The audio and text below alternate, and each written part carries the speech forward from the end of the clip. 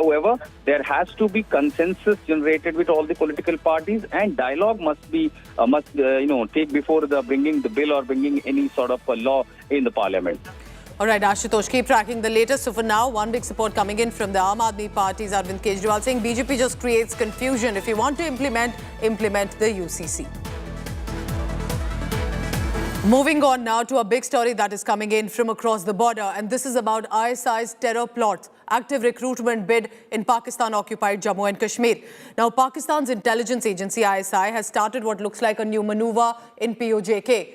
We're talking about at least 150 young men and women from Pakistan-occupied Jammu and Kashmir who've been abducted by the ISI, and they are being trained and radicalized into becoming terrorists or be recruited into terror groups that clearly have a safe haven and shelter in Pakistan. And we are not saying it. This is the Traders Association of Pakistan Jammu Kashmir, and they are alleging that in the last 2 months, more than 150 youths have been abducted. And not just that, they're also claiming, and this is the Traders Association alleging, that several children have gone missing from madrasas. Local authorities have appealed to Pakistan Army for help. Nothing has come from them yet, because remember, it's their own intelligence agency that is training these abducted children. Locals in POK have threatened to start protesting in view of the threats that the common people are facing in Pakistan-occupied Jammu Kashmir. An example, remember, of how Pakistan is now what it did in Jammu and Kashmir since the 1990s, spreading terror. It's now spreading those tentacles even in POJK. आज जिले से 18 बच्चे इससे पहले इसी दौरान आए। ये सुन के मुझे बहुत ही ताज्जुब हुआ कि एक खिते से एक डिस्ट्रिक्ट से 18 बच्चों की गुमशुदगी और मजीद हमारे 2 बच्चे 20 तालिब इल्मों की गुमशुदगी, ये एक संगीन तरीन मामला है। वो आला से पार जाते हैं तो बगैर शनाख्ती कार्ड के हमारे बच्चे कैसे पार जा सकते हैं? और ये सवाल है कि जिस बच्चे के पास शनाख्ती कार्ड भी नहीं है, उसको आप ग्राउंड पे भी नहीं भेज सकते हैं, तो कैसे किधर गया, कौन गया, कोई तो पता होना चाहिए। मेरा ख्याल है कि ये एक वो जो काउंसिलिंग था मैं बताया एक प्री प्लान है, लोगों को उठाया जा रहा है। अगर इसको रोकने की कोशिश न की गई तो फिर ये काम रुकेगा नहीं। All right, joining me now is Jitendra Bahadur, who's tracking the latest coming in from Pakistan-occupied Kashmir. ये तो काफी सीरियस मुद्दा है, क्योंकि ये जो ऑलरेडी क्लैरिटी तो थी, पता तो था, लेकिन अब ये जब खुद लोकल रेजिडेंट्स खुद खड़े होके बोल रहे हैं, that means the situation is turning now against Pakistan, isn't it Jitendra? बिल्कुल, जिस तरीके से पाकिस्तान पाक अधिकृत कश्मीर में वहां पर युवाओं को एब्डक्ट कर रहा है और उसके बाद उनको आतंकी प्रशिक्षण दे रहा है, कि ये बहुत बड़ी घटना है। और अब वही के लोग जो लोकल हैं पाक अधिकृत कश्मीर के, उन्होंने सवाल उठाया और ये कहा है कि पिछले 20-20 दिनों से 25-25 दिनों से उनके घर में जो है युवा पहुंच नहीं रहे हैं। यानी कि पाकिस्तान की खुफिया एजेंसी ISI इस वक्त एक ऐसे कदम बढ़ा करके आगे चल रही है जिसको कि पूरा विश्व इस वक्त देख रहा होगा, क्योंकि वहां पर जिस तरीके से आतंक फैलाने के लिए कोशिश ये की जा रही है कि जो पाकिस्तान की आर्मी है, उस आर्मी के जो कैंप पुराने रहे हैं, जो खाली पड़े हुए हैं, वहां पर ट्रेनिंग देने की कोशिश की जा रही है। और इन युवाओं को जिनको कि वहां से अगवा किया जा रहा है, उनको उन खाली पड़े कैंपों में ट्रेनिंग दी जा रही है। तो इस तरीके के जानकारी मिल रही है और ये एक बड़ा सवाल उठाता है पाकिस्तान की खुफिया एजेंसी ISI और पाक आर्मी के ऊपर। Very sad, very tragic how they are abducting, kidnapping children to recruit them into terror groups and terror camps. Jitendra giving us the latest. Remember, these are the local residents who are showing a lot of courage by standing and speaking against the abduction of their children to be recruited and radicalized into terror groups. All right, I'm wrapping up this bulletin for now. Thank you so much for watching. But stay tuned. Coming up next is our entertainment special In the Club. Stay tuned. Thank you for watching.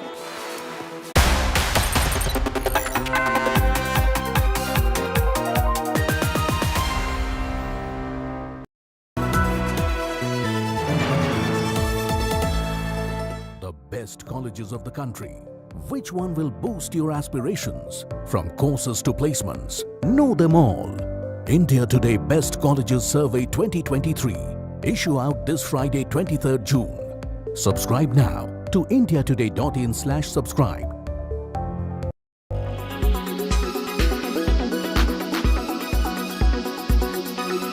mega merger of HDFC and HDFC Bank will be effective from the 1st of July. According to Deepak Parekh, chairman of the Housing Finance Company, boards of both the companies will hold separate meetings on Friday after office hours to approve the effective date of the merger.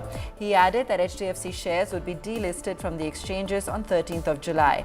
As per the share swap ratio, HDFC shareholders will get 42 shares of HDFC Bank for every 25 shares held. And India is doing extremely well. It's the bright spot in the world. It's the brightest spot in the world. Our GDP growth rate is likely to be twice the global average. 7.2%, which will be twice the global average. So we are confident that our business, now that it goes to the bank, each and every branch of the bank will start selling mortgages, which we're not doing prior to this, and so the reach to individuals across urban, semi-urban areas where the branches, HDFC Bank branches are, will start marketing and dispersing mortgage loans. So we expect the growth to increase as there is a huge demand. That the bank has something like 70 million customers. And out of the 70 million customers, just about 2% of them have taken housing loans from HDFC. Just 2%. And about 5% have taken loans from other banks. So look at the ability in terms of being able to cross-sell housing loans to this massive customer base who have not taken housing loans. Also, the average age of a first-time home buyer in India is about 37, 38 years. And if you look at the demographic trend, 65% of India's population is below 35 years.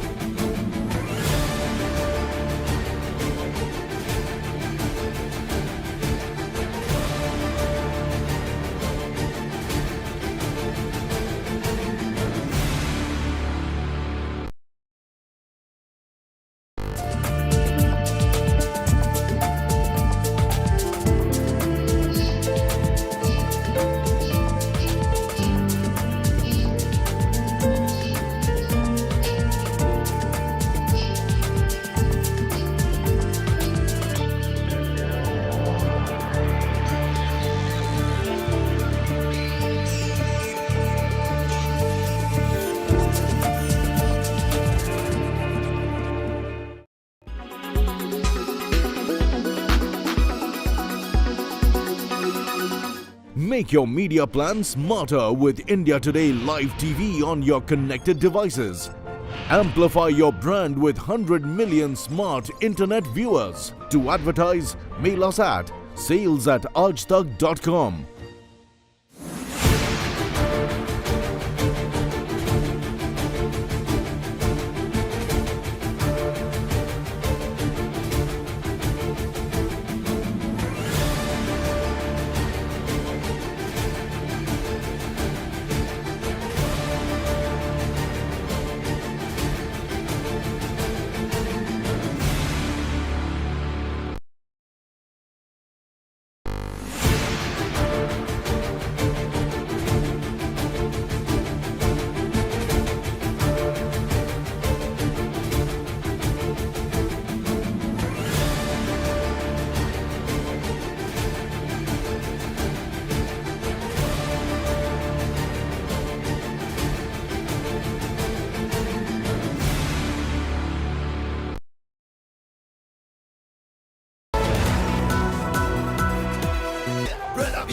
Gonna be alright, you gonna be the hero. Never get too late, you know what I said. Sabe, sabe, that's good. and welcome. You're watching our special broadcast. I'm Dipali Patel, and in the next 30 minutes, we are going to talk about everything Dhanush. Yes, the actor who carved a niche for himself, not only in Tamil cinema, but also left a remarkable mark in Hindi cinema with Anand L. Rai's Ranjana, making Kundan an emotion rather than just a character.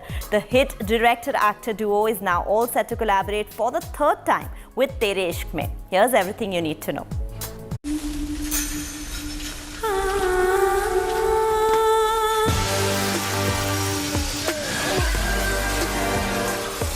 तेरे हाथ की मेहंदी मुझ पे चोट बन के उभर आती है.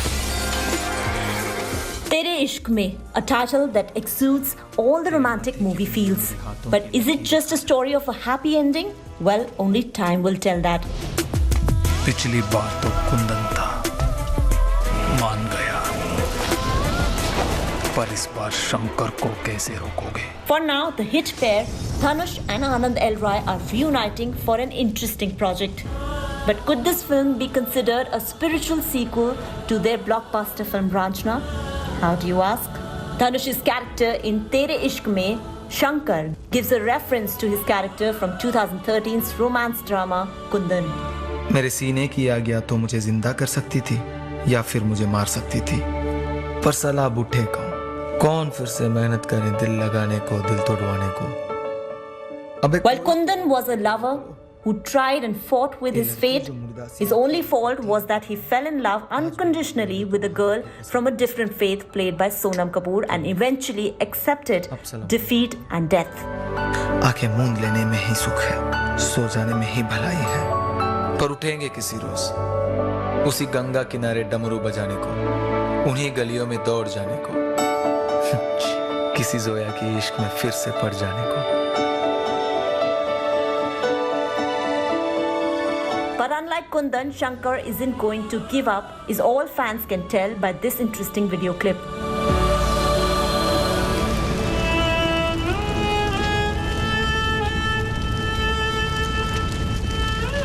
While the hit actor and filmmaker duo have worked on several interesting projects, including the aforementioned Ranjana and this upcoming collaboration, after 2013, they worked together yet again in 2021's Atrangi Re. This too was a romantic drama which also featured Akshay Kumar and Sara Ali Khan in key roles. Atrangi Re narrated the story of a runaway woman, Rinku, who gets forcefully married to a man who is already engaged, played by Dhanush. The situation, however, turns murkier when the girl's boyfriend, essayed by Akshay Kumar, enters their lives. He wants me to go behind Hiram. And when the Maidan is up, he will come and uthao you and run away. This time, Dhanush wins over his lover after he finds out the boyfriend is nothing but an illusion. One in bush and one in hand. वो ना तुम्हें छोड़ना चाहती है, ना ही सजाद को खोना चाहती है. एक बार एक लड़की को दोनों मिल जाएंगे तो क्या आफत आ जाएगी? तो ये एक लड़की मेरी ही किस्मत में होनी थी. साला गर्दा उड़ा दिया. Unlike Ranjana, Atrangi Re wasn't received that well, but the songs from this movie have a separate fan base and were chartbusters. This dance number from the film, which featured Dhanush and Sara, made everyone shake a leg.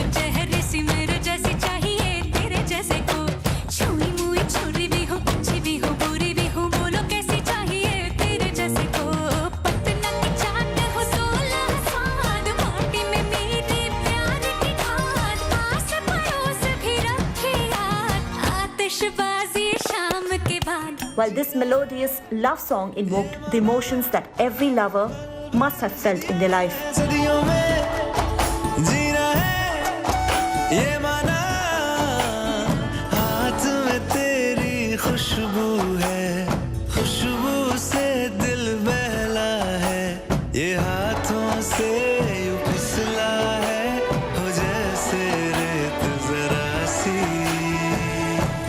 And now, post the intriguing announcement video, fans cannot wait to see, with the 50-50 hit ratio, what Tere Ishq Mein holds in store.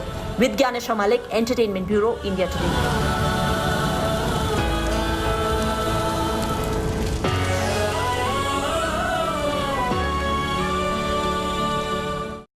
Now, Dhanush is not just a versatile actor, but also is one of those rare artists who dons multiple hats. He can direct, pen down lyrics, and even make fans groove with his singing skills. Take a look. It's impossible. நம்பிக்கையோட போராடினா முயற்சி பண்ணோம்னா வாழ்க்கையில் எதுவுமே சாத்தியம். இந்த ஏரியால அவன் தான் சார் பெரிய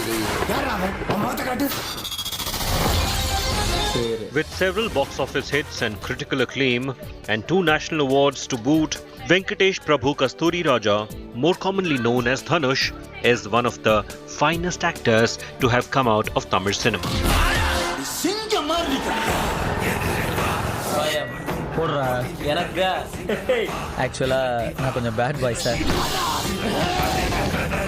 He enjoys a massive fan following across the country, but his journey hasn't been an easy one.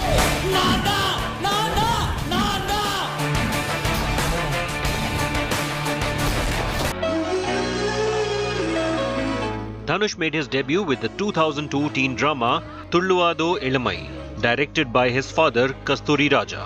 The film was a sleeper hit and told the story of 6 high school classmates who decide to escape from their home and live together on their own. He then featured in a couple of youth-oriented films such as Kadal Kondain and Tiruda Tirudi in 2003. Both the films were hits and managed to rake in decent money at the box office.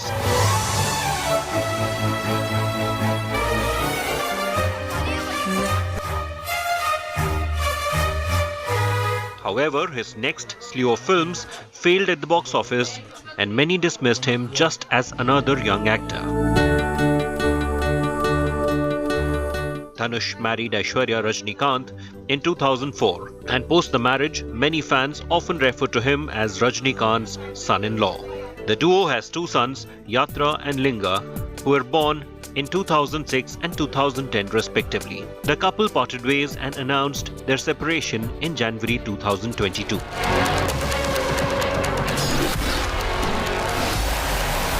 Dhanush went on to star in films such as Devatai Kandain, Pudupetai and Yaradi Ni Mohini, among others, establishing himself as a bankable actor. Wanting to break out as an actor on his merit and prove his talent to the world, Dhanush got a big break in 2011 with filmmaker Vetrimaran's Ardagalam. Dhanush shot over 3 years for the film and essayed the role of a rooster trainer who pits birds against each other in violent fights.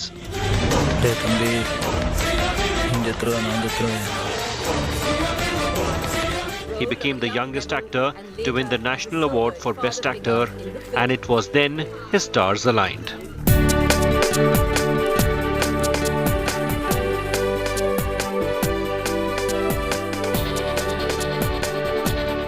Not just acting, Dhanush has dabbled with other aspects of filmmaking too. He has often penned lyrics for several tracks of his films and started his own production house, Wonderbar Films. In fact, the film produced under his banner was 2012 romantic psychological thriller 3, which was directed by his former partner Aishwarya. The film was a hit courtesy the viral song Why This Kolavaridi, which was sung and written by Dhanush.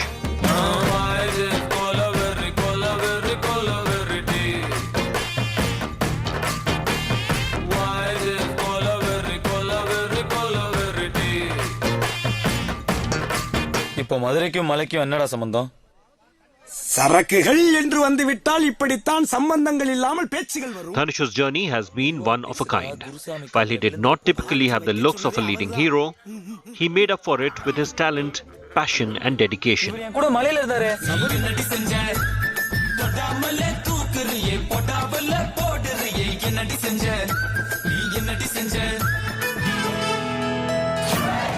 And after making waves in regional cinema, he finally made his much anticipated Hindi film debut with Anand L. Rai's romantic drama Ranjana in 2013. He played Kundan, a jilted one-sided lover, and won the hearts of every cinephile. और लड़की को इतना थका दो कि वो थक के हाँ बोल दे। पर पंडित तुम शाहरुख खान तो हो नहीं जो ये सब करके पास हो जाओ। अब है दूसरा तरीका, विनोद मेहरा बन जाओ। मेरे पीछे बैठना पड़ेगा, मैं ब्रेक मारूं तो मेरे ऊपर गिरना पड़ेगा। गर्लफ्रेंड ना सही, feel he they they. Dhanush then featured in Shamitabh alongside thespian Amitabh Bachchan for the very first time. While the film did average business, Performances by both actors were lauded. He is one of the few actors who has managed to experiment with different films which have been commercially viable too.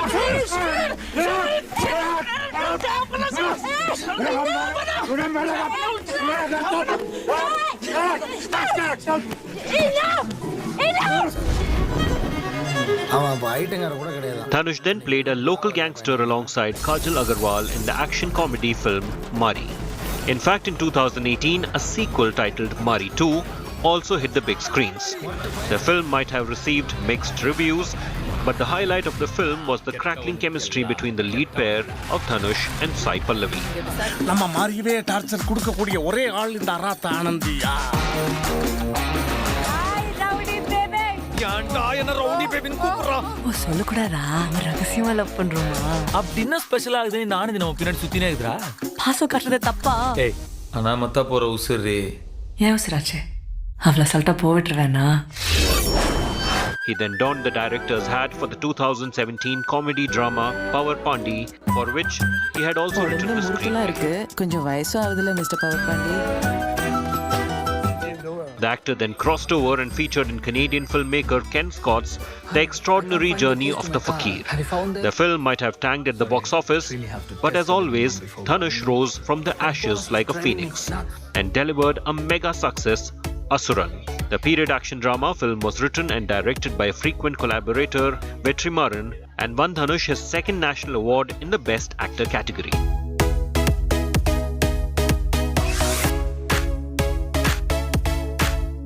Dhanush also played the lead in Pattas, Karnan, Jagame Tandiram. And in 2021, he partnered with Anand L. Rai for Atrangire. Alongside Akshay Kumar and Sara Ali Khan, the unconventional plot and performances of the lead actors were praised, but the incoherent screenplay and the overall execution of the storyline drew flack. चाहे कुछ कर लो बेटा, पर होई वही जो राम रची राखा. 2022 was a big year for Dhanush as he featured in as many as 4 projects, including Maran, Tiruchitrambalam, and Nane Varuvain. However, his most talked about film was the Ryan Gosling and Chris Evans starrer The Grey Man. He played a mercenary in this Netflix film.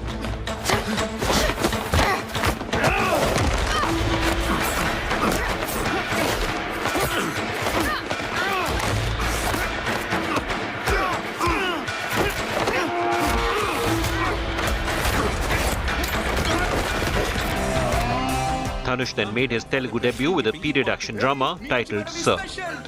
Interestingly, the film had been shot simultaneously in Telugu and Tamil, with the latter titled Vati. Entertainment Bureau, India Today. It's time for a very short break now, but there's lots more coming up on the other side, so stay tuned to India Today. Yeah, brother, be humble, gonna be alright. You gonna be the hero. Never get too late, you know what I said. Solid, damn good, damn good.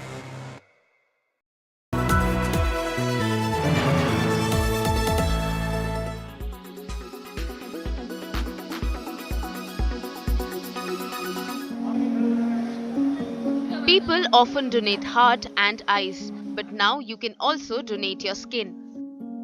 North India's first skin bank is ready in Delhi's Safdarjung Hospital.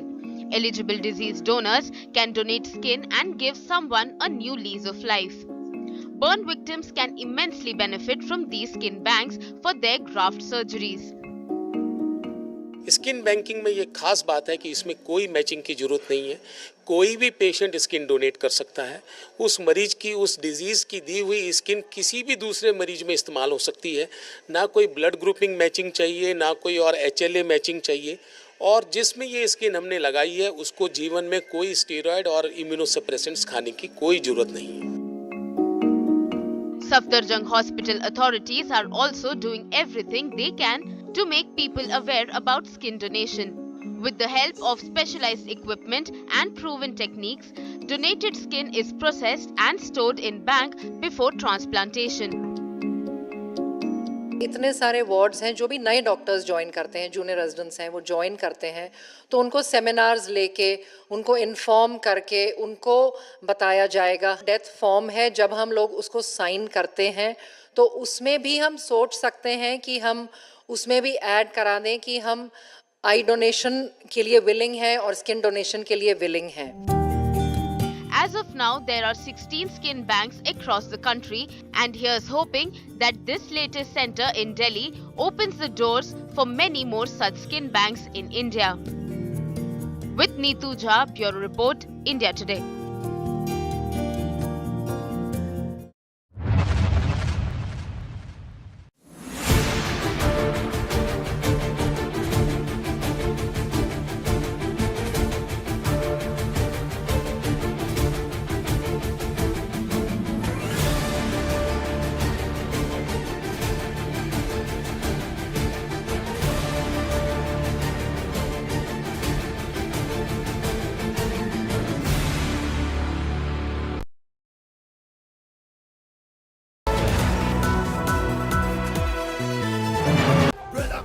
Gonna be alright, you gonna be the hero. Never get too hot, you know what I said. Savage, damn good, damn good. Dhanush even rose to the status of a global superstar when he featured in The Grey Man. But as we continue to talk about him as an actor par excellence, here's a look at his iconic performances.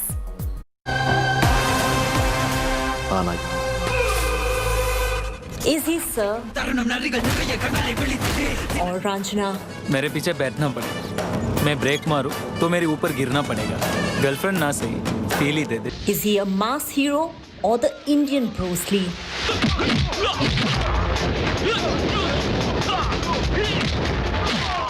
Well, Dhanush is a master when it comes to his craft, and there aren't many actors who can match his level.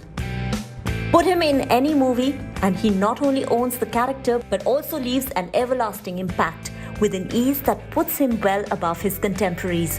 While he has worked in several films since his acting debut in 2002, let's take a look at some of his finest performances.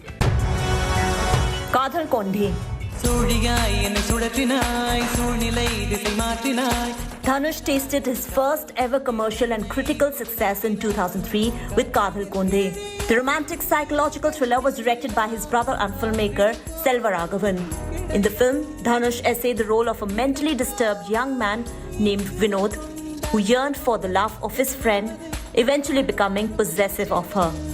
Kadhal Kondhe is considered the actor's breakthrough performance.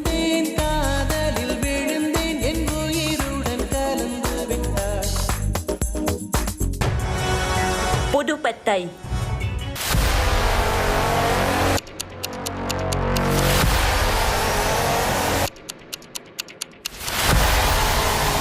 Released in 2006, was Dhanush's yet another collaboration with Selva Raghavan and was yet again a hit at the box office. The crime thriller revolved around the story of a young boy who, after running away from his home, joins a local gang and slowly rises through the ranks of the criminal underworld with ease and style.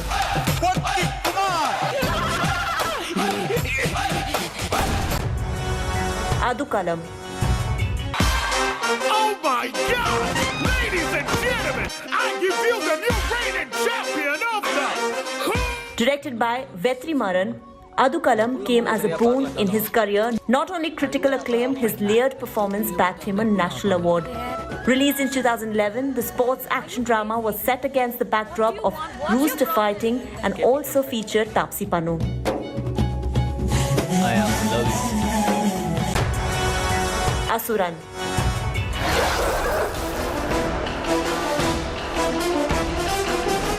Next in line is Asuran. The 2019 action drama was also a Vetri Maran directorial and another fine performance by Dhanush. The film was based on the Kilvan Mani massacre of 1968 and exposed the evils of the caste system.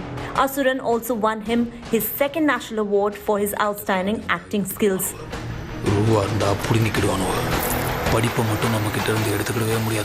पहले अभिनेता हैं श्री धनुष। इन्हें Tamil film Asuran में इनके अभिनय के लिए पुरस्कृत किया गया है। इन्हें भी रजत कमल प्रदान किया जा रहा है। for the versatility in carrying out the role of a young rebel and later as a sobered father figure in the film.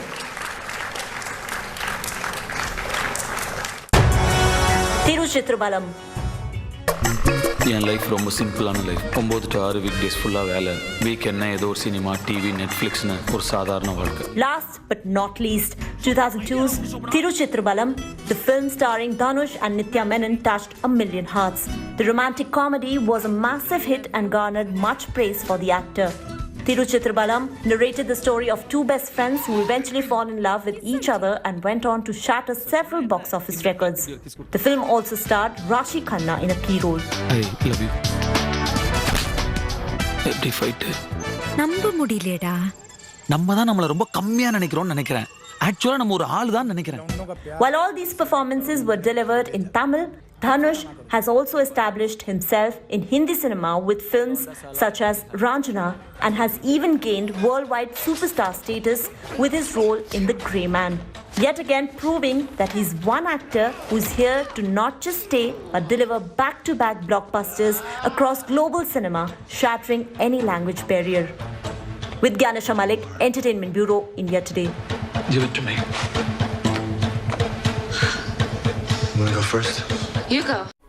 While he has entertained fans for over 2 decades, his future projects have also kept fans equally hooked and with some highly anticipated films in his kitty. Dhanush sure is here to stay and rule the game like no other.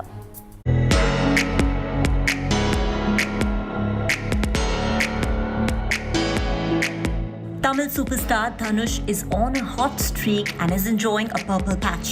And after delivering one powerful performance after another, the actor has an interesting lineup of films in his kitty. He will next be seen in Arun Matheswaran's Captain Miller. This high-budget period action adventure film will also feature Priyanka Arun Mohan, Shiva Rajkumar, Sandeep Kishan and John Cockin in prominent roles. The makers of this much-anticipated film are reportedly in talks to turn the film into a franchise depending upon the success of the first film. Captain Miller is reportedly set during the 1940s and Dhanush will be seen fighting against the British. What's more, Dhanush will also be teaming up with Mari Selvaraj for yet another film which will be produced by his Wonderbar Films and Z Studios. The actor-filmmaker duo had earlier collaborated for Karnan, an action drama that told the story of a man hailing from a conservative background, fighting for the rights of his people.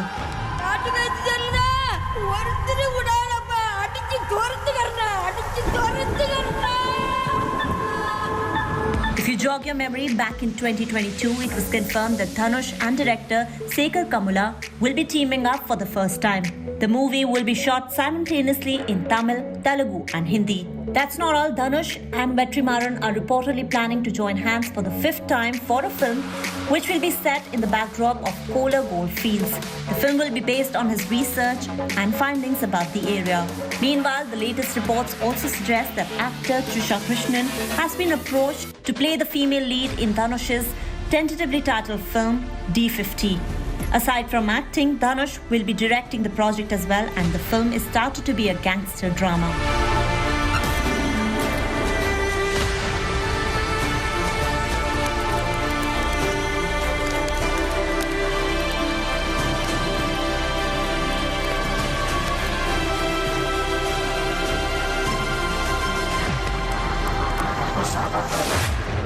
Actors S.J. Surya and Vishnu Vishal are rumoured to be a part of the project as well. And after making waves with his character Avik in The Grey Man, Dhanush is expected to reprise his role in the upcoming sequel. He played a deadly assassin with morals and had received praises from all quarters. Entertainment Bureau, India Today. Well, that's all we could pack in our special broadcast today, but keep watching In the Club from Monday to Friday at 2:30 p.m. and 11:30 p.m. only on India Today to get your daily dose of entertainment. This is me, Dipali Patel, signing off for today. Till next time, thanks for watching and goodbye. Yeah, brother, be humble, gonna be alright. You gonna be the hero. Never get too head. You know what I said? Savage, damn good, damn good.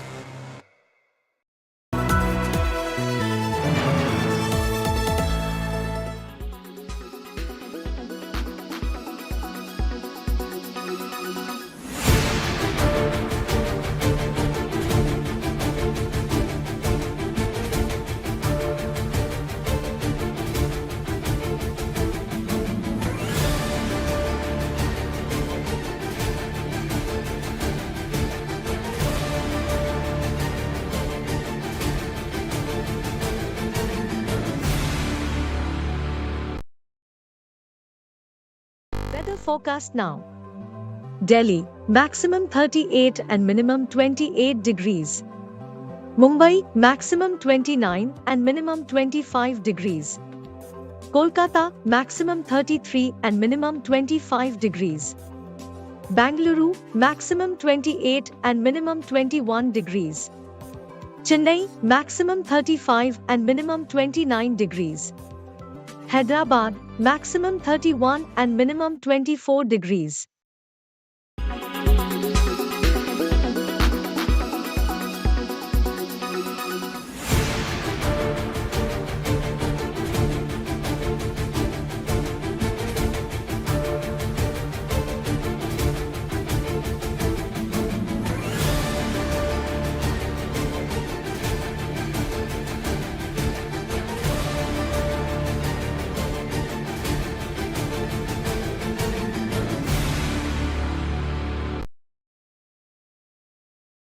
Why does this happen? Let me tell you the science behind it.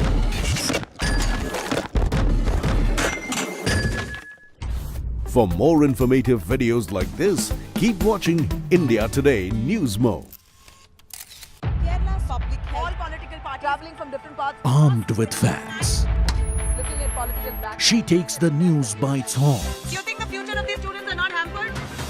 Fierce, bold and direct, setting the tone for the biggest stories from every corner and every angle. Expect nothing but the unfiltered truth.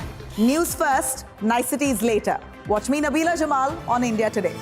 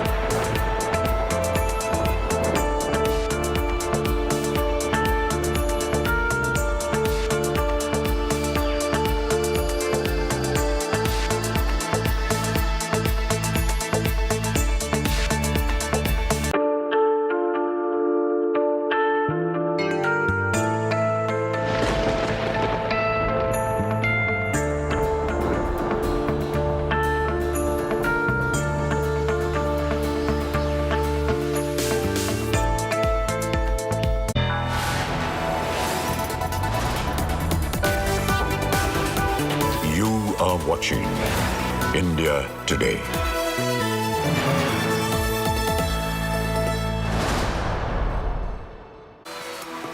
Very good afternoon and thank you for being with us on India Today. I'm Chaiti Narula joining you with all the top stories. Let's begin with the headlines first. Rain slashed parts of Mumbai, vehicles submerged, police stations inundated, wall collapses in Navi Mumbai society. BJP ID cell head Amit Malviya booked for animated video on Rahul Gandhi. FIR on Malviya after complaint from Karnataka Congress. BJP calls it political vendetta.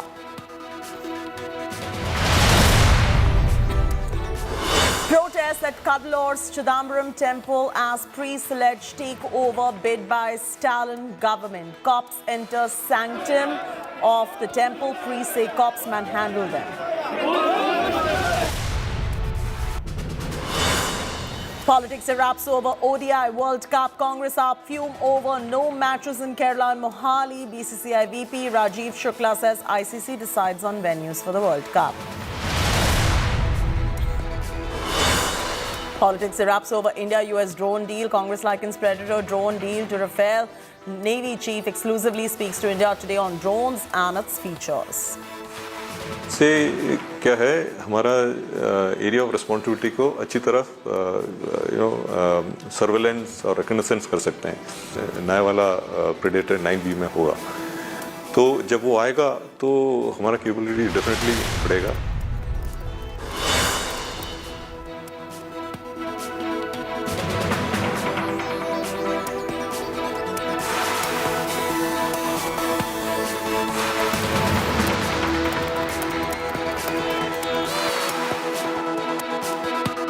Sensational revelations on origin of COVID. Researcher claims COVID was made in China as a bioweapon.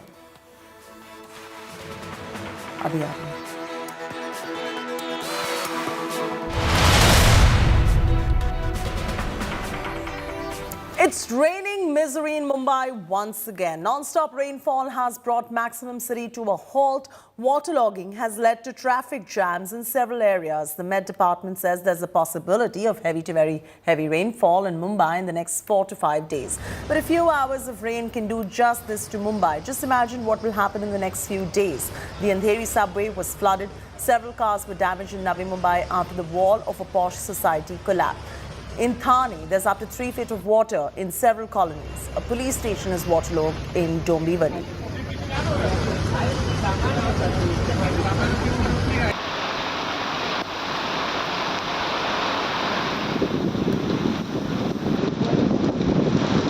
जो सरकार के नियम है कि 65 millimetre बारिश पड़ जाती है अगर एक 24 घंटे में, तो उसको अतिवृष्टि बोलते हैं, हैवी रेनफॉल। और पर्व शनिवार को 5 घंटों में 140 मिलीमीटर बारिश पड़ी।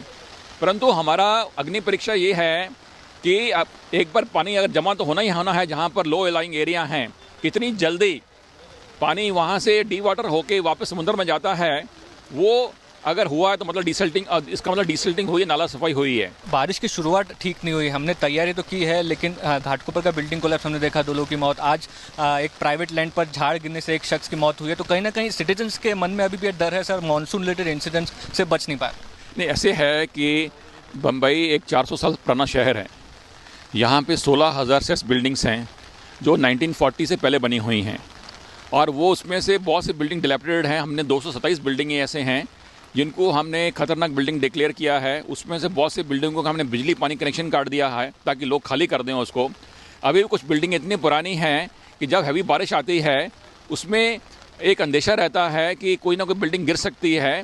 तो वो जो बेस्ट पॉसिबल हम कर पाते हैं, परंतु हमारे पास इतना अकोमोडेशन नहीं है कि हम ये 16,000 बिल्डिंग को खाली करवा के उनको कहीं शिफ्ट कर दें। आज के लिए क्या वार्निंग दी गई है सर, क्या अलर्टनेस दिया आपने? अभी ऐसे है कि हमें अंदेशा है कि अगले 4 से 5 दिन हैवी रेनफॉल होने वाली है।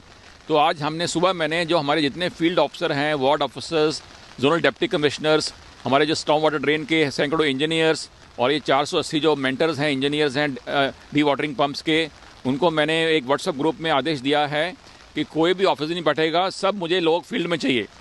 और बीएमसी में 1 लाख कर्मचारी हैं, जितने सीनियर ऑफिसर हैं वो फील्ड में रहने चाहिए, आज नहीं जब भी हैवी बारिश होती है, ताकि हमारा रिस्पॉन्स जो है वो एक एक्सीलेंट होना चाहिए और नागरिकों को समाधान होना चाहिए कि हमने काम कर रहे हैं हम।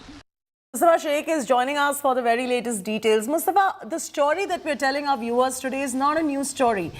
Every year for I don't even know how long, we've been reporting the same monsoon mayhem. Why does the BMC not wake up and smell the coffee on the collapsing infrastructure in Mumbai, and what is leading to all of this?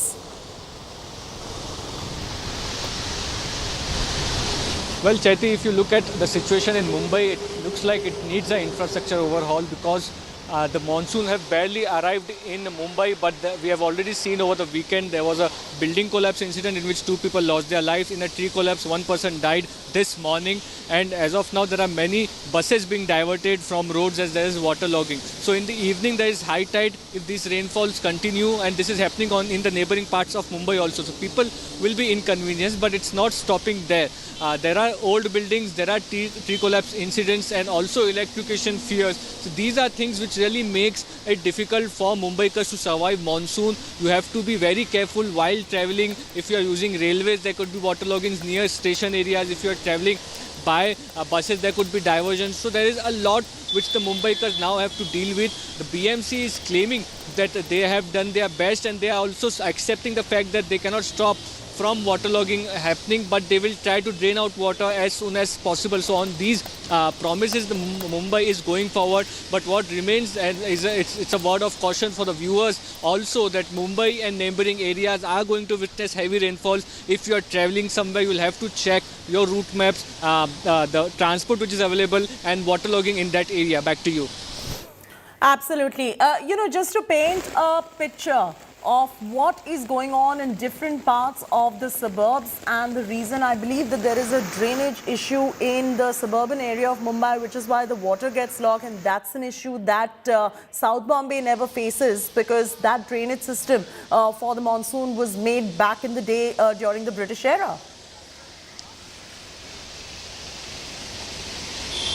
Well, that's correct, and as of now it's the Mumbai suburban area which is witnessing heavier rainfall, be it Andheri subway which has been closed down for traffic. There is a Dahisar suburban area where bus diversions have taken place because there are waterloggings at various places, and we are getting visuals of waterlogging from nearby areas of Mumbai like Thane. We are also getting to hear weather prediction of heavy rainfall in Kalyan Dombivli area. So clearly there is heavy rainfall predictions, and rains have also started. For the city of and town of Mumbai, things could get worse in the late evening because that's when the high tide is about 7 p.m. If it continues to rain heavily, then there will be waterlogging in the parts of city in Mumbai also. At this point, it's the suburb which is witnessing the heaviest rainfall. Year after year, the BMC ends up making promises. Year after year, the BMC ends up getting defensive. Why is it that during the non-monsoon months, they cannot work on building the right kind of infrastructure so that this issue does not crop up, precious lives do not get lost? What is the BMC saying? Have you spoken to the commissioner about this?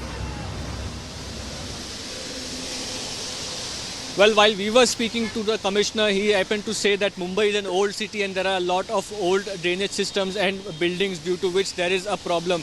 He is also not shying away from accepting for the fact that Mumbai and its drainage system cannot take rains up to 65 mm. If it rains more than that, there will be waterloggings which will take place. What the BMC is trying to do at this point is to drain water from low-lying areas as soon as possible so that people are not inconvenienced. At the same time, take necessary precautions so that tree falling incidents and incidents of electrocution can be avoided. We'll have to wait and see how this thing goes, but because if the heavy rainfalls continues, but we fear that year after year what happens, and it will happen same year. The promises have been made by the BMC, but it will not take much time before the promises collapse and you get to see waterlogging at various parts of Mumbai. And if they say that they are working on removing that water, which is not obviously passing through the drainage system, which is meant for heavy rainfall, then where is the infrastructure? Have they put that already in action? Have they started draining the water? Because if they did, then you would not see this kind of waterlogging.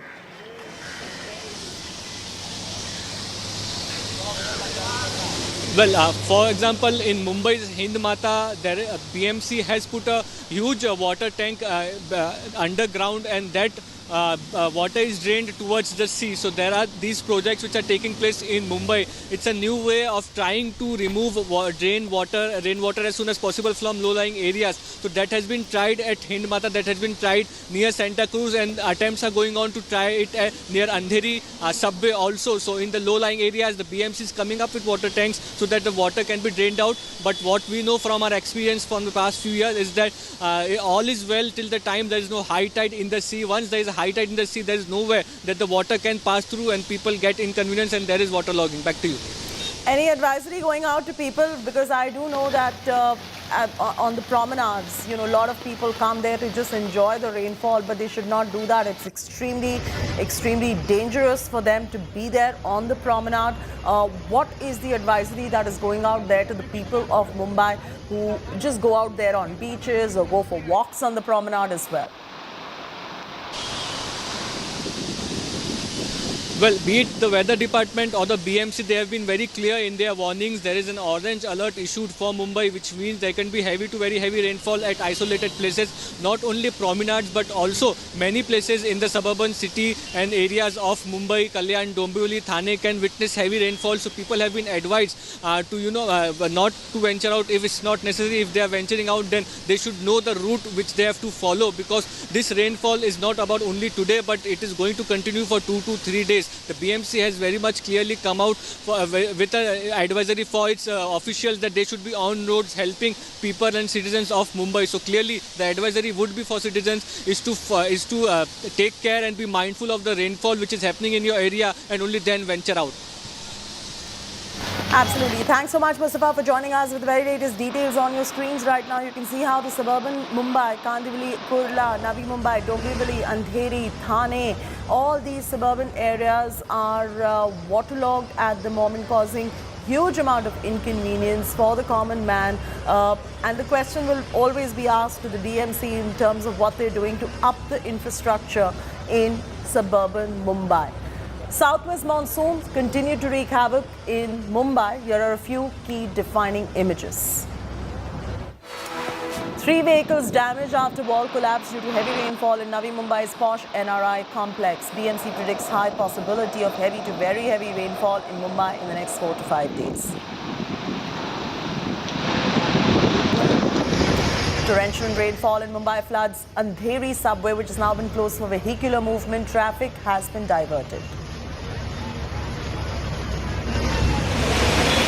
Heavy rainfall inundates the Mandpada police station in Dombivali. Police officers were seen walking around the station with several feet of rainwater.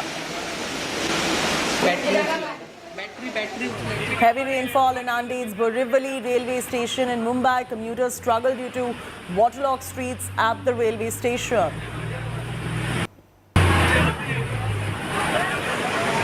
Several areas in Thane's Bhiwandi waterlogged due to heavy rainfall. The popular Bhaji market in Teenbatti area of Bhiwandi is filled with 2 to 3 feet of water.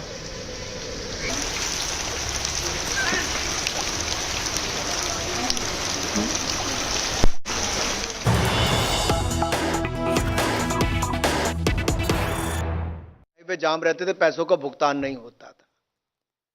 लेकिन आप पिछले कुछ सालों का अगर देखेंगे, पूरा भुगतान किसानों को किया गया है। अगर मैं पिछले 5-6 सालों की बात करूं तो 99.8%, 99.7% इस तरह से भुगतान हुआ है, और जो बैकलॉग था वो भी क्लियर किया गया। इसका सबसे बड़ा अगर आप उदाहरण देखें तो कहां फर्क पड़ा है। जो प्रधानमंत्री जी ने कहा कि एथेनॉल को हम अपने क्रूड ऑयल के साथ मिक्स करके पेट्रोल डीजल इसके लिए, तो वहां पर अब ये 10% से ज्यादा हो गया है। अब एथेनॉल के लिए जो रिक्वायरमेंट हमारे गन्ने की है, उसके लिए पिछले साल 20,500 करोड़ रुपए का भुगतान डिस्टिलरीज के द्वारा किया गया है, डिस्टिलरीज को किया गया है, शुगर मिल्स को किया गया है। इससे पता चलता है कि अब उनके पास नकद ज्यादा है। पहले उनको स्टॉक रखना पड़ता था और किसानों को पैसा नहीं देते थे। आज ये फायदा हुआ है कि जहां एक और आत्मनिर्भरता को बल मिला है, फॉरेन एक्सचेंज कम खर्च हुआ, उतना क्रूड ऑयल हमें कम मंगवाना पड़ता है, और एथेनॉल सेक्टर के ग्रोथ को भी इससे बल मिला है। शुगर केन अगर हम देखें तो इसको भी शुगर मिल के द्वारा लगभग 3,353 लाख टन गन्ने की खरीद 2022-23 में की गई, और उस पर कुल लागत 1,11,366 करोड़ रुपए हुए। तो मैं ये बदलाव जो भारत सरकार के कारण आया है, समय पर मूल्य भी निर्धारित किए, एथेनॉल के क्षेत्र को बल भी दिया, शुगर मिल्स के पास पैसा ज़्यादा इन हैंड रहा, और हमारी जो वर्किंग कैपिटल की रिक्वायरमेंट है, क्योंकि उतना स्टॉक अब गन्ने का नहीं रखना पड़ता, तो उसमें भी सुधार हुआ है। दूसरा निर्णय जो है, प्रधानमंत्री मोदी जी ने एक नहीं अनेक क्षेत्रों में राष्ट्रीय और अंतर्राष्ट्रीय स्तर पर नेतृत्व देने का काम किया है।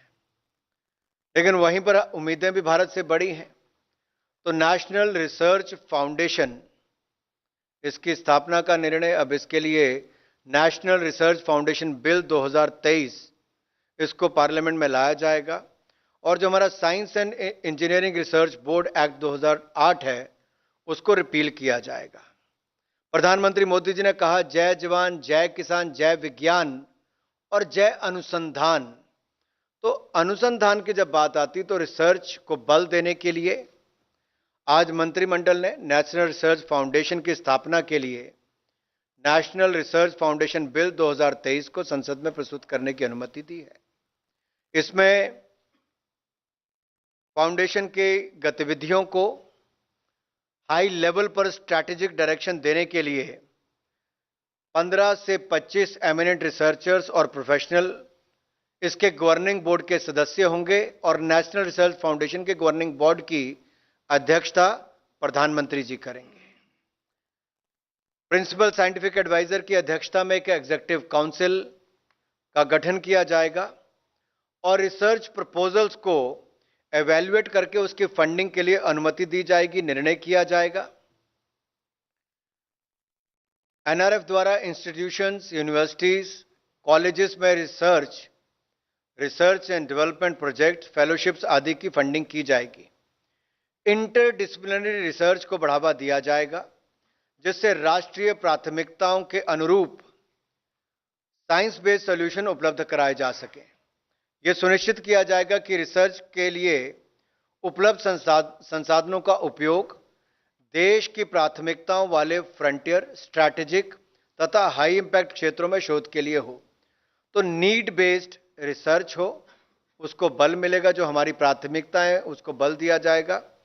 और एनआरएफ के पास हम इस पे कितना पैसा खर्च करने वाले, 2023-24 से लेके वित्तीय वर्ष 2027-28 तक कुल 5 वर्षों में 50,000 करोड़ रुपया उपलब्ध करवाएंगे, जिसमें से 14,000 करोड़ रुपया भारत सरकार के द्वारा उपलब्ध करवाया जाएगा। बाकी 36,000 करोड़ रुपए की राशि जो है वो हम नेशनल रिसर्च फाउंडेशन में इंडस्ट्री के द्वारा, पब्लिक सेक्टर एंटरप्राइज के द्वारा, फिलैंथ्रोपिस्ट ऑर्गेनाइजेशंस के द्वारा, फाउंडेशंस और इंटरनेशनल बॉडीज से मोबिलाइज की जाएगी। तो इसमें जहां एक जन भागीदारी की हम बात करते हैं और स्टेक होल्डर्स की भागीदारी की बात करते हैं, उसको भी बल मिलेगा। और एनआरएफ द्वारा जो बजट में दी गई राशि में 1,000 करोड़ रुपए से जो इनोवेशन फंड स्थापित किया जाएगा, इस फंड में प्राइवेट सेक्टर से मोबिलाइज की गई राशि गवर्नमेंट के शेयर से 3.5 गुना ज्यादा होगी। तो प्राइवेट सेक्टर से जुटाई गई ये जो राशि है, ये गवर्नमेंट के कंट्रीब्यूशन से अधिक होने पर इनोवेशन फंड अपने फाइनेंशियल रूल्स बना सकेगा। तो इससे इसको स्वायत्तता भी ज्यादा होगी, फ्लेक्सिबिलिटी भी ज्यादा होगी, जो इससे अच्छे परिणाम भी आएंगे। नेशनल रिसर्च फाउंडेशन की स्थापना से यूनिवर्सिटीज तथा हमारे इंस्टीट्यूशन में रिसर्च का व्यापक स्तर पर विस्तार हो सकेगा। रिसर्च को देश के सामाजिक और आर्थिक विकास के लिए महत्वपूर्ण टेक्नो इकोनॉमिक एवं प्रैक्टिकल सॉल्यूशन उपलब्ध कराने की दिशा में अलाइन किया जा सकेगा। तो मित्रों, ये आज वर्तमान और भविष्य के लिए एक ऐसा निर्णय किया गया है जिससे हमारी रिसर्च को भी बल मिलेगा और जो हमारी स्टार्टअप्स जिन्होंने भारत का नाम दुनिया भर में रोशन किया है, थर्ड लार्जेस्ट स्टार्टअप इकोसिस्टम बना, 107 के लगभग यूनिकॉर्न्स बनी, 1 लाख के लगभग हमारे पास स्टार्टअप्स हैं।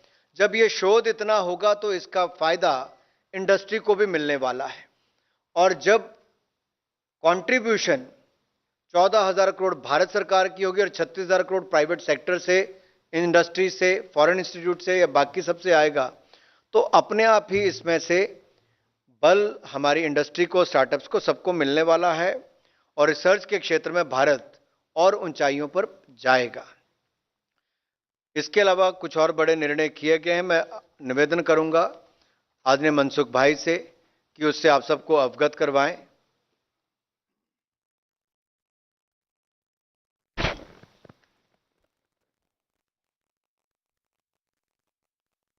आज प्रधानमंत्री जी की अध्यक्षता में हुई सीसीए की मीटिंग में किसानों के लिए बहुत महत्वपूर्ण निर्णय लिया गया। उसमें से एक निर्णय यहाँ आपके सामने रखा, जिसमें गन्ना किसानों को प्राइस ज़्यादा मिलेगी।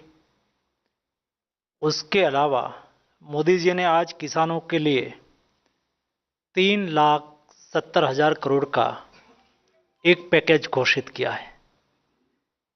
ये पैकेज का 4 कंपोनेंट है। एक है हमारी यूरिया स्कीम, जो 2025 तक यानी कि 22-23, 23-24 और 24-25 3 साल के लिए 3,68,000 करोड़ रुपया। Taking a very short commercial break. When we return, politics over India-US drone deal. Congress likens Predator drone deal to Rafale. Navy chief exclusively speaks to India today on drones and its features.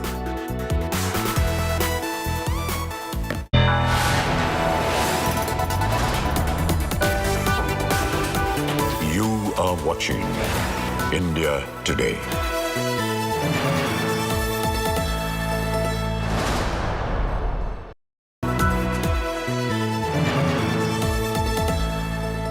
The India Today Group is pleased to announce the launch of a brand new online portal for our Best Colleges survey, featuring 6 years of ranking data as well as a wealth of granular information on thousands of institutes of higher learning. Our interactive portal offers easy access, analysis and guidance to our Best Colleges of India survey results for over 2,000 colleges across 14 streams. We invite everyone to visit our site, bestcolleges.indiatoday.in, and we wish aspiring students all the very best.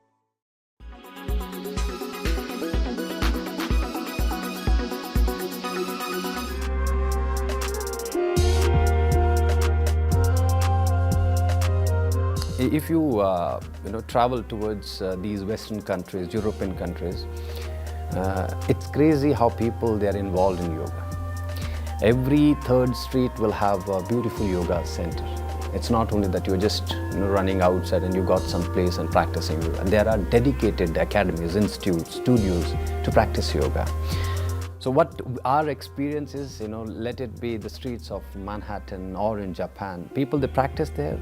They spend a year or 2 years and then they are back to Himalayas. You will see them in Himachal Pradesh, in Rishikesh or in Nepal, these kind of mountain ranges. They come and they spend their time. They try to go more deep in yogic practices.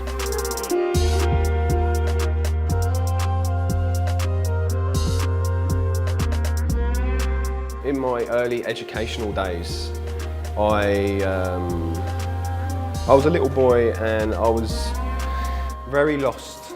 I didn't know where to turn, I didn't know what to do, I didn't know who to believe. So I always wondered why I was here. I knew I was here for a specific reason. We implement the practice of yoga. So naturally, it changes your inner mechanism.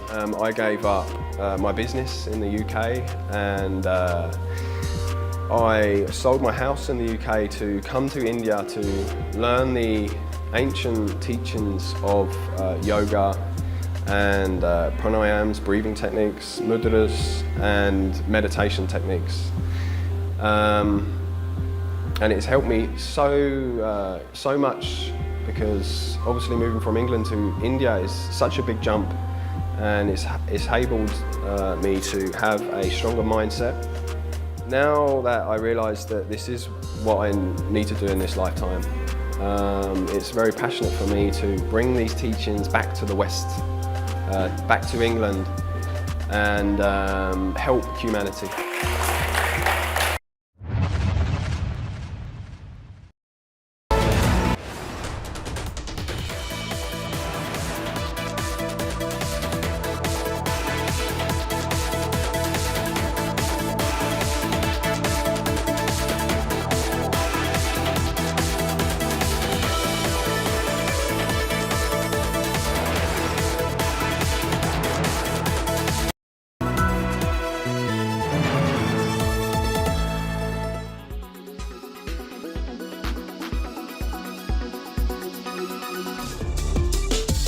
Snail mucin, mugwort, rice, Centella asiatica are all cave beauty favorites.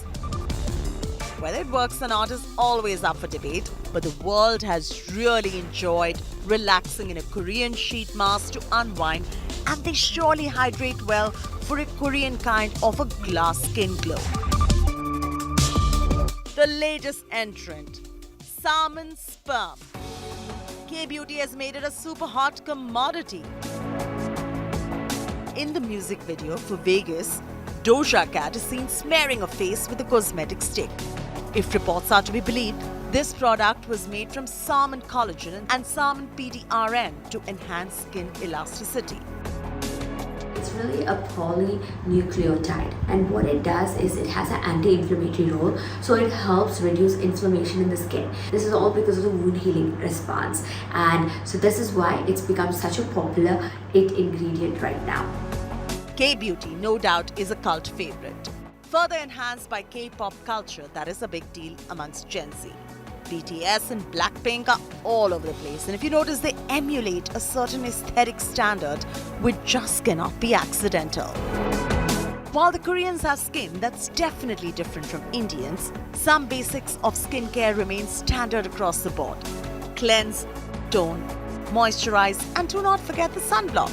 How simple is that? Korean people, there are about 5 to 6 skincare routine that we follow, which start from skin, lotion, essence, cream, eye cream. So basically, little effort is required to have a flawless skin. Yeah. To say that Koreans are too serious about their skincare would be a huge understatement. But through all their 10-step routine lies a simple philosophy: moisturize and hydrate well. In New Delhi, with Vaishnavi Kaharwar, Lifestyle Bureau, India Today.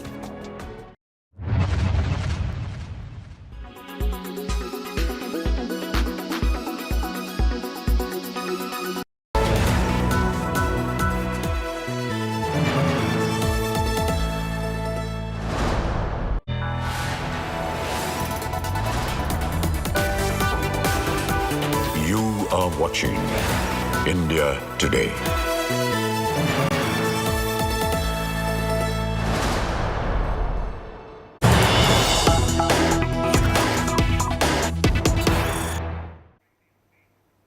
Breaking news just coming in. Big twist to Karnataka freebies fight. Karnataka government to give cash instead of rice after sale of rice was stalled.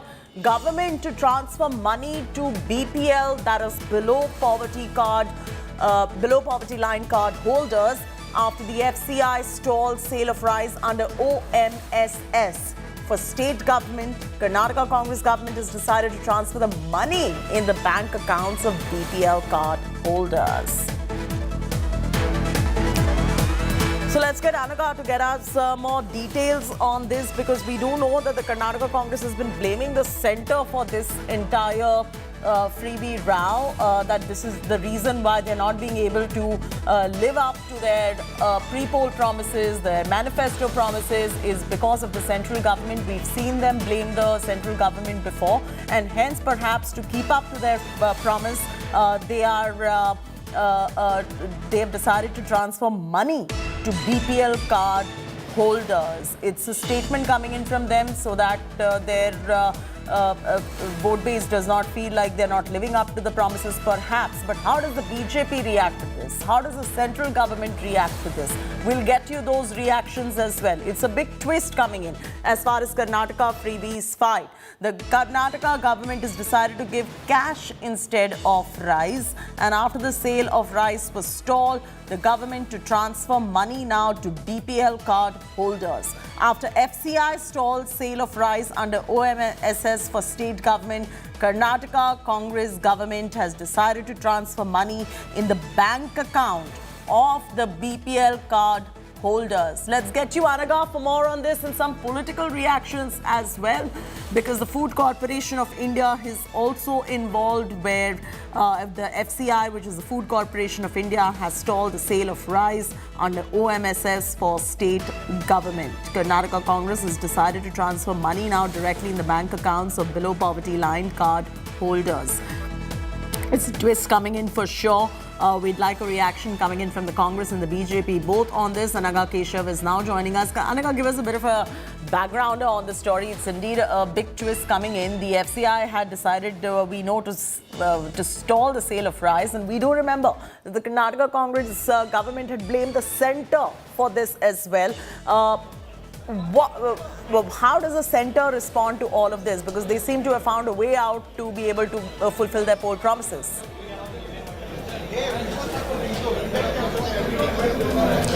Chaiti, there is a lot of noise around me, so I did hear a part of your question, but here we have HK Patil and KH Muniappa, who gave that press conference saying that instead of rice, so initially they reached out to FCI, which later shut its doors, saying that they will not be able to sell rice to Karnataka. So now the Karnataka government, the Congress in Karnataka government, has now come up with a workaround, saying that out of the 10 kgs, the first 5 kgs will be supplied by the centre. It is this other half, it is the other 5 kg which the Karnataka government was scrambling to fight for. And now since the FCI has completely shut its doors and they cannot afford the kind of prices that our own internal farmers have. So now the Congress government has come up with a workaround saying that they will transfer money directly to the bank accounts of BPL card holders. Remember, it's only for BPL card holders at the moment.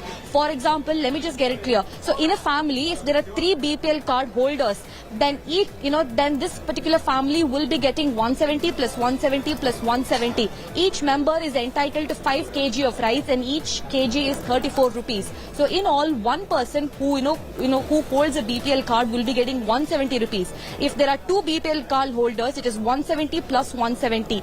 If there are 3, it is again 510 rupees. So this is the calculation that the Congress government in Karnataka has come up with. Remember, even when Siddaramaiah gave that first press conference saying that the FCI has shut all its doors, they have refused to sell rice. C.T. Ravi had put out a tweet saying that if there is shortage of rice, why not transfer money directly to the bank accounts of BPL card holders? And cut to about 3 weeks later, now the Karnataka Congress government has come up with this workaround, transferring money to the BPL card holders' bank account. All right, let's get some political reactions on this as well. Anaga, are you able to get us some political reactions?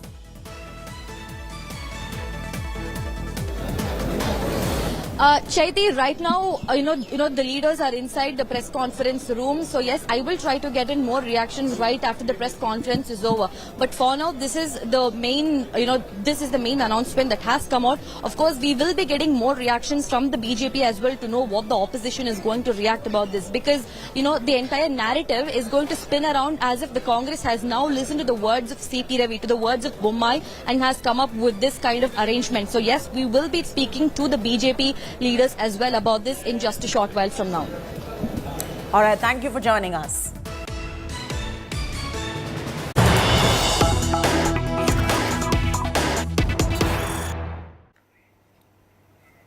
Darul Uloom chief's big statement on UCC. Madani urges Muslims to speak to law panel. Madani says attempts being made to snatch religious freedom. Goes on to say don't hit the streets, write to the law panel. Milan will be joining us in moments from now, who's breaking the story first on India Today. This is on the Uniform Civil Code that we're talking about, UCC. Darul Uloom chief has made a big statement on UCC. Madani has urged Muslims to speak to law panel now. He says that attempts are being made to snatch religious freedom. Madani says, do not hit the streets, write to the law panel. So Madani is urging the Muslim community to write to the law panel instead of hitting the streets. Madani, the chief of Darul Uloom, sorry? We have Milan with us. Milan will be joining us in moments from now. Arshad Madani, the chief of Darul Uloom, has put out a statement on Prime Minister Narendra Modi's Uniform Civil Code push. Darul Uloom chief has made a big statement on UCC. Madani has urged Muslims to speak to the law panel. Madani says attempt is being made to snatch religious freedom. He has further gone on to tell the Muslim community, do not hit the streets. Instead, write to the law panel.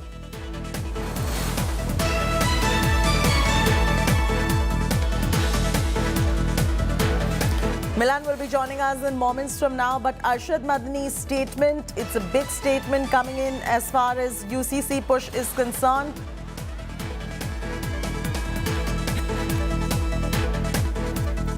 So this story, the breaking story, was about the UCC. Now, Prime Minister Modi's pitch for the UCC has stoked a massive political storm. After Modi sought UCC in the country, Muslim law body opposed the move, calling it a BJP agenda, stating that no religion is in line with the implementation of UCC. The All India Muslim Personal Law Board also held an emergency meeting and decided to oppose the proposed law that seeks to formulate and implement a set of common personal laws for all the citizens of India, regardless of their religion. The opposition has hit out at Prime Minister Modi, highlighting how Law Commission 2 pointed out that implementing UCC is not feasible, asserting that one nation, one law cannot be a reality, and then that it is a core aspiration of agenda-driven majoritarian government. Supreme court का खुद कई फैसले आ चुके हैं इसके ऊपर और legislature ने उसके मुताबिक लॉ भी बना दिया है कि लॉ कमीशन ने अपनी रिपोर्ट में क्या मुसलमानों के लॉज को इतनी अहमियत दी थी या ये कि वो सारे कंट्री के इश्यूज थे। आज आपकी इन्फॉर्मेशन के लिए मैं बताऊं कि कोई भी मजहब या कोई भी कम्युनिटी इस बात से एग्री नहीं करती है यूनिफॉर्म सिविल कोड के ऊपर। Our Prime Minister and our Constitution repeatedly talks about equal rights for all Indian citizens, no discrimination for any citizens for or against, and therefore these basic fundamental principles of our Constitution go to the root of vote bank politics that these political parties have built their edifice on for the last 75 years. So it is important to have these discussions. It is important to have the truth be revealed to the people about what these political parties and their ideologies really mean and where they are vis-a-vis the Constitution of India. हम उत्तर प्रदेश में प्रतिबद्ध हैं कानून का राज स्थापित करने के लिए और भाईचारा बना रहे। हम लोग सर्व सहमति से उत्तर प्रदेश में कहीं कोई दिक्कत न हो और कानून न टूटने पाए, इसके लिए हम लोग लगातार काम कर रहे हैं और किसी भी स्थिति में उत्तर प्रदेश में इस प्रकार के जो गैर कानूनी कार्य हैं हम होने नहीं देंगे और इसमें कड़ी कार्रवाई करेंगे। और जो मतलब विदेशी ताकतें हैं वो लगातार अपने समाज को अस्थिर करने में लगी रहती हैं, लेकिन वो उत्तर प्रदेश में सफल नहीं होने देंगे हम।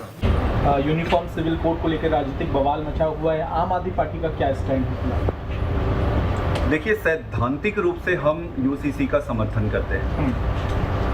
आर्टिकल 44, आर्टिकल 44 वो भी ये कहती है कि यूसीसी होनी चाहिए, तो सैद्धांतिक रूप से हम इसका समर्थन करते हैं। लेकिन हमारा ये मानना है कि चूंकि ये मुद्दा कई सारे धर्म और संप्रदायों से जुड़ा हुआ है और हमारा देश एक समूह है कई सारे धर्म और संप्रदायों का, तो सभी से सहमति बनाकर, सभी से चर्चा करके, सभी से डिस्कस करके, चाहे वो राजनीतिक हो, गैर राजनीतिक हो, जनता हो, सबसे डिस्कस करके सहमति बनाकर ही इसको लागू करनी चाहिए।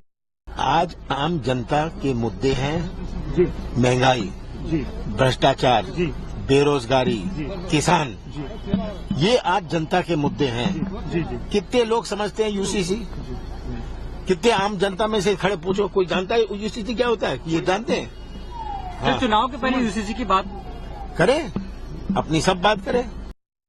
कुछ राजनीतिक दलों ने और कुछ मुस्लिम धार्मिक संस्थाओं ने इसका विरोध किया है। सुप्रीम कोर्ट ने भी सरला, मुद्गल और बाकी मुकदमों में कहा है कि ये अलग अलग नागरिक संहिताएं ठीक नहीं है। जब क्रिमिनल लॉ एक सा है, कॉन्ट्रैक्ट लॉ एक सा है, कमर्शियल लॉज एक से है, बैंकिंग लॉज एक से हैं, तो केवल परिवार के बारे में यह अपवाद क्यों हो?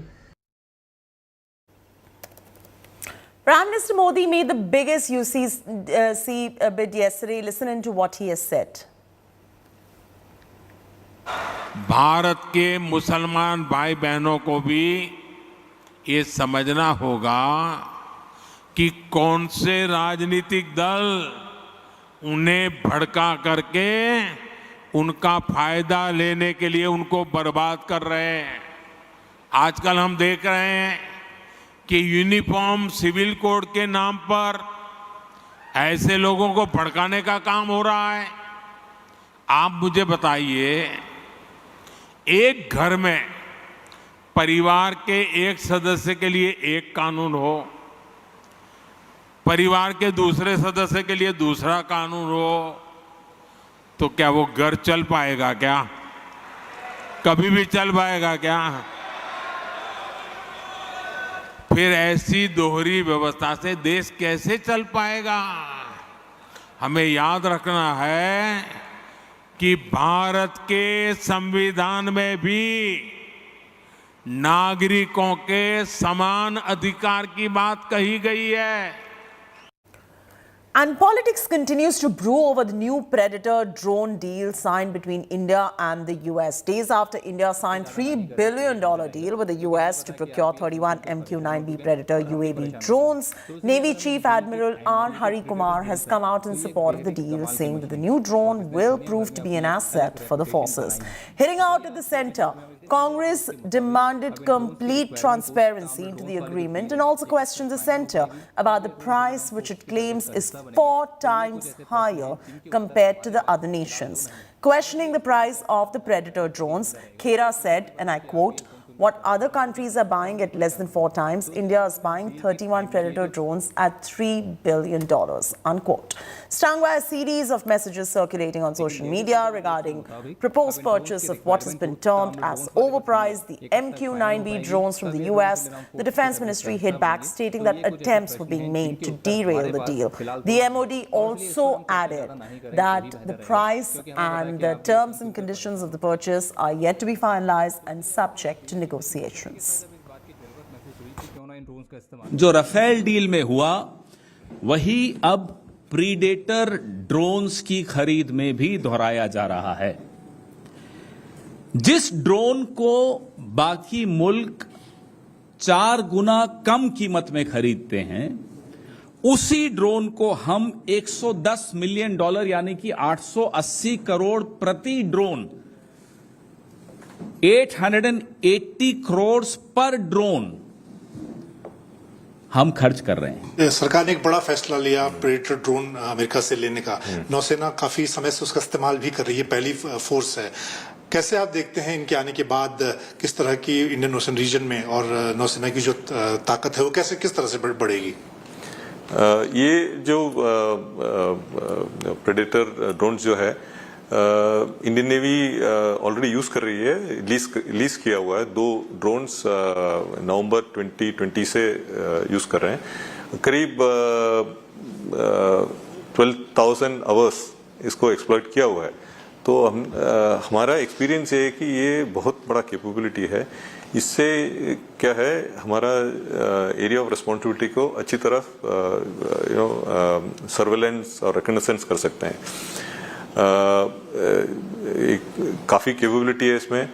और नॉट ओनली ये जो मैरिटाइम एरिया से हमारे लैंड बॉर्डर्स में भी हम यूज़ किया हुआ है पिछले 2 साल में, एयरफोर्स के साथ और आर्मी के साथ, और to keep border areas, northern borders and western borders also under surveillance, इसके लिए भी इसका यूज़ किया हुआ है।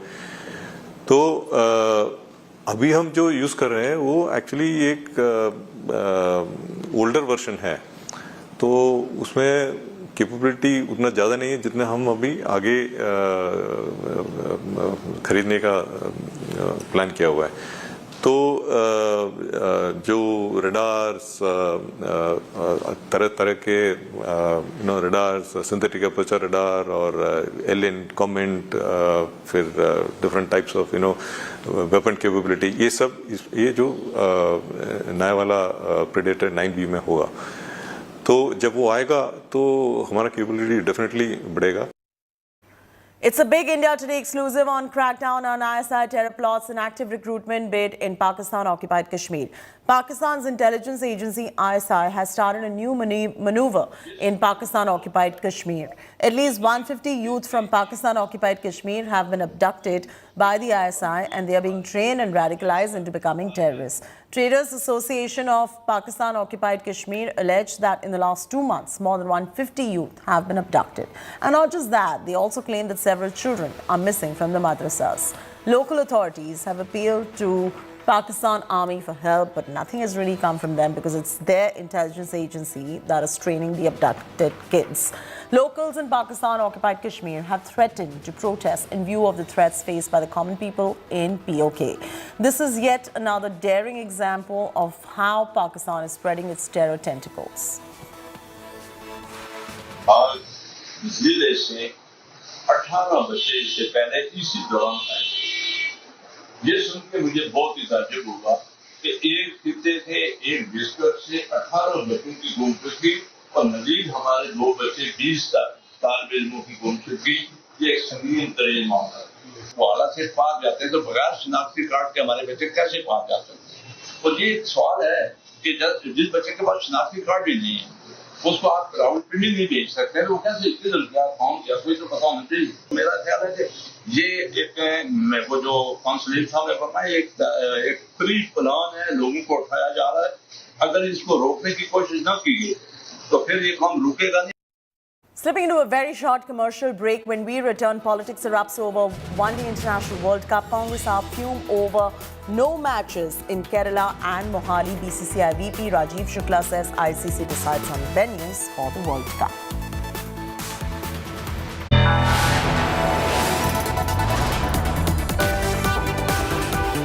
You are watching India Today.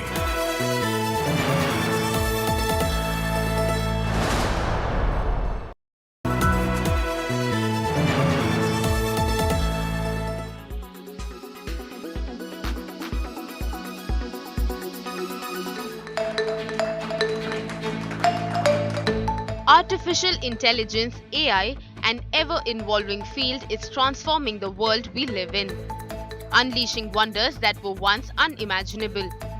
Now, artificial intelligence is transforming lives in Lucknow in the field of medical science. This is an ortho-robo performing a knee replacement surgery, all made possible courtesy AI.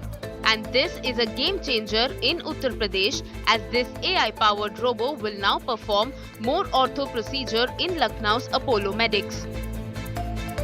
This is a most advanced active robotic system. Active means कि हम इसमें surgical planning करते हैं और वो surgical planning surgeon अपने experience के हिसाब से पेशेंट की बॉडी के हिसाब से करता है, तब उस सॉफ्टवेयर को सेव करके और रोबोट में कनेक्ट कर दिया जाता है। So how does this work?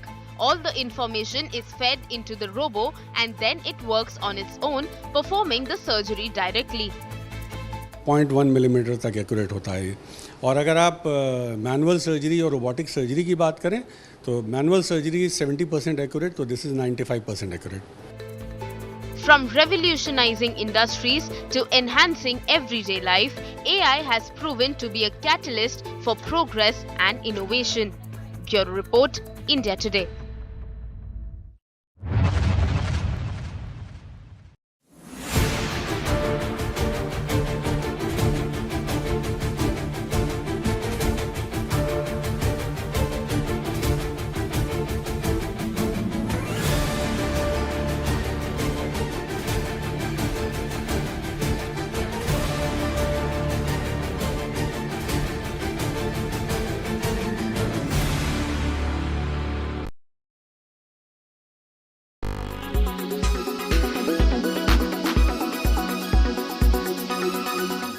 Make your media plan smarter with India Today Live TV on your connected devices. Amplify your brand with 100 million smart internet viewers. To advertise, mail us at sales@aajtak.com.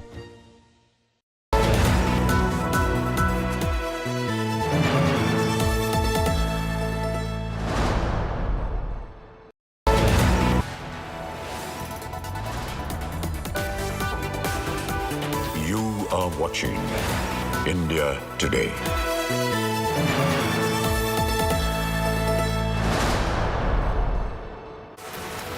Amidst political tussle over selection of World Cup venues, the BCCI has defended the selections of fixtures. BCCI VP Rajiv Shukla said the selection of venues was not purely in the hands of BCCI and ICC consent was needed for the same. Shukla cited the example of Mohali and said that stadium did not meet the standards of ICC, whose consent is needed for the venues. Opposition party leaders have expressed disappointment in Punjab's Mohali and Kerala's Thiruvananthapuram was excluded from the World Cup venues. I think it's a well-drafted schedule and everybody has pondered over it and new venues have been added. Like Lucknow has been added. UP never got any chance to host World Cup, ever before. So they have been given chance. Guwahati has been given chance. Lot many venues from South has been added. So I think they have given a fair amount of consideration before finalizing the venue. Secondly, you should always keep in mind, ICC has to approve all those venues. It's not purely in BCCI's hands. ICC has to approve those venues. So all those who are raising objection, they should rely that we need a consent of ICC also while picking up these venues. The excitement of announcement of ODI World Cup fixtures on Tuesday was marred by the political showdown over venues. From Congress to AAP, opposition parties slammed the cricket board in India for allegedly ignoring several different states. Here's more in this report. Absolutely magnificent. Dhoni finishes. It has been 12 years since India won the ODI World Cup. India lift the World Cup. After 28 years, the parties start in the dressing room. And with India set to hold the tournament this year, hopes of 1.3 billion people are rising again. But the excitement around World Cup has been marred by politics. Opposition parties are now crying bias over match venues. Congress MP Shashi Tharoor expresses displeasure over the exclusion of the Sports Hub Stadium in Thiruvananthapuram. 10-11 cities have been given matches, and some have got 5 matches, some have got 4 matches. They could have easily spread the joy a little better. Places like Thiruvananthapuram, which has such a wonderful new stadium, Mohali, Ranchi, there are places that are substantial towns with good cricket following and with excellent stadiums that could have been given an opportunity also to host a World Cup match. Mohali, which hosted the iconic India-Pakistan semi-final in 2011, is not hosting a single World Cup match. And so a similar objection has been raised by Punjab's sports minister too.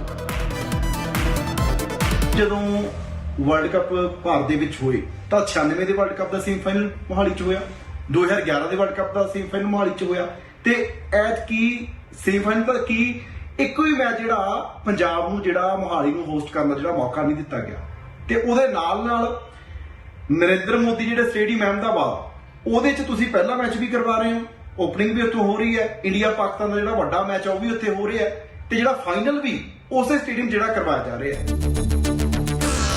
The Congress has accused the BJP of conspiring against the border state.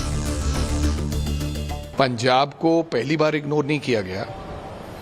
ये मैं सीधा सीधा कह सकता हूं कि ये भी इसमें भी बीजेपी की साजिश है और इस प्रकार से मोहाली का स्टेडियम का नाम हटाना मैं समझता हूं कि 100% इसमें राजनीति हुई है. A top sporting tournament scarred by unsporting politics. Bureau Report, India Today. Meanwhile, Pakistan Cricket Board's request to change few of its fixtures to other locations has been rejected by the ICC. Indian cricketer Ravichandran Ashwin has slammed Pakistan's request, saying changing venues will play into an advantage for them and locations can be changed only for security reasons. Former Pakistan cricketer Wasim Akram also said that Pakistan should not create unnecessary problems by demanding change of venues and should play as per schedule. कोई issue इसमें issue की बात क्या, जहाँ match होगा वहाँ खेलना है पाकिस्तान से, खत्म होगी बात, सिंपल. ये अननेसेसरी स्ट्रेस, अननेसेसरी चीज़ें कि अहमदाबाद में नहीं खेलेंगे तो वहाँ खेलें. पाकिस्तानी प्लेयर से पूछो, they don't care, they'll play wherever the schedule will come. Well, that's it from me, Chaiti Narula, on this bulletin. For more news and updates, don't forget to log on to indiatoday.in or go ahead and download our India Today app. See you in just moments from now with the top headlines.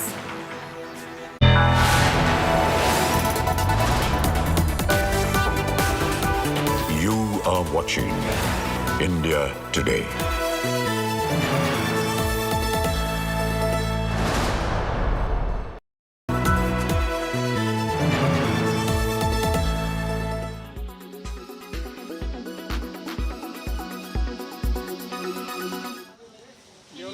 A summer crop that is the choice of millions across the country is rapidly becoming a prized delicacy. It is enjoyed in all its forms, but now households are being forced to choose. पहले जब मैं एक हफ्ते पहले लेने गई थी तो 60 रुपए किलो थे, अब कल लेने गई हूँ तो 120 रुपए किलो, और वो भी टमाटरों का आप हाल देख सकते हैं, कहीं से गले हैं, कहीं से ये वाइटिश में है. It is an annual deja vu that is hitting India's most vulnerable and the middle class. As the monsoon arrives and supplies plummet, The price of vegetables like the tomato has skyrocketed. The price of tomatoes, an indispensable part of Indian dining tables, has crossed 100 rupees per kilogram in many parts of the country over the past few days. इतनी महंगाई में क्या खाएं, क्या खरीदे, क्या बनाएं, ये समझ नहीं आई। टमाटर देख लो साथ में सामान पे, कभी 60, आज 120, कल 100, ऐसे टमाटरों के रेट ऐसे बढ़ते हैं कि कमाने वाला भी थक गया और खाने वाले भी थके जा रहे। हर चीज इतना महंगा कि बजट से 3 गुना ज्यादा। इससे कोई समझ में नहीं आता कि क्या करना है, क्या नहीं करना है। Farmers have cited production and supply shortages as major reasons behind the hike. माल कम रहने के कारण ही बाजार टाइट हुए हैं। उसका प्रॉब्लम है कि बारिश भी कम था, उसके कारण फसल कम था। इसके पहले 6-8 महीना टमाटर में बहुत मंदी था, लगभग ऐसा पकड़ के चलो 5 रुपए के 10 रुपए के लगभग में बाजार थे। उसके कारण लोगों ने कम किया, उसको खर्चा भी ज्यादा है टमाटर को। Experts, however, have a different view.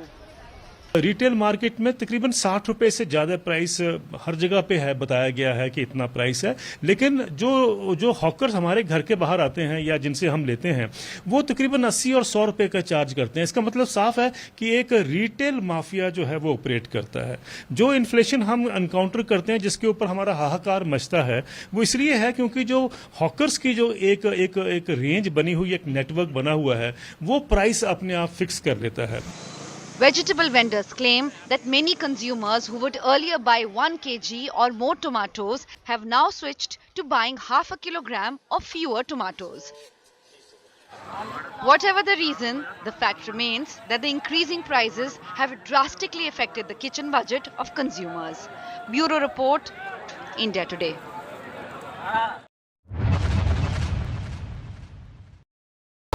So sorry.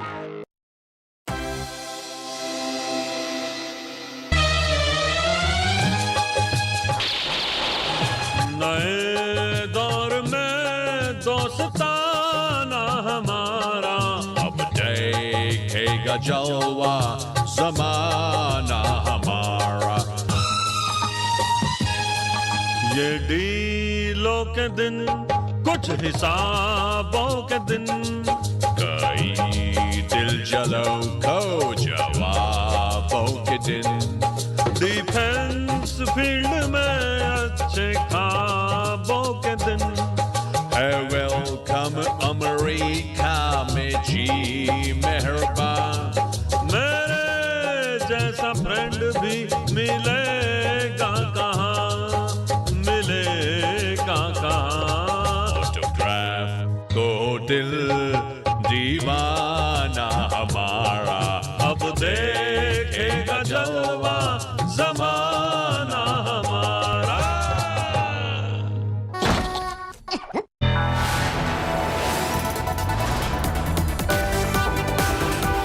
You are watching India Today.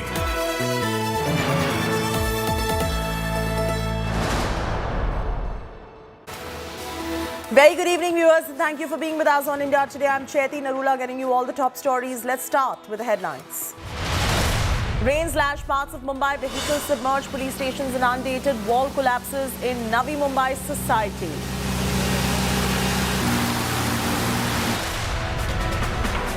BJP cell head Amit Malviya booked for animated video on Rahul.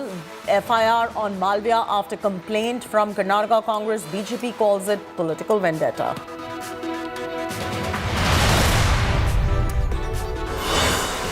Big twist to Karnataka freebies fight after FCI stalls the rice sale. Karnataka government now to offer cash instead to the BPL card holders.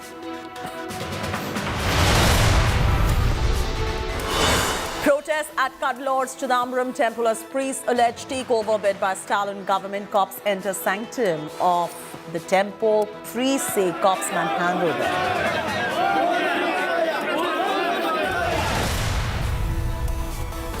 Politics erupts over ODI World Cup. Congress are fume over matches in Kerala and Mohali. BCCI chief, VP, Rajiv Shukla says ICC decides on venues for the World Cup.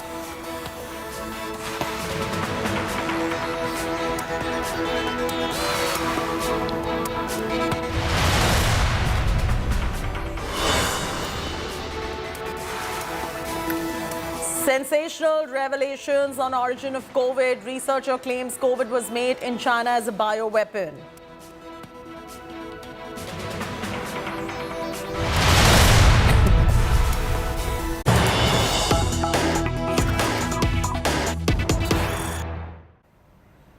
Big breaking news coming in. Karnataka government is all set to table the anti-conversion bill in July. Karnataka law minister says anti-conversion bill is going to be placed in the House after 3rd of July. Latest coming in as far as anti-conversion bill is concerned in Karnataka. Karnataka law minister says that the anti-conversion bill is going to be placed in the House after 3rd of July.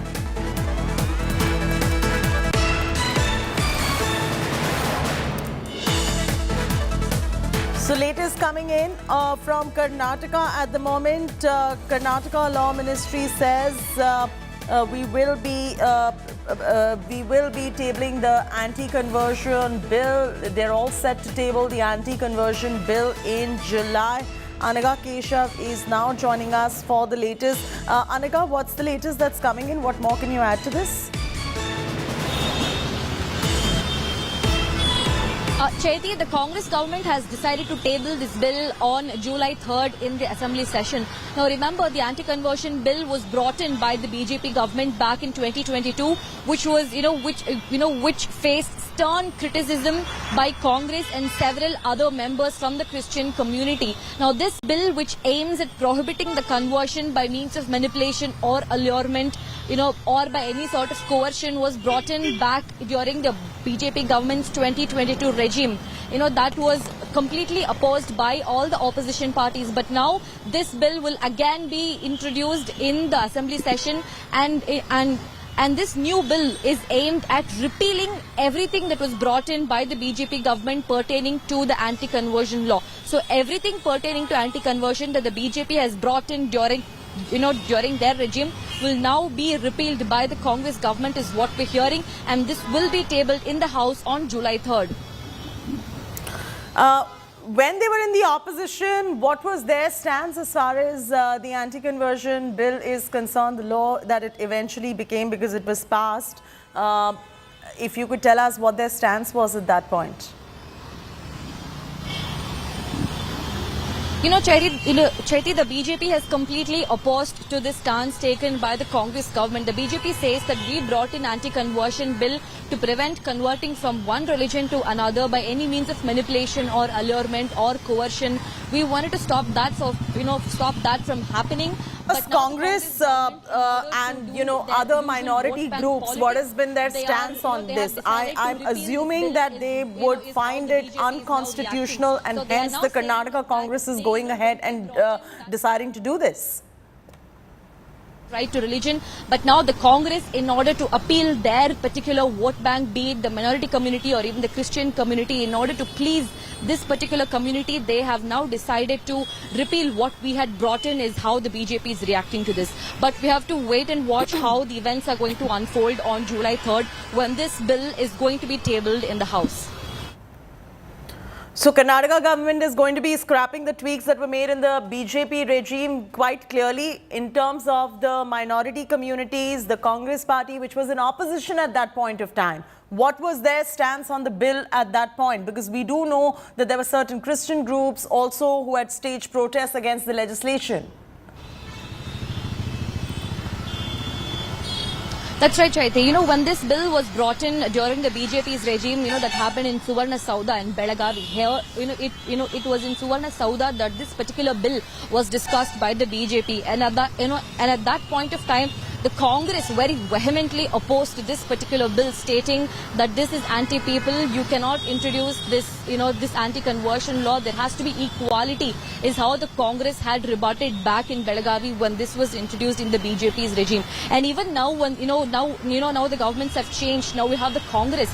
Now when they have decided to bring in their own amendments and to scrap this bill altogether, the BJP is now again reacting, saying that you are doing this only to please one particular community. community. You're not really looking at all communities, but only one particular community. How is this right is how the BJP is reacting. So when BJP was in power, the Congress sternly reacted, and now when Congress is in power, the BJP, which remained firm in its stance back in Belagavi session when they were ruling, have now stated that they are doing only to please one particular community. All right, Anaga, leave it at that. We'll continue tracking the developments on the story and also get a reaction from both the Congress and the BJP going forward on the story.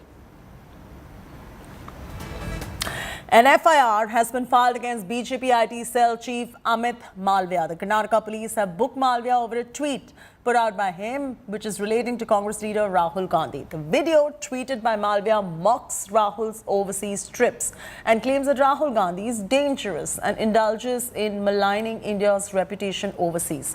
Malviya has been booked under sections related to criminal conspiracy, common intention, offence committed in place of worship, amongst many other charges. According to the initial reports that are trickling in, police has booked Amit Malviya after Congress leader Ramesh Babu lodged a complaint against him.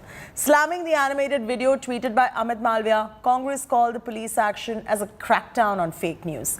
Now, this is not the first time that Malviya has tweeted against the Gandhis. As Rahul Gandhi trekked across the globe, BJP leaders have been quick to slam him. For instance, BJP slammed Congress and its leaders Rahul and Digvijay Singh, accusing them of inviting foreign powers to interfere in India's internal matters. I would like to ask BJP, tell me which part of the FIR that has been lodged against Mr. Malviya is with malified intent. Who is the creator of the video? Who is the one who is spreading the video? Who is getting the video to have enough traction on social media? Who is spreading these lies? I had promised the people of Karnataka that fake news will be reined in. And we are just doing that within legal parameters. They are welcome to investigate, to bring out anything is gone wrong, and the law of the land should be applicable and it should be enforced. They are most welcome. But at the same time, whatever the misdeeds done by the Congress government during their tenure also should be investigated. And they are free to investigate. See, ultimately the truth has to be brought out. Nothing should stop them. Nothing should stop them from bringing out the truth. Good. Let it be also court monitored.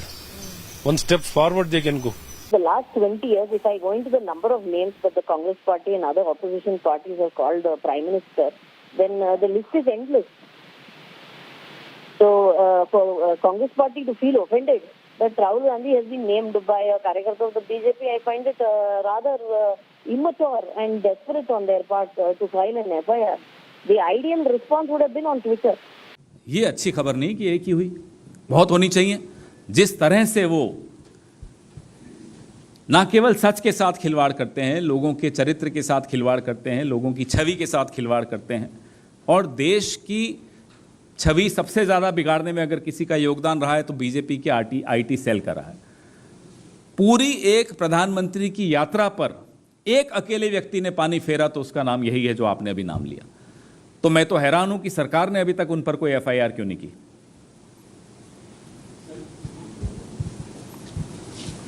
If there is anyone responsible to play with truth, to play with facts, to play with people's images, to play with the country's reputation, it's the IT cell of the BJP. Karnataka government to probe into all the alleged scams of the previous Bommai government now. The Congress government is reportedly looking at forming an SIT to probe alleged scams of BJP, particularly the Bitcoin scam, the PSI scam, COVID bed scam, 40% contractor corruption scam and some other corruption allegations.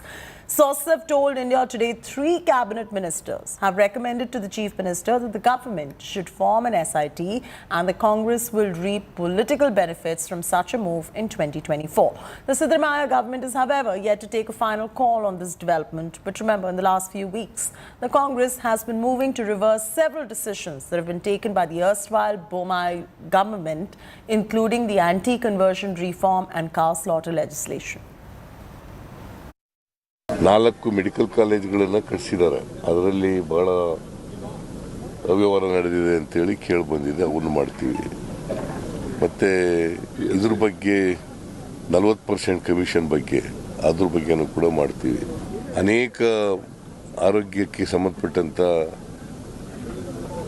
ಸಾಮಗ್ರಿಗಳನ್ನು ಕೊಂಡ್ಕೊಂಡಿದ್ದಾರೆ. ಅದರಲ್ಲಿ ಅವ್ಯವಹಾರಗಳೆಲ್ಲ ನಡೆದಿದ್ದಾವೆ. ನಾನು ಅಸೆಂಬ್ಲಿನಲ್ಲಿ ಕೂಡ ಪ್ರಸ್ತಾಪ ಮಾಡಿದ್ದೆ.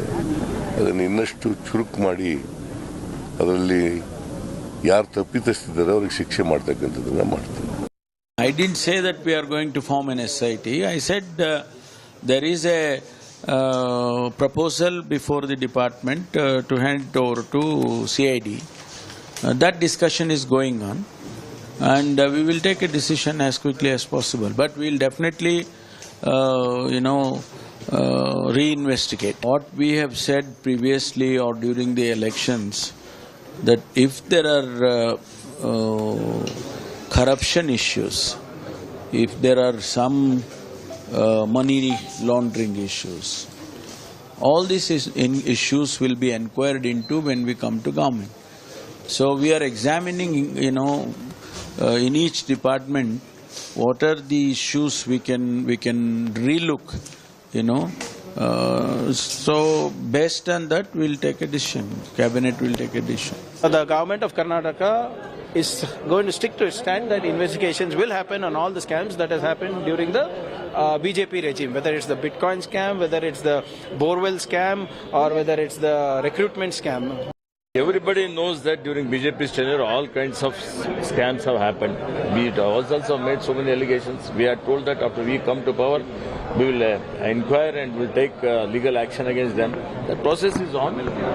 They are welcome to investigate, to bring out anything is gone wrong, and the law of the land should be applicable and it should be enforced. They are most welcome. But at the same time, whatever the misdeeds done by the Congress government during their tenure also should be investigated. And they are free to investigate. See, ultimately the truth has to be brought out. Nothing should stop them. Nothing should stop them from bringing out the truth. Good. Let it be also court monitored. One step forward they can go. जो BJP में जो भ्रष्टाचार हुआ, scams हुआ, उसको SIT की investigation करना चाहिए. बीजेपी के ऊपर वो लोग आरोप किया था, ऐसा हम किया नहीं. एसआईटी कॉन्स्टिट्यूट करना, जांच करना ही चाहिए. उसके पहले एक सवाल पूछना चाहता हूं. अर्कावती केम्पण्णा आयोग में अर्कावती रिपोर्ट दिया है, पेश करना. 8,000 करोड़ रुपए स्टेट को नुकसान हुआ है ऐसा लिखा है, मुझे मालूम है. वो फेस करके जांच करना, एफआईआर लिखवाना चाहिए. एफआईआर करेगा तो कौन लुटेरा कौन है पता होगा. पहले वो करना. वो लोग ईमानदार लोग है तो पहले वो रिपोर्ट पेश करना, उसके बारे में कार्रवाई करना. कार्रवाई करेगा तो वो सच्चाई लोग ऐसा मालूम होता है. नहीं है तो उसको करप्शन छुपाने के लिए, भ्रष्टाचार छुपाने के लिए बीजेपी के ऊपर आरोप करते रहता है, ऐसा साबित होता है. It is raining misery in Mumbai once again. Non-stop rainfall has brought Mumbai to a halt. Waterlogging has led to traffic jams in several areas. The Met Department says there's a possibility of heavy to very heavy rainfall in Mumbai in the next 4 to 5 days. But a few hours of rain can do this to Mumbai. Just imagine what's going to even happen in the next few days. The Andheri subway is flooded. Several cars were damaged in Navi Mumbai after the wall of a posh society collapsed. In Thane, there's up to 3 feet of water in several different colonies. A police station is waterlogged in Dombivali.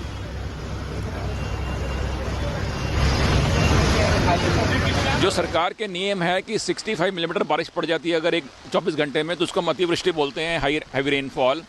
और पर्व शनिवार को 5 घंटों में 140 millimetre बारिश पड़ी. परंतु हमारा अग्नि परीक्षा ये है कि एक बार पानी अगर जमा तो होना ही होना है जहाँ पर लो लाइंग एरिया हैं. कितनी जल्दी पानी वहाँ से डी वाटर होके वापस समुद्र में जाता है, वो अगर हुआ है तो मतलब डिसल्टिंग, इसका मतलब डिसल्टिंग हुई है, नाला सफाई हुई है. बारिश की शुरुआत ठीक नहीं हुई. हमने तैयारी तो की है, लेकिन घाटकोपर का बिल्डिंग कोलैप्स हमने देखा, 2 लोगों की मौत. आज एक प्राइवेट लैंड पर झाड़ गिरने से एक शख्स की मौत हुई है. तो कहीं ना कहीं सिटीजन्स के मन में अभी भी डर है सर, मानसून रिलेटेड इंसिडेंट्स से बच नहीं पाए. नहीं, ऐसे है कि बम्बई एक 400 साल पुराना शहर है. यहाँ पे 16,000 से बिल्डिंग्स हैं जो 1940 से पहले बनी हुई हैं. और वो उसमें से बहुत सी बिल्डिंग डिलेपिडेटेड हैं। हमने 227 बिल्डिंगें ऐसे हैं जिनको हमने खतरनाक बिल्डिंग डिक्लेयर किया है। उसमें से बहुत सी बिल्डिंगों का हमने बिजली पानी कनेक्शन काट दिया है ताकि लोग खाली कर दें उसको। अभी कुछ बिल्डिंग इतनी पुरानी हैं कि जब हैवी बारिश आती है उसमें एक अंदेशा रहता है कि कोई ना कोई बिल्डिंग गिर सकती है।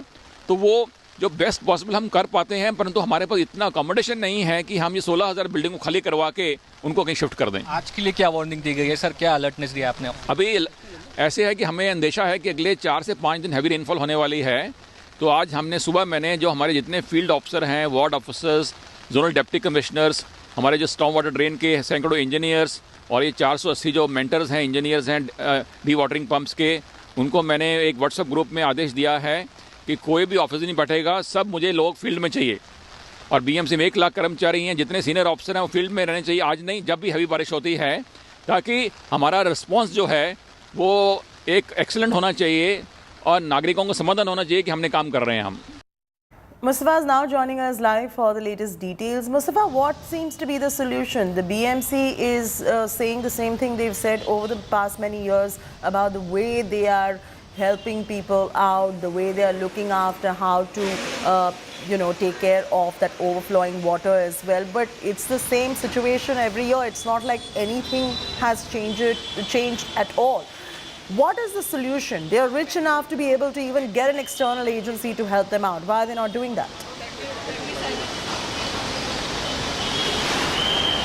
Well, Chaiti, first of all, the weather department has predicted heavy rainfall, and the rainfall which are happening since Wednesday morning is not only happening in Mumbai city, it's happening in the nearby areas of Thane, Kalyan, Dombivli, and it's happening in the areas of Mira, Bhayandar. What we are getting to hear from the weather department is that in Dahisar and Bhayandar area, since 8:30 a.m. to 2:30 p.m., about more than 100 mm of rainfall has been received, which is heavy rainfall as per all measures. So there is likely to be an inconvenience to the citizens who are venturing out during high tide. As far as solutions are concerned, it clearly looks like there is need for an entire infrastructure overhaul, because it's a huge area. And while we were speaking to the municipal commissioner, he is saying that there are 221 buildings in Mumbai which are dilapidated. Electricity connection, water connection to this building has been cut off. But people are still residing in those buildings, and these are old buildings which lead to building collapse in monsoon season. There is also what we call the close proximity of the city of Mumbai with seas, and due to which there is waterlogging whenever there is heavy rainfall, and especially in the low-lying areas. The BMC is saying that they will try to drain water from these low-lying areas as soon as possible, but they are accepting the fact that if it rains heavily, there will be waterlogging. There will be waterlogging again. There was waterlogging at Andheri subway. It was closed for around 1 or 2 hours, but now the water has been drained and Andheri subway's movement has been started. We are on Western Express Highway currently showing you the visual as Mumbaikars start leaving from their offices towards their homes. There is huge traffic jams likely on the Western and the Eastern Express Highway due to heavy rainfalls, the conditions of the roads. It's slightly said that every year the BMC and other agencies say that they have taken all precautions, but rain-related incidents in Mumbai don't stop, be it building collapse death, be it tree collapse deaths. Mumbaikars fear for their lives when they move out in heavy rains for work or other things, and that continues to be the problem even this year. Back to you. All right, Mustafa, continue to be with us right there.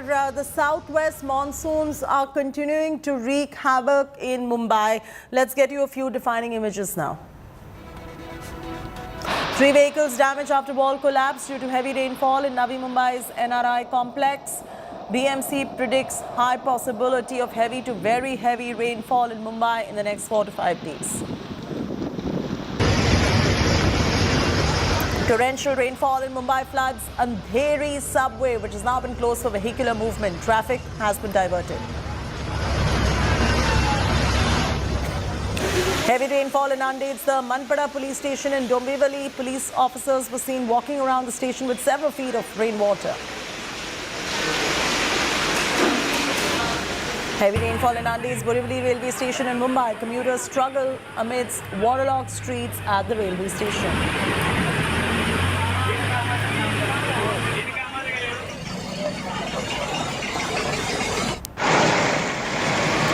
Several areas in Thane's Bhiwandi waterlogged due to heavy rainfall. The popular Bhaji market in Teenbatti area of Bhiwandi is filled with 2 to 3 feet of water.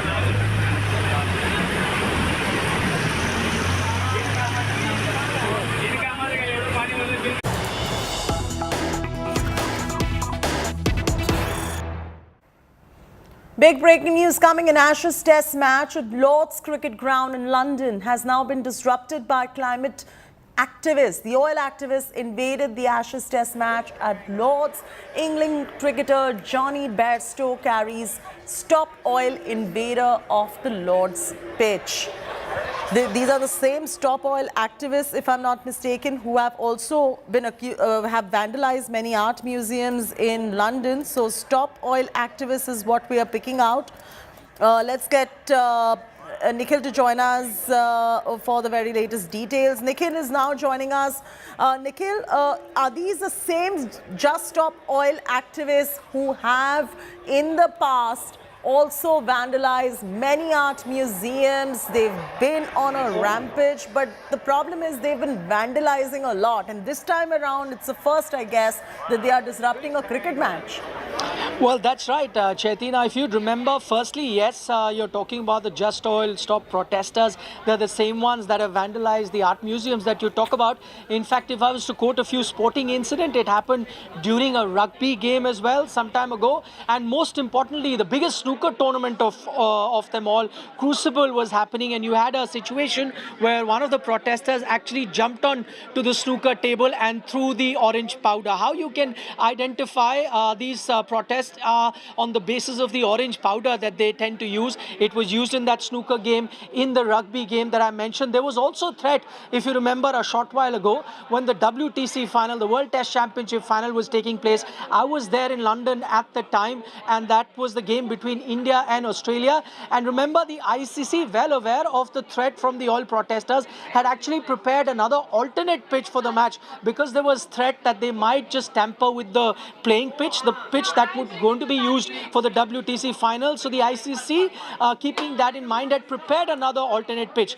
Luckily for them, none of these protesters actually came on to the field or disrupted any sort of play when that WTC final was happening. The first test match in Ashes also, I believe, the ECB was very, very careful. But this time, there have been a few security lapses where those two protesters actually came in, and they came in very close to the player, and that's going to be a point of concern. You literally had one of the players lift a protester and put him outside the boundary line. So that did seem to happen, and you're right, it is the same set of protesters that have disrupted in the past. But has the match resumed now? Because these are the same protesters. I remember they poured soup over a Vincent van Gogh painting. They've thrown that orange spray all over some very iconic artworks across several museums as well. One question is, how did they even enter? Number two, has the match resumed? Firstly, the match hasn't resumed yet, but that's not got anything to do with the protesters at the moment, Jayati. There has been a rain delay in Lord's. The game is being played in London at the Lord's Cricket Ground. There's a rain delay. Of course, the game was briefly halted with these protests, but then that also coincided with the rain that has just come. Luckily for the organizers as well as the player, there's no major damage done, whether it is to the playing condition or to any player. So the game will resume once the rain goes away. So in that sense, the protest hasn't done much of a harm, but they wanted to make a statement. We've seen it in the past as well. There's no physical damage that has happened in the past instances as well. It's mostly sort of a statement that they want to make. They tried to make it earlier as well, and they've managed to do it right now because it's making headlines right now across the globe. No, absolutely. That was basically what their aim has been throughout, if you see the pattern of every other protest of theirs as well. Thanks, Nikhil, for joining us with those details. We're slipping into a very short commercial break. There's lots more coming up on the other side. Stay with us.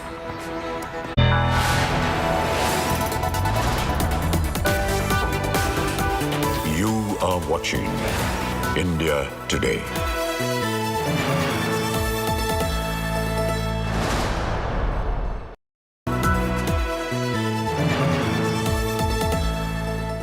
Best colleges of the country. Which one will boost your aspirations? From courses to placements, know them all. India Today Best Colleges Survey 2023. Issue out this Friday, 23rd June. Subscribe now to indiatoday.in/subscribe.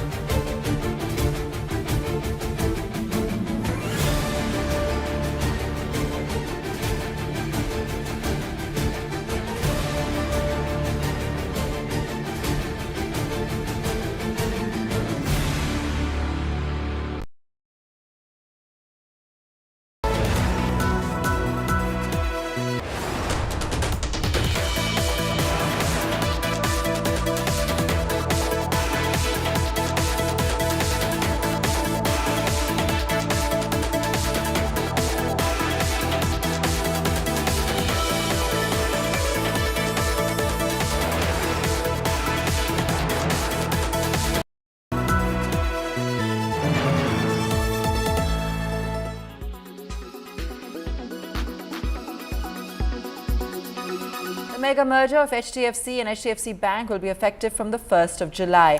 According to Deepak Parekh, chairman of the Housing Finance Company, boards of both the companies will hold separate meetings on Friday after office hours to approve the effective date of the merger. He added that HDFC shares would be delisted from the exchanges on 13th of July. As per the share swap ratio, HDFC shareholders will get 42 shares of HDFC Bank for every 25 shares held. And India is doing extremely well. It's the bright spot in the world. It's the brightest spot in the world.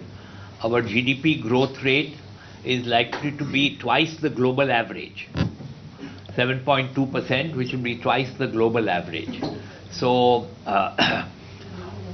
we are confident that our business, now that it goes to the bank, each and every branch of the bank will start selling mortgages, which were not doing prior to this, and so the reach to individuals across urban, semi-urban areas where the branches, HDFC Bank branches are, will start marketing and dispersing mortgage loans. So we expect the growth to increase as there is a huge demand. That the bank has something like 70 million customers. And out of the 70 million customers, just about 2% of them have taken housing loans from HDFC. Just 2%. And about 5% have taken loans from other banks. So look at the ability in terms of being able to cross-sell housing loans to this massive customer base who have not taken housing loans. Also, the average age of a first-time home buyer in India is about 37-38 years. And if you look at the demographic trend, 65% of India's population is below 35 years.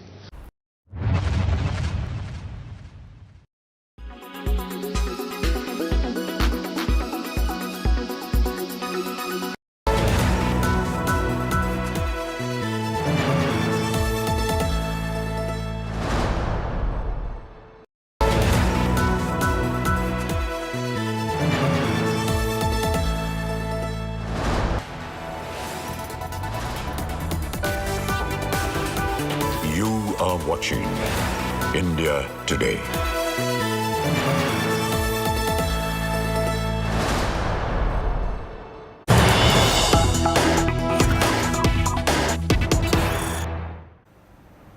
Breaking news just coming in. Shocking dog attack in Bengaluru. German Shepherd dog attacks child near Krishna Theatre in Bengaluru. In a horrifying incident near Krishna Theatre in KR-Puram, Bengaluru, a German Shepherd dog viciously attacked a child as she was walking on the road. The distressing scene was captured on CCTV. The incident occurred at approximately 7:30 a.m. when the child was walking. Without warning, the dog lunged at the unsuspecting child and inflicted several severe injuries before the people could intervene and rescued the girl. That's the latest. German Shepherd dog attacked child near Krishna Theatre in Bengaluru. Sagai Raj joins us for the very latest details. First up, Sagai, what really happened there? Was this dog a pet of somebody, or was this a stray dog? And thirdly, how's the child doing now? It is not a stray dog, it is a pet dog, and it was a German Shepherd, and this baby girl was walking on the street. Suddenly this dog pounced on her and tried to attack her, and you can see one of the passerby tries to stop that. She also jumps on it, and she tries to stop and push the dog and try to rescue the baby, but you can see that the dog was quite ferocious, and it even drags the child on the street. And you can see that the rescuers the people on the road have rescued the girl and immediately shifted to the hospital for the treatment. And it's not the first incident which has been reported like this. We have reported several incidents across the state of Karnataka where street dogs as well as the pet dogs are attacking kids of late. All right, it's a little strange in terms of why the incidents are rising as well. And it's a rather unfortunate incident that has taken place. Shocking visuals of dog attack in Bengaluru being reported. Thanks, Sagai, for joining us.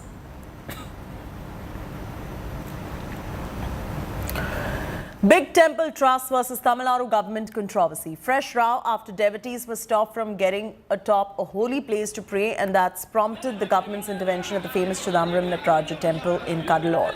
The incident took place at Thilai Nataraja temple when Dikshitars or priests governing the temple placed a board forbidding devotees from praying in the area for 4 days, citing security reasons due to gold which was kept in the sanctum sanctorum. Following this, Tamil Nadu cops along with HRNCE officials marched into temple sanctum sanctorum. Priests cried a takeover bid as soon as police entered the holy site and staged a protest.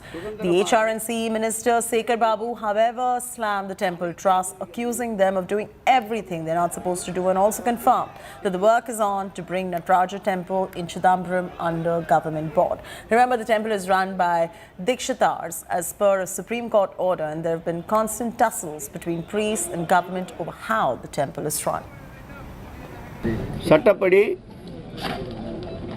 பக்தர்கள் சுதந்திரமாக இறை வழிபாட்டிற்கு அனைத்து உதவிகளையும் இந்து சமய அறநிலைத்துறையும் அரசும் செய்யும். இதில் யார் பெரியவர்கள் என்பது பிரச்சனை அல்ல. இறை என்பவர்களுக்கு தேவையான தெய்வத்தை வழிபடுவதற்குண்டான அனைத்து ஏற்பாடுகளையும் செய்து தருவதுதான் எங்களுடைய நோக்கம். There are issues. Even the court already had ordered that the temple should be can be taken by the HRNC. But let Modi consider this and bring in a uniform civil code within Hinduism. It's a Supreme Court order. Whatever the Tamil Nadu government today is contemplating is against the Supreme Court order and against the Constitution. People should understand there is a very, very clear Supreme Court order that this temple should be under the Dikshitars' control. And whatever the government of Tamil Nadu doing is unconstitutional. That is what we have been saying. Even if Mr. Sekhar Babu tries, ultimately the Supreme Court will definitely hit back at the government of Tamil Nadu. Junior NTR, a global star with a massive fan following all over the world. One of his die-hard fans, Sham, reportedly died by suicide. But the 23-year-old's death has now sparked a massive outcry. With Junior NTR, South superstars demand justice for Sham. TDP alleges YSRCP role in fans' death. Take a look.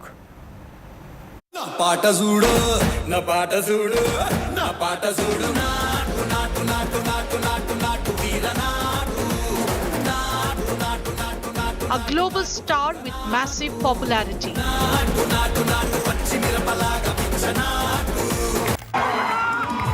And a fan base that treats him like God.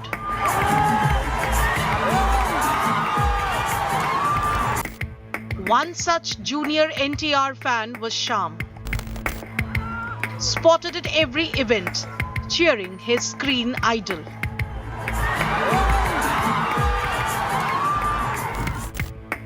On Monday, Sham reportedly died by suicide, but the 23-year-old's death has now sparked a massive outcry. His family and friends are alleging foul play. The hashtag We Want Justice for Sham NTR has been trending for days. మళ్ళీ రీసెంట్గా ఎన్టీఆర్ గారితో ఫోటోలు దిగినవి అవన్నీ మేము కూడా post చేసుకున్నాం. మేము కూడా ఇన్స్టాలో స్టోరీస్ కూడా పెట్టుకుంటాం. అన్న కూడా తన ఇన్స్టాగ్రామ్లో అయితే పోస్ట్ అయితే చేశాడు. మీరు మాత్రం అర్జెంటుగా యాక్షన్ అయితే మాత్రం తీసుకోకపోతే కనుక మా ఎన్టీఆర్ అన్న ఫ్యాన్స్ అందరూ కలిపి ఇంకొకసారి రియాక్షన్ అయితే మామూలుగా ఉండదు. మీరు 24 అవర్స్లో మాత్రం ఆ చేసిన ప్రతి ఒక్కరిని మీరు జైల్లో పడేస్తే మీ ఇష్టం, లేకపోతే కనుక మీరే కాసుకోండి. ఎన్టీఆర్ అన్న ఫ్యాన్స్ ఒక హంగామా కాదు, ఒక అగ్నిపర్వతం ఎలా అయితే పగిలి బయటకు వస్తుందో. Junior NTR himself has now issued a statement demanding probe into his fans' death. And I quote, "Not knowing the circumstances under which he died must be nerve-wracking for all. I request the government officials to investigate the matter immediately." Sham's death has now taken a political turn, with TDP chief and former Andhra Pradesh chief minister accusing YSRCP workers of murder. Naidu tweeted, "It has been alleged that YSRCP members are involved. The involvement must be probed impartially. Let's ensure transparency prevails and justice is served." Sham happens to be a die-hard fan of Junior NTR, and our party leader Shri Nara Chandrababu Naidu Garu and Shri Nara Lokesh had already demanded the government to conduct a thorough investigation into the suspicious death of Sham. Every other day in the state of Andhra Pradesh, we find people being murdered, people found dead under suspicious circumstances. Several top Telugu actors and filmmakers have joined the chorus, demanding an investigation and justice for Sham. Will the Jagan government act? Bureau Report, India Today.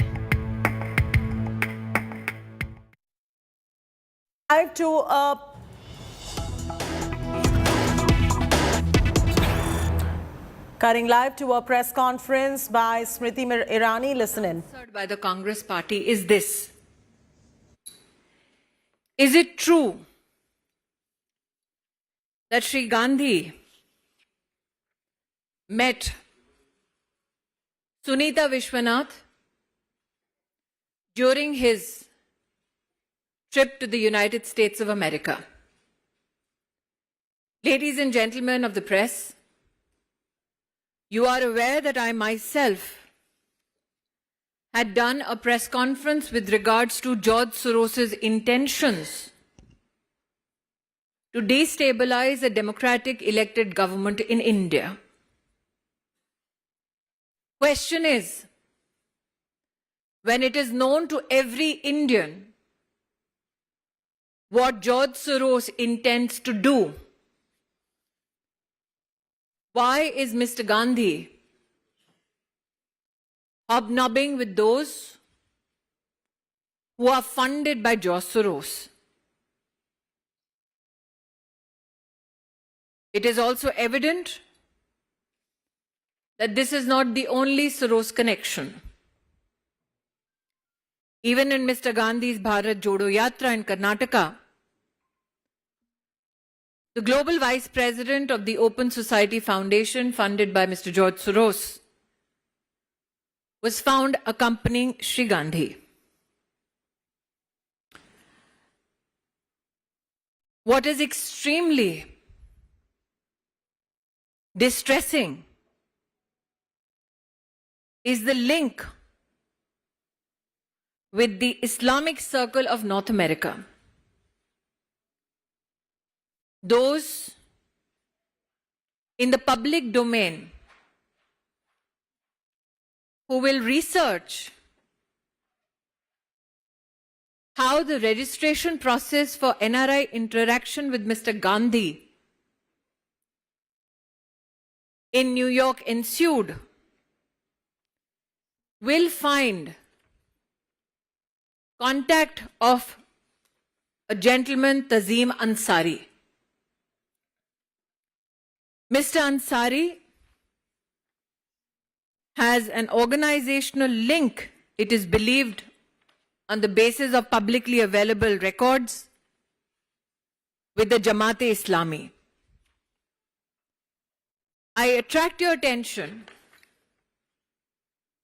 to a 116th Congress Resolution 160 in the House of Representatives on the 28th of February 2019. This resolution expressed concern about the threat posed to democracy by theocratic groups operating in South Asia. And a part of the resolution speaks about the affiliation between the Islamic Circle of North America and Jamaat-e-Islami. Irrespective of these documents available in public domain, the Congress has neither refuted a meeting between Mr. Gandhi and an individual funded, financially supported by George Soros, nor has the Congress party rejected the role of a certain Mr. Tazim Ansari, who has links with an organization that a US resolution in the House of Representatives openly declares is affiliated to Jamaat-e-Islami.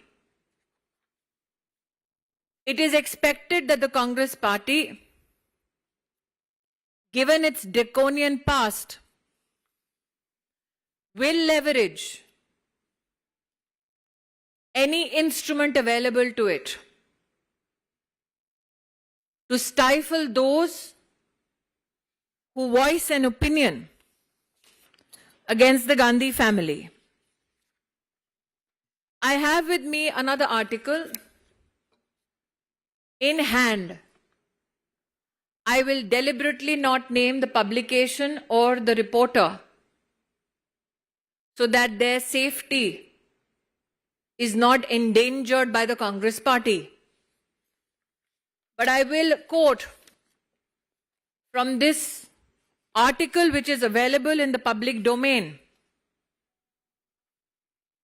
And that article itself also indicates that how the Sorosian West looks at Mr. Gandhi as a pawn to checkmate not just Modi, but India.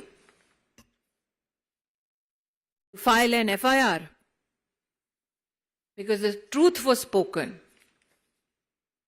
just indicates that as far as the emergency goes in the Gandhi family, the apple has not fallen far from the tree. Media के मित्रों को आभार व्यक्त करती हूं कि आज Bharatiya Janata party का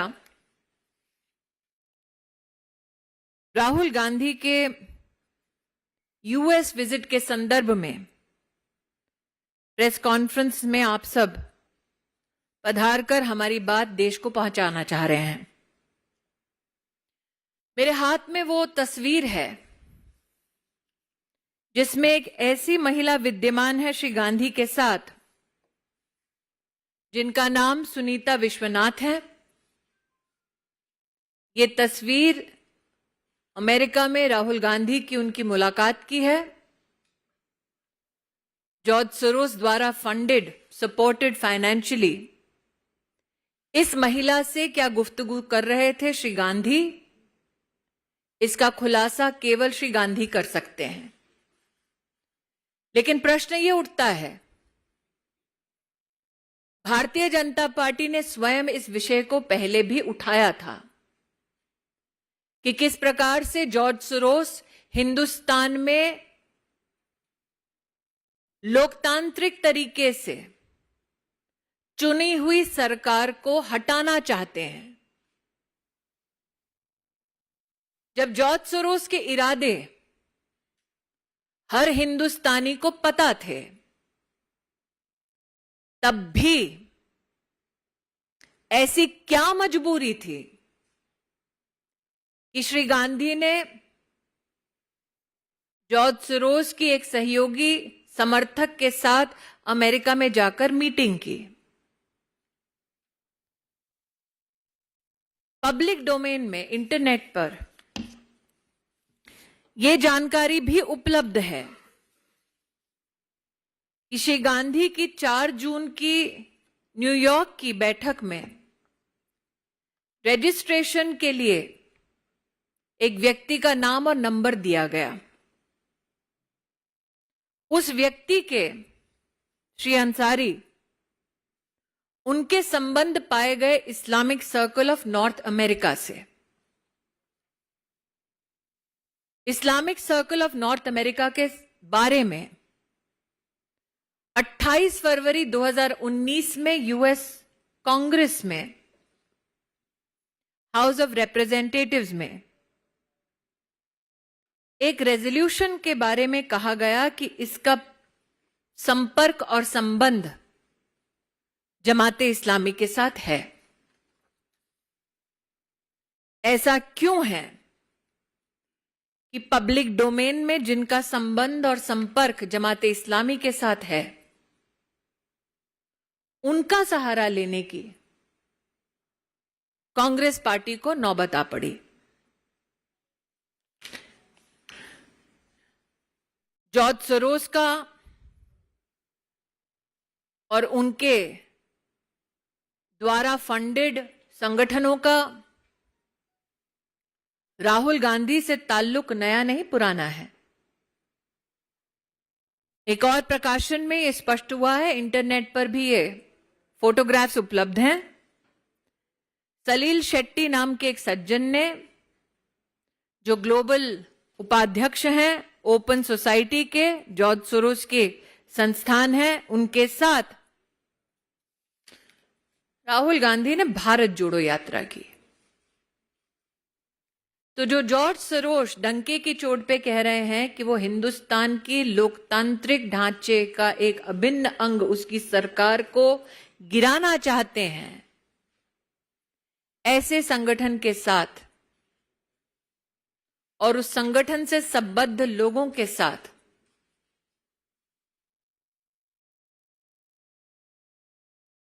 क्यों गांधी खानदान अपने रिश्तों को और भी मजबूत कर रहा है? आप सबके ध्यान में आया होगा, भारतीय जनता पार्टी के कार्यकर्ता भी जानते हैं कि इस विषय को उठाने के लिए कांग्रेस पार्टी ने एक एफआईआर दर्ज की। एफआईआर का निश्चित रूप से पॉलिटिकल स्वरूप देश को समझ आता है। जून का महीना है, आपातकाल की याद निश्चित ताजा करते हुए गांधी खानदान ने पुनः देश को यह प्रमाण दिया है, चाहे राज्य में उनके पास सत्ता आ जाए, उस सच को दबाने के लिए किस हद तक जा सकते हैं। लेकिन सत्य यह है, पब्लिकली अवेलेबल डॉक्यूमेंट्स में, कि जिनका सहारा लेके उन्होंने मीटिंग की,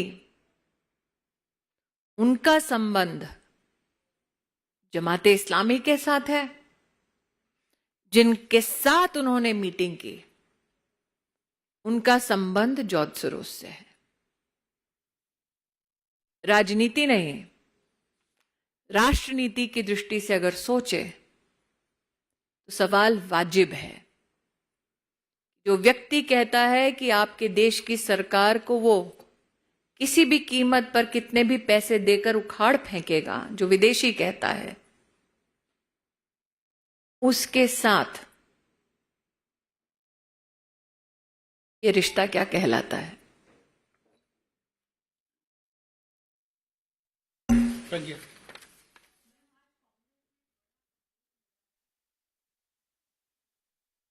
मैं दोबारा कह रही हूँ, आज की ये मेरी विषय से जुड़ा कोई अगर सवाल है तो मुझे बताएं, क्योंकि मैं दोबारा कह रही हूँ कि आपने आज तक किसी ऐसे गांधी खानदान के व्यक्ति को देखा जो जमाते इस्लामी द्वारा सपोर्टेड व्यक्तियों के माध्यम से अपनी मीटिंग करे? आपने आज तक अपनी पूरी पत्रकारिता के करियर में क्या कभी किसी राजनेता को देखा जो ये कहे कि हम उनके साथ जुड़ते हैं जो हिंदुस्तान की डेमोक्रेटिकली इलेक्टेड सरकार को उखाड़ फेंकना चाहते हैं? मैंने ये भी नहीं कहा प्रज्ञा, मेरे हाथ में एक और आर्टिकल है जिसमें एक पत्रकार ने ये कहा है। मैं जानबूझकर पत्रकार और पब्लिकेशन का नाम नहीं ले रही ताकि पत्रकार को कोई आंच ना आए, लेकिन ये सारा डिटेल पब्लिक डोमेन में उपलब्ध है।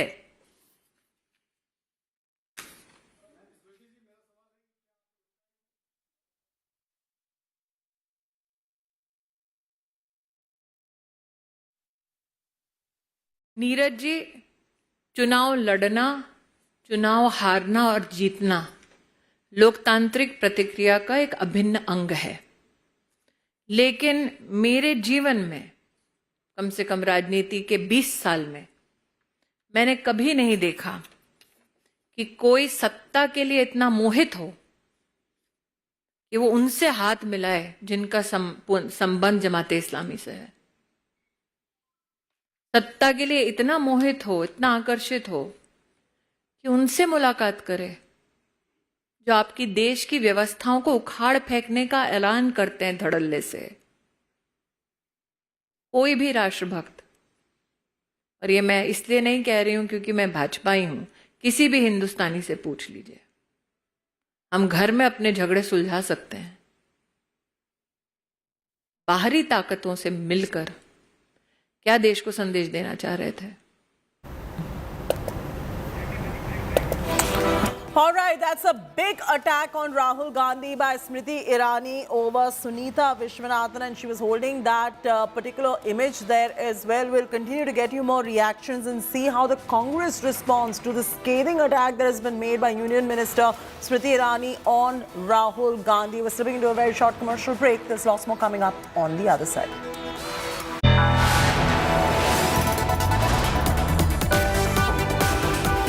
You are watching India Today.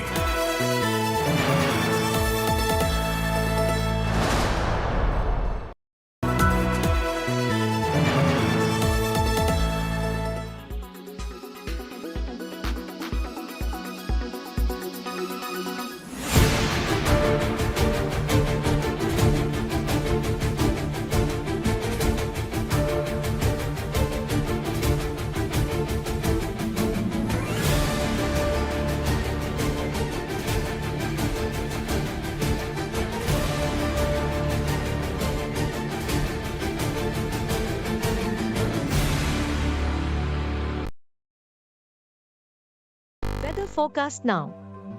Delhi, maximum 38 and minimum 28 degrees. Mumbai, maximum 29 and minimum 25 degrees. Kolkata, maximum 33 and minimum 25 degrees. Bangalore, maximum 28 and minimum 21 degrees. Chennai, maximum 35 and minimum 29 degrees. Hyderabad, maximum 31 and minimum 24 degrees.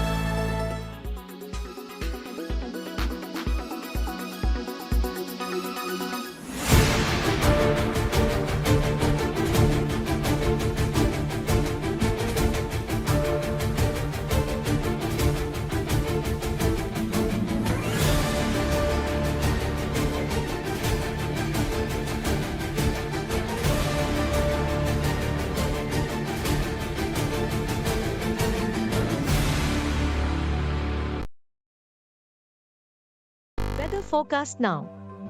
Delhi, maximum 38 and minimum 28 degrees. Mumbai, maximum 29 and minimum 25 degrees.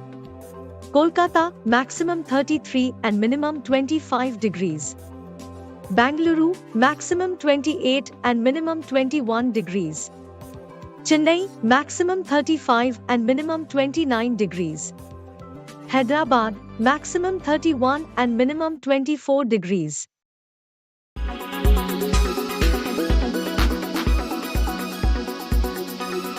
Why does this happen?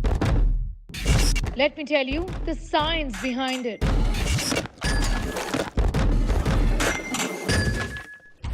For more informative videos like this, keep watching India Today News Mo.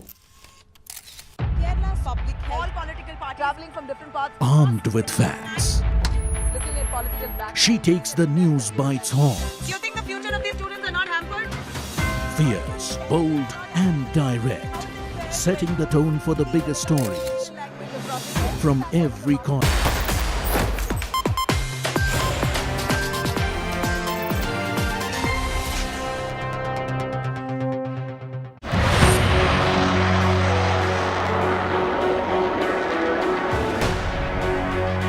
First Rafale, now Predator.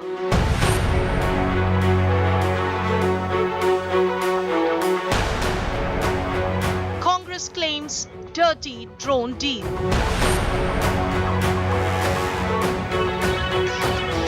Is India overpaying for US drones?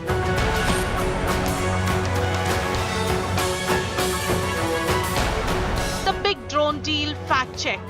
Top focus on 5 Live.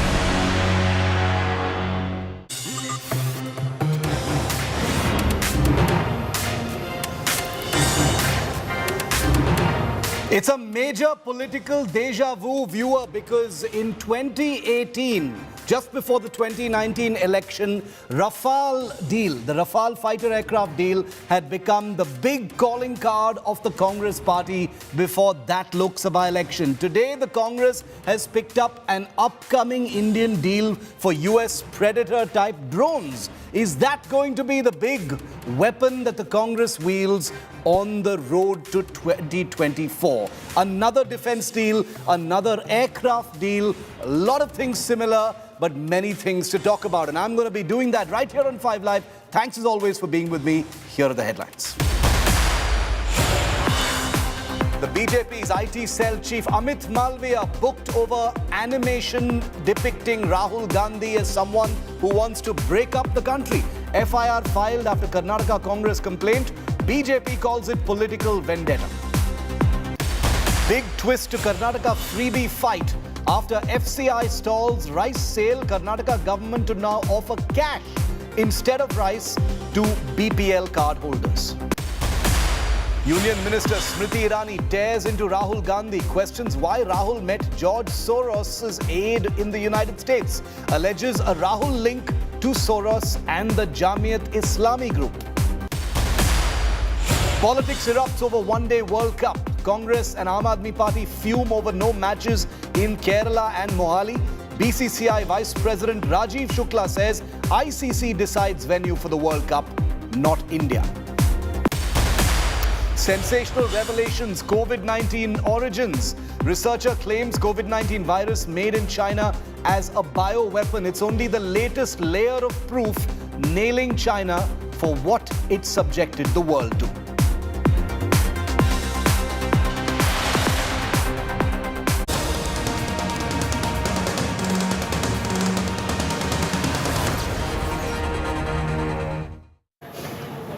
After 7 years in negotiations and to and fro between India and the United States, Prime Minister Narendra Modi and US President Joe Biden earlier this month announced that the two countries were headed towards a historic deal where the United States would supply up to 31 Predator-type drones to India.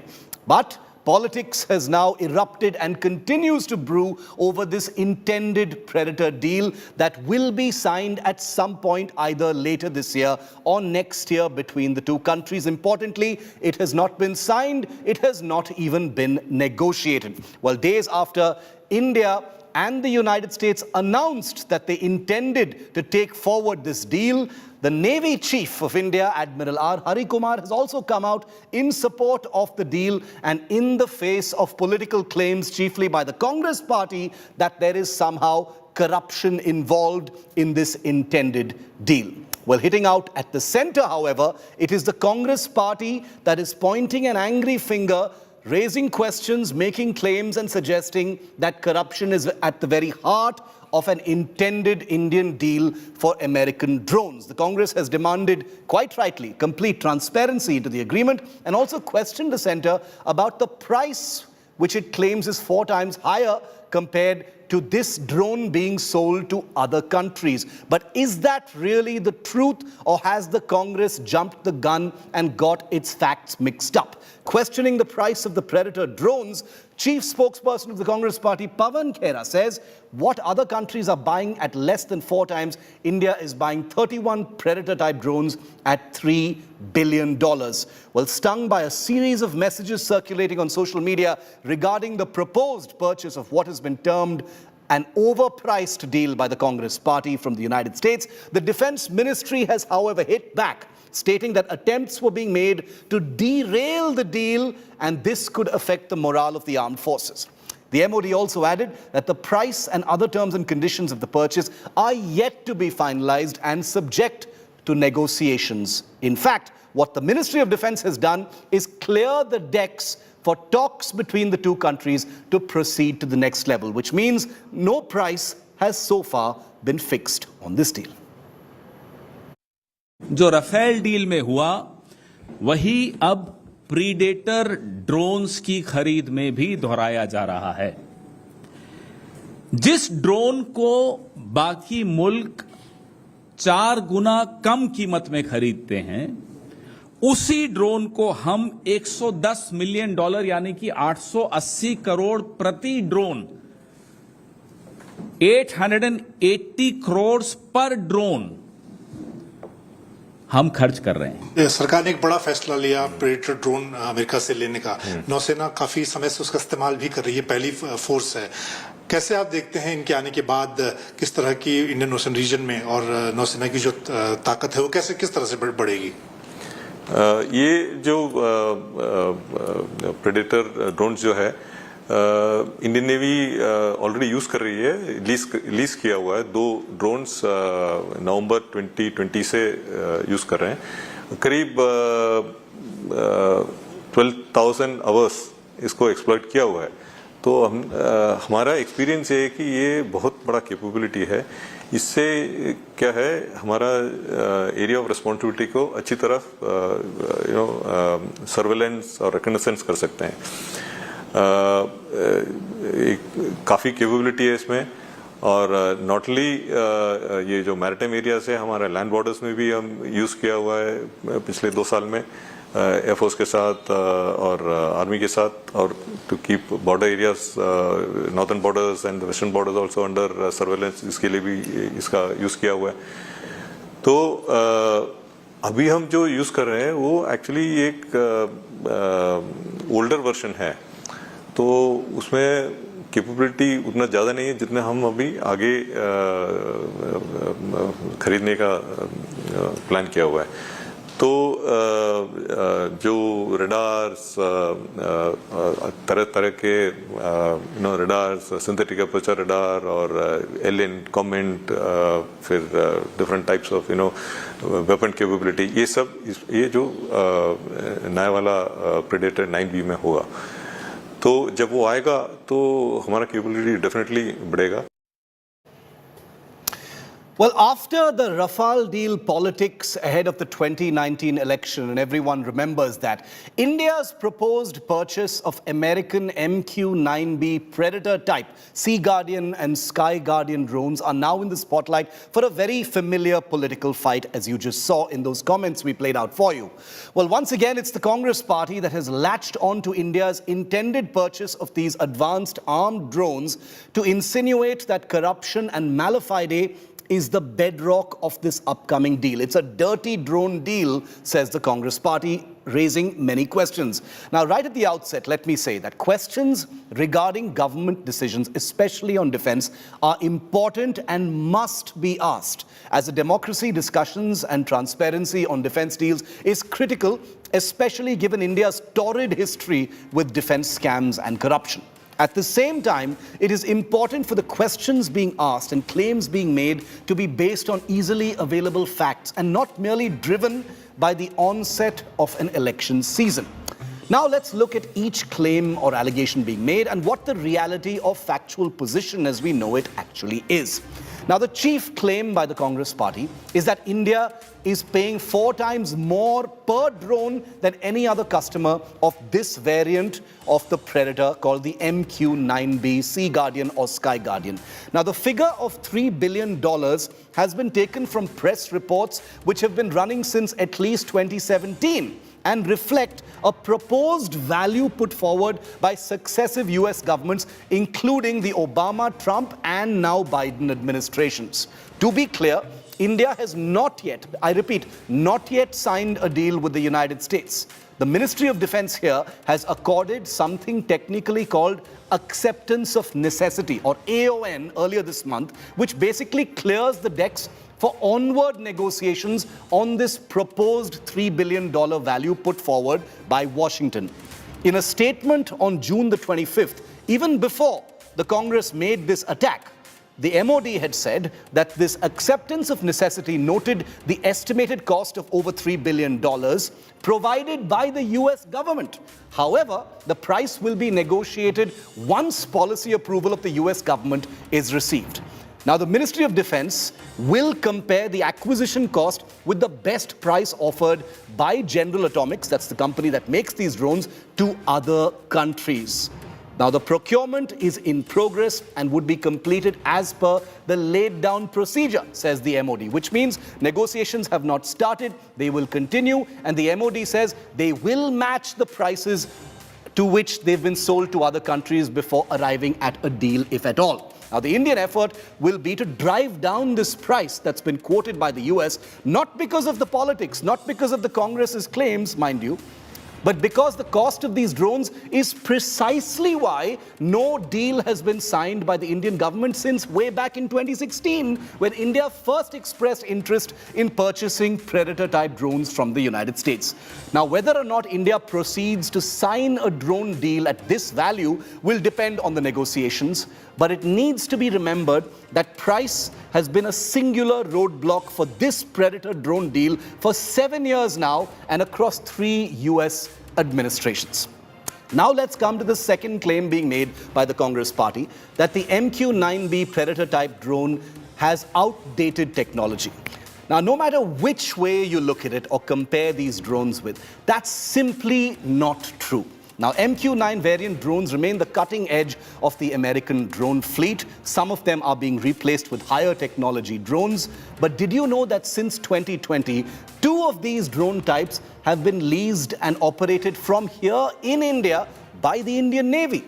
Apart from the huge leap in capability that they've given our defense forces in terms of prolonged surveillance over a day and excess of a day, just last month, they were used over the Coco Island in the Bay of Bengal when a Myanmar official visited that island, which is seen to be controlled by China. They've also been used extensively to keep tabs on Chinese positions during the ongoing standoff in Ladakh. You can balk at how costly these drones are, and they are very costly. You can debate over whether India really needs them. But to call them outdated technology only harms the credibility of anyone making those claims.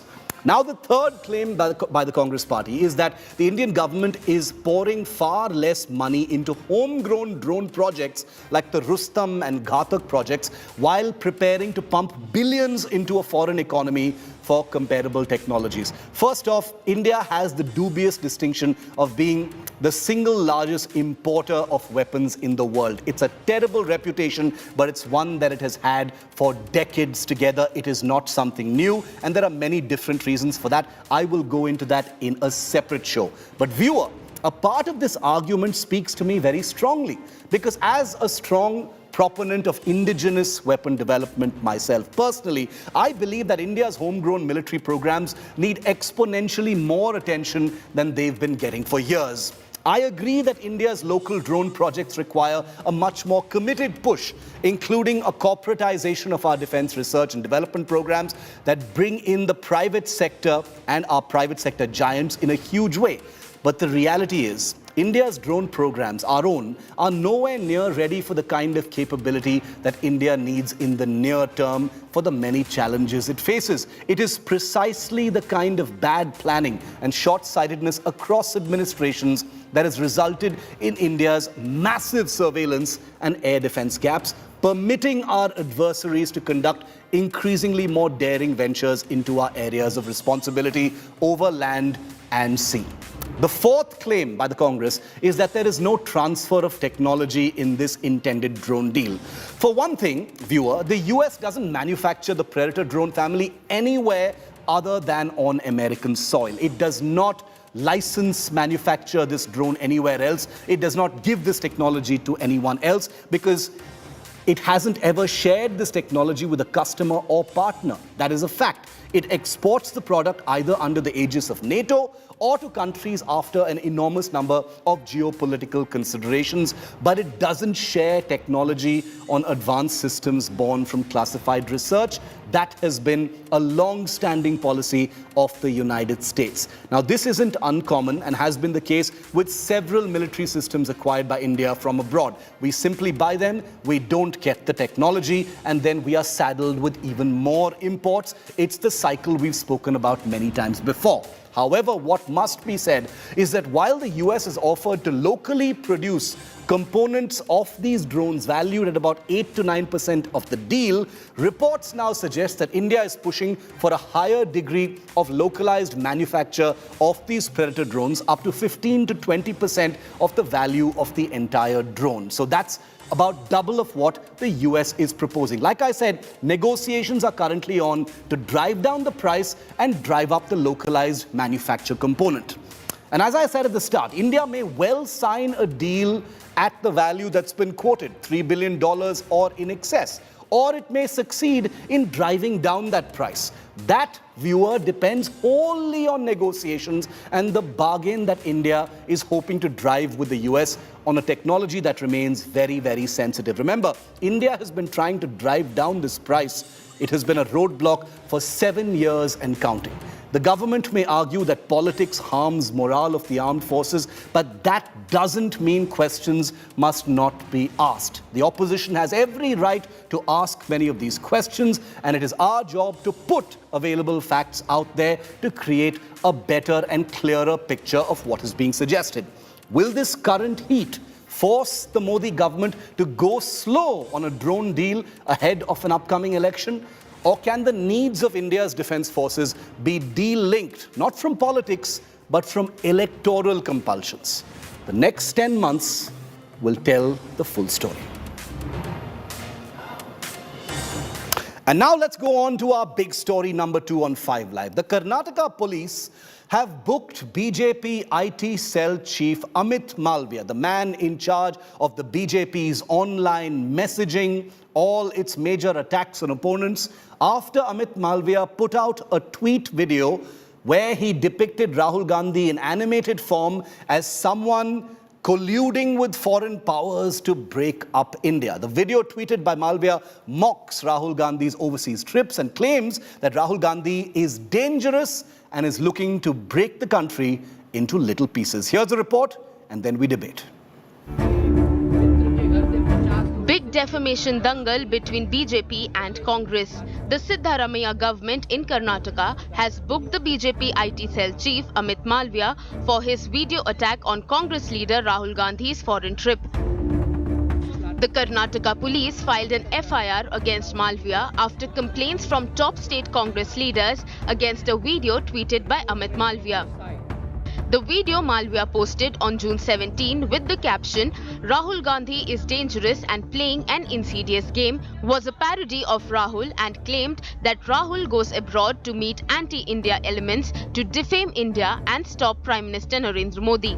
The video also claimed that Rahul was being used by elements who want to break India. Malviya has been booked for criminal conspiracy, promoting communal hatred and intention to commit a crime. Karnataka Minister Priyank Kharge and Congress leader Ramesh Babu had filed complaints against the BJP IT cell chief. Slamming the animated video tweeted by Amit Malviya, Congress called the police action as a crackdown on fake news. BJP bears the brunt of the law.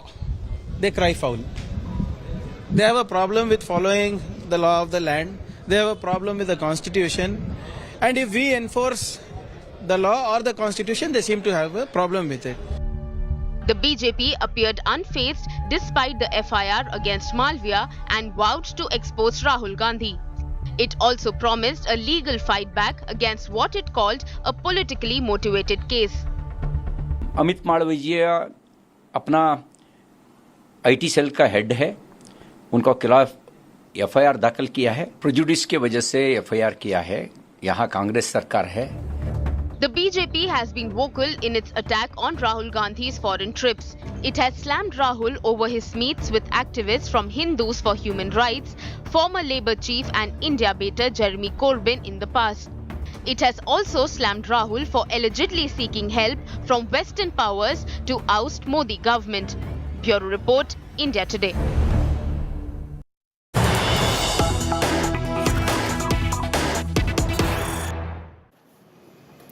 And now after that FIR has been filed against Amit Malviya of the BJP is hit back via a union minister. Smriti Irani has launched a missile at Rahul Gandhi, alleging a Rahul Gandhi George Soros link. George Soros, of course, is the controversial businessman and philanthropist who's been taking multiple recent pot shots at India over the issue of democracy. The BJP has released images of a Soros aide, Sunita Vishwanath, sitting next to Rahul Gandhi at a conference. Sunita Vishwanath was seen leading protests against the Prime Minister during his US visit. India Today had revealed a full dossier that was released by Group Hindus for Human Rights, asking people to protest, document and post on social media against the Prime Minister's US visit.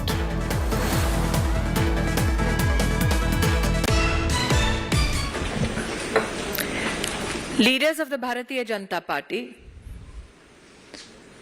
and Karyakartas are in receipt of information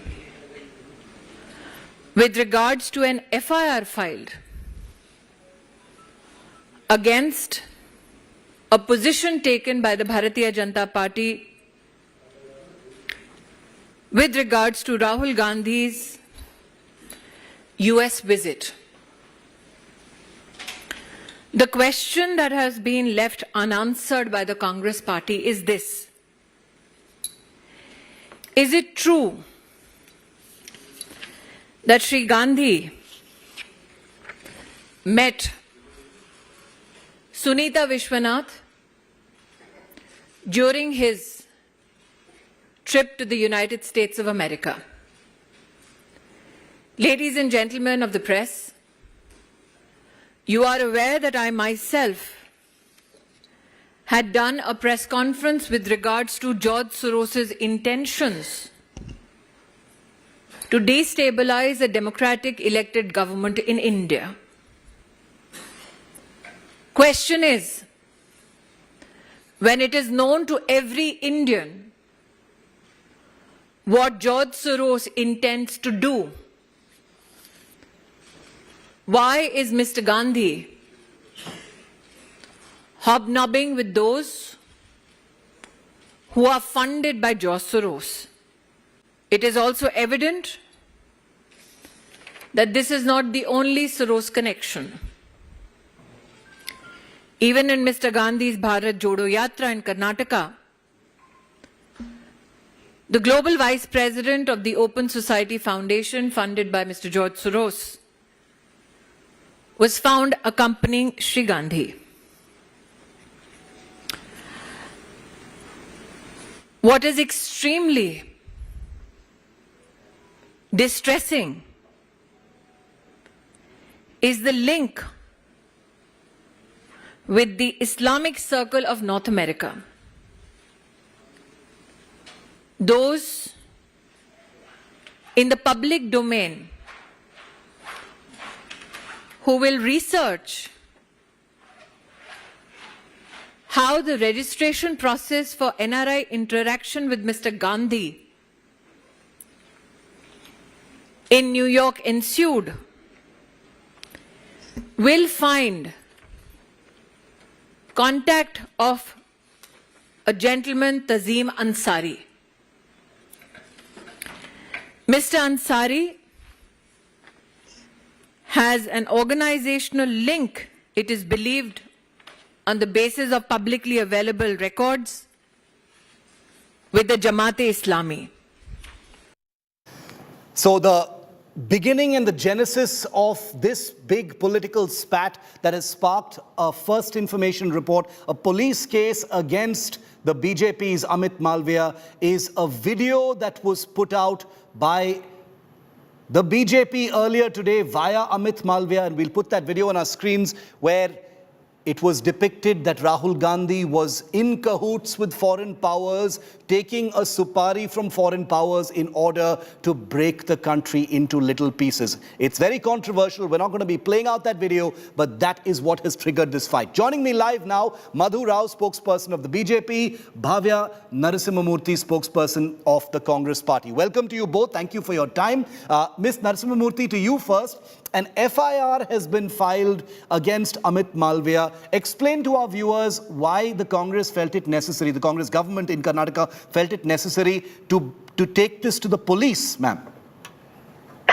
This is not new because every time Mr. Narendra Modi feels threatened by Mr. Rahul Gandhi's popularity, whether it is within India or outside, he unleashes these leaders to defame Mr. Gandhi. But there was a limit to everything. The video that Mr. Malviya has posted, it is in a very bad taste. You know, it is just a conspiracy he has cooked up and tries to spread hate among communities. And even after disqualifying Mr. Gandhi, now that he is gaining so much popularity across the world and in India through his Bharat Jodo, you know, the BJP is somewhere threatened and they're very frustrated. Okay. They're trying every way possible to defame Mr. Gandhi, starting from disqualifying him to, first they ignored him, they laughed at him, now they're fighting. I'm sure next he will win. Okay, Madhu, the Congress says this is too much. You know, you can criticize Rahul Gandhi, you can attack him, but this amounts to defamation. You have painted Rahul Gandhi as a figure who is, taking phone calls from foreign powers in order to break the country up. This is serious stuff, and this cannot be wished away by a simple cartoon. Respond to that, Madhu Rao. My dear friend, I am really confused by the Congress's attitude. I mean, they at times say it is defamation, and they go and file an FIR for under 153A for promoting enmity between different groups, and 120B of criminal conspiracy, 5052 of state, creating enmity between classes, and 34 acting in concert. I mean, for a moment, let the Congress party decide as to what the offense is. Point one. Point two, it only reminds me of, the foot soldiers prostrating before the dynast. This is an act. One. Second, I mean, let us for a moment understand what Mr. Rahul Gandhi has done. Hasn't he gone out of India and belittled India? Hasn't he gone out of India and told democracy is in danger? Hasn't he gone outside India and told, hasn't he trumpeted against India saying that so many things are wrong in India? I mean, what has, at the end of the day, Mr. Malviya has told? Malviya has stated the facts, whatever Mr. Rahul Gandhi has told. Okay, so the BJP is standing. What's wrong in that? The BJP is standing by the facts and asking, what is with promoting? How can an FIR be registered? Shiv, how can an FIR be registered? No, okay, Bhavya, defamation and libel can be understood. The BJP insinuates that. But what about these other sections, including create enmity between classes, etc.? They say these sections are laughable in the FIR. It will not stand water in the court of law. They're just insecure. If that is the case, the law will take its course. If that is nothing, if the crime doesn't come under 153A section that he's mentioning, then law will take its course. But my question is, when he is saying Rahul Gandhi is belittling India abroad, I would like to ask my friend, what is happening with those wrestlers who earned Olympic medals for us? Come on, separate debate. Bhavya, limited time is a separate debate. The same Narendra Modi who took selfies. I mean, see, this is typical Congress party. Isn't that democracy I am seriously asking the Congress party a question. One at a time. Exactly. What about Madhu, I'll come to you. Let Bhavya finish. Burning. A whole state is burning for the past many months.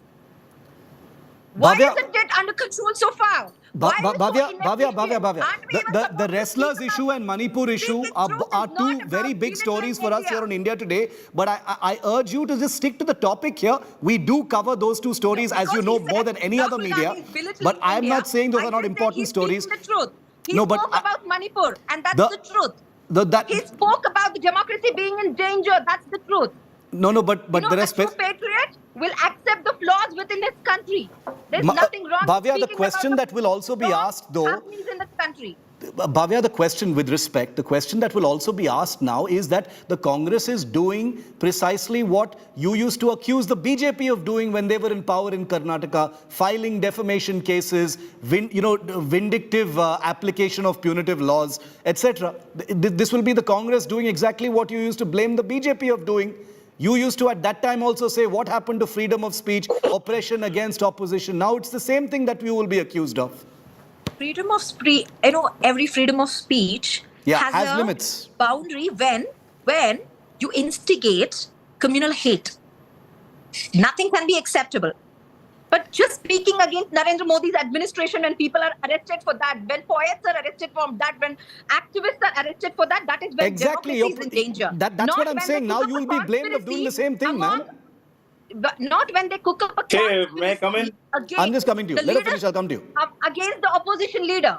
They're cooking up a conspiracy against him. Okay. That's not acceptable. If this is not true, then he'll be let go.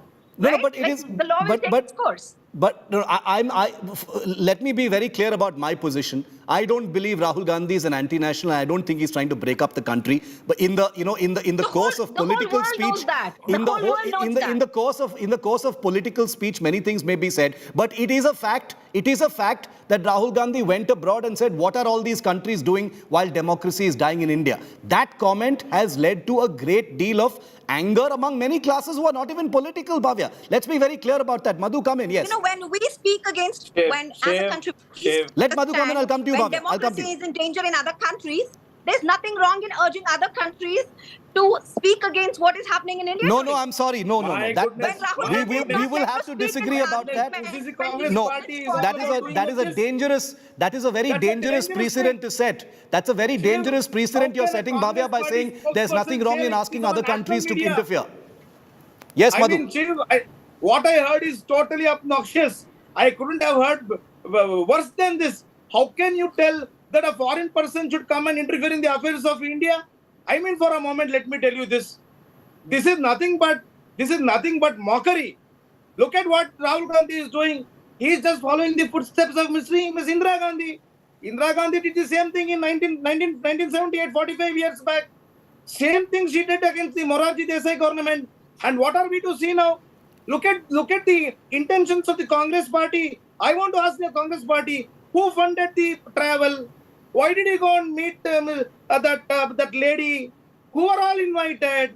That means to say, these are all orchestrated against India. Is it not a fact? I mean, let me tell you for a moment, this is nothing but... No, but this is what Bhavya is also alleging, that the BJP is trying to paint a conspiracy, Madhu. Bhavya, you want to respond to that? For a moment. What's the conspiracy all about? Isn't it a fact that Mr. Rahul Gandhi, who told it is India is union of states, did he not go outside India and told democracy is in danger? Okay. What did he tell about this? So this is a fact according to you? This is Bhavya, the fact. Minister- Whatever the I don't know. You should ask Rahul Gandhi. You as well. He was the If person you are who told supporting me Mr. Pappu Malviya, in the who cooked up a parliament. conspiracy You ask your against Pappu. the leader of I One don't second, know. one second. in Let me the just come. party. And you have all the Rahul Gandhi does not have the gumption to talk in the parliament. And Let's so just he's okay. Let's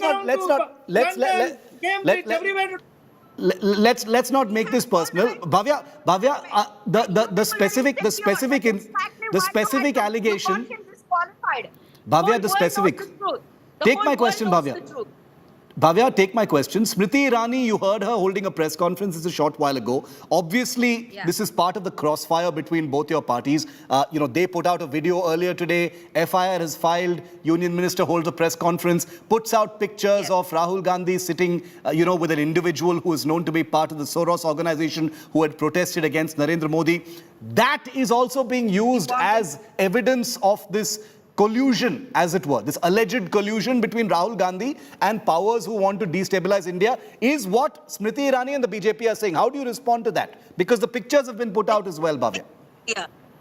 Narendra Modi is not India. Narendra Modi is a Prime Minister of India. Country is than its Prime Minister. You can always hate the one ruling your country, but you can never hate your country. Here, Ms. Smriti Irani even spoke about the Open Society representative who worked with Rahul Gandhi. They are so paranoid that Bharat Jodo was open to everyone. The whole country, anybody could come, give us support, and they worked with us. But they're so paranoid that they want to pick up, these things and cook up a conspiracy. If someone is against Narendra Modi, that doesn't mean they're against country. Okay. Why would you equate Mr. Modi with... That's not how it works. Okay, fair point. This is the notion we have to cut down. Okay. Madhu, you want to respond to that? The Congress says, so what if Rahul Gandhi is sitting with this individual? If she protested against the Prime Minister, what's wrong with that? The Prime Minister is not India, says the Congress. What can you expect from a party wherein Manmohan Singh used to shake hand with the dreaded terrorist in the Prime Minister's office? Could you expect any better thing from these people? No, absolutely not. I mean, I don't even want to respond to the Congress spokesperson who insists that a foreign power should come and interfere in the India's affairs. How nonsensical is this? I mean, ironically, I tell you something. Perhaps what Mr. Malviya has told is correct. That is what Rahul Gandhi has told. I'm completely out of time. When Obama spoke about India, Come on. Obama spoke If about Rahul Gandhi doesn't have the gumption to stand in the parliament and talk, and he has all the other Okay. to go to Okay. every other place in the world to talk against India. Bhavya and Madhu, I'm out of time. Bhavya and Madhu, I'm completely out of time. I'll have to end it here, but thank you very much for your time. Clearly, tempers are going to fly much more, considering things are getting personal and we're still 10 months away from this election. Expect much more of this. We will continue to put the spotlight on claims, bust some of the myths, and bring you a factual position on even the most personal political stories. Bhavya and Madhu, thanks for being here on 5 Live. Coming up after this very short break, I'm taking you from local Indian politics to a big world exclusive happening in Pakistan-occupied Kashmir. India Today, the only channel daring to put the spotlight on what's happening in POK. Big exclusive coming up.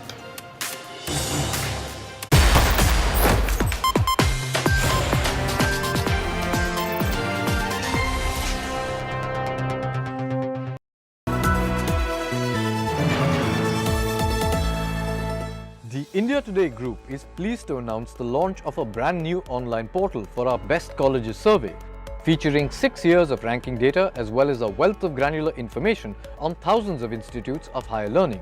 Our interactive portal offers easy access, analysis and guidance to our Best Colleges of India survey results for over 2,000 colleges across 14 streams. We invite everyone to visit our site, bestcolleges.indiatoday.in, and we wish aspiring students all the very best.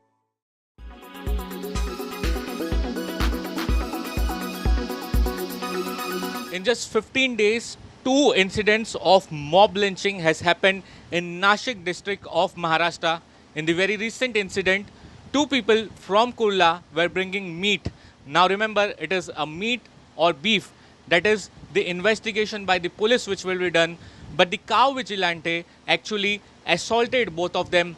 One of them has died and one of them is seriously injured. Afan Abdul Majid Ansari was 32 years old. He was killed. On 24 June, he, along with 24-year-old Nasir Sheikh, were transporting meat from Ahmednagar district of Maharashtra to Mumbai. The duo were apprehended by a group of cow vigilantes in Gambhirwadi on Gothi Sinnar Road in the Igatpuri area. Nasir से थोड़ी बात किया, वो बात करने की condition में नहीं था, फिर भी कुछ बातें उसने बताया कि मामू टोल नाके पे था, टोल नाके से निकला, ऐसा बताया उसने। पुलिस की एक गाड़ी थी, तो बोला कैसी थी, बोले वो पुलिस की नहीं थी, वो जो आरपीएफ वाले लोग लेके चलते वो गाड़ी।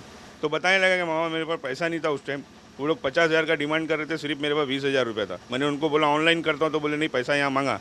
ये बात होने लगी, उतने में वो गाड़ी तोड़ने लगे, और जो आरपीएफ वाले लोग ने पकड़ के दिया था वो सिर्फ पकड़ के दिया और निकल गए, वो लोग रुके नहीं। Afan and Nasir were brutally beaten up by the group of cow vigilantes. Afan died while Nasir was admitted to hospital with critical injuries. Bajrang Dal के ये और स्वामी की छोकरी लोग है, स्वामी पूना का स्वामी है, श्री शंकर स्वामी, वो उसके ये सब काम ही है सर। पकड़ा हुए हमारे 1 साल पहले, 1 साल हो गया, वो आज तक ड्राइवर मिला नहीं है। This isn't the first such case. On 8th June, 3 men transporting cattle on a tempo were attacked. 2 days later, the body of one of them was recovered from a gorge in Ghatan Devi of Maharashtra's Igatpuri area. सब कुछ होने के बावजूद जो हमारे साथ अत्याचार हो रहा रोडों पे, जो हमारे को रुका के ड्राइवर को, खलासी को, कि हम बजरंग दल वाले हैं, पैसे की मांगनी की जा रही है। ये हमारे साथ रात को 2 बजे 3 बजे, दिन में कोई दिक्कत नहीं होती, रात में जगह जगह टोल नाके लगे हुए, टोल नाके पे बजरंग दल वाले खड़े रहते, कोई भी खड़े रहता है कि आम नागरिक भी अपने आपको बजरंग दल बोलता है सर, हमारे ट्रैवल लोग एकदम डर जाते हैं, बजरंग दल का नाम सुनते ही वहाँ उनके हाथ पाँव ठंडे होते। अरे सेठ बजरंग दल वाले खड़े, क्या करे, 5,000 मांग रहे, दो, क्या मांग रहे, 20,000 मांग रहे, दे दो। With Saurabh Bakhtania, Bureau Report, India Today.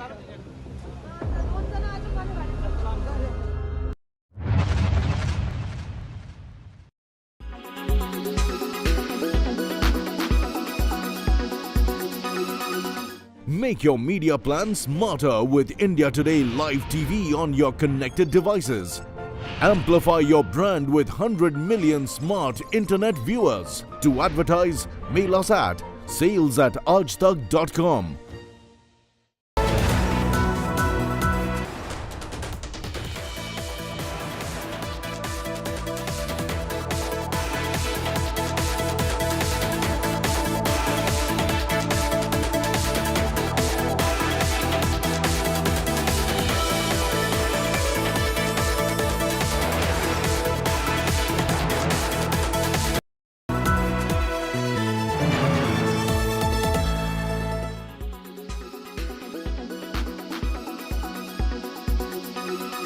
So nearly 20 years it has taken after TCS, which we had seen back in the year 2004. And, this tech major, tech behemoth has actually turned out to be a great wealth creator for investors over these last 20 years. We've seen the company as one of the best wealth creators with a market cap of nearing 12 lakh crore rupees. Help us now understand, what do you really expect from this big Tata Tech IPO that's soon expected to hit straight?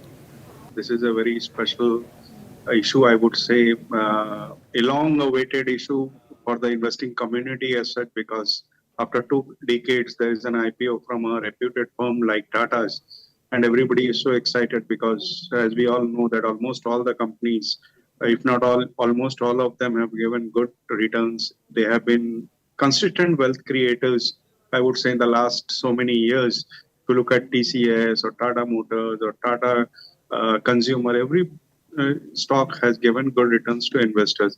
And I think this issue will be taken in a very good way by the investors at large, provided the price band, which has not been announced as yet, would be in a reasonable manner. Yes. So, Mr. Agarwal, how soon do you expect Tata Tech IPO to now hit street, and what could exactly be the size of it? If you could also give us a ballpark figure of what is your own expectation? See, as far as time horizon is concerned, I think it won't take more than 2 months to hit the market, because I think the management would also be like to be in the market in as soon as possible, I would say. And as far as the quantum of size of the IPO is concerned, see, basically they are offering 95.71 million shares, right?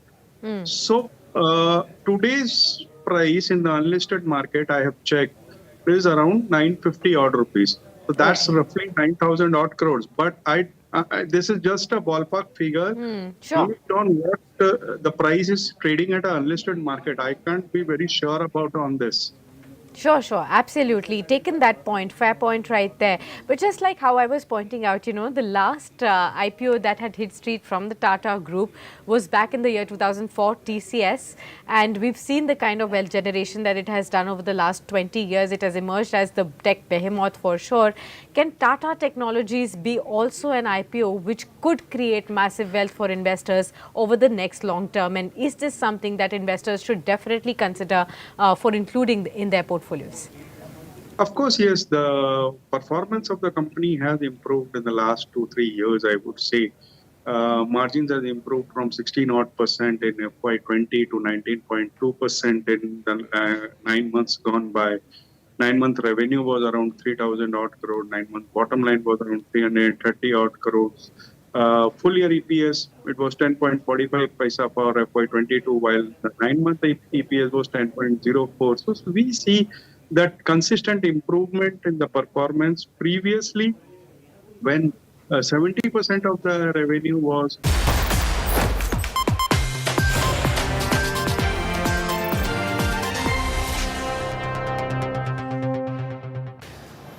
This is a big India Today world exclusive that we're bringing to you today on the crackdown on ISI terror plots and the active recruitment bid by Pakistan in Pakistan-occupied Kashmir. But it isn't just the usual kind of terror recruitment that has been reported for many years. Take a look at these details. Pakistan's intelligence agency, the ISI, has started a new maneuver in Pakistan-occupied Jammu and Kashmir. At least 150 youth from POK have been forcibly abducted from their homes, kidnapped by the ISI, and are being trained and radicalized against their will into becoming terrorists to be infiltrated into India. The Traders Association of POK has alleged that in the last 2 months, more than 150 youth have been abducted in this manner. And this is just one organization making this claim. Who knows how many more people have been abducted in this scary manner. Not just that, they've also claimed that several children, minors, are missing from madrasas in POK. Local authorities have appealed to the Pakistan Army for help and threatened to protest in view of the threats faced by common citizens in Pakistan-occupied Kashmir. This is yet another terrifying example of how the Pakistani state is spreading its terror tentacles. They've abducted youth, they've kidnapped children from madrasas, all to feed the terror machinery. जिले से 18 बच्चे इससे पहले इसी दौरान आए।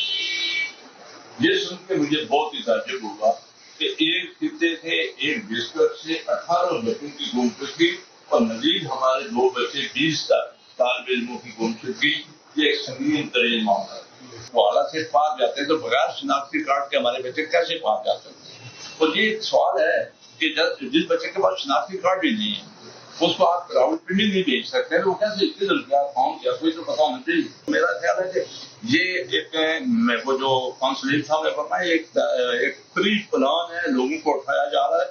अगर इसको रोकने की कोशिश ना की गई तो फिर ये काम रुकेगा नहीं।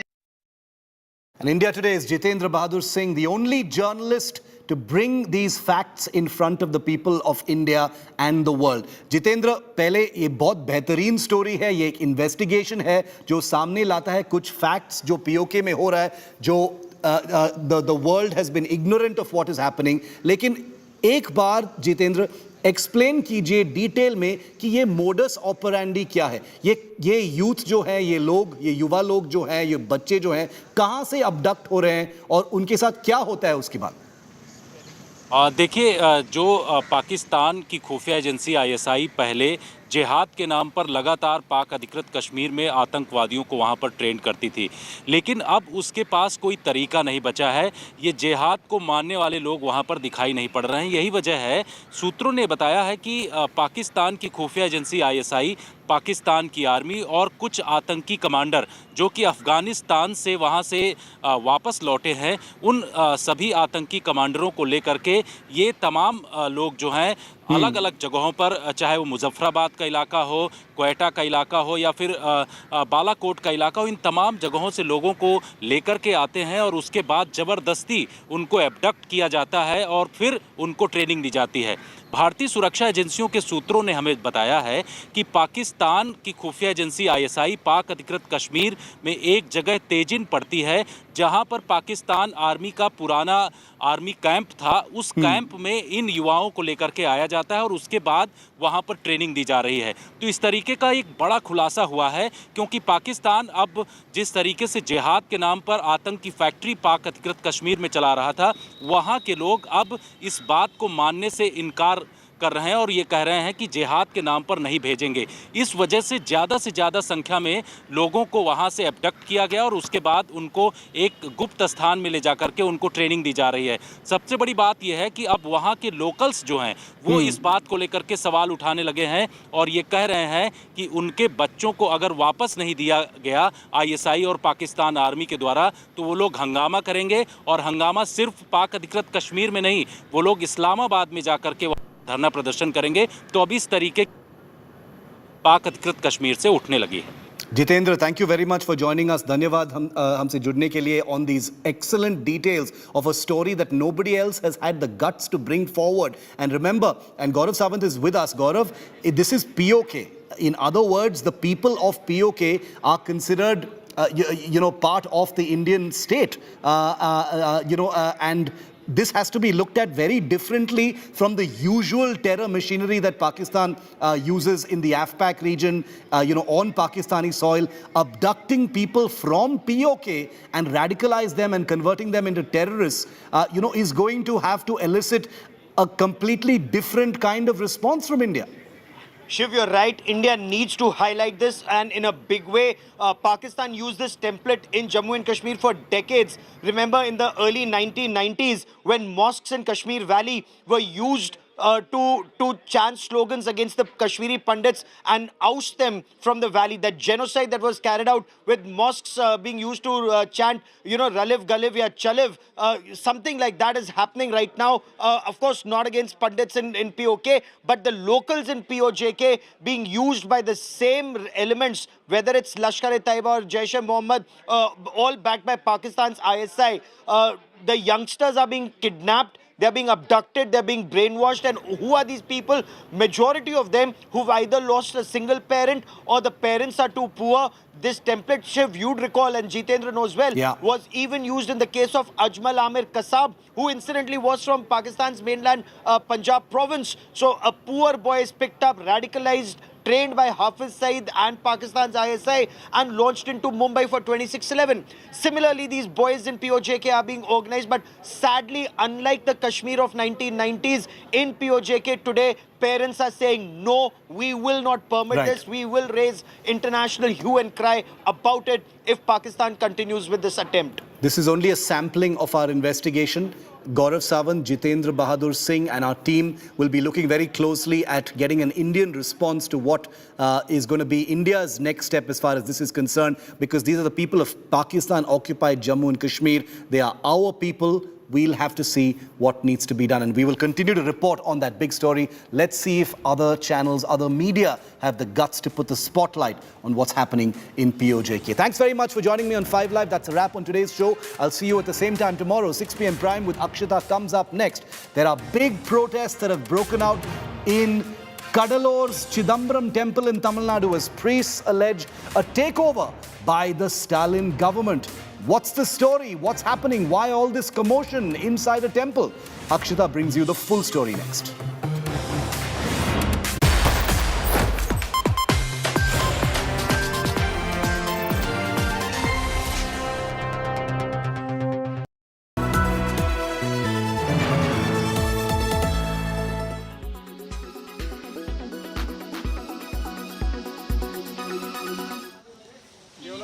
A summer crop that is the choice of millions across the country is rapidly becoming a prized delicacy.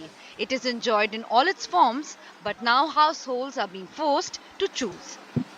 पहले जब मैं एक हफ्ते पहले लेने गई थी तो 60 रुपए किलो थे, अब कल लेने गई हूँ तो 120 रुपए किलो, और वो भी टमाटरों का आप हाल देख सकते हैं, कहीं से गले हैं, कहीं से ये वाइटिश में है. It is an annual deja vu that is hitting India's most vulnerable and the middle class. As the monsoon arrives and supplies plummet, the price of vegetables like the tomato has skyrocketed. The price of tomatoes, an indispensable part of Indian dining tables, has crossed 100 rupees per kilogram in many parts of the country over the past few days. इतनी महंगाई में क्या खाएं, क्या खरीदे, क्या बनाएं, ये समझ नहीं आई. टमाटर देख लो साथ में सामान पे, कभी 60, आज 120, कल 100. ऐसे टमाटरों के रेट ऐसे बढ़ते हैं कि कमाने वाला भी थक गया और खाने वाले भी थके जा रहे. हर चीज इतना महंगा कि बजट से 3 गुना ज्यादा. इससे कोई समझ में नहीं आता कि क्या करना है, क्या नहीं करना है. Farmers have cited production and supply shortages as major reasons behind the hike. माल कम रहने के कारण ही बाजार टाइट हुए है. उसका प्रॉब्लम है कि बारिश भी कम था, उसके कारण फसल कम था. इसके पहले 6-8 महीना टमाटर में बहुत मंदी था. लगभग ऐसा पकड़ के चलो 5 रुपए के 10 रुपए के लगभग में बाजार थे. उसके कारण लोगों ने कम किया. उसको खर्चा भी ज्यादा है टमाटर को. Experts, however, have a different view. Retail market में तकरीबन 60 रुपए से ज़्यादा प्राइस हर जगह पे है, बताया गया है कि इतना प्राइस है. लेकिन जो हॉकर्स हमारे घर के बाहर आते हैं या जिनसे हम लेते हैं, वो तकरीबन 80 और 100 रुपए का चार्ज करते हैं. इसका मतलब साफ है कि एक रिटेल माफिया जो है वो ऑपरेट करता है. जो इन्फ्लेशन हम एनकाउंटर करते हैं, जिसके ऊपर हमारा हाहाकार मचता है, वो इसलिए है क्योंकि जो हॉकर्स की जो एक रेंज बनी हुई, एक नेटवर्क बना हुआ है, वो प्राइस अपने आप फिक्स कर लेता है. Vegetable vendors claim that many consumers who would earlier buy 1 kg or more tomatoes have now switched to buying half a kilogram or fewer tomatoes. Whatever the reason, the fact remains that the increasing prices have drastically affected the kitchen budget of consumers. Bureau Report, India Today.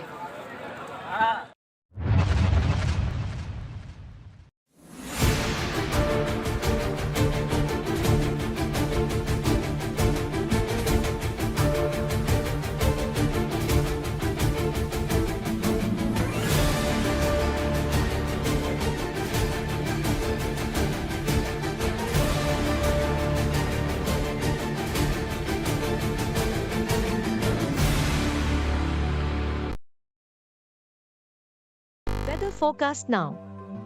Delhi, maximum 38 and minimum 28 degrees. Mumbai, maximum 29 and minimum 25 degrees. Kolkata, maximum 33 and minimum 25 degrees. Bangalore, maximum 28 and minimum 21 degrees. Chennai, maximum 36 and minimum 29 degrees. Hyderabad, maximum 31 and minimum 24 degrees.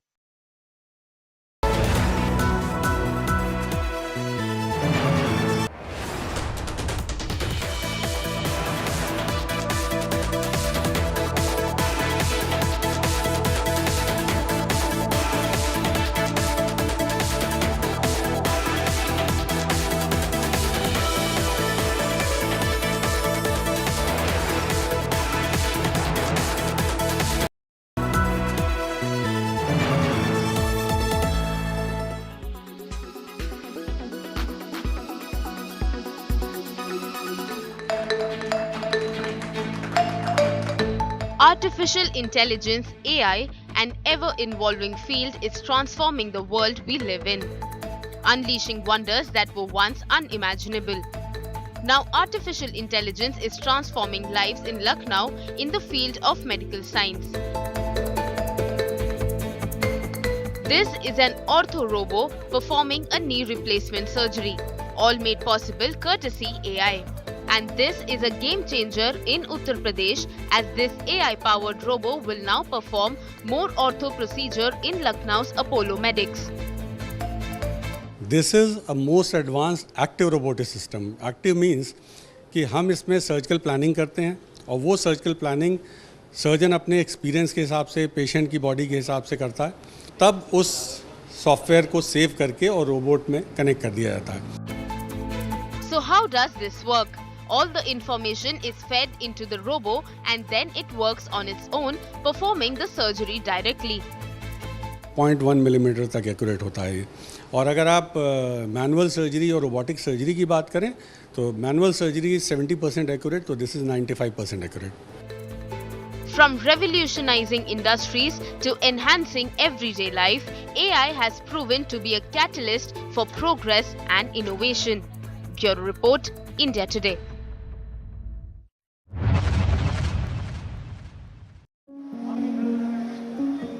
People often donate heart and eyes, but now you can also donate your skin.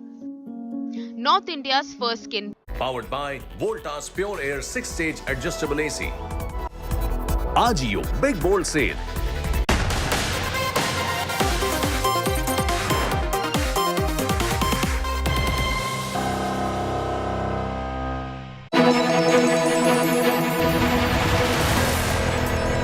Showdown over historic Tamil Nadu temple.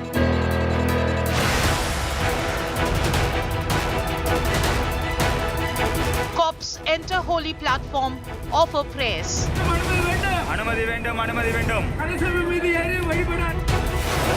Priest up in arms over forced entry.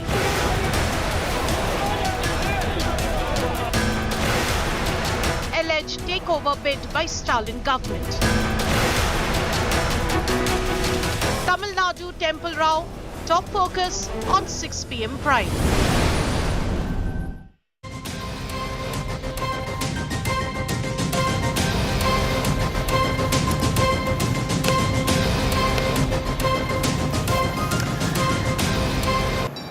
Good evening. You're watching 6 p.m. Prime here on India Today. I'm Akshata Nandagopal, and this evening we're focusing on the big controversy, the big story coming in from Tamil Nadu. It's been long brewing, the showdown between the Dikshitars, or the priests of the iconic Chidambaram Nataraj temple, and the DMK government. What's it all about? What's playing out in Tamil Nadu? We'll tell you in just a bit. Let's take a look at the headlines first. BJP IT cell chief Amit Malviya booked over animated Rahul Gandhi video. FIR filed after Karnataka Congress complained. BJP calls it political vendetta.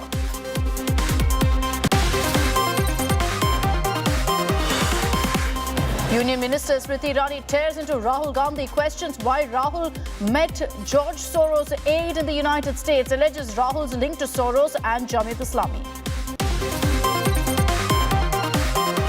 Big twist to Karnataka free beef fight after FCI stalled rice sale. Karnataka government to now offer cash instead of rice. Politics over India-US drone deal. Congress likens predator drone deal to the Rafale. Navy chief exclusively speaks to India Today.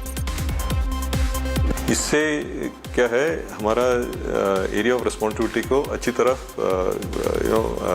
Surveillance और recognitions कर सकते हैं। नया वाला predator 9B में होगा, तो जब वो आएगा तो हमारा कैपेबिलिटी डेफिनेटली बढ़ेगा। Politics erupts over ODI World Cup. Congress up, fume over no matches in Kerala and Mohali. The BCCI VP Rajiv Shukla says ICC decides these venues. And sensational revelations on COVID origin. Researcher claims virus was made in China as a bioweapon.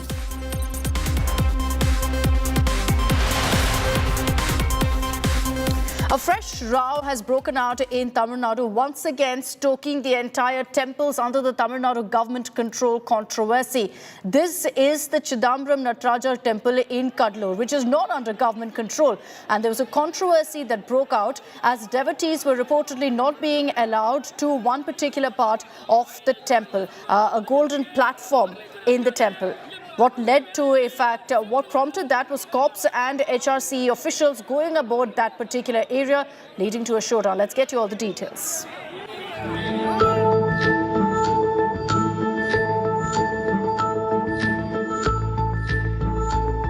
This is how cops and officials from the Tamil Nadu government stormed into the sacred Chidambaram Natarajan temple in Cuddalore. What you see on your screens is the moment officials entered the Kannaga Sabha, or the holy platform of the temple, which was closed off for devotees by the priests of the temple for 4 days. Officials entered the platform, offered prayers, and then ensured other devotees could enter amid protest by angry Dikshitars, the priests who managed the temple. The priests of the Chidambaram temple accused the officials of manhandling young boys and entering the platform.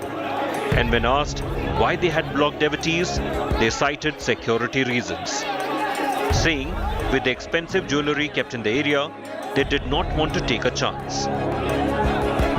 Devotees now are entering the temple's holy golden platform as Dikshitars then allowed entry. The Dikshitars claim that they are already armed with the court order that says that the governing authority of this particular temple comes under them. But the HRNC went ahead and said that such decisions cannot be taken only by the Dikshitars, and they have to discuss about it with the HRNC board, and that turned out to be a huge issue. The DMK has defended their action, assuring that the temple will very soon be brought under government control. A step they have been trying hard to accomplish but have faced legal hurdles. சட்டப்படி பக்தர்கள் சுதந்திரமாக இறை வழிபாட்டிற்கு அனைத்து உதவிகளையும் இந்து சமய அறநிலையத்துறையும் அரசும் செய்யும். இதில் யார் பெரியவர்கள் என்பது பிரச்சனை அல்ல. இறை என்பர்களுக்கு தேவையான தெய்வத்தை வழிபடுவதற்குண்டான அனைத்து ஏற்பாடுகளையும் செய்து தருவதுதான் எங்களுடைய நோக்கம். The fight quickly turned political as the BJP lashed out at the Stalin government, accusing the government of hurting Hindu sentiments. There are issues. Even the court already had ordered that the temple should be taken, can be taken by the HRNC. But let Modi consider this and bring in a uniform civil code within Hinduism. There is a very, very clear Supreme Court order that this temple should be under the Dikshitars' control. And whatever the government of Tamil Nadu doing is unconstitutional. That is what we have been saying. The DMK versus Dikshitars fight for control of the historic Chidambaram temple is turning uglier by the day. While the DMK has accused priests of mismanagement and being casteist, the Dikshitars have repeatedly fought off what they call attempts of a temple takeover by the government. With Pramod Madhav in Cuddalore, Bureau Report, India Today. Let me take this across to Pramod Madhav. He's joining us live from outside the Natarajar temple in Cuddalore, the very iconic temple in Tamil Nadu. Pramod, good evening. What's the situation currently? Have things calmed down? Because there were protests that broke out subsequently after this video came to light. Good evening, Akshita. In fact, we are inside the temple currently, and let me show you the ambience at this temple right now. This is called the temple of Thillai Nadarajar, and this temple is nearly 1,000 years old. This carries a history of the Choras, the Pandyas, and various kings. There are like different sabais here. One sabai called Kanaka Sabai is the one that is causing the issue. There is Sid Sabai. There are lingams that is made up of spardigam and ruby, and so many things are there. In fact, in Tamil it is called as Chidambaram Ragasyam, which means the secret that Chidambaram holds. Everything is inside this temple, and here we are showing you this complex currently with these thousands of pillars at this spot. And yes, there is a big issue, but the Dikshitars very clearly mentioned that they have the Supreme Court order in their hand, and for the day, devotees are allowed to climb atop the Kanaka Sabai, which is one of the 5 sabais called as the golden platform. It's nothing but a kind of like a platform like this, where people will climb atop and they will pray to Lord Nataraja, who who will be on that side, and this is where the issue came up. Here, what happened is that the Dikshitars on one end said that they decided to go ahead and do so because after 1,000 years of taking care of the temple, they knew what exactly would happen, and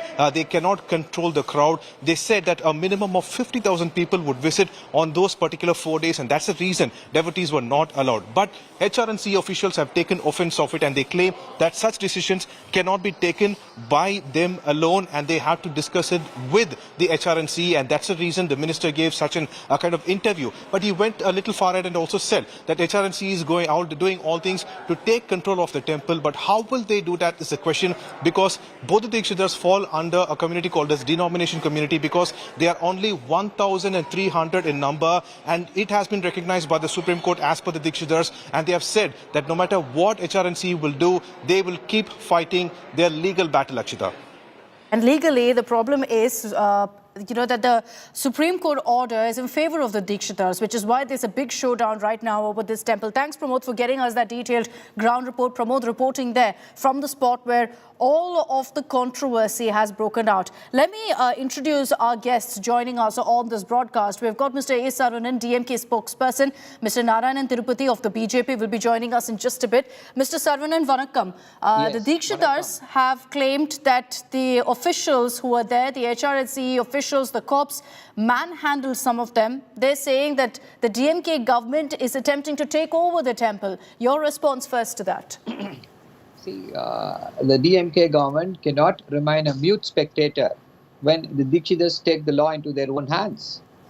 Yes, the Supreme Court has passed an order stating that the control of the temple may remain with the Dikshitars. They are free to follow their own religious practices. There is no doubt about that. But when the government is asking about the transparency in the way they manage the funds, the Dikshitars ought to give it to them, ought to give it to the government. They cite the Supreme Court order. Saravanan, they cite the Supreme Court order repeatedly to say that we are not answerable to the government like several other temples that fall under the HRNC department. See, Supreme Court did not give them the right to marry off children. The Supreme Court did not give them the right to discriminate between different castes in the Hindu religion. No, so this is why we are saying, Mr. Modi, please stop talking about uniform civil code. Please talk about uniformity within the Hindu religion. DMK is a party which is fighting for the oppressed Hindus. And what these Pudu Dikshitars are doing, they say this is off the limits for some people. People belonging to certain castes. See, one second. Actually, just a moment. Just a moment. Let me complete this. This is a phenomenon seen across the country.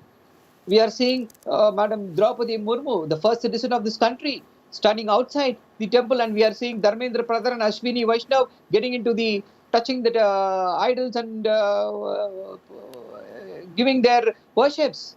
This is how people are discriminated in this country in the name of religion. This is what we are opposing, and we will not allow anybody to flout the law. Article 26, yes, gives them a right. That does not mean that they can violate Article 14, Article 15 and Article 16.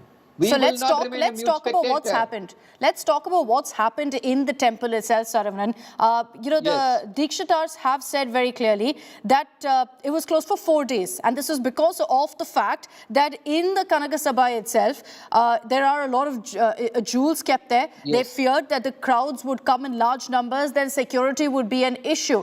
It's not a year-long thing. It's not permanent. There isn't a section of people that weren't allowed or a section of people that were allowed in the Kanaka Sabha for you to say that, there's casteism, that, Hindus are being oppressed. Yes, see, when you speak about security, when there is a huge congregation, it is not the responsibility of the Podu Dikshitars. It is the responsibility of the state government. They ought to have listened, they ought to have got the advice of the state government and how to go about it. They do not hang in. But is this the way to do it? Is this the way to do it? You know how sacred a temple is. Is this the way to do it? To have cops and everyone entering? Yeah, that is how, when you want to maintain law and order, when you want to maintain the safety, safety and the life of the priests, the life of the devotees are very important. They are more sacrosanct than anything else. Life of a Hindu, life of a citizen of this country is more sacrosanct than anybody else. Okay, you're saying or what anything action was else. taken was warranted. Narayanan Tirupati of the BJP is joining me on this broadcast. Mr. Narayanan Tirupati, Saravanan is saying this action was warranted. To speak up and stand for Hindus, we had to take this step. No, this is an unwarranted, unwanted, unnecessary, unconstitutional approach of the Tamil Nadu government and the police. The HRNC department, the government doesn't have any right to enter inside the temple, that too with a huge police force. Hundreds of policemen unnecessarily barging into the temple, creating a huge confusion, conflict, and they were trying to intimidate the Dikshitars who have the right to puja and who have the right to manage the temple. The Supreme Court's judgment is very, very clear about this temple, and in spite of that, in order to take control of the temple, the minister as well as the other officials of the Tamil Nadu government has very clearly violated, the rights of the temple and also of No, the defense, the DMK is saying, Mr. Narayanan Tirupati, that first, there are only some Hindus that are allowed up, others aren't, that these kind of practices by these Pudu Dikshitars cannot be allowed, that the government has a certain responsibility to Hindus, to the people who want to go there and pray. See, absolutely not. They are at fault. Mr. Saravanan is definitely not telling the facts. The fact of the matter is that the festival, it is there for at least 1 week's time.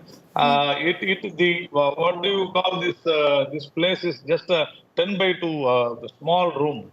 So in this place, definitely hundreds or thousands of men cannot go inside. And if they are allowed, they have to stand a very big queue. The entire Chidambaram town would have been in a very big traffic jam. So that is the reason. Then normally in all the temples, you have the main deity will stay there and only the other deity will be carried up. But in this issue, the main deity will be going throughout the town of Chidambaram, and the entire main deity has got several lakhs worth of jewels wearing in it. So for security reasons, they don't allow anyone. So it wasn't discrimination. You're saying it wasn't discrimination. Saravanan, I want your response to the question that the BJP is posing. They're alleging that, there's an attempt by the government to take over this temple. Mr. Shekhar Babu today also said that we'll do everything we need to ensure we take over this temple. Is that fair, considering that the Supreme Court has very clearly said it belongs to these and will be run by these Dikshitars? Yeah, see, the Supreme Court may have stated that this temple belongs, it does not say it belongs. They'll be maintained by this Pudu Dikshitars. It was built by Chola kings. And these Dikshitars came there, and the Chola kings have said, okay, please take care of the temple. They are there to maintain the temple, pure and simple. But that's what they're doing. That's what they're doing. And don't you think, Saravanan, for all the Hindus who are right now objecting, saying that it's not okay, we feel offended, our sentiments are hurt when cops have entered, these sacred parts of the temple in this manner. What's your message to them? They say, why couldn't there have been dialogue? Why couldn't this have been resolved with talk, with conversation, rather than doing it in this manner? See, the Dikshitars are not reasonable. There were cases earlier, not at this instance. Earlier, there were cases filed against the Dikshitars under the SC/ST Act because they discriminated. So it is not the first time this has happened. And when it comes to law and order, it is the duty of the state government. The simple question is this: when they anticipate so many people, so much of people there, why they have not intimated? Why they have not sought the assistance of the local police authorities? So who has started this controversy? It is not the DMK. See, that's what I'm saying. The life of any Hindu, the safety of any Hindu who is visiting the temple is as sacrosanct, is as valuable as anything else. Okay, all right. So you're saying that you will continue very clearly to take these steps to ensure that every Hindu has a right to pray. That's the message from the DMK right now. But thanks very much, Saravanan and Narayanan Tirupati, for joining us on this broadcast. This is clearly a controversy that will continue to snowball. It's not ending anytime now because the government has made it amply clear in Tamil Nadu that they want to take control of this particular temple as well. So it means that the Dikshitars will continue their fight against the government. I'm slipping into a very short break here on 6 p.m. Prime. Coming up on the other side, we're putting the focus on Mumbai. An orange alert has been issued for heavy to very heavy rains. All through the day, rains have poured down in Mumbai. In the next 3 to 4 days, it's going to continue to rain.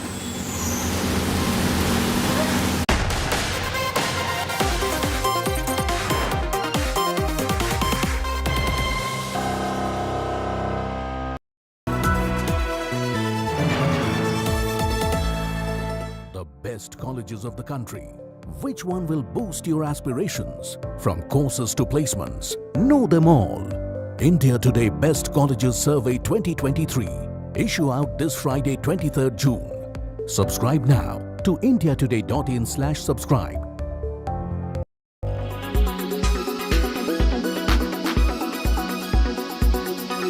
The mega merger of HDFC and HDFC Bank will be effective from the 1st of July. According to Deepak Parekh, chairman of the Housing Finance Company, boards of both the companies will hold separate meetings on Friday after office hours to approve the effective date of the merger. He added that HDFC shares would be delisted from the exchanges on 13th of July. As per the share swap ratio, HDFC shareholders will get 42 shares of HDFC Bank for every 25 shares held. And India is doing extremely well. It's the bright spot in the world. It's the brightest spot in the world. Our GDP growth rate is likely to be twice the global average. 7.2%, which will be twice the global average. So we are confident that our business, now that it goes to the bank, each and every branch of the bank will start selling mortgages, which were not doing prior to this, and so the reach to individuals across urban, semi-urban areas where the branches, HDFC Bank branches are, will start marketing and dispersing mortgage loans. So we expect the growth to increase as there is a huge demand. That the bank has something like 70 million customers. And out of the 70 million customers, just about 2% of them have taken housing loans from HDFC. Just 2%. And about 5% have taken loans from other banks. So look at the ability in terms of being able to cross-sell housing loans to this massive customer base who have not taken housing loans. Also, the average age of a first-time home buyer in India is about 37-38 years. And if you look at the demographic trend, 65% of India's population is below 35 years.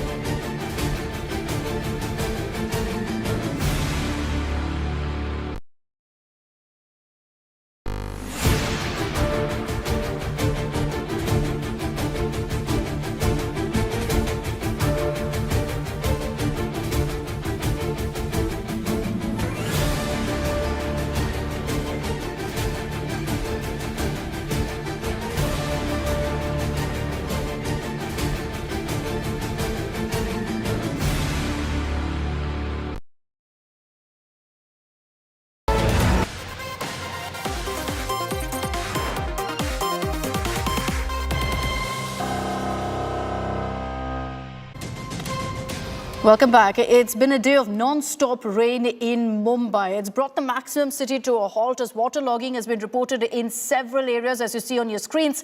The Met Department now has warned that the rains will continue for the next 4 to 5 days, which is extremely concerning. An orange alert has also been issued. Let me quickly take this across to our reporters, Mustafa Sheikh and Saurabh Vakhtania, joining us live from Mumbai. Mustafa, to you first. Good evening. Tell me, what's the situation currently in the city? Good evening, Akshita. As of now, the rains have stopped at several parts. But since morning, if you take out about 8:30 a.m. to 2:30 p.m., there was about 100 mm rainfall in Daisar and Bayandar areas, which is Mumbai and nearby Mumbai area. Now the rains have stopped, but the BMC and other agencies are preparing that there can be heavy rains in the coming few days, and they are taking measures likely. It's been also advised to people to venture out only if necessary and go through the routes to say what changes can happen. Yes. There's going to be more rain in the next few days. Saurabh, is the city prepared for another 4 to 5 days of similar level of rainfall, of 4 to 5 days of rain? Well, actually, let me tell you that no pre-monsoon work is done clearly. The city is still in this state of apathy because even today, 2 people have lost their life in Goregaon and Malad. 38-year-old, 32-year-old people, men have lost their life after a tree fell on them. And not just in Mumbai, but in Thane, Nai Mumbai and other parts of the city, we clearly saw that how waterlogging have taken place, and over the past, no lessons learned. And therefore, again, this year now, the Shiv Sena in the opposition are targeting the government of BJP and Shinde that how only 100 mm of rain and waterlogging is taking place. Earlier, during 200 and 300 mm of rain, waterlogging used to take place. But now, just with 100 mm of rain, Mumbai city and other outskirts are getting flooded. Okay, we'll keep tracking the situation closely and alert all of you Mumbaikars watching this broadcast on what's the situation. Thanks, Saurabh and Mustafa, for getting us those updates. That's all we have time for in this edition of 6 p.m. Prime. Thanks for tuning in. Coming up on the other side is a sports special with Nikhil Nas.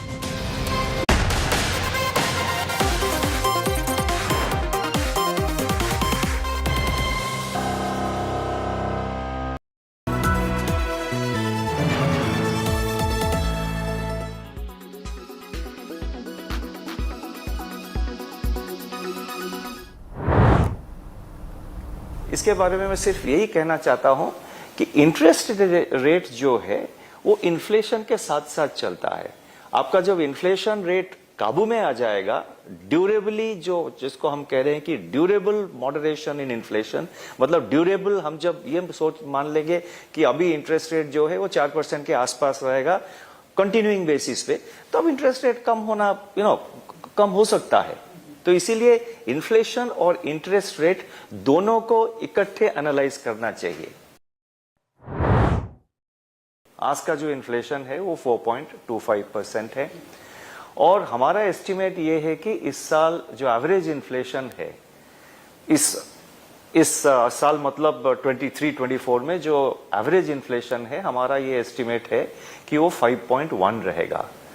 तो इसीलिए inflation तो कम हुआ है। Inflation expectation जिसको कहते हैं consumers का और बिजनेसेस का, वो इन्फ्लेशन एक्सपेक्टेशन भी कम हो रहा है। इस साल का एवरेज 5.1, आगे जाके वो 5.1 को 4% तक लाने के लिए हम कोशिश करते रहेंगे। पिछले मॉनेटरी पॉलिसी के टाइम में तो मैंने कहा था 1,80,000, लेकिन वो स्टेडीली वापस आ रहे हैं नोट और 2/3 से ऊपर अभी हो गया है। हमने ये कहा था कि 3,62,000 3.62 लाख करोड़ 3,62,000 करोड़ 3,62,000 करोड़ रुपया 3,62 करोड़ रुपया 2,000 रुपया नोट सर्कुलेशन में था पिछले साल मार्च में। मॉनेटरी पॉलिसी में मैंने कहा कि 1,80,000 करोड़ के आसपास मैंने कहा था, वो वापस आ गया है। अभी जो है 2/3 मतलब अब आंकड़े लगा सकते हैं, उसके ऊपर उसको क्रॉस कर गया है। 2/3 अभी आ गए वापस। एक चीज मैं आपको बहुत साफ कह सकता हूं कि जो 2,000 रुपया का जो नोट अभी वापस ले रहे हैं, उसका इकोनॉमी के ऊपर कोई नेगेटिव इफेक्ट नहीं आएगा। चैलेंज ये रहेगा 2 या 3 चैलेंज। एक तो है इंटरनेशनल अनसर्टेनिटी, जो वॉर के कारण जो अनसर्टेनिटी, मतलब इंटरनेशनली जो अभी अनसर्टेनिटी है, जियोपॉलिटिकल टेंशन जो कह रहे हैं जिसको, वो तो अभी कंटिन्यू कर रहा है, वो खत्म नहीं हुआ। उसका क्या फॉल आउट होगा, क्या स्पिल ओवर होगा बाकी देशों को, वो तो सिर्फ समय पे पता चलेगा कैसा वो इवॉल्व हो रहा है। बाकी जो अनसर्टेनिटी है वो एक तो है नॉर्मल मॉनसून है, लेकिन एक एल नीनो सिंड्रोम का जो है फोरकास्ट भी है। वो कितने हद तक एल नीनो सीवियर होता है उसको देखना पड़ेगा। और मेनली वेदर रिलेटेड इवेंट्स जिसका कि असर हमेशा वेजिटेबल प्राइसेस के ऊपर बहुत रहता है। तो ये सारे अनसर्टेनिटीज है और उसके साथ हमको डील करना पड़ेगा।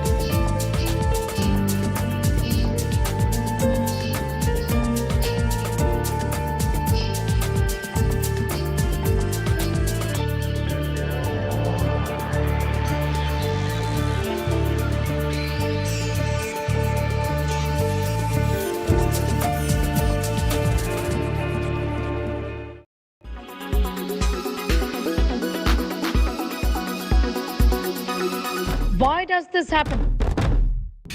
Let me tell you the science behind it.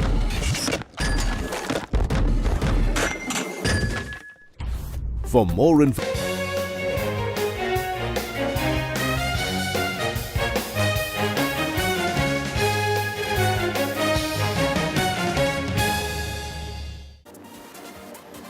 Hello and welcome to our special broadcast where we're building up for the biggest prize in cricket, the Cricket World Cup, which is still about 3.5 months away. But ever since the World Cup schedule was announced a little more than 24 hours ago, the biggest talking point has been 15th of October, because that is going to be the day where India and Pakistan play. That game is scheduled to be played in Ahmedabad, and if you were to try to look for hotels in Ahmedabad, there's a good chance you won't find any. Even if you do, you're going to find it at 5x the cost. That's how much the demand is there for that India-Pakistan game. But, and there's a big but, that match is in danger. There is a possibility that match might not take place because Pakistan had expressed reservation about playing in Ahmedabad. That request has been turned down by the International Cricket Council. In fact, there were 3 different demands that Pakistan had made, and let's run you through all 3 of them. One of the requests that PCB made to ICC was that change the venue of the Pakistan game, as I just mentioned. They wanted that particular change because they wanted, that is request number 1, that they wanted change of venue for the Pakistan game. First request, that game was to be played in Ahmedabad. That particular request has been rejected. So that's the first request that they made. They made another request, that is request number 2, and that was pertaining to the Afghanistan game, which was to be played in Chennai, and Pakistan said that because those conditions are very spin friendly, so they would want to play Afghanistan in a different venue. That is another request that was rejected. So 2 requests there that I've just listed out, both of them rejected. However, there was one other request that the Pakistan Cricket Board had made, that they did not want to play any match in Mumbai. As you see, that is request number 3, and the reason that they had given behind that was because of security concerns. Remember, Pakistan has had trouble in the past playing in Mumbai. There was that infamous incident where the Shiv Sainiks had dug up the pitch at the Wankhede Stadium. Keeping that in mind and keeping the history in mind and the security threat in mind, the ICC has accepted that request, which is why Pakistan will not play their semi-final in Mumbai. If Pakistan were to qualify, they will get the other semi-final that is to be played in Kolkata. So the 3 different conditions that Pakistan had put in front of the International Cricket Council 2 were rejected, 1 has been accepted. One of those requests is our focus in this particular broadcast, because we are talking about Pakistan not wanting to play India in Ahmedabad. There has been a lot of to and fro in this regard. We've heard from a few Pakistan legends as well. In Wasim Akram, Shahid Afridi also came out and spoke about it. Let's take a closer look at this entire story. Also, let's take a look at what the history says. Has there been past precedent where teams have been allowed to pull out? And if they did pull out, what were the repercussions? Here's a detailed package on that.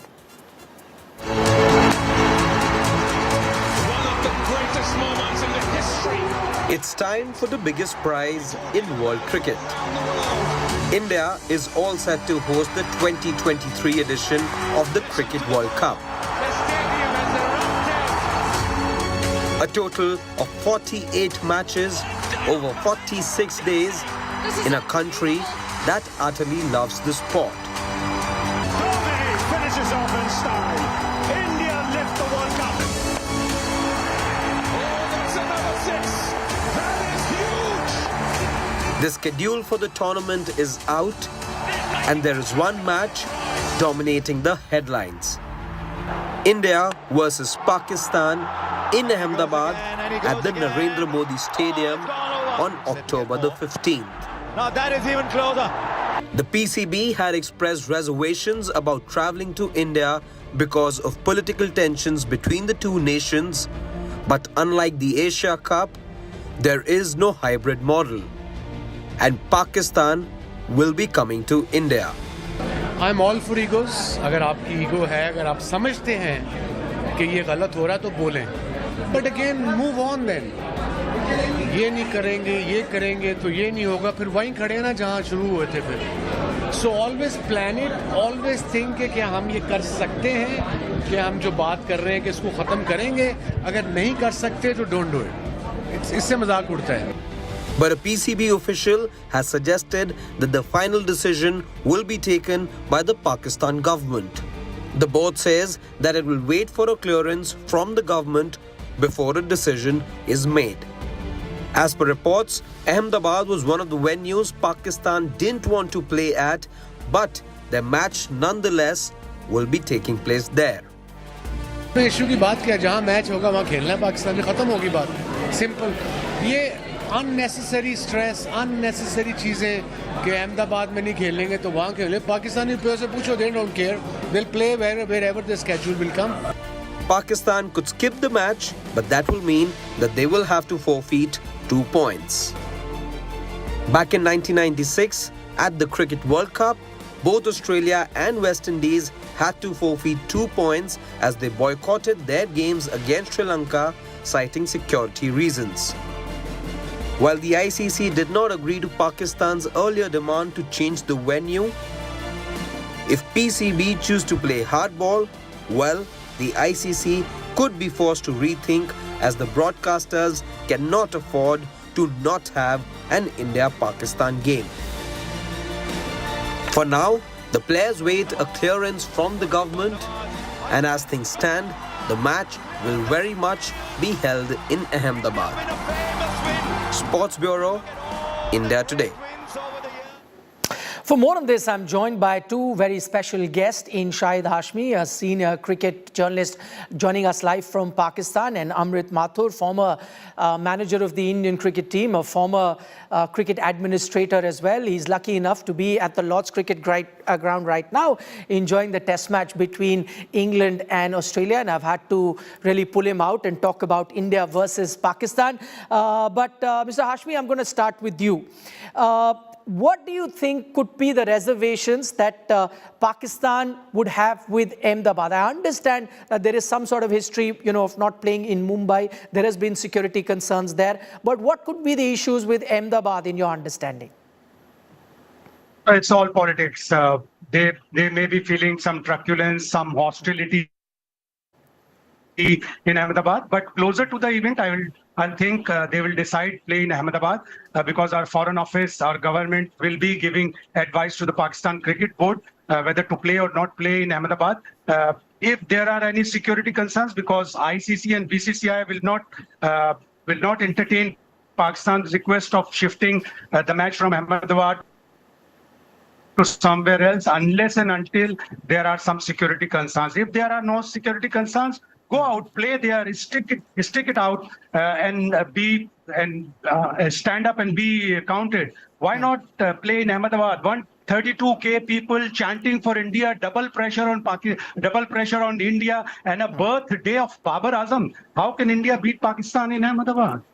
Okay, that's a very positive spin to that. I hope the decision makers in PCB can also look at it this way. But Mr. Mathur, to you, what do you think? Firstly, whose prerogative is it? Can BCCI put its foot down, saying no, we want it in Ahmedabad? Can the ICC is the final say with the ICC, because BCCI is of course the home board?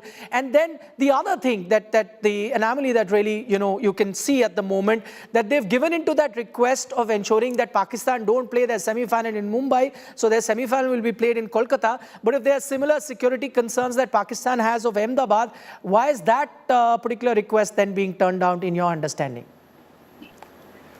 I think, Nikhil, you must be clear that the World Cup is an ICC property, is their event. They decide. What India has got is only the staging rights to organizing the matches. So it's an ICC decision where to hold matches, when to schedule a match, whether it's Ahmedabad or somewhere else. Obviously, the suggestions of the BCCI do make a difference, but the decision ultimately lies with the ICC, which own the property. They own the commercial rights, they operate the games. Technically, they're responsible for the conduct. The only thing the BCCI does is to provide venues. They get a share of ticket revenue. They get some money for staging each game. So basically, it's the ICC which takes a call. And I'm sure when they decide on venues and schedules, they do take into consideration issues like security going by the past. But from a cricket perspective, from a BCCI perspective, it makes sense to play in Ahmedabad. It's the biggest game of the tournament. It's the best venue India has. So why not put it up on the biggest stage that we have in the country? So it will be a great occasion. And as Wasim Akram and others have said, it doesn't really matter where you play. The players couldn't be bothered. It's a big game and they would love to play on the biggest stage possible. Well, you absolutely put it very well. Look at it from BCCI's point of view. And in fact, Mr. Hashmi also mentioned that it is the biggest game. We already know the demand for hotels has gone up. There'll be a huge demand for tickets.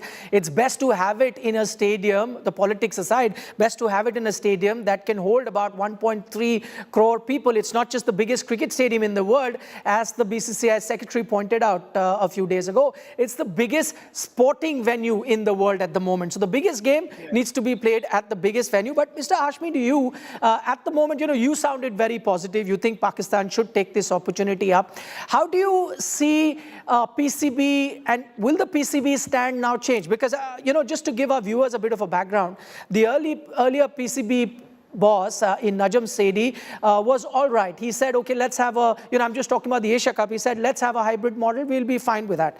Zaka Ashraf is expected to take over now. He's had a more hardline stand. He said that I wouldn't have even been happy with a hybrid model. Do you see, if Zaka Ashraf was to take over PCB as expected, would the PCB then under him be okay to play in Ahmedabad? Would they then give in to the demands, or do you think they'll take a more hard stand on it?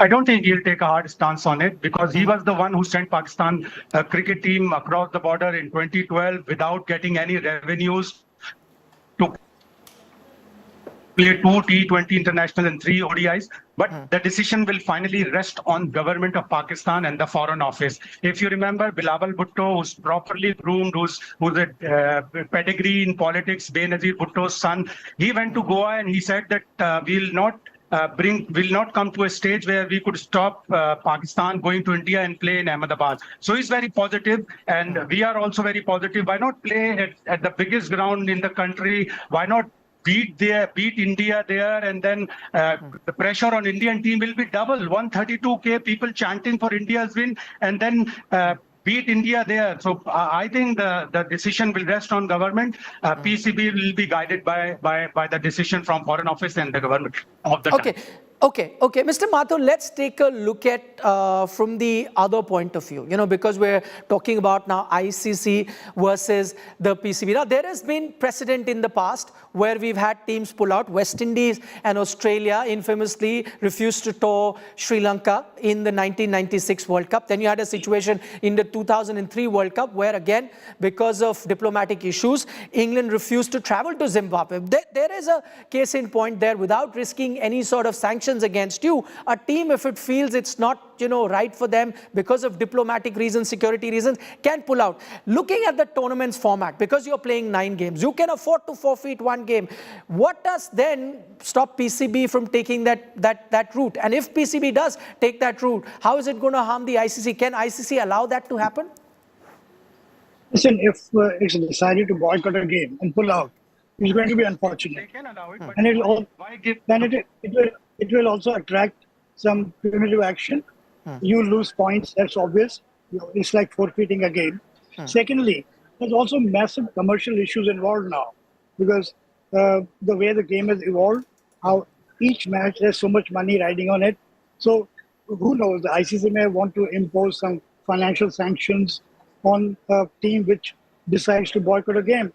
So I think PCB will take a very considered decision about playing, not playing. And I'm sure ultimately it's the cricket matters which will decide, and not other extremist factors. Mr. Hashmi, let me take that question to you, because we heard from Wasim Akram. He said, you know what, having ego is all right if you want to, but stick to a stand. Don't keep, doing flip-flop. That's what he said. I'm saying from Pakistan's point of view, let's say if there is a genuine threat, if they decide to forfeit, wouldn't ICC then be forced to change the venue? Because the one party that has most to lose would be the ICC, because in terms of broadcast rights, everything is riding on an India-Pakistan game. If Pakistan decides to forfeit 2 points and try and make up in the rest of the points, but that money loss is going to be ICC's, not PCB. Why can Pakistan then look at that angle as well, in case they feel, yes, there is a security threat and ICC is not ready to change the venue? There are multiple factors. The biggest one is revenue generation. If you don't play India, then a lot of money will be lost. And it's a cutthroat event. You can't afford to forfeit 2 points but PCB for does one not match. lose that money. There is no ICC guarantee loses that money. Yeah, ICC will lose that money, but Pakistan will lose 2 crucial points. And as I'm saying that it's a cutthroat event, you cannot guarantee beating Scotland, you cannot guarantee beating Sri Lanka or West Indies, who will be qualifying for the event. So it's a cutthroat event. Last event in 2019, Pakistan lost to West Indies and could never recover. They could not qualify for the semi-finals. So don't do this, don't forfeit, just genuine threat, shift the venue from Ahmedabad to somewhere else. We have a precedence in 2016. Dharamshala was supposed to host Pakistan-India game, and then it was switched to Kolkata on genuine threats only. So my advice, my take will be to go and play in Ahmedabad until and unless there are genuine security threats.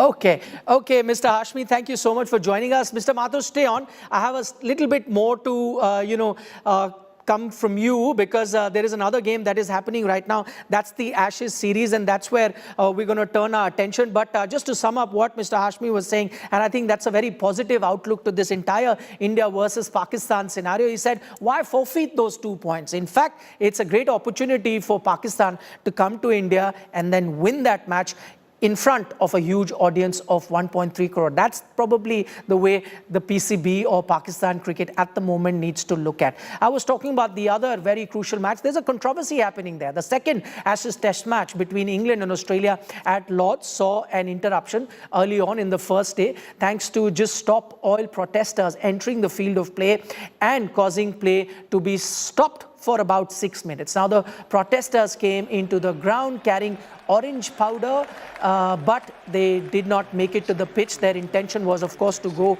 onto the playing area and ensure that the play does not carry on. But one of the 2 protesters was stopped at the perimeter of the ground by Ben Stokes and David Warner before security intervened. The other protester was literally carried off the field by England wicketkeeper Johnny Bairstow before being whisked away by the police officers. The ground staff staff cleaned up the powder paint that fell on the outfield, whereas Bairstow had to go and change the whites that had been stained. The police later released a statement which confirmed that 3 protesters, including one who did not make it into the ground, were arrested. Mr. Amrit Mathur is there. You had a bird's eye view sitting from that press box, seeing this entire fiasco that happened. 2 things that really stand out. You know, it is a security breach. How were these protesters really allowed to come into the field of play? And do you foresee anything that could happen going on in the test match? Or do you reckon now, you know, the worst is behind the organizers and they'll ensure that nothing more happens going forward in these 4 days of the test match? Well, I think it was unprecedented and very surprising that this happened, because there are very strict rules about any person getting onto the field of play. Charges can be, you know, sort of levied against those people offending and violating this rule. So, and they are very sort of prepared and understanding about the issues of play being stopped or play being, suspended for this. But I think the action was prompt. The people who came into the field were taken away. And I think it's a stray incident. We should not look too much into it. Right. Mr. Mathur, thank you so much for joining us live from the Lord's Cricket Ground, giving us that perspective of what really happened. A big security breach there. Unprecedented is the word that he used, because at Lord's, it's the home of cricket. You usually have great security around. Yet, you had 3 protesters break that security barrier and come into the field of play. But as I said, the worst probably is behind the organizers. From here on, you can expect 4 days of full action of Test cricket. I'm afraid that's all the time that we have on this broadcast. Thanks so much for watching.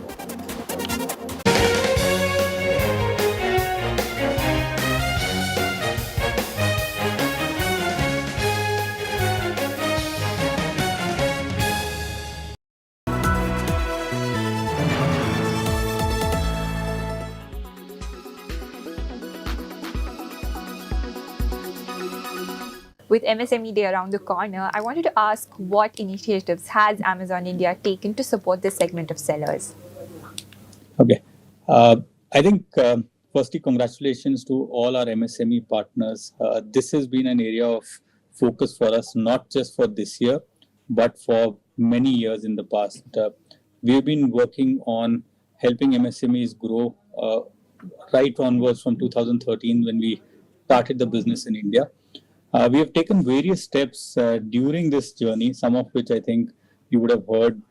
We helped sellers through something called Seller Flex, where they could put their inventory in their own warehouse to be available to customers across India for sale.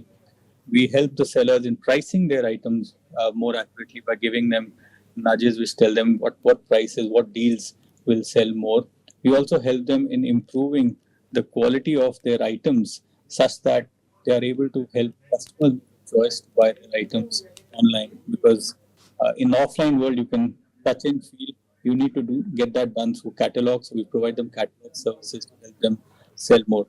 All through, our focus has been, we take feedback from the sellers, understand what gaps we have, and then diligently work in resolving those through a focused effort. So these are some of the things we have done in the past. Most recently, we heard from our selling partners that sometimes it's challenging to start their selling journey on Amazon. So they are doing a big business offline, but they want to get online. So we have launched what is called Self-Service Registration 2.0. This is a unique set of unique new innovation, which allows selling partners to start their selling journey on Amazon in just a couple of clicks. What used to take, say, 8 to 10 clicks earlier, a lot of data filling. Now they just need to fill in a couple of things, which is their GST number and the OTP on that. And Amazon helps in filling in all the rest of the details by pinging the data to the government websites and helping them start their journey. We also take from them details of their bank account to just make sure this provides them confidence that the bank account is listed to their current GST itself. So it cannot be that somebody else used their GST and got the list, started the business, and they got a wrong sort of tax claim out of it. So this is one of the latest things that we have done. We are also launching or in the process of launching a new seller support center. Some of the initial stuff on that we launched a couple of months back. and this is to basically get a new seller on Amazon to start getting more successful. It's a very complex world. Like if you look at offline trade, we have seen it for hundreds of years. Everyone has developed expertise. You know how to sell a particular item. You know, if you want to sell a ketchup, what do you need to tell the customer? You know, if you have to sell a fruit, what do you need to tell the customer? But online selling is relatively new. So when a seller comes on board, they don't know what hit them. How do you make a customer make a choice through a screen, either on their phone or on the laptop, to buy an item of, say, 500 or 1,000 or maybe even 50,000, like a smartphone? So our new Seller Success Center basically helps sellers in this journey by telling them step by step what should they do to be a successful online seller.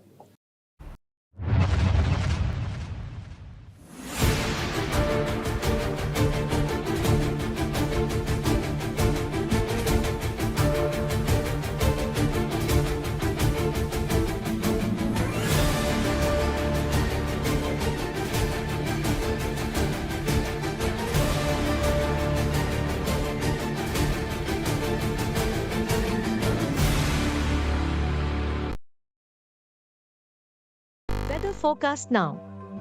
Delhi, maximum 38 and minimum 28 degrees.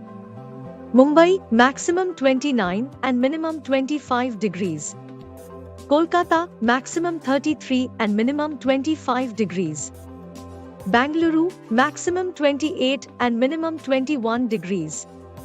Chennai, maximum 36 and minimum 29 degrees. Hyderabad, maximum 31 and minimum 24 degrees.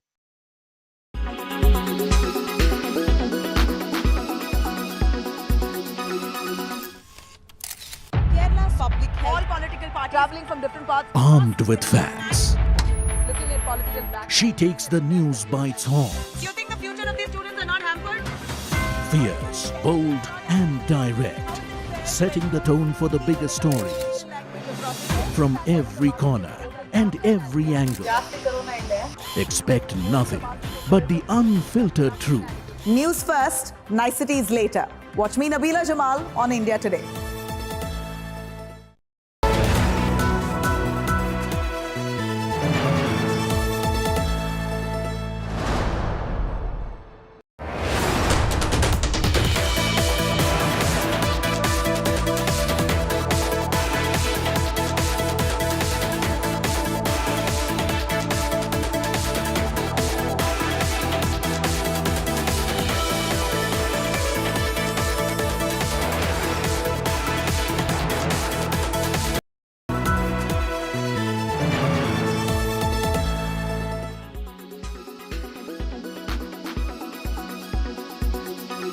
Despite the recent rally, but returns have been sort of lukewarm for Indian equity investors, 10-11% kind of return over a 2-year period, which is a bit subpar. So are you confident that the next couple of years will make up for what has been a fairly pedestrian run for the last 24 months? And actually, the returns that you've seen in Indian equity markets and in Indian small cap and mid caps have been about one of the best in the world at this point of time in the last 24 months. So while it may appear that the returns have been modest, I would say it is one of the best returns that you've got anywhere in the world.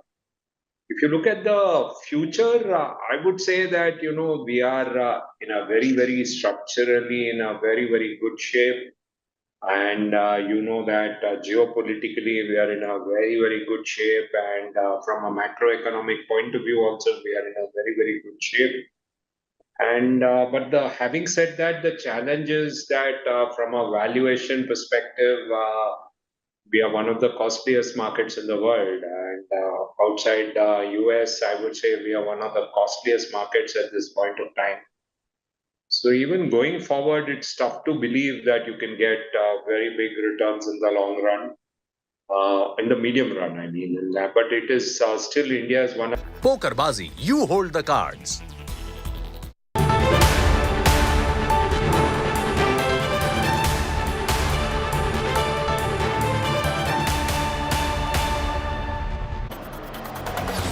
Good Good evening, you're watching Mission 2024. I'm Preeti Chaudhary. What is the Congress's game plan as it goes towards its own Mission 2024? Does the Congress finally have a poll plan in place, especially where state elections in the winters are coming up? Well, we're going to get you the inside scoop on that. Let me first take you through the headlines. BJP IT cell chief Amit Malviya booked over animated Rahul Gandhi video. FIR filed after Karnataka Congress complaint. BJP calls it vendetta. Union Minister Smriti Irani tears into Rahul Gandhi, questions why Rahul met George Soros' aide in the United States. Alleges Rahul linked to Soros and Jamaat Islami. Big twist to Karnataka freebies fight after FCI stalls rice sale. Karnataka government to now offer cash instead of rice to BPL cardholders. Protest at Kadalore's Chidambaram temple as priests allege takeover bid by Stalin government. Cops enter sanctum of Natara temple. Priests say cops manhandled them. A big political war over India's US drone deal. Congress Lincoln's Predator drone deal to Rafale. Navy chief speaks to India today on drones and its features. से क्या है हमारा area of responsibility को अच्छी तरह surveillance और recognitions कर सकते हैं. नया वाला प्रेडेटर 9B में होगा तो जब वो आएगा तो हमारा कैपेबिलिटी डेफिनेटली बढ़ेगा. Politics erupts over ODI World Cup. Congress Aam Aadmi Party fume over no matches in Kerala and Mohali. BCCI VP Rajiv Shukla says ICC decides venues for World Cup.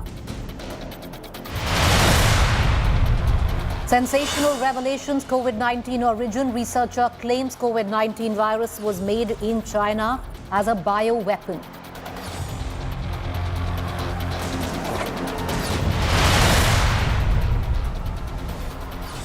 All right, top story. Battle lines are drawn for Mission 2024, especially where state elections are in order. The Congress party is also gearing up for the big 2024 Lok Sabha battle, as well as state elections that are coming up in the winters of 2023. And it's on the verge of revamping AICC, where the team CWC is concerned. The Congress Working Committee, while also keeping its focus on the upcoming state elections, including a crucial strategy meet on Chhattisgarh state polls. After that, of course, was Madhya Pradesh and then Rajasthan. In a big India Today scoop with the new CWC team, the Grand Old Party will overhaul organizational leadership with maybe possible, and it's speculative as of now, and we're going to get you more details. Will Priyanka Gandhi be all set and cut out for maybe a bigger political role, where she moves from a campaigner, Priyanka Gandhi Vadra, to a contender, Priyanka, or a candidate, Priyanka Gandhi. The young Gandhi sign has already spearheaded election campaigns in poll-bound states like Madhya Pradesh and now might be offered the position of party general secretary. All of that speculative in nature. The upcoming reshuffle is expected to be carried out meticulously under the Congress chief Kharge's leadership, and the list might be out in the next week from now. But what is the Congress's game plan going ahead, where their Mission 2024 is concerned? It does seem, and we're going to play those graphics out for our viewers, that the Congress is going to start with using Karnataka elections as their playbook. We're going to cut across and get you those graphics there that we are playing. I want to cut across right now to our panelists this evening who are going to give us the inside details. Does the Congress finally have a poll plan, a consistent poll plan? And also, what would be the possible roles of the two Gandhis going ahead? A lot of that speculative in nature, we do understand. But the Congress seemingly is going by a playbook, especially where Karnataka is concerned, on how it wants to go ahead, where the elections in the winters of 2023 are concerned. Cutting across to Rashid Kidwai, author, political commentator in the studio with us, consulting editor Rajdeep Sardesai. We are also joined by R.K. Upadhyay, political analyst and columnist. Rajdeep, let's begin with you. The Congress, fresh out of a big win in Karnataka, has a number of elections lined up, especially where the Hindi heartland is concerned. What do you think is going to be the Congress poll strategy? I think what is very clear, Preeti, after Karnataka is that the Congress believes that they have a far better chance in state elections possibly than the Lok Sabha. The Congress recognizes that the more you localize the election, the more you empower local units, the more you have a clear strategy that is state-specific, constituency-specific, you have a better chance than making the election Modi versus Rahul. That is very clear. And you're going to see that in state after state, which is going to the polls in the winter. The sense one gets is that the Congress has recognized the benefits of hyper-localizing the elections, offering state-specific promises, capitalizing where possible, as in Karnataka, on anti-incumbency by targeting the state government, not necessarily targeting the Modi government, not necessarily pitching the Gandhis as the focus, but giving those local state leaders greater empowerment than whether it's a Bhupesh Baghel in Chhattisgarh, a Kamal Nath in Madhya Pradesh, or indeed an Ashok Gehlot. And nothing to my mind represents what's transformed in the last couple of months than Mr. Gehlot. If you see the manner in which Ashok Gehlot appears to have almost reinvented himself, Preeti, in an election where most analysts are saying the Congress is on the back foot. Most analysts believe that in Rajasthan, the Congress is facing... But Rajdeep, the new internal surveys of the Congress has suddenly pitched Ashok Gehlot, what was flagging at one point of time, as a popular leader now. You know what Ashok Gehlot has done? What was Ashok Gehlot's weakness? He was just not an effective communicator. So when you have schemes like the Chiranjeevi scheme that provides, health insurance on a scale which is much larger than most states, how do you project it to people? How do you take up issues related to price rise? I am told in the next few days, he's going to slash duties on petrol prices by a large amount. So you'll suddenly find Ashok Gehlot trying to create new talking points, small videos. He's even got a social media team aggressively putting out videos. Rozgar Mela. So I think suddenly you have the Congress recognizing the importance of running campaigns that are far more localized, empowering state leaders. I see that as their template across the states. It may not be uniformly successful, but at least they seem to have a playbook in mind. Even candidate selection, announcing them much earlier, preparing for them much earlier, doing it on the basis, you say, of internal surveys, not necessarily the usual faction fighting. So, as a final point, it's almost a surprise in all these three states which are going to the polls, Madhya Pradesh, Chhattisgarh and Rajasthan, the Congress's internal faction fighting this time seems less than the BJP's. The BJP still doesn't know what to do with Vasundhara Raje in Rajasthan. Shivraj Singh Chauhan suffers to some element from a fatigue factor, and there are people sniping against him both below and above. And in Chhattisgarh, the BJP hasn't been able to work out a post-Raman Singh leadership. So I think in a strange way, while the Congress will still find it tough to take on the BJP's battle-hardened machine, at the center, in states, the Congress is getting its act together. Rashid Kidwai, is there now a cohesive plan, and which possibly is borrowed from what went down in Karnataka? Because we've been on multiple debates, Rashid, with you, with Rajdeep, where during the Karnataka poll, we are like, okay, is this the moment that the Congress is going to implode? Is this going to happen now? They ran a stunning campaign in Karnataka where they kept their lot together, made the campaign hyper-local, where guarantees were the focus, deliverables were the focus.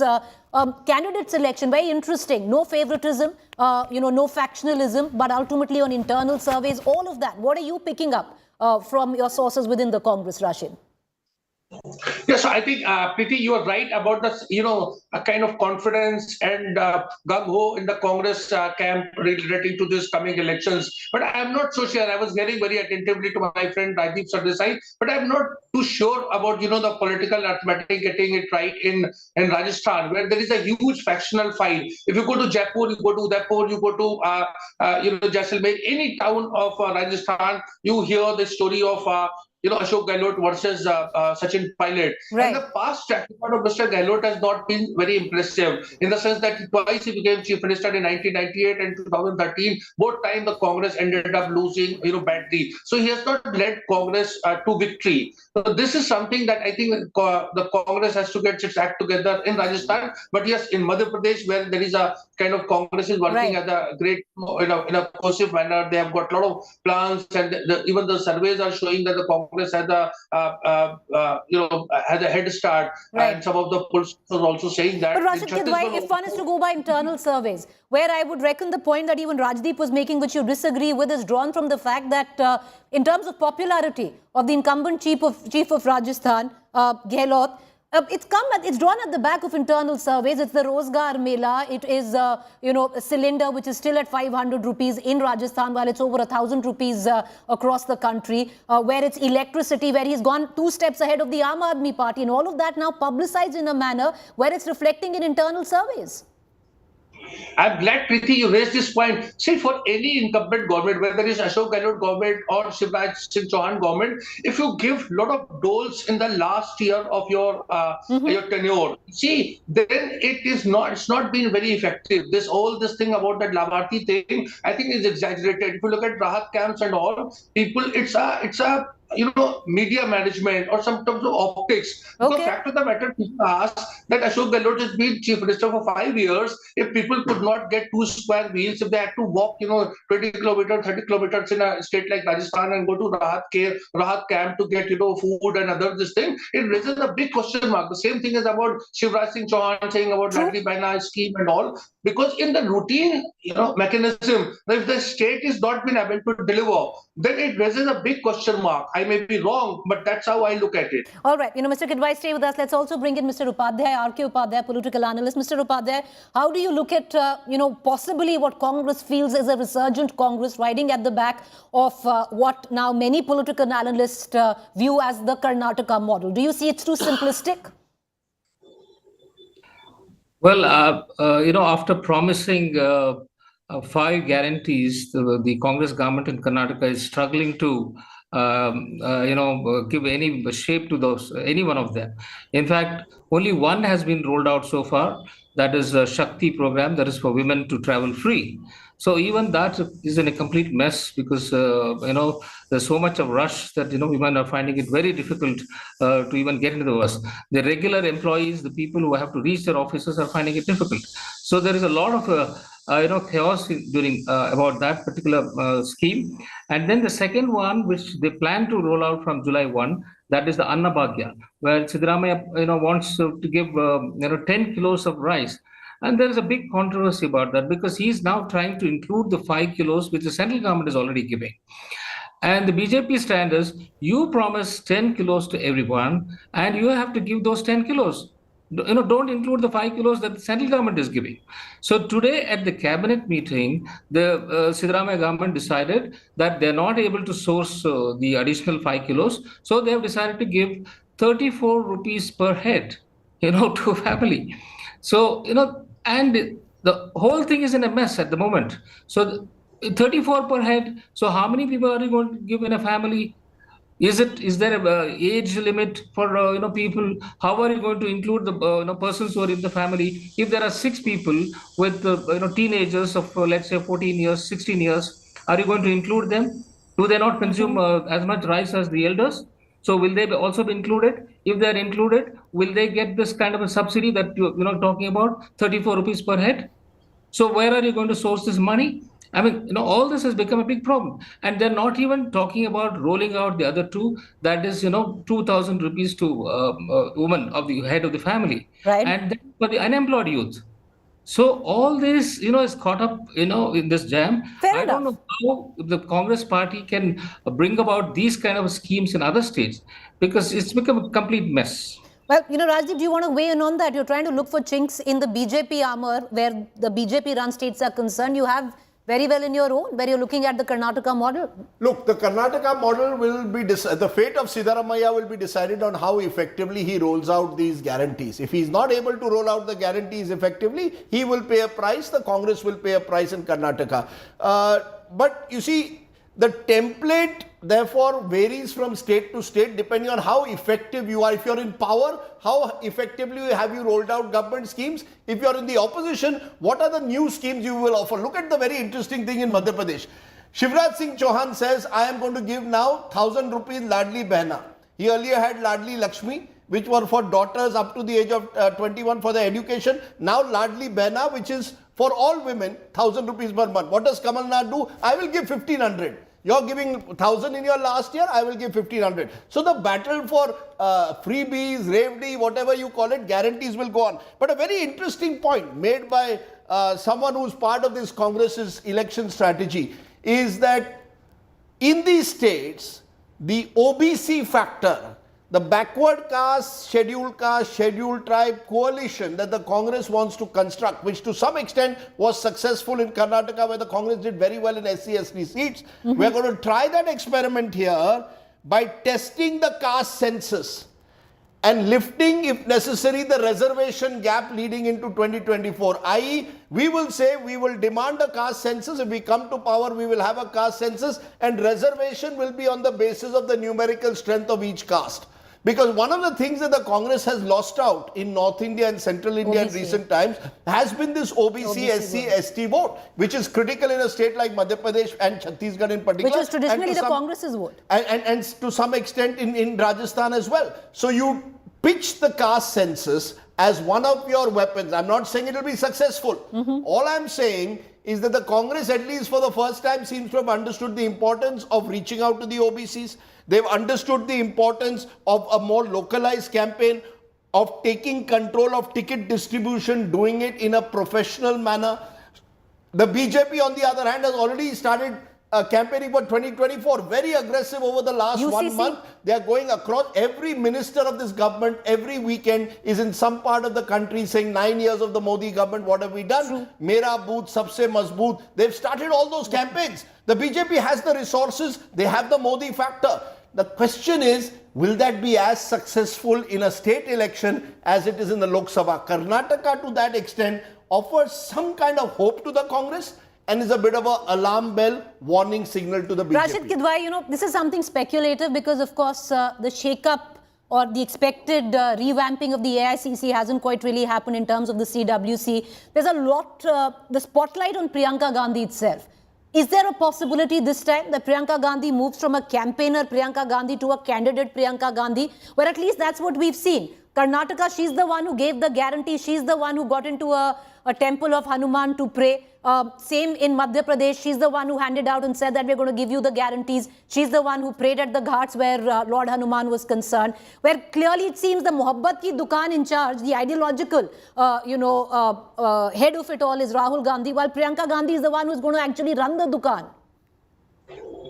Yes, I think, Priti, you have summed it very well. The Congress is going to use Priyanka Gandhi as an effective campaigner in state elections. We have seen her doing that in Himachal. We saw that in Karnataka, and now she's doing it in a big way in Madhya Pradesh. Remember, the Congress actually calculates, so they don't want to repeat that Uttar Pradesh experience or experiment where Priyanka Gandhi held, 206 public meetings, and they were well attended, but Congress ended up, getting just 2 seats. And that explains my theory why you see more Priyanka imprints in Madhya Pradesh and not so in Rajasthan, because the Congress is quite reasonably assured of its doing well in Madhya Pradesh, while it's not too sure about repeating it in Rajasthan, and that's why Priyanka Gandhi is doing it. Rahul Gandhi is there as a more like a ideologue, leader at large, talking about big ideological issues, taking on Narendra Modi and all. Congress has done all this calculation, so they're going to fight elections on local issues. They're not going to get into this Hindu-Muslim kind of trap. You look at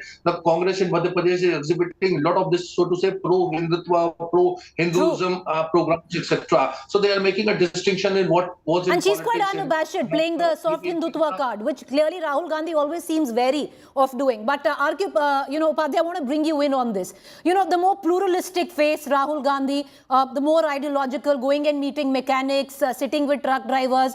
Do you see him possibly, he might not even fight the election? Do you see that shift happening where Priyanka Gandhi is concerned? And if so, is it too late already? Because Priyanka Gandhi hasn't been quite consistent herself. No, I think one thing he learned during the Karnataka elections was he should leave it to others for campaigning. I think he realized that he's not such a big vote catcher. And it was Siddaramaiah and DK Shivakumar who were all over the place. The campaigning was done mainly by them. Priyanka Gandhi and Rahul Gandhi made a few appearances here and there, but then they left the most of the campaigning to them. So probably if they adopt that kind of a method in other states also, I mean, you use the strength of the local leaders, it could give them a better results than it has been possible for them. So I think to that extent, the Rahul Gandhi has learned his lessons, I think, but will they be able to replicate it in other states? One has to wait and see. But in Karnataka, BJP, on the other hand, having lost the elections, their house is not in order. 1.5 months now, and they have not been able to even name a leader of the opposition or the new party president. And there is a lot of infighting going on as to who should be the leader of the opposition, who should be the state president. So, to that so when you lose an election, you see the wrong side of the whole thing and how they find it difficult to keep the house. Rajdeep, I want to bring you in for a final comment. Where the issue of the role of the Gandhis is concerned, too speculative, too early, there's still some time there. Or do you at least, we are just going by with what we are seeing. There seems to be a definitive role that both of them are taking over. Do we see Priyanka Gandhi move from campaigner to candidate? Do you see her fight an election in the next 1 year? Whether it's deliberate or otherwise, you're quite right that there is seemingly a division of labor. Rahul Gandhi does these sort of feel-good events where he sort of reaches out to the Aam Aadmi in a way, projects himself as a leader, not of the not a VVIP, but someone who will go and meet truck drivers, dhaba walas, will sort of give himself a more touchy-feely, pro-people image. While Priyanka Gandhi does the sort of campaigning at election time, does a bit of what some would call soft Hindu campaigning, those images that you saw by the banks of the Narmada, is the fiercer campaigner. Rahul Gandhi is much more positioning himself as some kind of an ideological opponent to Narendra Modi. Whether this division of labor will work or not, I'm not sure. I still believe eventually the Congress's success or failure in these state elections, Preeti, depends on local arithmetic. How well are you going to be able to localize the election, take it away from a Gandhis versus Prime Minister Modi battle into a battle at state level leaders? At least the Congress for once seems to be recognizing that, the importance of empowering regional leaders, state leaders. And that's perhaps the first step. Have what I've been calling in some columns the Pepsi-Cola model. You can have whoever is CEO or chairman emeritus sitting in Delhi, but eventually you need strong regional managers. And that's exact. Kamal Nath, Bhupesh Baghel and Ashok Gehlot, all three empowered, and to some extent even Revant Reddy in the state of Telangana is far more empowered than many other leaders. All right, gentlemen, I'm sorry to cut you short. That's all the time that we have for. Appreciate all three of you for joining us. We are going to, of course, have many of these shows going ahead. Thank you. Up next, To The Point.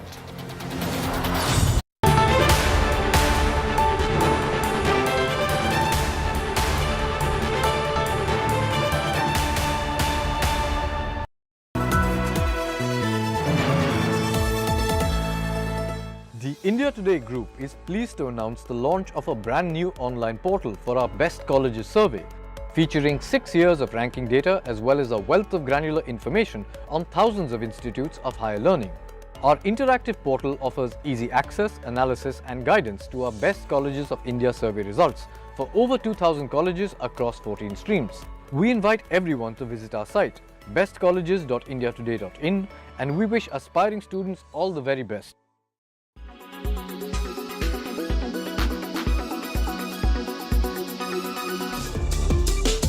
Snail mucin, mugwort, rice, Centella asiatica are all cave beauty favorites.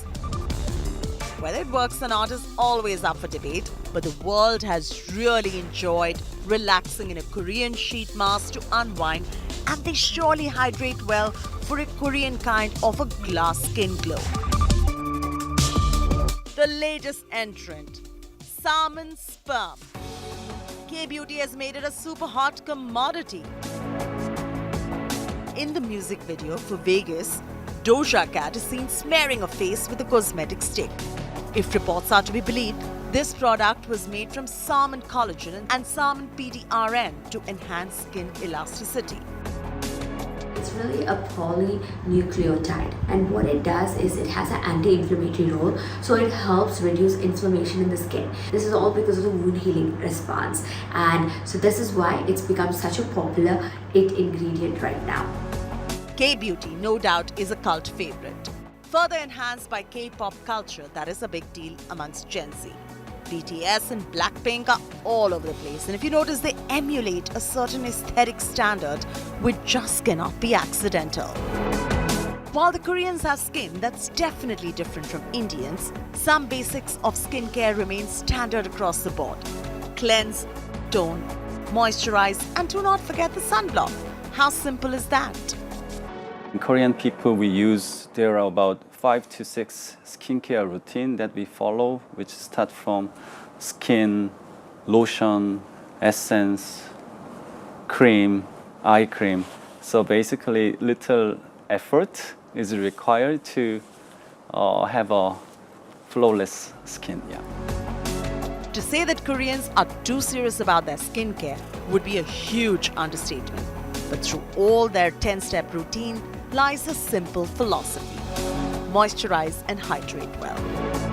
In New Delhi, with Vaishnavi Harwar, Lifestyle Bureau, India Today.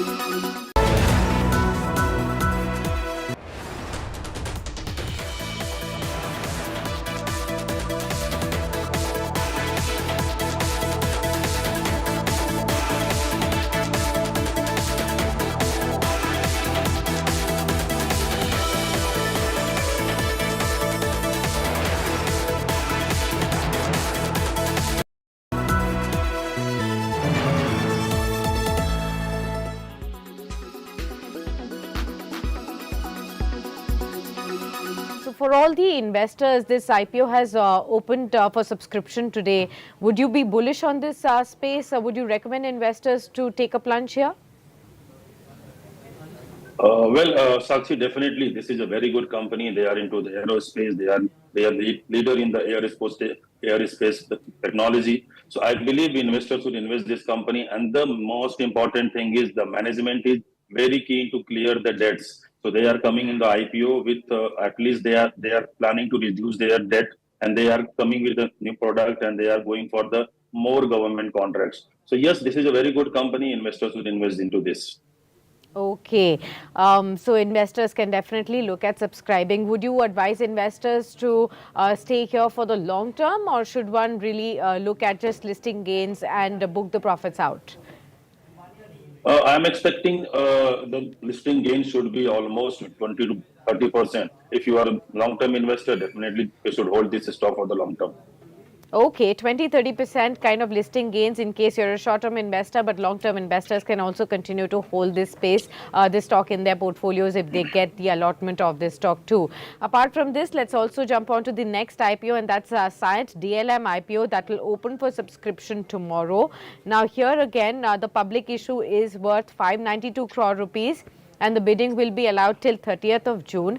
The company management has fixed the IPO price between 250 to 265 rupees per equity share. And over here also we've seen that the grey market premium is around 100 rupees odd or 110 rupees odd as well. But here again, remember that the key point here is that it's a complete, fresh issue of shares. So the entire money or the fund will be used by the company, for cutting its debt, for its working capital and expansion plans too. Cyient DLM, the subsidiary of Cyient, the tech major, getting listed, launching its IPO here. One lot comprises of 56 shares, and requirement for the IPO is 14,840 rupees, and that's one lot, and the maximum would be closer to 2 lakh rupees, and that is 13 lots will be allowed for per retail investor. Here, what would you say, Raghavendra? Does this IPO excite you? Definitely, this is a very good company, and you name the industry, they are into this. They are into oil and gas, they are into defense, they are into railway, they are into semiconductor. They are everywhere in this industry, So this is a very good company. I'm expecting a good listing gain also. And the major part, I'm expecting, investor to hold this stock for the long term also. Long term also. So what kind of listing gains do you expect here? And for the long term investors, what should be the kind of outlook one has?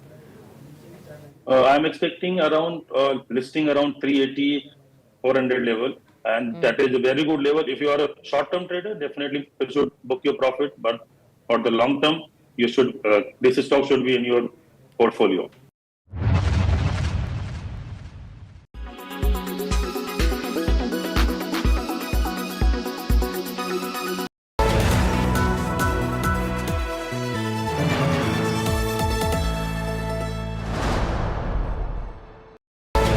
Co-powered by The World Comes Together at Sharda University. Bajaj Allianz Life Diabetic Term Plan. SBI Mutual Fund, a partner for life. UBI, अच्छे लोग अच्छा bank.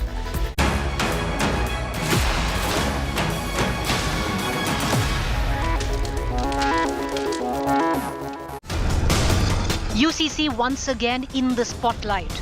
Prime Minister makes a strong pitch for it.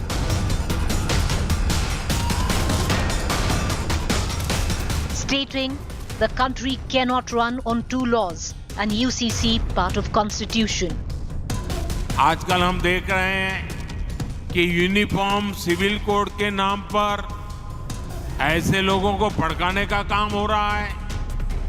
आप मुझे बताइए, एक घर में परिवार के एक सदस्य के लिए एक कानून हो, परिवार के दूसरे सदस्य के लिए दूसरा कानून हो, तो क्या वो घर चल पाएगा क्या? Consensus over Uniform Civil Code exposes opposition fault lines.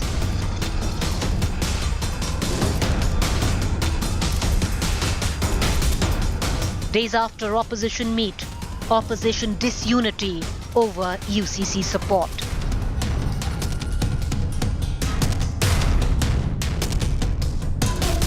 Most opposition parties have united in slamming the government over UCC, calling it divisive vote bank politics.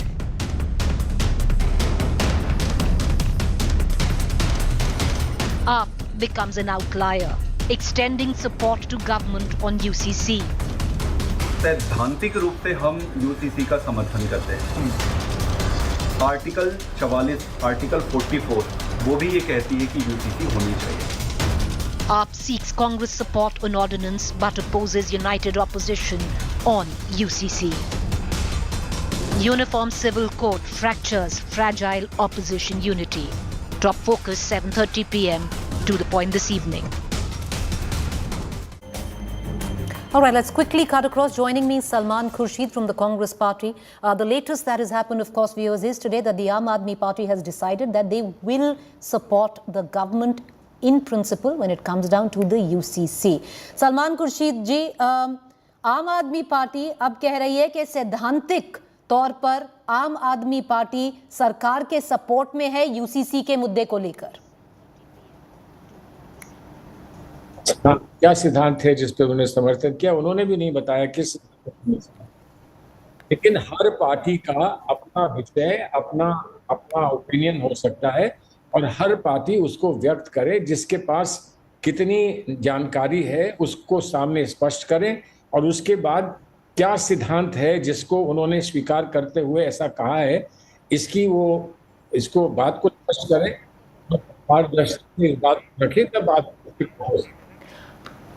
Khurshid sir, आप कह रहे हैं कि हर पार्टी का अपना है, जो उनका अपना आइडियोलॉजी है, तो इसमें कांग्रेस की खुर्शीद जी क्या आइडियोलॉजी है? क्या कांग्रेस यूसीसी कांग्रेस के लिए मुद्दा है, और अगर मुद्दा है तो क्या आप उसे अपोज करते हैं या सपोर्ट करते हैं? देखिए, ये ऐसा है, कांग्रेस करा है और करने के बाद हमने एक आज से 2 महीने पहले, 3 महीने पहले हमने एक किया था, प्रेस रिलीज किया था. उसमें हमने स्पष्ट स्पष्ट कहा, उसमें हमने स्पष्ट कहा था हमको ये बताएं कि क्या करना चाहते हैं।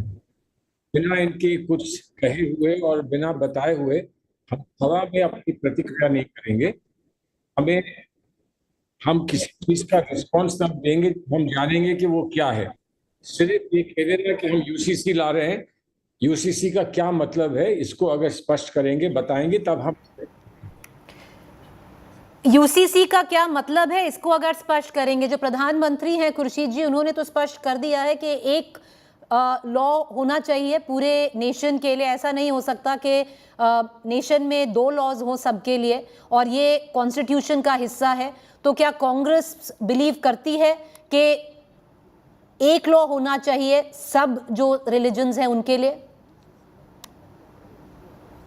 हमें क्यों काउंटर करने की जरूरत है? पहले ये बताएं ना वो क्या कहेंगे।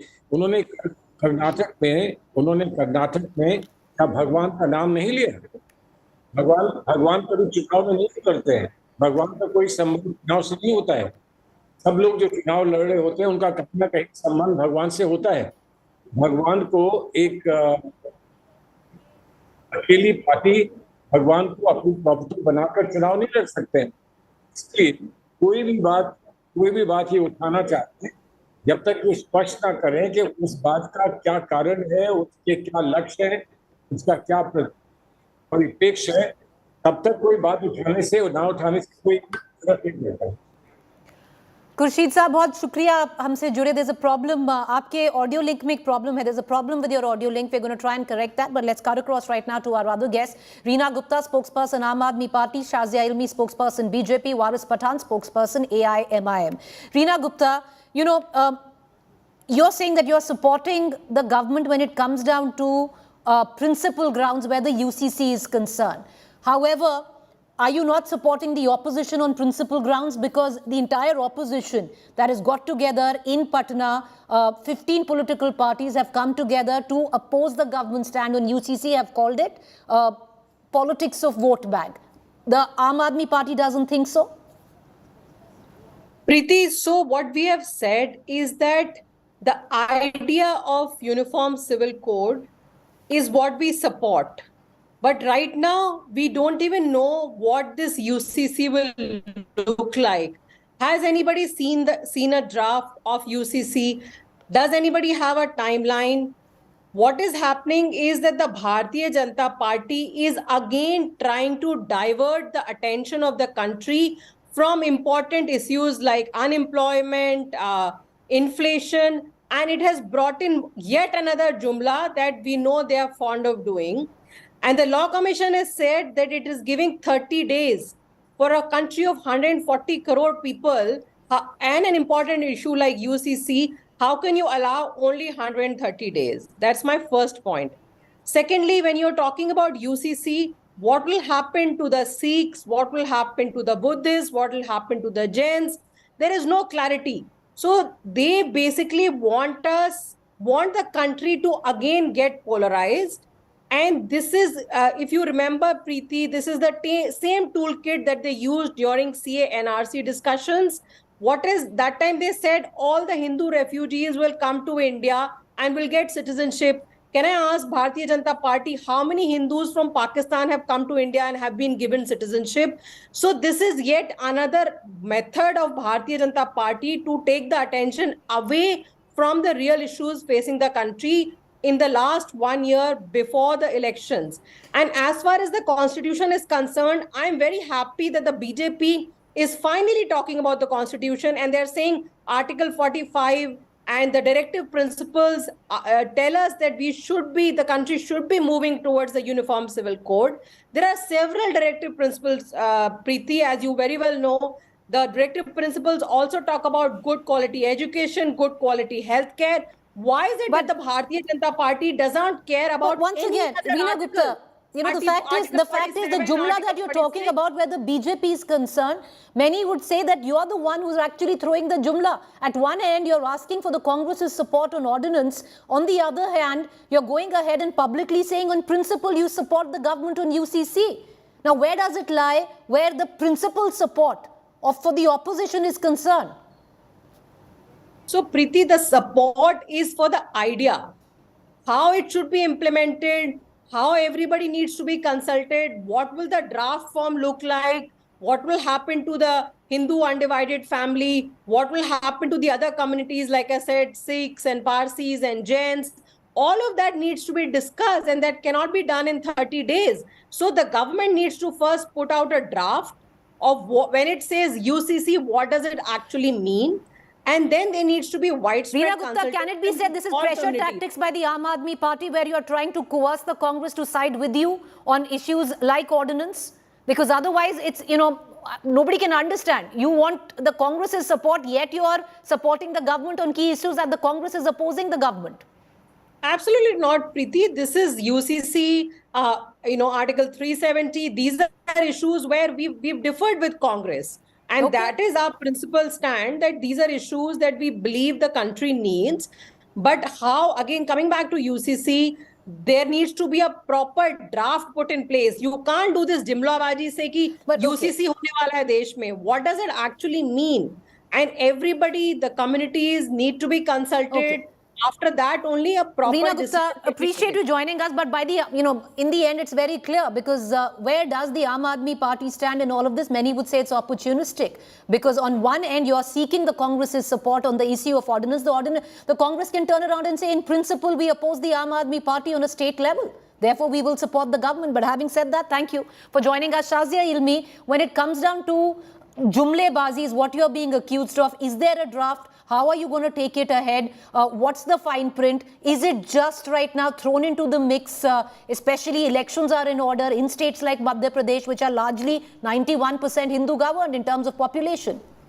Yeah, can I come in, please? Please, so please, go ahead. Heard the AAP spokesperson flounder and not give any answer and be wishy-washy. Clearly, she doesn't even know the difference between Article 44 and Article 45. UCC has been at the heart of public discourse since 1948. You have to pick up the Constituent Assembly debates to know where it comes from.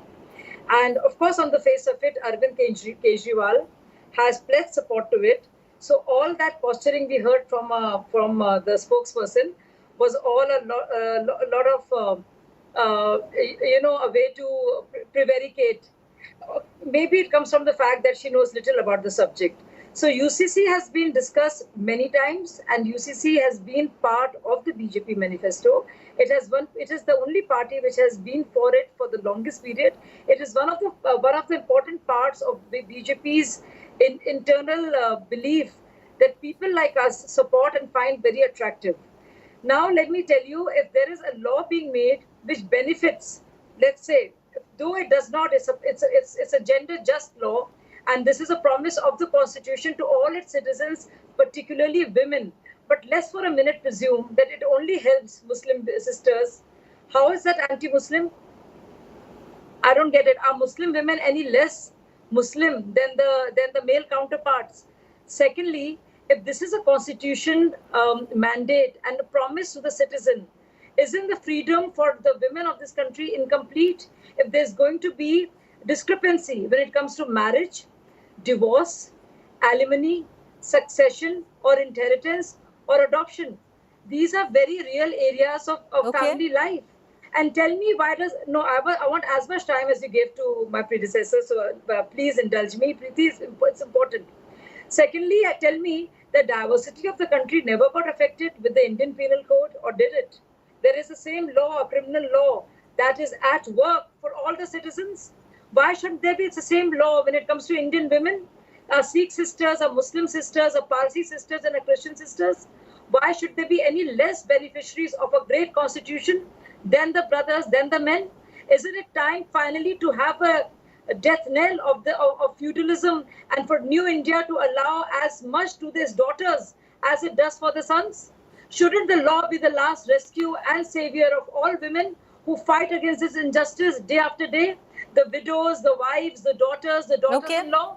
Why shouldn't the Indian Constitution be there when for it comes them? down to gender equality, wishy-washy answers from Salman Khurshid. Right. He knows very well that what the Law Commission is asking for. Right. Everybody knows is out but there. Shazia, There has been a paper, you're bang many on where documents gender on it. equality is concerned, and bang on that. But is it as simplistic? Yes. Because when you look at the Northeast, there will be tribes which will come in and which will say that we will not follow it. It doesn't work for us because they have their own way of functioning, and it's not about Hindu Muslims. It has a fine print which goes way deeper. I want to answer that. I'll come back to you. Let me just bring in Waris Pathan. Let me bring in Waris Pathan, spokesperson AIMIM, into this conversation. Waris Pathan, your party, you have always been very vociferous when it comes down to upholding the Constitution. Now, the UCC has been part of the Constitution. What's so wrong in implementing it? Well, in 2018 itself, the Law Commission has recommended that UCC is not required. We say the UCC is against the Constitution, is violation of Article 29 of the Constitution, which gives us unfettered fundamental right, which talks about the diversity and pluralism, which is the basic structure of the Constitution. Bringing the UCC will definitely try to hinder with this. In our country, since last more than 70 years, we have been following the Constitution given to us by Dr. Babasaheb Ambedkar. Now, why does Modi government want to implement this? This is the after effect of the Modi's visit to United States, wherein the journalist asked him a question on the democracy, where Barack Obama gave an interview saying that in India the minorities are facing trouble, and if the situation is not brought into control, India will collapse. So these are the two things. The aftershock of which Prime Minister went to the United States, he come here and started about the UCC. Now, point number 2, what will the Prime Minister do about the HUF, the Hindu undivided family, which the Muslims are not getting? For that, 3,000 plus crore rupees have been spent by the government every day. We are having a loss. Now, in Himachal Pradesh, there is a law. If Waris Pathan wants to go there and buy a apple orchard, I am not allowed. What will they do with that? In Gujarat, there is a law that if Waris Pathan wants to buy a home in a Hindu-dominated area, I am not allowed to purchase that. What will the Prime Minister do about that? Now, third thing, as the BJP spokesperson spoke about the Muslim women's rights, yes, good, she's showing concern about that, but I would ask her, why she is not speaking about our Hindu sisters? More than 20 lakh of our Hindu sisters who are abandoned, left by their husband, are there in Vrindavan. Why don't they take care about them? Why Modi does not speak about them? Exactly. Modi is worried about the Muslim daughters. Our Muslim daughters wanted to study by wearing hijab. Why Modi is again? See, Shazia, when you are making... See, this is not the way, Preeti. No, this is not decency. Let him finish. Let him finish. Okay, Miss Ilmi, let him finish. I'm coming right back to you. Take it from me. Let him, I'm coming back to you. Can I just have... Okay, Shazia Ilmi, coming right back. 30 seconds, Mr. Pathan, make your point, and then we come across to Shazia Ilmi. Go ahead, sir, make your point. Well, now again coming back to the Muslim daughters, they spoke about Vrindavan. There are 20 lakh of our Hindu sisters who are abandoned. Nobody wants to take care about them. Modi speaks about Muslim women. Bilkis Banu is also a Muslim. Her rapists are now outside. They have been given ticket to contest election. Why Modi does not speak about them? Zakia Jafri, why does Modi does not go and meet him? Modi has time to go to Egypt and visit mosques, hug the people with dadi and topi. In India, there are Muslims having dadi and topi. Modi does not have time for that. So you talk about Pasmanda Muslim, you talk about triple talaq, you talk about the UCC, because your main agenda is to divert the mind of the nation from the basic questions. Shazia Ilmi, diversionary tactics. Development. Figure out what's wrong at the core. So that is why they have come out. Okay, Shazia Ilmi wants to come in. May I please cut across to her? To implement that. Okay, Shazia Ilmi. Preeti, for all the reasons that my brother Waris Pathan mentioned, that, and every time he mentions this, every time there is talk of dignity for our Muslim sisters, even as per Quran, of course the Constitution and humanity, he talks about what is happening with other religions and what is happening to sisters, our Hindu sisters and our Parsi sisters and our tribal sisters. For these reasons and more, we need the UCC. In fact, if you feel so strongly about it, you should be standing with me and asking for a UCC. If all the time when you have a problem giving dignity to your Muslim sister or a daughter, and you want to invoke the rights of a Hindu woman or a Sikh woman or a sister, all the more reason Okay. UCC should be there. Do you realize how hollow your rhetoric is? Do you realize that you don't have an answer, that you go all over the countryside, from Barack Obama to Egypt to what have you, because you don't have the answer to the basic Waris question. Pathan, the core question is when we talk about when we talk about the Constitution. Okay, when we talk about the Constitution, Waris Pathan, where part 4th of the Constitution, which says the state shall endeavour to secure for the citizens a uniform civil code. It's your party where with every issue, you are the ones who shake and stand and say, look at the Constitution. This is the part of the Constitution, Waris Pathan. Well, that is what I am talking about. Well, that is what I am saying, that the Constitution has also given me unfettered right in the form of Article 14, 25, 26, 29, wherein you cannot, the major minority have got right for that. But the Modi wants to bring in the Uniform Civil Code with an intention, with a malified intention, only target the Muslim community. All right. We know that Shazia Ilmi, 10 seconds, it's malified intention to target the Muslim community. In a Muslim marriage is the contract, in Hindu it is Janam Janam. Okay, can I just get Shazia Ilmi? I'm going to close. Go ahead. Do you really expect me to answer? Some attribution of clairvoyance. If he's being a clairvoyant and second guessing Modi ji's motives, can I not say that their party believes in regressive practices and believes in vote bank politics and wants to keep the Muslim community in a state of despair, and that's why you're working against the interest of Muslim community, and that is why you're preventing this. Okay, I'm going to close the show, but I appreciate all of you for joining us. But this is a very small window on the kind of disagreement and the politics that goes around where the UCC is concerned. Is it a distant dream? Well, it's a part of the BJP's manifesto since the 90s. What's going to come off it? Will it just be a political narrative for 2024? We'll know. Time to tell. A quick break to stay with us. Up next, Rahul Kanwar.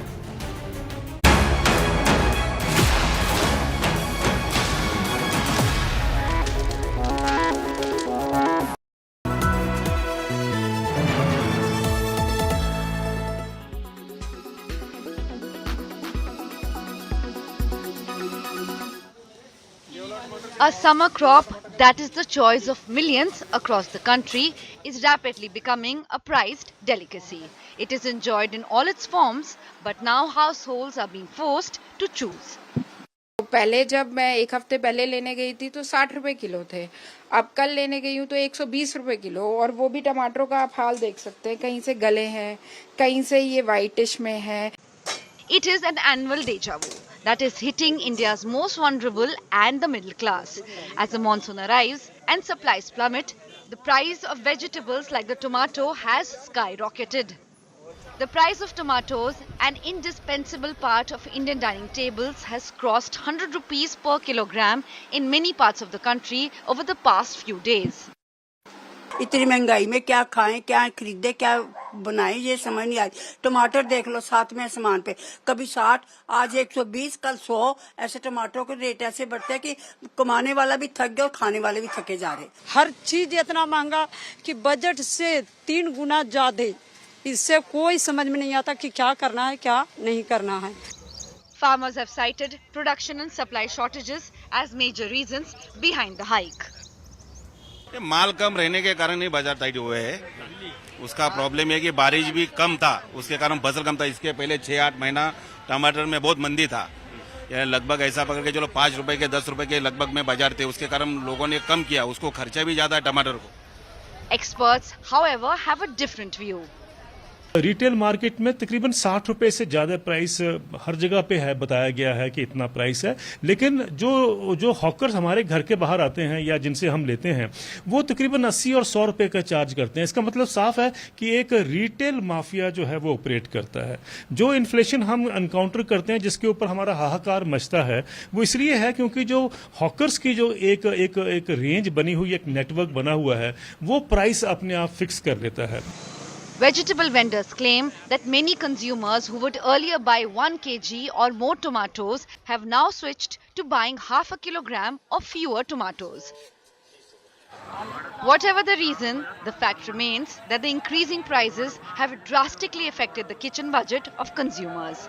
Bureau Report, India Today.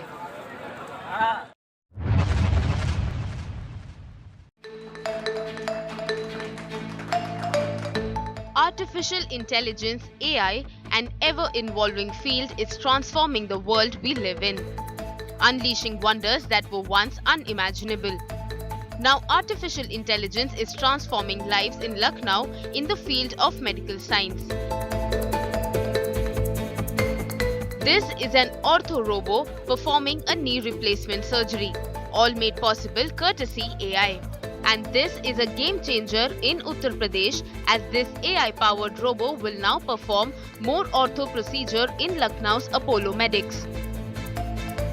This is a most advanced active robotic system. Active means कि हम इसमें surgical planning करते हैं और वो surgical planning surgeon अपने experience के हिसाब से पेशेंट की बॉडी के हिसाब से करता है, तब उस सॉफ्टवेयर को सेव करके और रोबोट में कनेक्ट कर दिया जाता है. So how does this work? All the information is fed into the robo and then it works on its own, performing the surgery directly. 0.1 millimetre तक एक्यूरेट होता है. और अगर आप मैनुअल सर्जरी और रोबोटिक सर्जरी की बात करें तो मैनुअल सर्जरी 70% एक्यूरेट, तो this is 95% accurate. From revolutionizing industries to enhancing everyday life, AI has proven to be a catalyst for progress and innovation. Bureau Report, India Today.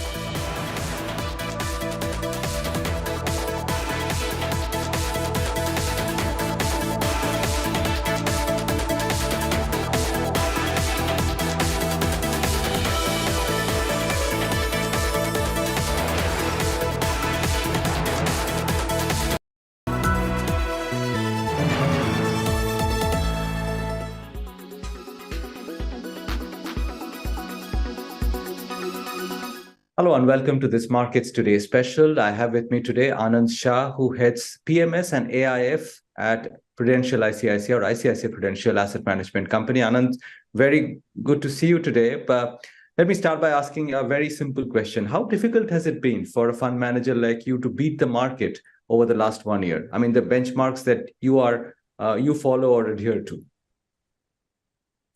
Arjun, pleasure to be here. Thank you for inviting me. I think last 2 years, 2-3 years have been actually easier than what it was before. Prior to around January 2020, we had a very narrow rally in a very specific end of the market only. And a very broader market was underperforming the index. Having said that, last 2.5-3 years have been actually where the profitability across broader market has been much better than the blue chips, and to that extent, stock picking is actually working wonderfully over last 2.5-3 years. So last 2.5-3 years have been pretty much easier, and also it's actually a stock pickers market. So a lot of alpha also is something we could generate in last 2.5-3 years. So what are the sectors and stocks that have resulted in the alpha that you've been able to generate? I mean, relative to the market, what are the bets which have worked out for you? Yeah, so I think if I go back a little bit into the history, what was happening was you had, as I was saying, a very narrow segments of the market doing well. And partly that was also to do with that if you were a manufacturing something, if you're a manufacturer of something, you had a very stiff competition from China. China was practically the factory for the rest of the world, and they would produce from safety pin to boilers, from tire to tiles. Whatever you need, they would manufacture it for the rest of the world. So globally, ex-China manufacturing was struggling. But in the same time, if you're a consumer of those manufactured goods, would be a typical consumer or a or consumer-facing businesses which were doing very well. What has changed in last few years, and precisely, more, forcefully in last 3 years, is China, which was an exporter of deflation, has become an exporter of inflation. And to that extent, a lot of manufacturing and manufacturing allied businesses, which includes corporate banks. So even within banks, if you see, a lot of corporate banks, which were also at the receiving end of stress in manufacturing, stress in infra, leading to a very large NPAs and so much so provisionings for the same, have also seen reversal of fortunes. So I think our focus on manufacturing allied corporate banks, these are the areas where the earnings growth has been strong, valuations were very reasonable to start with, have helped us generate a lot of alpha.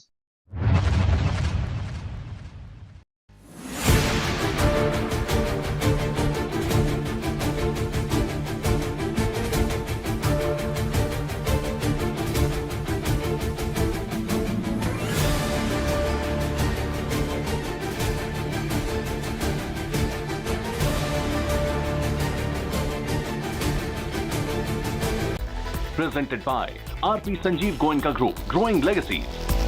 Co-presented by Century Ply Club Prime, Raho Befikar. Co-presented by Macho Hand, Bade Aaram Se. Powered by NECC, Sunday Hoya Monday, Roz Khao Ande.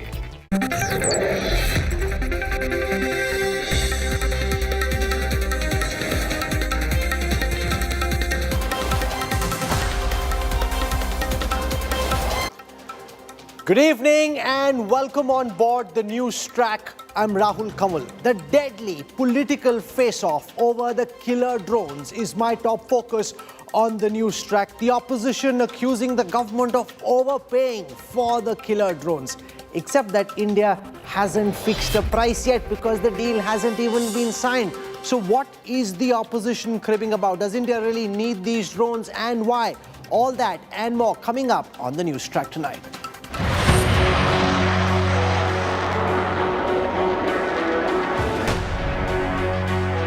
Rafale, now Predator.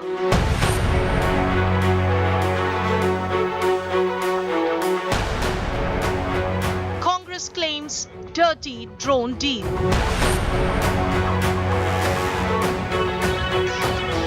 Is India overpaying for US drones?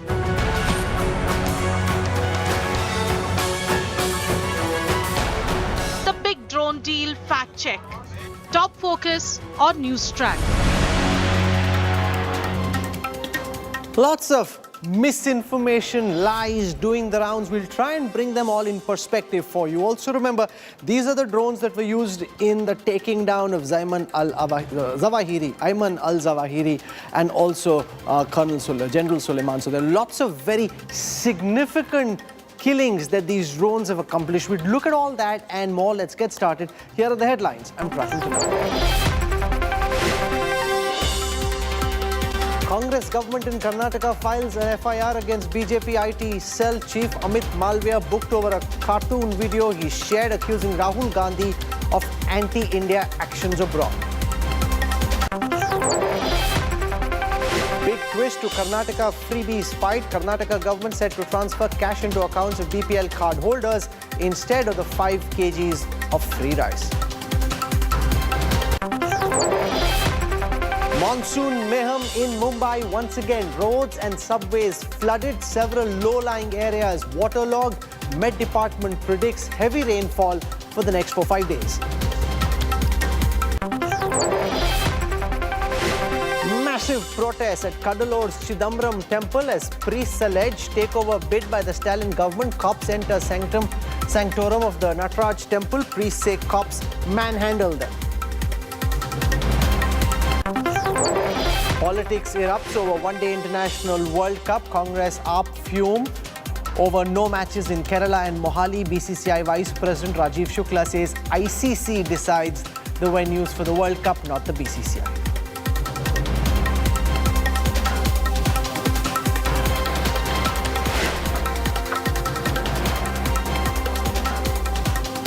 The Predator drone deal was one of the big highlights of Prime Minister Modi's visit to the United States. The 31 drone deal will be a massive boost to India's intelligence, surveillance and reconnaissance capabilities. But the Congress is smelling a scam. The party today claimed that India is overpaying for the US drones.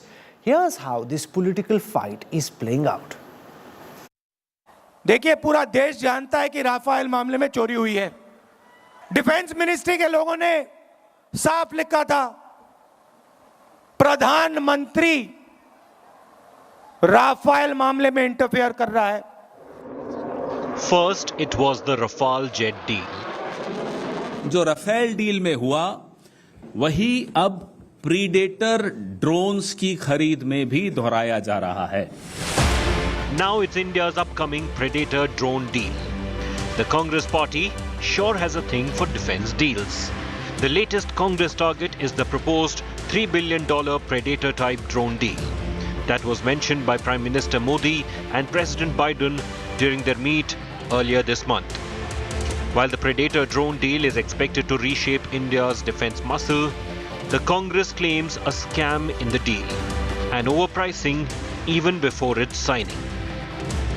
जिस drone को बाकी मुल्क 4 गुना कम कीमत में खरीदते हैं, उसी drone को हम $110 मिलियन यानी कि 880 करोड़ प्रति ड्रोन, 880 करोड़ पर ड्रोन हम खर्च कर रहे हैं। The Ministry of Defence has rubbished the charges of any irregularities and clarified that the price negotiations are yet to happen in the government-to-government deal. It described the allegations as deliberate fake news to derail the armed drone deal. Bharat America दोस्ती को बढ़ाने के लिए MQ-9B drone खरीदने का भी एक समझौता हुआ है, जो भारत में ही असेंबल होंगे। इनका मेंटेनेंस, रिपेयर, ओवरहॉल भी कहीं पर होगा तो हमारे और आपके देश भारत में ही होगा। कुछ लोगों ने लेकर इसको कुछ विवाद भी खड़ा करने की कोशिश की है, लेकिन मैं साफ कर देना चाहता हूं, उन्हें कहीं कुछ मिलेगा नहीं। The Indian Navy came out strongly in favor of the armed drone deal and called it a much-needed addition to India's maritime security preparedness. Navy Chief Admiral Hari Kumar told India Today that the Predator drones will be an asset for the forces. ये बहुत बड़ा capability है। इससे क्या है, हमारा area of responsibility को अच्छी तरह सर्वेलेंस और रिकॉग्निशंस कर सकते हैं। It's a whole ecosystem that will get developed, तो बहुत फायदा ही होगा। As with the Rafale deal in 2019, is India's Predator drone deal going to be the Congress's weapon of choice on the flight path to 2024? Keep watching India Today as we decode this unfolding story, separate fact from fiction, and throw light on every detail. Bureau Report, India Today. The Predator drone is among the deadliest killing machines in the world. It is using the Predator drone that General Soleimani was taken down. He's the Iranian general. It's using these drones that Ayman al-Zawahiri was taken down in the heart of Kabul in Afghanistan. So the efficacy of these drones is not in question. I just want to take you through some of the features of the Predator drones equipped with air-to-ground missiles. You're not risking your pilots because these are unmanned aerial vehicles. They carry smart bombs with precision strike capabilities, also very heavy ammunition, which allows you to target high-value targets, whoever it is that you want to target from a far distance. They can carry laser and GPS-guided bombs and ammunition. This can be used in high-altitude areas. They can fly over the sea lanes, they can fly in the skies, they can be used against China, they can be used against Pakistan with an endurance capability of over 40 hours. Remember, some of the high-end drones that China has supplied to Pakistan, for example, are drones that can stay in the air for about 20 hours. This is double that endurance in terms of capabilities. And they have thermal imaging cameras. You get a very good sense of the area that you're looking at, which is how you can take very precise aims. So those are just some of the capabilities of the Predator drones. Now the point here is that the Congress is sensing a scam. They're saying India is overpaying for these drones, except the fact is that the price at which these drones will be purchased isn't known yet because the deal hasn't been signed. What was announced when I was in the United States covering the Prime Minister's state visit was an in-principle announcement that we will be purchasing these drones. Unlike the GEF 414, which was finalized, this is an in-principle decision and it will be or is supposed to be finalized, and price negotiations have been going on for the last several years. So what is this scam that the Congress is sensing? Will this turn out to be another Rafale for the Congress? And does the BJP government need to be more transparent in the manner in which these drones are being purchased? To talk about this and more, I'm joined on this broadcast representing the opposition Congress, its spokesperson Adil Singh Boparai. Squaring off against him from military perspective, Lieutenant General PJS Pannu, former Deputy Chief of the Indian Integrated Defence Staff. I want to tell our viewers that the BJP is not joining because they think this is a matter of national security and that the Congress is unnecessarily trying to find a scam when the deal itself hasn't been struck. For a military perspective, I'm joined by Colonel Ajay Shukla, leading Defence and Strategic Affairs expert. We also have Abhijit Iyer Mitra, Senior Research Fellow at the Institute of Peace and Conflict Studies, and Vice Admiral Anup Singh, former Commander-in-Chief of the Eastern Naval Command. So let me go across to Adil Singh Boparai first, because the Congress put out a long charge sheet against the government, except that your principal charge is that we are paying 4 times the going rate of these Predator drones. Now, you know something which nobody else does, because we don't know yet the price at which these drones are being sold to India. Weapon purchases are complex. What component is for the weapon, what component is for maintenance, for servicing, etc. isn't known. None of this is known. You've seen some media reports. There's no official declaration of what price we are buying the Predator drones for. So how do you know there's a scam? Adil Singh Boparai, let's start from there. Well, Mr. Kanwal, first and foremost, the entire drone deal is shrouded in opacity. Number one. Number two, paragraph 16 of the Indo-US joint statement categorically records an in-principle intent on behalf of the government. But there's no mention of price. So you're saying we are paying 4 times. Yes, go on. Hear me out. You'll have to give me uninterrupted 60 seconds. There is an in-principle intent on behalf of the government of India to purchase drones from General Atomics. Now, there are 2 things which have come out in public domain, and more particularly from your colleague, Mr. Manjeet Negi. I have a copy, and I'm sure the India Today must have done its due diligence before putting this out. Though he says that the deal worth $4 billion has been cleared, but for the purposes of our discussion, let's keep the threshold at $3 billion. Now, please compare this with what other countries have purchased. It's a very, very simple issue which the government of India cannot brush under the carpet. But it's not that simple. No, one second. Adil Singh Boparai, that's not how weapons are purchased, sir. It's not as if you can divide 3 billion by 31 drones and calculate the cost of each drone. It depends on what's the kind of weapon systems, and I'm sure Abhijit Iyer Mitra and the others will talk about this. It depends on what you buy. You can buy a plain car, you can buy a car with bells and whistles, you can have high-end bells and whistles. All that determines the price. Is not 3 billion divided by 31. Mr. Kanwal, that is why my opening statement was, this is the caveat which I put out, and this is exactly what Mr. Pawan Khaira has said. The entire deal is shrouded in opacity. Mr. Modi is not spending $3 billion or 25,000 crore rupees from his personal pocket, Mr. Kanwal. It is your, mine, and 1.4 billion Indians taxpayers' money. We demand accountability. But when the deal is announced and clarified, we will know what all came with it.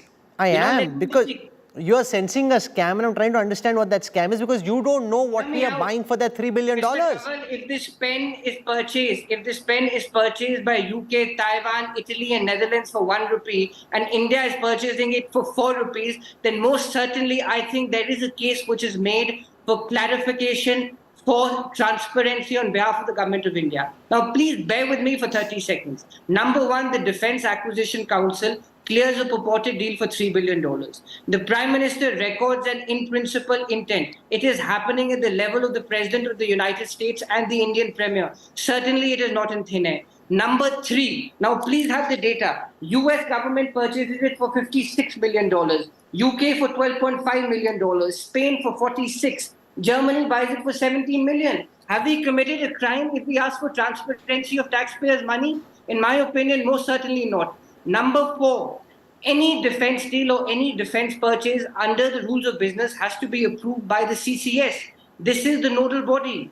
There has been no mention of the CCS. Number 5. No, but the CCS approval comes at a later stage, sir. The CCS approval will happen. Before this deal is announced, there will be a CCS approval. It just happens at a later stage in the whole weapon purchase process. That's the way weapons are purchased. Let the government of India come out and say that we had recorded this in the statement without going through the CCS process. And why do you circumvent a tender? I again repeat, this is not money coming out of BJP's Deen Dayal office. This is public money. Why don't you have a tender system? When the transfer of technology is a meager 7%, when you've infused 1,700 crore rupees into DRDO for Make in India and Atmanirbhar Bharat, which has been reduced to a cipher, why not have a tender system? Is it a crime if the opposition asks for transparency, Mr. Kanwal?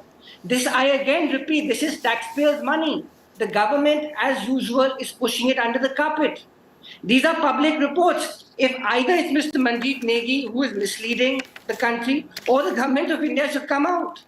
Whether it's 3 billion, whether it's 4 billion, whether it's 31 drones, whether there is a CCS approval, why has government shelved off a tender process? These are facts which Okay, must... let Abhijit Iyer Mitra respond to some of what you're saying. Point number 1, that other countries seem to have bought the same drones at lesser price than India is paying. He's quoting what's happened in Australia, what's happened in Belgium, what's happened in Spain, what's happened in France, Italy. These are countries that have bought these drones. A simple calculation suggests that they seem to have bought the drones at a much cheaper price, $3072 million, which is about, which is $3 billion has been mentioned, leading the Congress to wonder, Abhijit Iyer, whether dal mein kuch kala hai?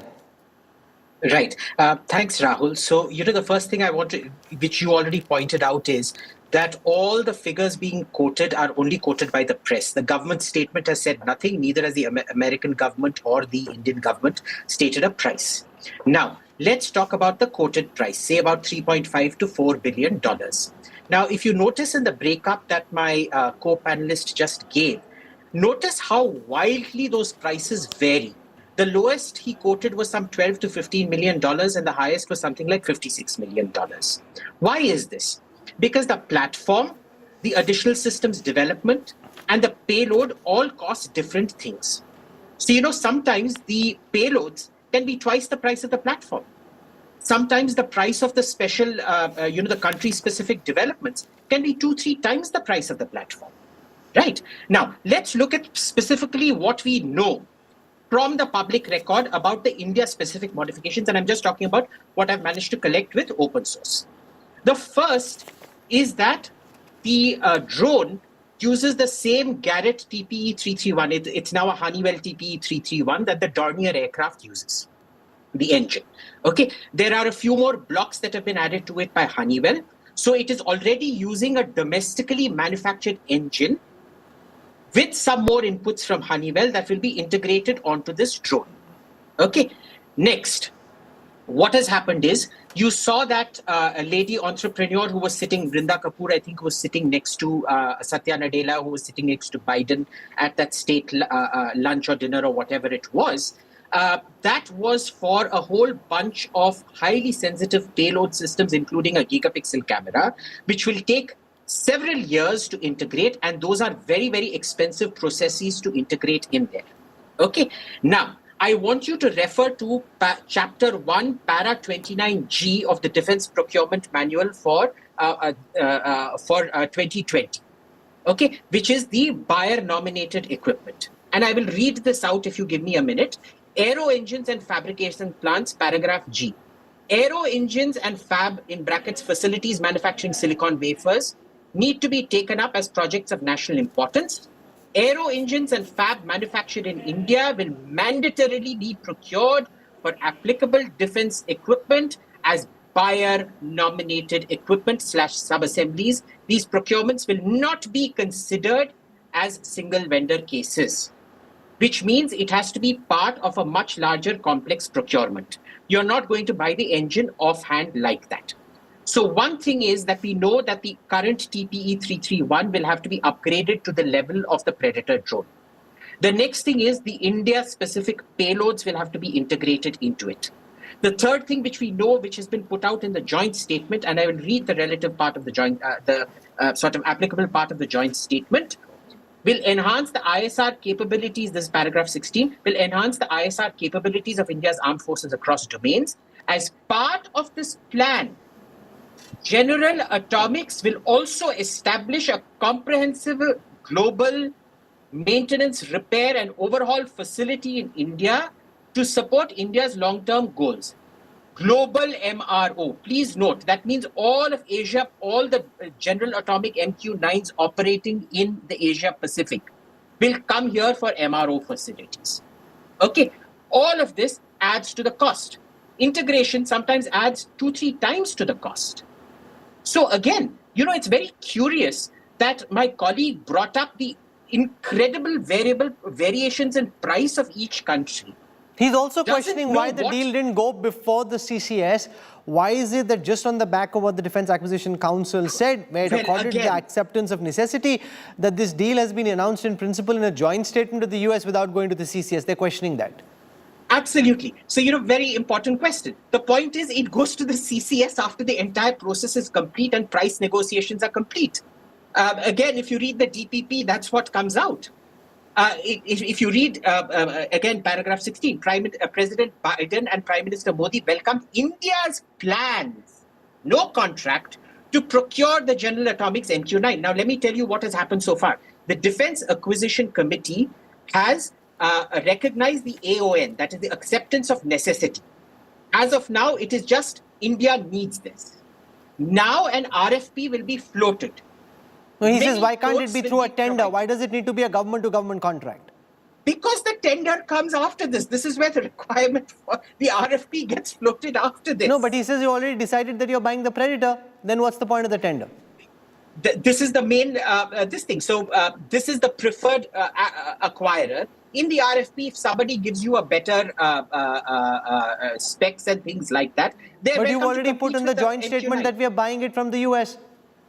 No, we have not. Again, let me read out the statement to you. President Biden and Prime Minister Modi, I'm quoting, welcomed India's plans to procure the General Atomic MQ-9B. There is no contract. The RFP will still be floated. This is how it goes. The DAC determines the acceptance of necessity. Then the RFP is floated. Quotes will be provided. Down selection will happen. Price negotiations will begin. They will then go to the CCS for the final approval. Colonel Ajay Shukla, between having the Predator drones and not having the Predator drones, there is no question about the fact that having these drones is useful for the Indian Army, Navy, and if possible, the Air Force. We don't know the price at which these drones are being bought. You're a military man yourself, and you know well that what comes along with the platform is as important as the platform itself. Do you think the Congress has jumped a bit in advance in declaring this a scam, because they'll now try and keep finding a scam between now and 2024 without allowing for the deal itself to be announced so that we know what is coming for this price? Yeah, Rahul, I guess what goes round comes around. And the BJP, at the time that the Congress was making the purchases and facing all these exactly the same problems, the BJP lost no chance in accusing it of sort of corruption and so on. And now it's the chickens coming home to roost. Both the Congress and the BJP know very well what the purchase procedure and the acquisition procedure is. They are playing a game, and the game is a it's a political blame game. Now, a couple of things that Abhijit spoke about, but I would add on to those. The first thing to remember is that the decision about whether to go in for a government-to-government purchase or whether to do a commercial purchase, which they call FMS, foreign military sales, this is a strategic decision, an economic decision, and a decision that sort of the government of the day is best. Does anybody else have a comparable drone which might be made available to India? Obviously, we can't buy from China. Russia is no longer reliable. I would just say that the Chinese have a comparable drone. No, but they're not selling it to us, of course. Neither do we want their drones. They'll never. But the Chinese are not going to give it to us. Similarly, the Israelis have drones that are slightly smaller, but they don't serve the purpose. Now, just remember, I have to add on to what I was saying earlier. The decision to go in for a government-to-government purchase almost guarantees you that you will get it cheaper than if you go in for a foreign military sales. Why is that? Why is that? I think Adil needs to hear that. I'll explain this to you. I wish Mr. Modi had devoted one of his Mann Ki Baats to explaining this to the public, because it would have saved a lot of trouble. Now, the reason why buying from the government in a sort of government-to-government contract is cheaper is because there is nobody who is better at keeping control of prices than the US government. And when they buy, for example, they buy a drone from General Atomics, the current drone that we're talking about, the Predator, the Sea Guardian, they say, we bought 25 drones from you last month or last year. That was the price at which you sold it to us. Now we are buying 25 more drones, so that price has to come down. It is economy of scales kicking in, and this is something that is an integral part of US procurement, domestic procurement. And when you go in for a government-to-government policy, the US government treats the Indian government the same way as the US government would treat the Pentagon if they were buying the machine. Because the whole sort of game in the US is to keep driving down prices. Now, Adil Singh Bopar, I respond to what Colonel Shukla is saying, because here's a man who's been quite critical of the government on various military issues. He's a military man himself, talking about how the price is lesser when you buy government to government, and more importantly, with China flexing its muscles in the way that it is across the line of actual control, Pakistan up to no good, China's Navy's presence in the Indian Ocean region, India, to my mind, desperately needs these drones. The sooner we can get them, the better. We're already several years late on buying them. Kaval Saab, let me clarify this, and let me put this out. So did Mr. Pawan Khera in the press conference. The Congress party is all for defense modernization and preparedness. I think that's beyond any cavil of doubt. There is no dispute on that. The problem arises is that whether the government of India is getting the best bang for the buck. I think that you don't know that yet. You don't know what the bang is. You don't know what the buck is. Hear me out. You don't either. Hear me out. There is an international comparison which is being done. And I tend to differ. I beg to differ with what Mr. Shukla has said. The manufacturer of these drones is General Atomics. What appears is that the government of the United States is playing the role of an intermediary and selling these drones by a G2G contract. Now, there are two issues here. Number one, it could be that the government of the United States, which had purchased this for the US Air Force, is selling its own inventory. This has to be clarified. Or is it that the US government is purchasing fresh drones from General Atomics and selling it to the government of India? That is why the nub of the matter, Mr. Kaval, is transparency on behalf of the government.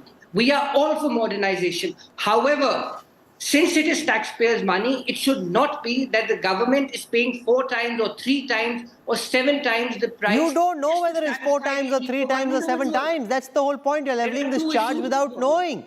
No, there are two aspects here. Number one, an in-principle commitment. An in-principle commitment bypassing the RFP, bypassing the tender process in a joint statement of 2 premiers. Let's not undermine this declaration of interest. Number one. Number two, and the more important part, the DSC cleared a purported proposal of $3 billion. Now, what is the arms package? Of course, this is going to be dependent on certain contingent factors. There could be that there is a particular drone which is more defense or arms package vis-a-vis the other. The fact of the matter is that if you draw an international comparison, it is evident that the government of India is paying much more in comparison to other countries. No, it's not, because you don't know what's coming for that package. I just explained as simply as I could. In the purchase of any car, you can buy the base version of a car, you can buy a high-end version of the car. The price could go from 20 lakhs to 60 lakhs depending on what car you buy. Please answer this question. There is a reason why when it comes to distribution of public resources, we follow a tender process. There is a Okay, reason. let me put that question. reason has good Let value. me put Why that is that no question to value? General Pannu and to Admiral Anup Singh. I'll start with General Pannu first. Could this, you've been in the integrated defense staff, sir. Should this have gone through a tender process rather than being a government-to-government deal, sir? Rahul, I think we have to move this debate on our necessity. I think the military requires autonomous aerial system like the Predator.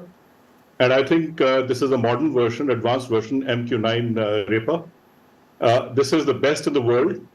And considering our situation on the borders and our adversary pushing the autonomous systems, very soon we are going to see more and more autonomous systems in the battlefield. And I think we need to pitch for the best, and these are the best systems which are going to be available. Sure. I think the Congress is asking, could this have been done through a tender rather than being done shrouded in secrecy as a government-to-government deal? Military does not bother whether it is tender or FMS or government-to-government. I think the faster it gets deployed, better it is. Because after all, the delay is not in the interest of the country. And many times we find that the procurement process gets much delayed and also, gets a bad name to the equipment when it is not so. Question is like Bofors. It's a very good equipment. It actually ran into trouble because of the name, that there is a scam attached to it. I think we have to go ahead with the drones. I think future is of the drones. The future warfare is going to be won if we have invested in drones. I think you make a very important point, General Pannu, that through the government-to-government route, you're able to expedite the purchase of these weapon systems rather than taking several years as you go round by round testing out the equipment. Admiral Anup Singh, explain to Adil Boparai, the Congress and everyone watching at this time, why the Indian Navy would benefit from the presence of these drones. And are you suspicious that maybe we are paying more than is warranted for this transaction? No, the simple answer is that we need a dramatic shift to the situational awareness at sea and so in the air and so over our land borders. And this entire debate about, RFPs being floated, etc. Where else have you got an equivalent drone? Is there at all any equivalent, sir? There is no equivalent. This is the only UCAV and UAV which is battle hardened over Afghanistan, over al-Zawahiri, over General Soleimani and Syria. Where else have you got an equivalent? There's nobody else who has anything similar. No. And if somebody says the Chinese, God alone knows, first of all, do you want to buy anything that is Chinese? No, most certainly not. Would it be reliable? No, the Chinese have two subsystems, the Kai Hong 4, the Wing Lung 2. These have been supplied to Pakistan. These can apparently stay in the air for about 20 hours and fly at speeds of 370 kilometers per hour, which is much less than the capabilities of the Predator drones. We're actually quite lucky that we are getting them, and if we can get them fast, the better. Isn't that the point you're making, Admiral Pannu? First of all, Rahul, insofar as China is concerned, sorry, it's a no-no, not only for me, but for the three defense forces. B, reliability. C, this drone is 40 plus hours of endurance and it is hail and a lot of noises are being made. What about DRDO? What about this? What about that? DRDO has been able to make an equivalent of a MALE, medium altitude, long endurance UAV. We need a hail and 40 plus hours. Can you imagine going to the Malacca? Explain that to viewers in simpler terms. What's the difference between what the DRDO has made domestically and the capabilities of the Predator, Admiral Anup Singh? High altitude, long endurance. We haven't reached there insofar as indigenous development is concerned. How long could it take the DRDO to get there? I think they need a lot of transfer of technology insofar as hails are concerned. And please remember, this fellow, apart from 40 plus hours of endurance with limited payload, will still have about 24 to 30 hours with full payload of almost 2 tons of ammunition, including air-to-surface or air-to-ground missiles, etc. There is just no comparison. Adil Singh Boparai, you are hearing from the Admiral and from the General from the Army. There simply is no weapon system that compares, and if we are getting it through a government-to-government deal, we get it sooner And if the Americans are willing to make some of what they already have available in stock with their forces or with the company that's manufacturing them and make them available to us quickly, we should be thankful that we are getting these weapon systems as quickly as we are. Kamal Saab, nobody is answering the elephant in the room. Which is? And the elephant in the room is the price comparison. I think that is the nub of the matter, and I'm saying this at the cost of repetition. But what are you comparing what with? You can't compare apples and oranges. If a whole MRO system for maintenance, repair, overall is being set up in India, if all the drones sold across Asia come there... By the same analogy, Mr. Kaval, the government of India is not purchasing vegetables from a market. This is 25,000 crore rupees of taxpayers' money. We cannot take the logic to a point of an over-the-counter purchase. There are RFPs, there are processes, and those processes have been designed and envisaged to ensure the best bang for the buck. And one time-tested method is a tender process. On one hand, you circumvent the tender process when you make an in-principle intention in a joint statement. Number two, DSC says $3 billion. The government of India shrouds the entire deal in secrecy. There is no transparency. There is no indication as to the value of per drone. What is the opposition and what is the country supposed to think? Let me put that question to General Pannu. To this government. That the argument the Congress is making is that the US bought these same drones at $56 million per drone. The UK Air Force bought them at $12.5 million per drone. The Australian government at $137.58 million per drone, but later cancelled because they found the price too costly. Spain at 46, Taiwan at 54 million, Italy and Netherlands at 82 million, Germany at 17 million, and India, if the price that's been announced is the price at which the drone is bought, each drone would effectively cost $110 million. Is that too much, or is that totally the wrong way of looking at how this weapon system is being acquired? General Pannu. Rahul, you look at the system per se, it carries modular payloads. It has got the EO, IR and Linux multi-mode radars, which are very rare to have as a combination. It has got the ESM and laser designators and illumination. It has got a C-band line of sight data links. It has got KU band beyond line of sight SATCOM data link. It is transportable and self-deployable. So as a result, the kind of payload that it carries, the kind of loitering and the range that it gives you, you cannot say that what others have, because they are very different variants of the same predator. MQ-1 was different, MQ-1C Grey Eagle was different, MQ-9 was different, and also when you're talking about the kind of deal it is, most of it is going to be assembled in India. And about 15 to 20% just might come to the Indian companies for building components, which will give a good business to India, 10% of the total sales. But and Adil Singh Boparai, some of the arguments in the Congress's press release are rank juvenile, and I explain to you why.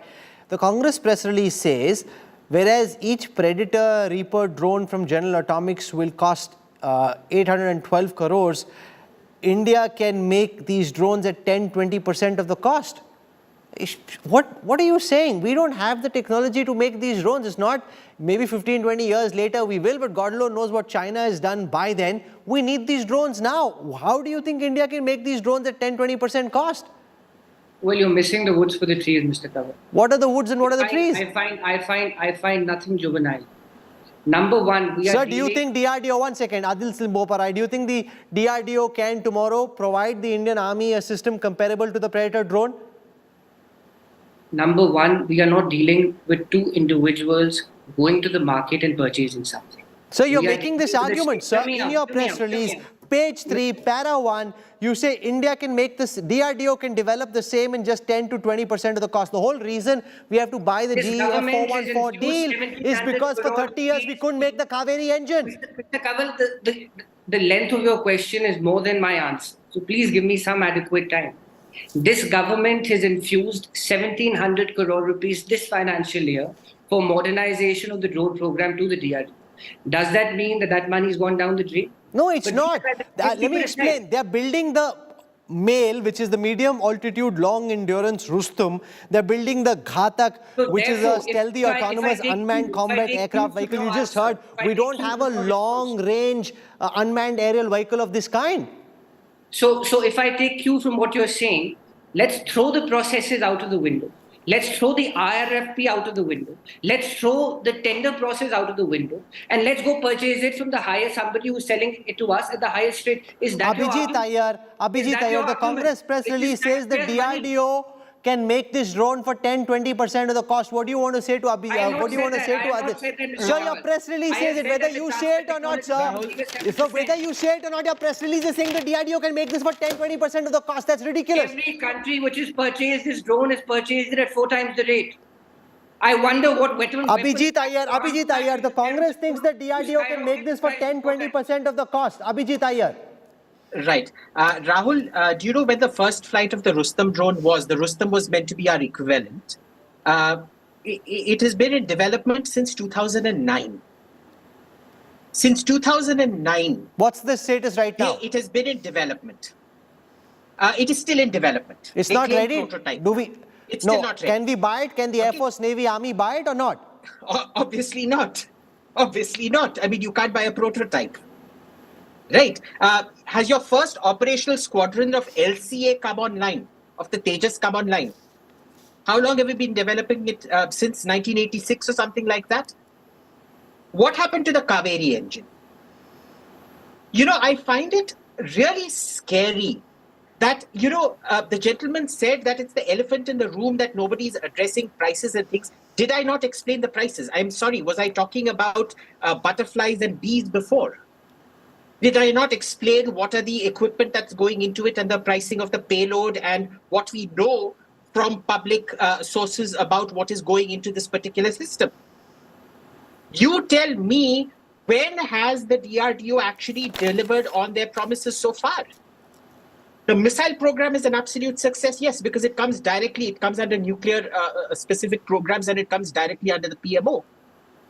But you tell me all things that don't come under the PMO, what is the delivery rate been?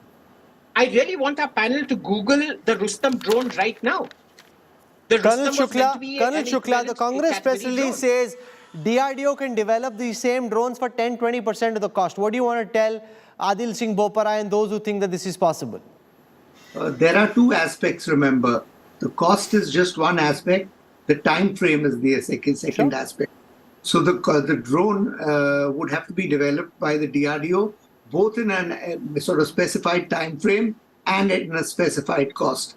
Now, I would just draw to the attention of your viewers the fact that the government, the same government that we're sort of elected, BJP, has given a list of 309 systems, which the import of which will not be allowed on subsequent years dating from now till 2025. And therefore, if the drone is not to be imported beyond after 31st December 2024, then it is the government itself which has put the weight of its authority behind this, and the government itself that is saying the DRDO is perfectly capable of making a drone, and therefore we are relying on it. Now, we can engage in DRDO bashing in every television program in this country. It's a national sport in some ways after cricket. But the fact is that the government itself has thrown its weight behind it with the Atmanirbhar campaign, with the IDX initiative. And the government itself is saying that we will withdraw, we will buy drones only up to 31st December 2024. I'm giving an example. And after that, we will import it. After that, we will make it ourselves. Now, remember, when the government pushes through a contract like this, what the government is really saying is that there's this cutoff line of 2025 or 2026, whatever it is. We will not be able to buy it from abroad after that. So let's buy it quickly now, because we will be stuck with what we have and with the DRDO's capabilities, such as they are, to build new drones. So it is extremely important to read between the lines. The Congress is saying, instead of taking advantage to accuse the BJP, but the BJP has not been above board either. Now, here's what I want to leave our viewers with. Imagine a scenario that there is a terror strike, God forbid, in India, and now India wants retaliation. Let's assume for a moment that the strike emerged from Pakistan. You want to take down, say, Sayyid Salahuddin, Masood Azhar, Hafiz Saeed. the Predator drone is the best way of doing this. You're not sending your pilots in the sky. So what happened with the MiG-21 is not required to happen here. You send a drone in, you take down your high-value target. Hopefully you know where that terrorist is. You're able to get a precise lock and you take him down. This weapon system is priceless in terms of its capabilities and what it brings to the table. And the very dangerous part of playing politics with national security is that you could imperil Indian national security. To say that the DRDO can make it at 10-20% of the cost is a plain fallacy. God knows how many years in the future, if at all ever, will they be able to make it. Those are harsh realities. China flexing its muscles, terror camps continuing to flourish inside Pakistan. Those are harsh realities. Don't play fast and lose with national security, even if you're in opposition at that moment, because that is a very deadly game to play. I'm slipping into a break. I want to thank my guest, Admiral Anup Singh. I remember our time together on that rescue mission where you were leading it. So fantastic to have you in a different capacity with us on the show, as also to Lieutenant General Pannu, Adil Singh Boparai, Ajay Shukla, Abhijit Iyer Mitra. I know there's an election coming, but I hope that the opposition finds other issues that they can take up. There are serious issues that you should leave this matter alone. At least wait till you see what all is included in the purchase, and then you will actually know whether you've overpaid or not, once you know what you're buying. And don't compare apples and oranges. Slipping into a break, coming up on the other side. Is the Musk versus Zuckerberg cage fight really going to happen? Tesla CEO is training in jiu-jitsu. He says there's soon going to be a cage fight with the Tesla boss.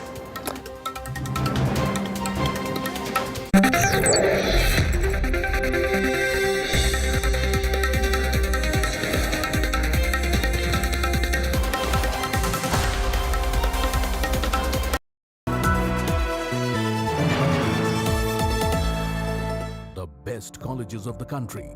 Which one will boost your aspirations? From courses to placements, know them all. India Today Best Colleges Survey 2023. Issue out this Friday, 23rd June. Subscribe now to indiatoday.in/subscribe.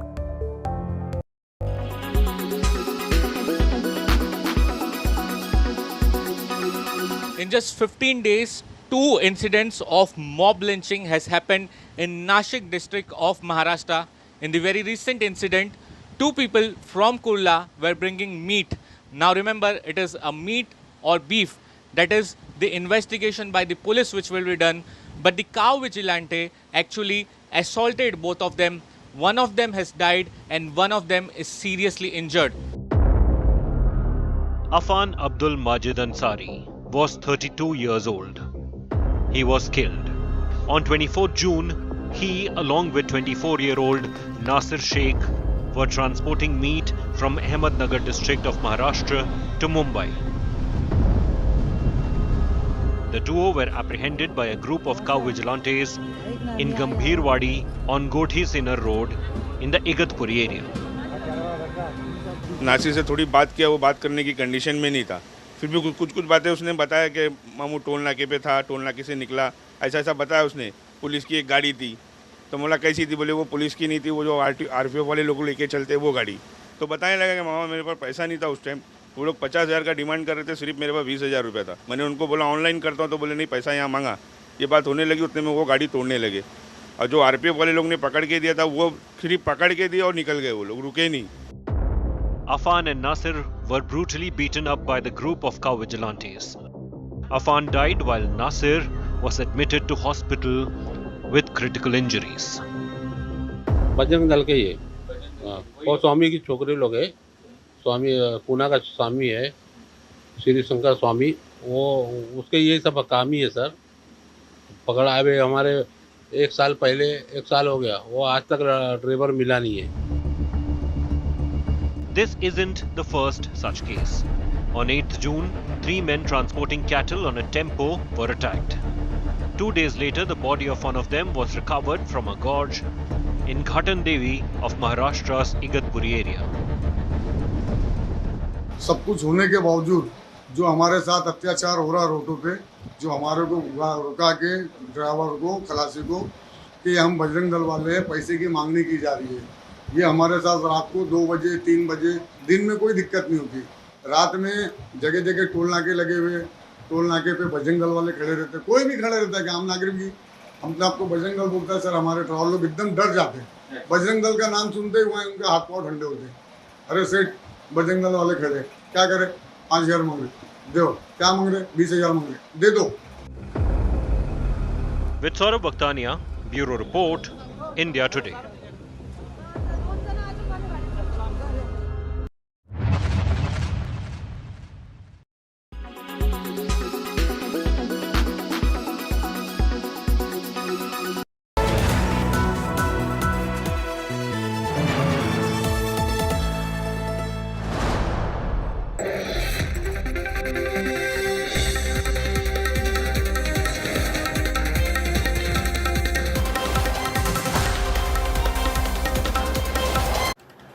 The first images have emerged of Elon Musk preparing for a cage fight with arch social media rival Mark Zuckerberg. The tech billionaires have reportedly agreed for a much publicized fight. While the Meta founder is already a practitioner of jiu-jitsu, Musk is said to have roped in UFC legend Georges St. Pierre to train him for the encounter.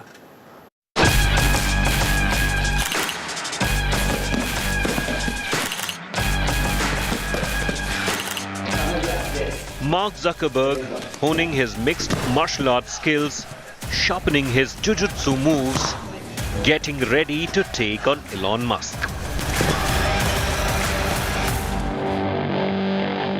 It's not just the rumored Threads, a microblogging platform Meta is developing as a rival to Twitter. The two tech billionaires are, if reports are to be believed, getting ready for a caged fight.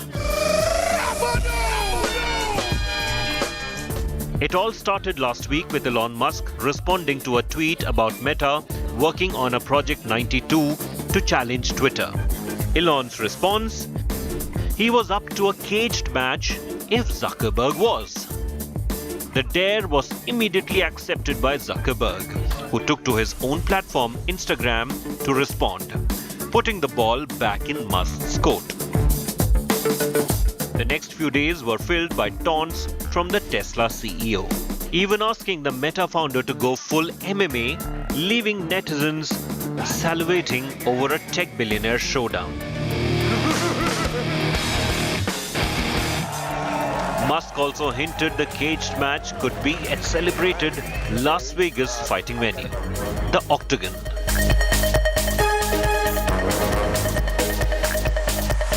He then tweeted, "I have this great move that I call the walrus, where I just lie on top of my opponent and do nothing." Head to head, the two opponents could not be more different. Musk towers over Zuckerberg's 5 feet 8-inch frame by more than 5 inches. Musk is also much heavier than Zuckerberg. But the Twitter owner is also 13 years older than the Facebook prodigy.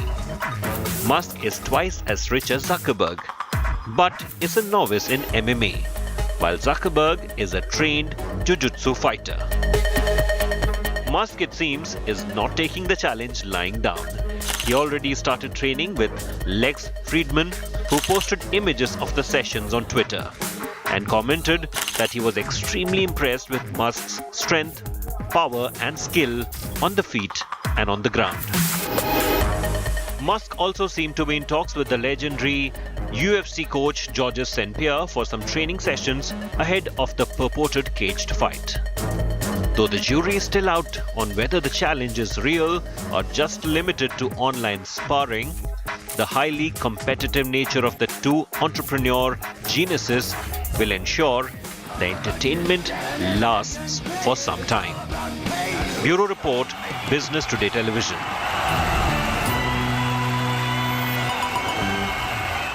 Both these billionaires should be using their money and their brains for social good, not to have this fight over ego. Leave the cockiness aside. You're no longer in college. Grow up, Musk and Elon both. Practice, train if you must, get fit if you will. I just met Elon Musk in New York, wasn't looking very fit at that time. He's training hard there but for heaven's sakes, don't really get into a cage and start having a go at each other. It would make for great TV though, and it'll be a fantastic story, but still, use your money and your brains for other purposes. This is where I wrap up the news track tonight. For your time and your trust, thank you very much. I look forward to seeing you 8 p.m. tomorrow evening. Till then, from all of us here, goodbye, good night.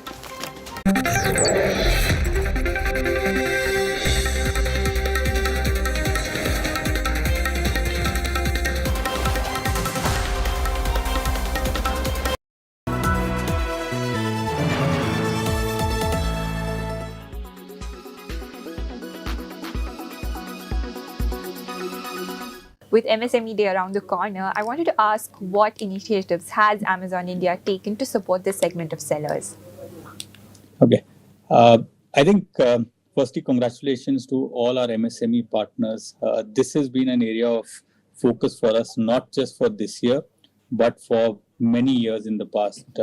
We've been working on helping MSMEs grow right onwards from 2013 when we started the business in India. We have taken various steps during this journey, some of which I think you would have heard. We helped sellers through something called Seller Flex, where they could put their inventory in their own warehouse to be available to customers across India for sale. We help the sellers in pricing their items more accurately by giving them nudges which tell them what prices, what deals will sell more. We also help them in improving the quality of their items such that they are able to help customers make a choice to buy their items online, because in the offline world you can touch and feel. You need to get that done through catalogs. So we provide them catalog services to help them sell more. All through, our focus has been we take feedback from the sellers, understand what gaps we have, and then diligently work in resolving those through a focused effort. So these are some of the things we have done in the past. Most recently, we heard from our selling partners that sometimes it's challenging to start their selling journey on Amazon. So they are doing a big business offline, but they want to get online. So we have launched what is called Self-Service Registration 2.0. This is a unique set of unique new innovation which allows selling partners to start their selling journey on Amazon in just a couple of clicks. What used to take, say, 8 to 10 clicks earlier, a lot of data filling. Now they just need to fill in a couple of things, which is their GST number and the OTP on that. And Amazon helps in filling in all the rest of the details by pinging the data to the government websites and helping them start their journey. We also take from them details of their bank account to just make sure this provides them confidence that the bank account is listed to their current GST itself. So it cannot be that somebody else used their GST and got the list, started the business, and they got a wrong sort of tax claim out of it. So this is one of the latest things that we have done. We are also launching or in the process of launching a new seller support center. Some of the initial stuff on that we launched a couple of months back. And this is to basically get a new seller on Amazon to start getting more successful.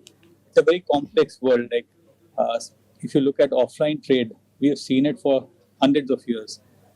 Everyone has developed expertise. You know how to sell a particular item. You know, if you want to sell a ketchup, what do you need to tell the customer? You know, if you have to sell a fruit, what do you need to tell the customer? But online selling is relatively new. So when a seller comes on board, they don't know what hit them. How do you make a customer make a choice through a screen, either on their phone or on the laptop, to buy an item of, say, 500 or 1,000 or maybe even 50,000, like a smartphone? So our new Seller Success Center basically helps sellers in this journey by telling them step by step what should they do to be a successful online seller.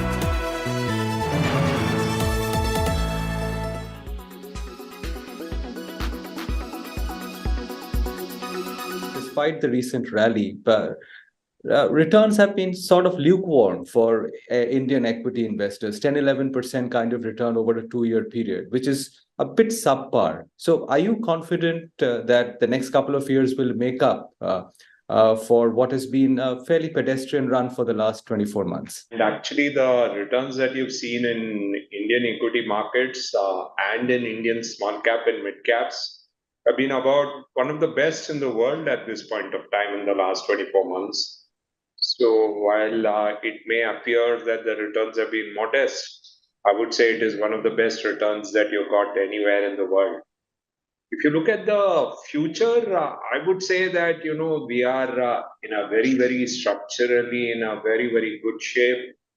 And that geopolitically we are in a very good shape. And from a macroeconomic point of view also, we are in a very good shape. And but having said that, the challenge is that from a valuation perspective, we are one of the costliest markets in the world, and outside US, I would say we are one of the costliest markets at this point of time. So even going forward, it's tough to believe that you can get very big returns in the long run, in the medium run, I mean. But it is still India is one of the best markets to invest in for the long run. And because it's a very good structural story. But if the valuations were to become more reasonable, I think India would be a great market where you can get both good long-term returns and big long-term returns. Whereas today, because of valuation, it's difficult to predict very high returns at this point. If you had to guess, and I know it's an impossible question to answer, but over the next 2 to 3 years, which we can classify as medium term, do you think the chances of Indian investors getting 10-11% kind of returns from equity are higher, or 50% plus kind of returns, which is essentially the desirable return for most Indian equity investors? In late 90s, you could get 16 to 18% in many debt products. So at that point of time, I would say it was necessary for you to get 20% per annum to invest in equity. Today, you're not getting that kind of return. So as long as you get better returns than an alternate asset class, I think it is fairly attractive. And having said that, there are so many geopolitical imponderables which none of us know. And what can hurt markets in the near term? Do we know? The answer is certainly not. Did anyone expect the Ukraine war? The answer is no. Did any of us know that this could be a problem in 2022? The answer is no. So I think we all think that we know what will happen to markets, but periodically certain things happen in markets which we can't predict, and that is the reason why systematic investment plans and asset allocation are the two best ways to invest for most people in the long run.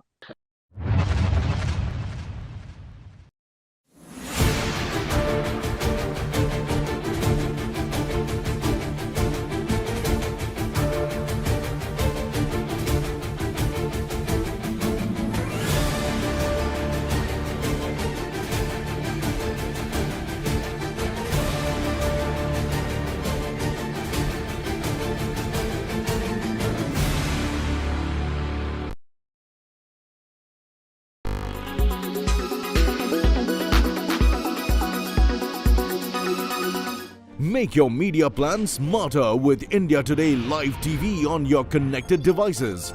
Amplify your brand with 100 million smart internet viewers. To advertise, mail us at sales@aajtak.com.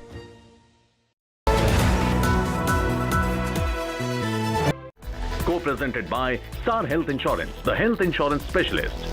Co-presented by JK Tyre Ranger Series, stay wild at heart. Co-presented by Hayfler, let's reimagine. Powered by NECC, Sunday hoya Monday, रोज खाओ अंडे. Co-powered by Watcho OTT Super App. One है तो done है.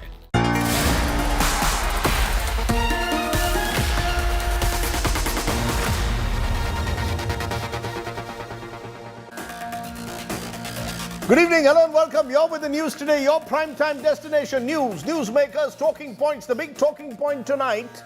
Will the drone deal go the Rafale way? The Congress is alleging the possibility of excessive pricing and a hint of corruption. Also, World Cup 2023, a major controversy. Has Ahmedabad got all the favoured matches and is it the most favoured city? Shashi Tharoor tells us why he's angry. He'll join us later in the show, but as always first, the 9 headlines at 9 tonight. Politics breaks out over the India-US drone deal. Congress likens Predator drone deal to Rafale, says India is set to overpay for US drones. Congress government in Karnataka files an FIR against BJP IT cell chief Amit Malviya, booked over a video accusing Rahul Gandhi of anti-India actions abroad. BJP claims this is a misuse of the state machinery. Big twist to Karnataka freebies row. Now the Karnataka government says it will transfer cash instead of rice into accounts of BPL card holders. 5 kg rice and cash will be given instead of 10 kgs. Monsoon mayhem in Mumbai once again. Roads and subways inundated, several low-lying areas waterlogged. Met Department predicts heavy rainfall over the next 4 to 5 days. Bhim Army Chief Chandrasekhar Azad shot at by unknown assailants in Uttar Pradesh's Deoband. Azad injured after being shot in the waist. Massive protests at Cuddalore's Chidambaram temple as priests allege takeover bid by the Stalin government. Police enter sanctum of the temple. Priests say police manhandle them. Aam Aadmi Party backs Uniform Civil Code implementation, says a consensus needed. All India Muslim Personal Law Board now to submit a draft proposal to the Law Commission. Politics over the ODI World Cup intensifies. Congress AAP fume over no matches to Kerala and Mohali. BCCI Vice President Rajiv Shukla says ICC decides venues for the World Cup. Indian stock markets rally 1% to new record high. Sensex breaches 64,000 level. Nifty crosses 19,000. 12 of 13 major sectoral indices in the green.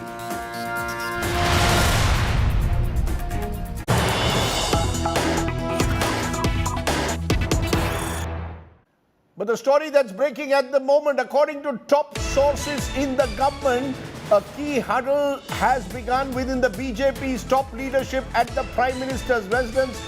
Home Minister Amit Shah, Party President JP Nadda and BL Santosh have met the Prime Minister at his residence amid speculation that this could be a prelude to a cabinet reshuffle.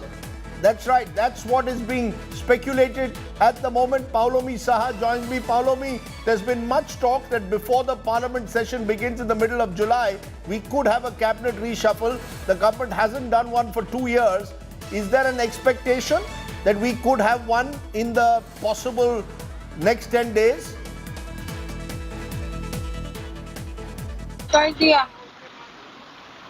Paulomi, the possibility of a cabinet reshuffle in the next 10 days? Well, at the moment, Rajdeep, we do know that this has been an ongoing series of meetings that had been happening for many hours together between BJP Chief JP Nadda, Home Minister Amit Shah, and of course, the organizational General Secretary of the Bharatiya Janata Party, BL Santosh. And these were a series of meetings.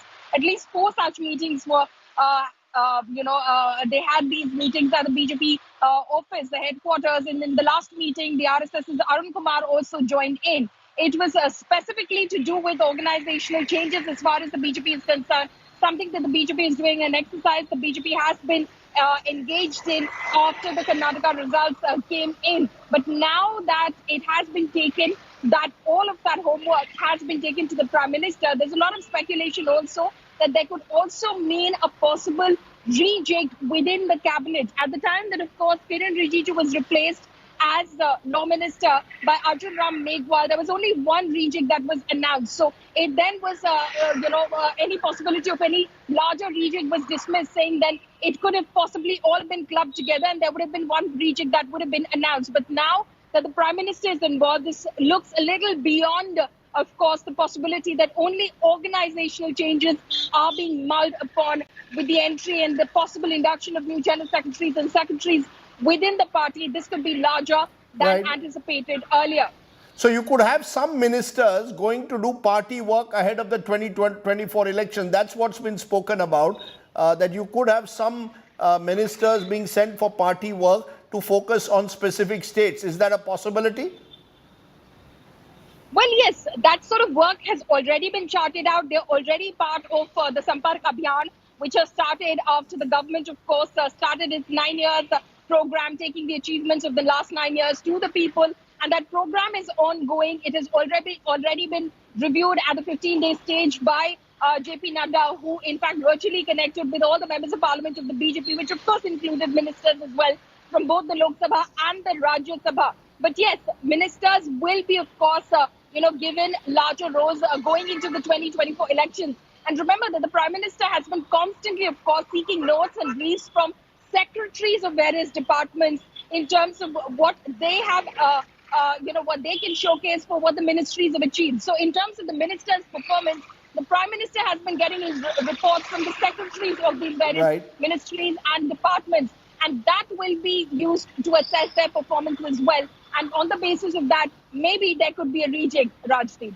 Okay, Paulomi Saha joining me with that update. Are we heading in for a final cabinet reshuffle of Modi 2.0 with several ministers being taken into party work? We'll keep a track on that story. Let's turn to our other top story tonight. The Predator drone deal, a multi-billion-dollar deal, was one of the big highlights of Prime Minister Narendra Modi's visit last week to the United States. The deal to buy 31 drones is expected to be a big boost to India's surveillance capabilities. But now comes the controversy. The Congress on Wednesday today claimed that the drones are being bought at inflated prices, and this could be, according to the Congress, another example of a defense deal where the government is overpricing its bid for these drones. The Modi government has rejected the charge. Could this therefore go the Rafale way again? Are we heading for another controversy over a mega defense deal?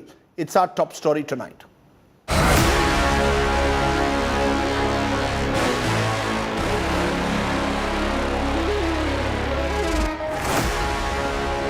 India is set to buy 31 of these war machines, popularly known as the Predator drones, that will add muscle to the country's air and naval capabilities. The proposed deal found mention in the joint statement issued by India and the US after Prime Minister Modi's talks with President Joe Biden last week. While the statement itself was silent on the pricing, the Defense Acquisition Council's go-ahead to the proposal to purchase the drones mentions the figure of $3 billion. The opposition is now gunning for the Modi government, claiming the drones are overpriced. जिस drone को बाकी मुल्क 4 गुना कम कीमत में खरीदते हैं, उसी drone को हम $110 मिलियन यानी कि 880 करोड़ प्रति ड्रोन, 880 करोड़ पर ड्रोन हम खर्च कर रहे हैं. The Congress claimed the questions over the proposed drone deal had forced the Defense Ministry to issue a clarification. The statement by the Defense Ministry on Sunday had rejected charges of overpricing, saying a deal is yet to be finalized. It claimed the Defense Acquisition Council on June 15 accorded the acceptance of necessity or AON of acquisition of 31 MQ-9B drone from the US. The ministry said the estimated cost of $3,072 million was provided by the US government. However, the price will be negotiated once policy approval of the US government is received. The Defense Ministry said it will compare the cost with the best price offered by the drone manufacturer General Atomics to other countries. Bharat America दोस्ती को बढ़ाने के लिए MQ-9B drone खरीदने का भी एक समझौता हुआ है, जो भारत में ही असेंबल होंगे. इनका मेंटेनेंस, रिपेयर, ओवरहॉल भी कहीं पर होगा तो हमारे और आपके देश भारत में ही होगा. कुछ लोगों ने लेकर इसको कुछ विवाद भी खड़ा करने की कोशिश की है, लेकिन मैं साफ कर देना चाहता हूं, उन्हें कहीं कुछ मिलेगा नहीं. While the opposition has also questioned the capability of the MQ-9B drones, the forces are backing the acquisition. ये बहुत बड़ा कैपेबिलिटी है। इससे क्या है, हमारा एरिया ऑफ रिस्पॉन्सिबिलिटी को अच्छी तरह सर्वेलेंस और रिकग्निशंस कर सकते हैं। It's a whole ecosystem that will get developed, तो बहुत फायदा ही होगा। The drone deal, like the purchase of Rafale fighter jets from the French arms maker Dassault, is likely to be a government-to-government deal. The Congress had earlier alleged a scam in the acquisition of Rafale jets, but its crusade did not pay any electoral dividends in the 2019 Lok Sabha elections. The deal had got a stamp of approval from the Supreme Court as well. Bureau Report, India Today. So will the drone deal also go the Rafale way? Will the Congress's charges of overpricing stick? Is there a need for more transparency in such mega defense deals? Some of the questions we'll raise. Supriya Srinath is Congress's chief spokesperson of its social media cell as well. Major General Sanjay Meston, defense expert, joins me. Group Captain MJ Augustine Vinod joins me, defense expert. And Shiv Arun, who tracks this issue very closely for us, our senior editor, is with us here in the studio. Appreciate all of you joining us. Supriya Srinath, to you first. Is the Congress crying foul too soon? Is the question being asked. The government says that India is yet to finalize the cost and specific terms of purchase of these drones. Already, though, the Congress is alleging that India will pay nearly 4 times what other countries are paying. According to the government, we've made no price negotiations. So where is the question of paying 4 times extra? So just before Mr. Modi left for the United States, various news organizations, including the one where we are chatting this debate on, the India Today group, put out stories that Mr. Modi is close to inking and in fact has approved the buying of 31 MQNBs at the cost of nearly $3 billion, which roughly translates to about 25,200 crore rupees.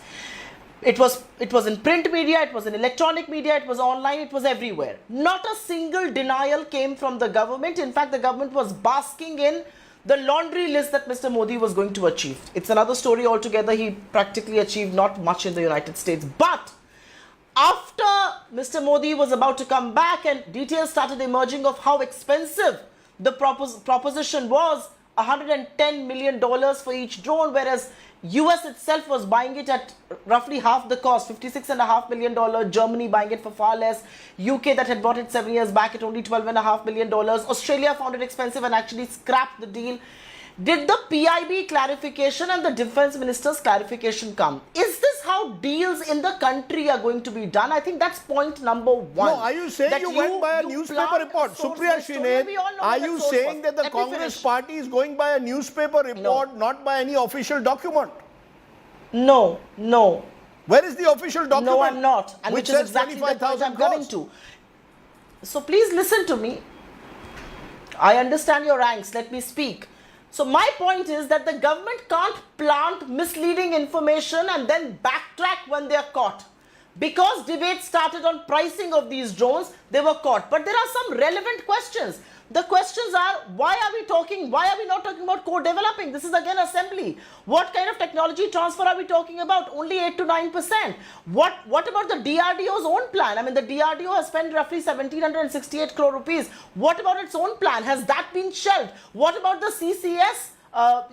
Go ahead. Did that not come about just like in the case of Rafale? I think some very relevant questions continue to be asked. And I think questions will be raised on how this government functions. You cannot plant information because the Prime Minister is going to make him look good and then be caught red-handed and then backtrack. This is not how governments can function, but I have raised some very valid questions. And I think those questions deserve to be answered because there seems to also be some concerns from the Indian Air Force, who till April 2023 have written we need only 18, not 31, who have raised concerns on the cost of these, who have raised concerns on the utility of these, especially in the areas where we need them. So I think these questions need to be debated because the government was all out to say they are buying $3 billion. Why are they backtracking now? Okay. Why are they doing a U-turn? And it's not just with this. Even with the Micron plant, there's a U-turn.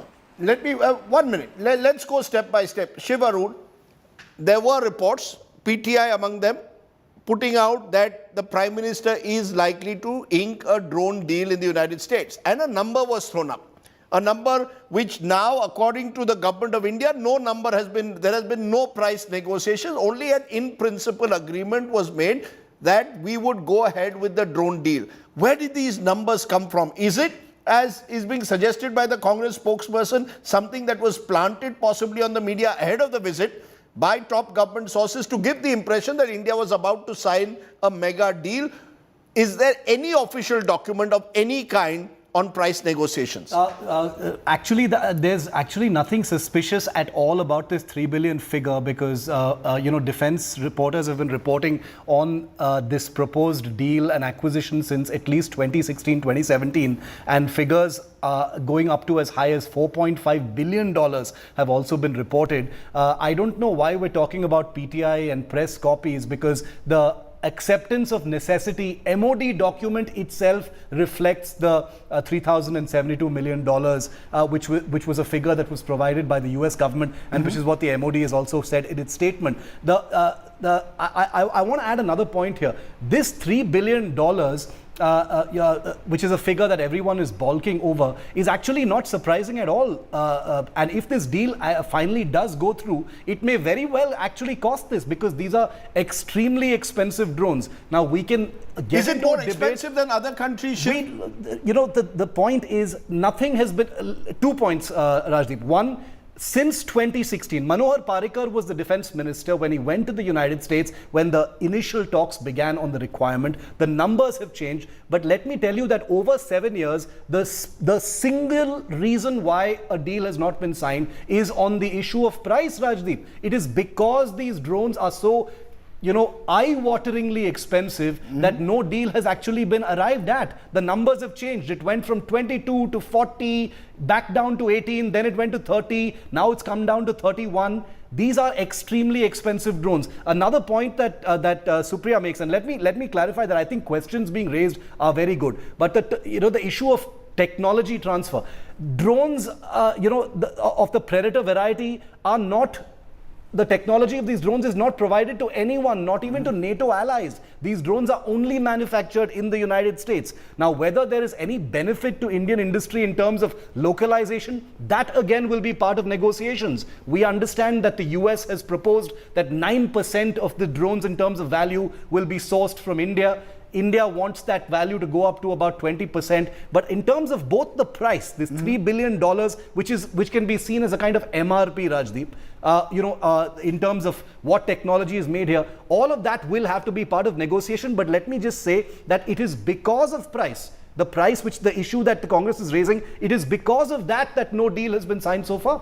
We've got UK 2021, $246 million for 13 drones. So obviously there is a price point that has been achieved with other countries. Will India pay excessively is a question once the price negotiations are complete. You're saying at this stage to talk about price would be premature. Am I correct? Also comparing drone sales between the US and India, a certain number, we don't know what that number is going to be. The US and NATO allies, what kind of package they're providing to them are vastly different. Trying to compare deals simply in terms of a bean count is always going to be a pretty, ill-advised affair, because we don't know what those deals contain, Rajdeep. Do they contain weapons? Do they contain lifetime support? Do they contain maintenance? Are there other, other attendant issues? Also remember that as far as India is concerned, it'll have to be from scratch. These aren't just remote controlled aircraft that we're buying. There has to be a huge amount of support infrastructure.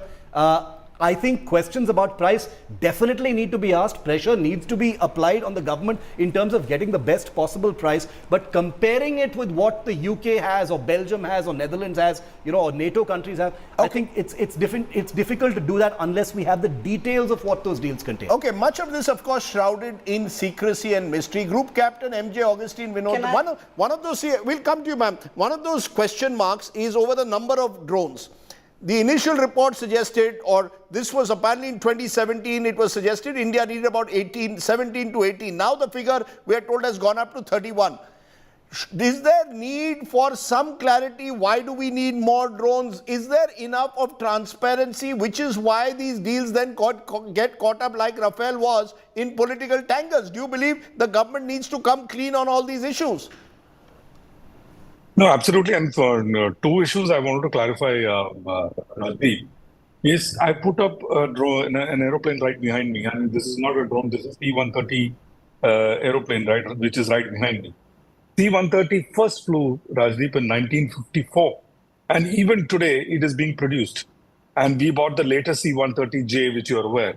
So an airframe, if you look at a drone, it's like a shopping bag.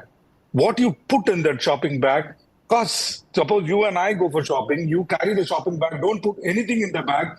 The shopping bag is going to cost you only 7 rupees or whatever at the time of checkout. And I put a whole lot of stuff in it. It is going to cost me more. And let's break that down even more.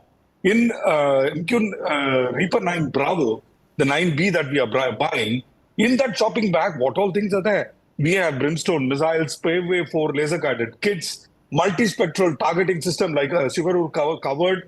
We are the only non-NATO nation to get such technology like links to radar, 360-degree maritime surface radar, which is like an upside-down radar. It can even pick up submarines, a periscope, automatic identification system. SIGINT, I'm sure you've heard the Navy Chief talk about it. Link 16, airborne early warning system. It can even be used for non-military systems like SDRF, NDRF can use it. You can search, maroon ships, boats. We are such a nation, Rajdeep. We are like a dagger into the Indian Ocean, and we have responsibility right down to South Pole. But do we still need clarity as to why the number, if the government is going ahead with 31 drones as earlier proposed 17 or 18, do we need clarity on why have we increased the numbers? Do we need do we need transparency on what are we getting out of it? It's a great question, Sir Rajdeep, and let me just break it down. These numbers are worked out on a document, I'm sure you know, called an LTIPP. So these three services sit down and they work out a certain amount of equipment that they need looking at the threat scenario. Home Ministry also plugs in saying that I need, for my capability, these things, and if we can share resources. So that number is say X number, and we are taking this 31 out of that X number, and that number does not say this particular drone, it says drone with so-and-so capabilities. So say it is 100. So 31 out of 100 we bought and we are going to use Predator. Then the rest of them, probably the Tapas we may have wanting to make 100, we will now make Tapas 70. So that is how it works. But either way, thank you for that question. Either way, Major General Meston, there will be a question whether it is transparent enough. There have been questions. Every defense deal, therefore, and many of them get delayed year on year. We saw it in the UPA years, many deals getting delayed because someone or the other would raise a red flag, and many government officials don't even want to sign on. Even ministers in the past haven't wanted to sign on because there will always be an allegation of kickbacks and corruption. Do you believe that a better way is to be as transparent as possible? Rajdeep, good evening. Having served in the Indian Army for such a long time, I am very clear whether it is any government of the day, all the deals are done in a transparent manner and the entire process starts from the three services. And as on date, we have something known as a CDS. So everything is well coordinated. It is decided among the three services what is the total requirement of drones, how many would go to the Air Force, Navy, and the Army. It is well conceived and well thought of and well planned. And therefore, then we give our recommendations to the Defense Ministry, and therefore they also sit down. There are a large number of sittings, and it is evolved. Are you saying there is absolutely no possibility of any kickbacks or overpricing? No, I don't feel there is possibility. And number two, I'll also come on to another thing, the efficacy. I think this is the best drone in the world. Having served in Afghanistan for almost 3 years, I have seen the efficacy of those drones. Last year only, Al-Zawahiri was shot down, precision-oriented by Hellfire missile. He was killed without any collateral damage. As regards ISR is concerned, this is the best drone. And today, the kind of hostile neighbors we have, The threat spectrum is so varied. It is no war, no peace scenario. And therefore, we require large number of drones for our land borders to have a war. Similarly, in the naval domain, we have such a vast area, not only Indian Ocean, which includes Arabian Sea and Bay of Bengal, it is also extending up to Indo-Pacific, and the way Chinese submarines and everything is moving into Indian Ocean. We have to have, and when you transplant it...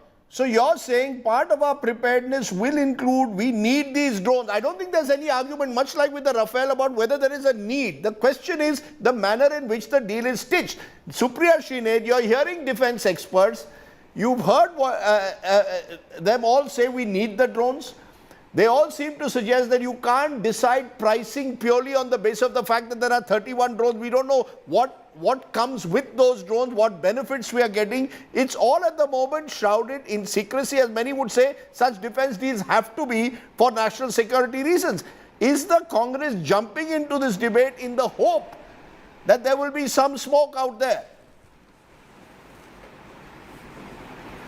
No, absolutely not. I think the reason why the Congress is raising the points that it is raising is because Mr. Modi has had a track record to compromise national interests very often to ensure that his own PR machinery keeps working. Give me an example. The only concern. No, give me an example. I don't think the Congress party give me an example. When you say, ma'am, give me an example. When you say Mr. Modi is compromising national security for optics. I will give you an example. First, I will finish my point. Yes. I will first finish my point and then I will give you an example. You cannot heckle me into breaking my answer. I don't think the Congress party disputes the need for these. I don't think the Congress party questions the efficacy. All that the Congress party is questioning is the pricing, because this pricing was told to us by the government of India before Mr. Modi left. After he came back, the situation has changed. It has suddenly gone into proposal stage. That's point number one. And point number two, I want to make very clearly here is the government also needs to come out and talk about Make in India and Atmanirbharta. What about the DRDO's plans? Wasn't the DRDO developing Tapas BH201, which was supposed to be domestically manufactured? What about that? So you can't talk about Atmanirbharta, Make in India, and then completely shelve that project. I think these are very valid questions. No, but these are top-end, high-end drones that are only made in the United States. And while these are top-end, high-quality drones only made in the United States. While we are not disputing the need for these drones. We are disputing the price that we are willing to pay for this. We are almost paying double the price that the US and other NATO allies pay. I understand it may be at a premium to us, that NATO allies may get cheaper, but double the cost? Is that what we are going to be told? And I also want to point out the question that you raised. While you may have forgotten, and media is free to misreport, the Supreme Court only gave a green chit on the procurement process of Rafale. As far as the deal is concerned, there is a fresh inquiry happening in France that the government of India wants to play oblivious to, and that's the reality. Questions about Rafale continue to be unanswered no matter what any government here says. Okay, let me leave it there. Let me leave it there. We've heard the politician, we've heard defense experts. Clearly, as I said, most defense deals eventually find themselves into the rough and tumble of politics, which is why they sometimes get inordinately delayed. Could there be more transparency is the question every government really needs to answer when they sign on to such mega deals or make it out to be that these will be game-changing deals. I appreciate all my guests joining me here on the news today. Let's turn from there to Karnataka, where social media wars have taken a new twist, where today the Karnataka police went ahead and booked the BJP IT cell chief Amit Malviya over a tweet he had put out on Congress leader Rahul Gandhi. The video tweeted by Malviya mocked Rahul Gandhi's overseas trips and claims that Rahul Gandhi is playing a dangerous and insidious game. Take a look at tonight's special report. Big defamation dangle between BJP and Congress. The Siddaramaiah government in Karnataka has booked the BJP IT cell chief Amit Malviya for his video attack on Congress leader Rahul Gandhi's foreign trip.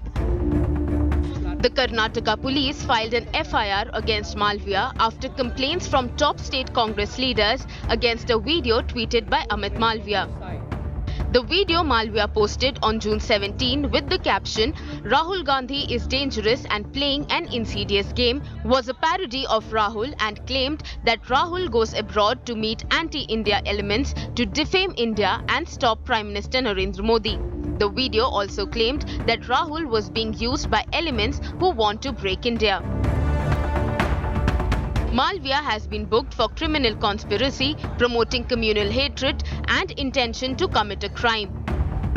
Karnataka Minister Priyank Kharge and Congress leader Ramesh Babu had filed complaints against the BJP IT cell chief. Slamming the animated video tweeted by Amit Malviya, Congress called the police action as a crackdown on fake news.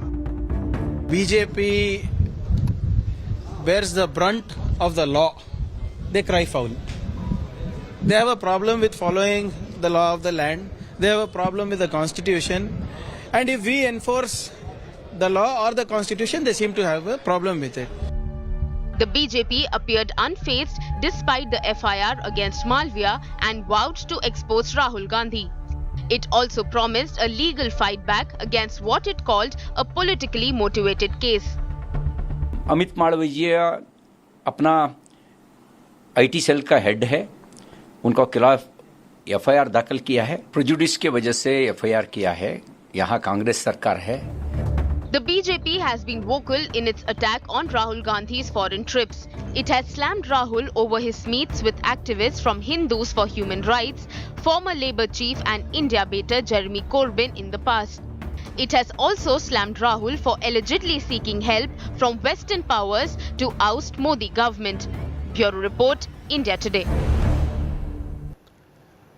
From social media wars, let's turn to cricket wars, because the excitement over the announcement of the World Cup, ODI World Cup that will be held in India in October, November yesterday have now been marred by a political showdown of sorts over the venues that have been selected. From the Congress to the Aam Aadmi Party, opposition parties are accusing the cricket board of a bias to BJP-ruled states, particularly towards the city of Ahmedabad. Take a look. Absolutely magnificent. Dhoni finishes. It's been 12 years since India won the ODI World Cup. Lift the World Cup. After 28 years, the parties start in the dressing room. And with India set to hold the tournament this year, hopes of 1.3 billion people are rising again. The World Cup 2023 starts with an England versus New Zealand opener in a clash between the previous edition finalists at the Narendra Modi Stadium in Ahmedabad. Ahmedabad will host 5 matches, including the India versus Pakistan mega face-off and the final. But the excitement around World Cup has been marred by politics. Opposition parties are now crying bias over match venues. Congress MP Shashi Tharoor expressed his displeasure over the exclusion of the Thiruvananthapuram. 10, 11 cities have been given matches, and some have got 5 matches, some have got 4 matches. They could have easily spread the joy a little better. Places like Thiruvananthapuram, which has such a wonderful new stadium, Mohali, Ranchi, there are places that are substantial towns with good cricket following and with excellent stadiums that could have been given an opportunity also to host a World Cup match. Mohali, which hosted the iconic India-Pakistan semi-final in 2011, is not hosting a single World Cup match. ਜਦੋਂ world cup Bharat ਦੇ ਵਿੱਚ ਹੋਏ ਤਾਂ 96 ਦੇ world cup ਦਾ semifinal Mohali 'ਚ ਹੋਇਆ, 2011 ਦੇ world cup ਦਾ semifinal Mohali 'ਚ ਹੋਇਆ ਤੇ ਐਤਕੀ ਸੈਮੀਫਾਈਨਲ ਦਾ ਕੀ ਇੱਕੋ ਹੀ ਮੈਚ ਜਿਹੜਾ ਪੰਜਾਬ ਨੂੰ ਜਿਹੜਾ ਮੋਹਾਲੀ ਨੂੰ ਹੋਸਟ ਕਰਨ ਦਾ ਜਿਹੜਾ ਮੌਕਾ ਨਹੀਂ ਦਿੱਤਾ ਗਿਆ ਤੇ ਉਹਦੇ ਨਾਲ ਨਰਿੰਦਰ ਮੋਦੀ ਜਿਹੜੇ ਸਟੇਡੀਅਮ ਅਹਿਮਦਾਬਾਦ ਉਹਦੇ 'ਚ ਤੁਸੀਂ ਪਹਿਲਾ ਮੈਚ ਵੀ ਕਰਵਾ ਰਹੇ ਹੋ, ਓਪਨਿੰਗ ਵੀ ਉੱਥੋਂ ਹੋ ਰਹੀ ਹੈ, ਇੰਡੀਆ ਪਾਕਿਸਤਾਨ ਦਾ ਜਿਹੜਾ ਵੱਡਾ ਮੈਚ ਆ ਉਹ ਵੀ ਉੱਥੇ ਹੋ ਰਿਹਾ ਤੇ ਜਿਹੜਾ ਫਾਈਨਲ ਵੀ ਉਸੇ ਸਟੇਡੀਅਮ ਜਿਹੜਾ ਕਰਵਾਇਆ ਜਾ ਰਿਹਾ ਹੈ. The Congress has accused the BJP of conspiring against the border state. Punjab को पहली बार इग्नोर नहीं किया गया, ये मैं सीधा सीधा कह सकता हूं कि ये भी इसमें भी बीजेपी की साजिश है और इस प्रकार से मोहाली का स्टेडियम का नाम हटाना मैं समझता हूं कि 100% इसमें राजनीति हुई है. The BCCI has denied the charges. ICC has to approve all those venues. It's not purely in BCCI's hands. ICC has to approve those venues. So all those who are raising objection, they should realize that we need a consent of ICC also while picking up these venues. Apart from the row over venues, there is another controversy brewing. A Pakistan Cricket Board official has said the country's government will decide on the team's participation in the match against India at Ahmedabad. Bureau Report, India Today. Let's go across to Dr. Shashi Tharoor. Unko gussa kyun aata hai? Shashi Tharoor, you seem very angry over the cricket match schedule. Now, we can't give every city in the country a match. Thiruvananthapuram, your constituency, let's be honest, is not a leading cricket center in the country. So why are you so upset? First of all, it is a new stadium which has been very highly praised. The national games were hosted there a few years ago, and Sachin Tendulkar, sitting next to me, said to me, this has to be one of the best stadiums in India. In fact, he called it the best then, but some more have been built since, including Ahmedabad and Ranchi, so I can't complain. The fact still is, it is one of the best stadiums in the country. It's got excellent drainage. There was one day match that was allocated to Trivandrum on a day when it rained cats and dogs, but they were still able to have a rain-shortened match because the drainage was so good. So the fact is that lots of good things going for it, and equally important, Kerala has become cricket mad only in the last generation or so, with the advent of stars like Srishant and Sanju Samson and others coming up. And it's a great thing for BCCI to encourage sport in parts of the country where it wasn't so deeply entrenched, which is why places like Thiruvananthapuram or Cuttack or Guwahati, or for that matter Ranchi and Raipur, have been given matches in recent years of international against international teams. The question is, why was it that we allowed ourselves to be confined to just 10 venues? There are 45 matches going on in the tournament. There are only 10 venues, and some have got 5 matches per venue, which seems to me an absolute extravagance. They could easily have spread this around, and instead of 5 matches per venue, if 3 more venues had been added, and they'd all had 3 matches each, everyone would have been happy. I don't see why it would have been so difficult for us to do that. You know what the BCCI claims, Dr. Tharoor, is that they are trying to ensure that the teams don't have to travel from one end of the country to another, from Thiruvananthapuram to Dharamsala, for example. Do you feel, though, that BJP, is your real objection that BJP-ruled states, Gujarat and Ahmedabad in particular, have got all the creamy matches? Is that the real issue, that you feel that the matches should have been more evenly distributed across all states? Look, first of all, on the travel business, remember, at any one match, it's only 2 teams traveling. So all the logistics arguments I find very weak. 2 teams can travel. It's not as if you're carting the entire tournament off from one venue to the next. Secondly, and that goes for hotel rooms and everything else as well. As far as security is concerned, every state has its own security arrangement, so that too is not a good argument. I think ultimately, what has happened is that those who wield outsized influence on the board undoubtedly have been able to secure results for themselves. That's the way our country works. I'm not entirely surprised. But if you look at the fact that Ahmedabad, since you mention it, has both the first match of the tournament and the last match, the opening and the final, and has the 2 marquee games, both Australia, England, and India, Pakistan, the 2 biggest games of the tournament, that suggests to me that this can't have been a mere coincidence. It didn't happen with a drawing of lots. It's happened because, obviously, some places wield greater influence than others. So it's a lament on my part. I recognize that that's the way our country functions. I'm not going to sit around here trying to change the impossible. But I am saying that I think it would have been good, even politically good for all concerned, to spread the joy a little more widely around every single corner of the country. And certainly Hyderabad, Bangalore, and Chennai have games, but none of those is anywhere close to the Deep South, which has been left out, and Thiruvananthapuram would have been a worthy recipient of BCCI largesse. But let's be honest, Dr. Tharoor, Jai Shah is the BCCI secretary.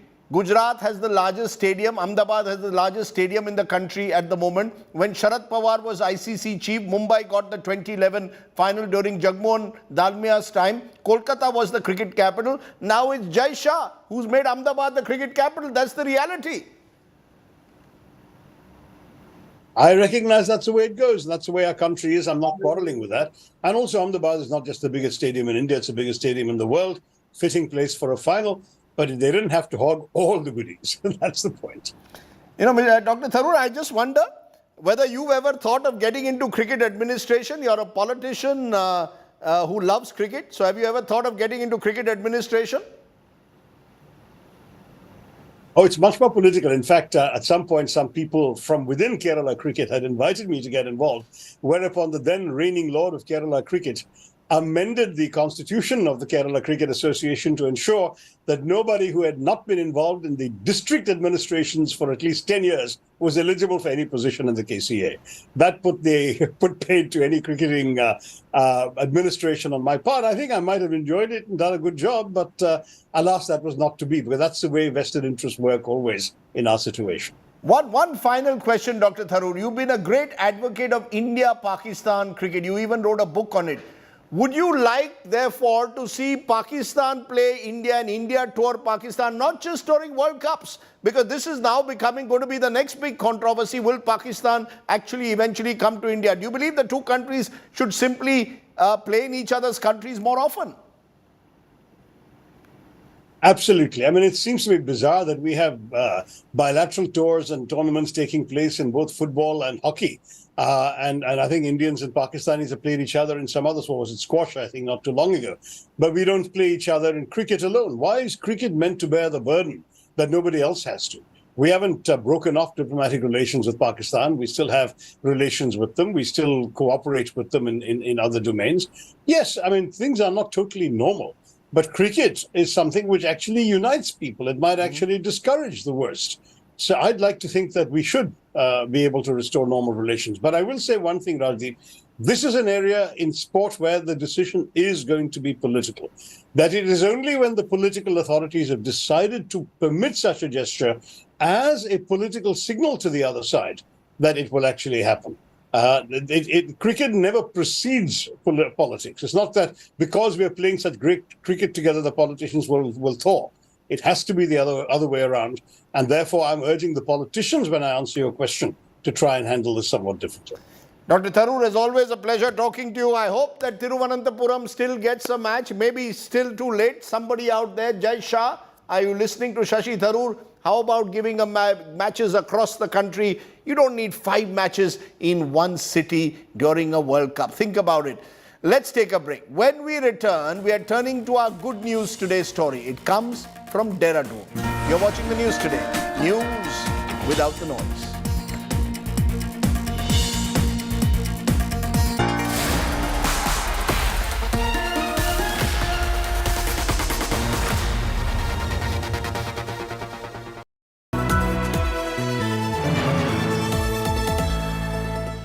Where the software engineer meets the cool UI UX designer, meets the gifted content writer to create the big dream. The world comes together at Sharda University. So where are you? The India Today Group is pleased to announce the launch of a brand new online portal for our Best Colleges survey, featuring 6 years of ranking data as well as a wealth of granular information on thousands of institutes of higher learning. Our interactive portal offers easy access, analysis and guidance to our Best Colleges of India survey results for over 2,000 colleges across 14 streams. We invite everyone to visit our site, bestcolleges.indiatoday.in, and we wish aspiring students all the very best.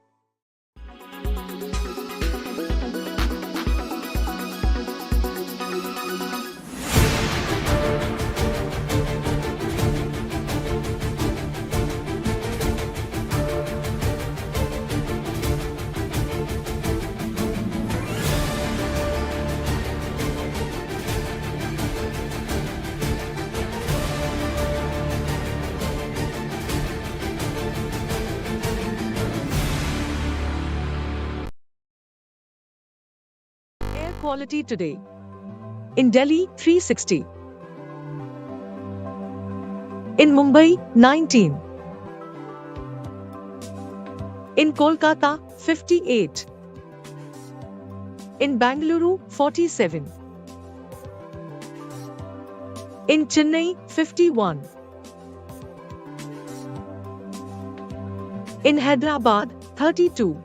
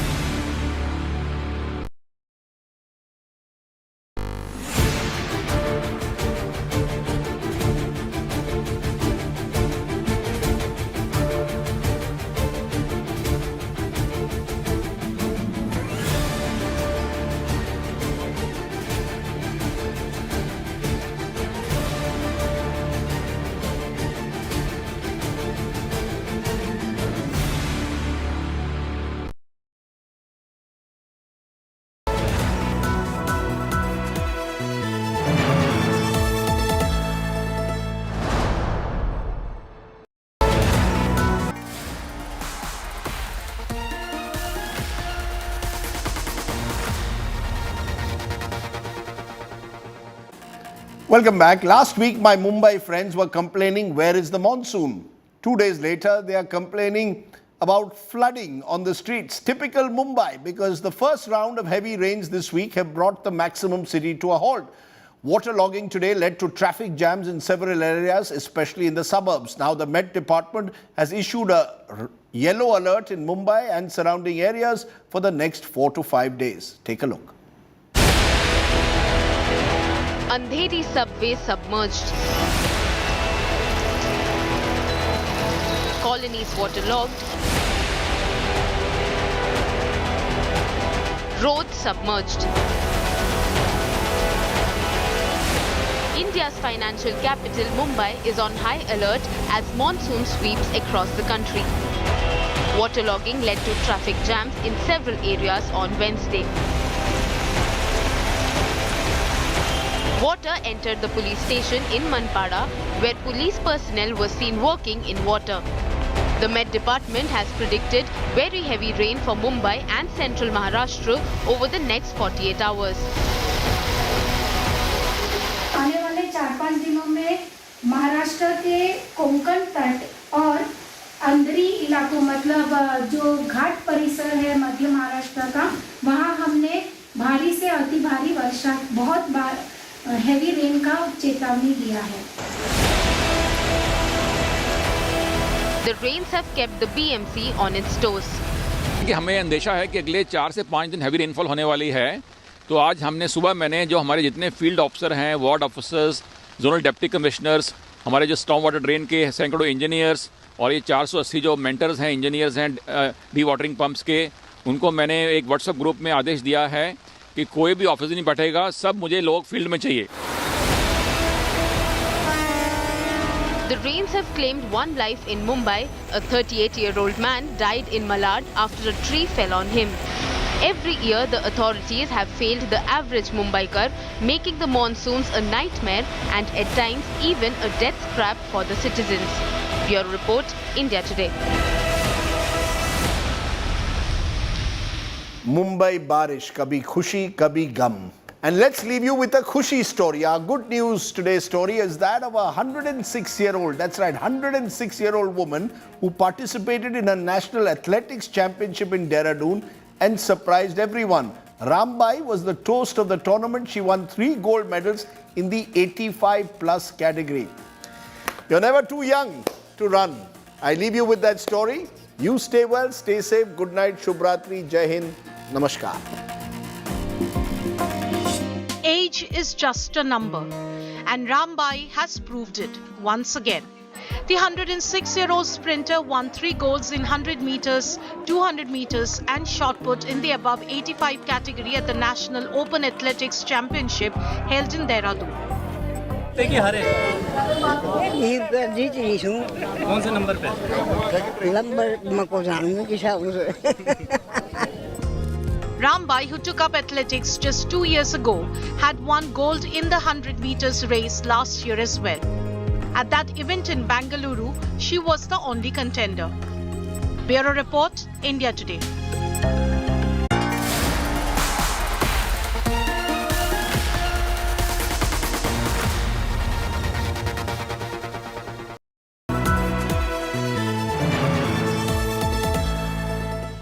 Where the software engineer meets the cool UI UX designer, meets the gifted content writer. To create the big dream, the world comes together at Sharda University. So where are you?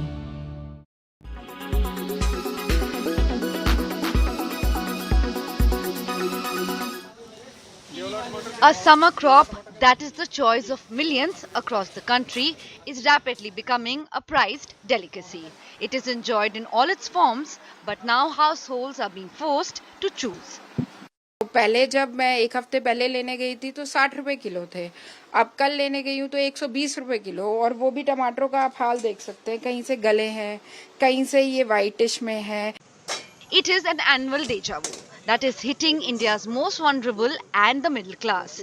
As the monsoon arrives and supplies plummet, the price of vegetables like the tomato has skyrocketed. The price of tomatoes, an indispensable part of Indian dining tables, has crossed 100 rupees per kilogram in many parts of the country over the past few days. इतनी महंगाई में क्या खाएं, क्या खरीदें, क्या बनाएं, ये समझ नहीं आई।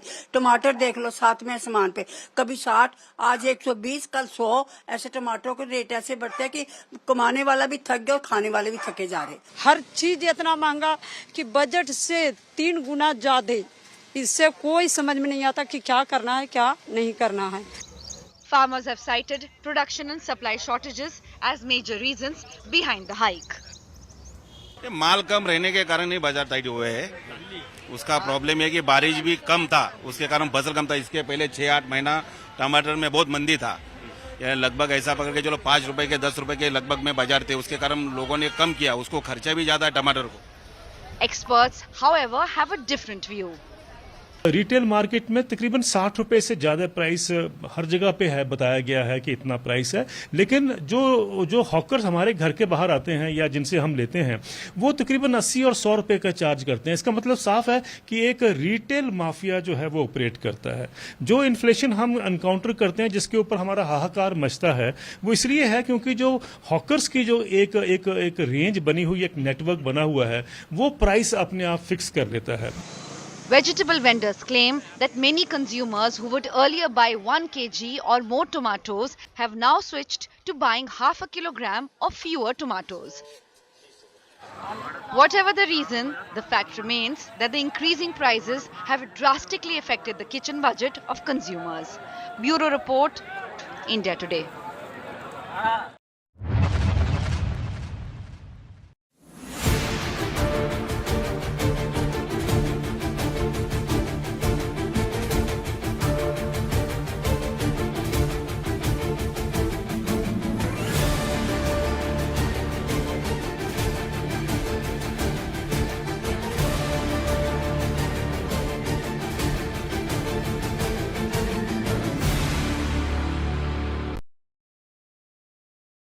Weather forecast now.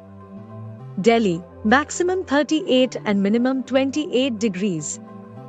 Mumbai, maximum 29 and minimum 25 degrees. Kolkata, maximum 33 and minimum 25 degrees. Bangalore, maximum 28 and minimum 21 degrees.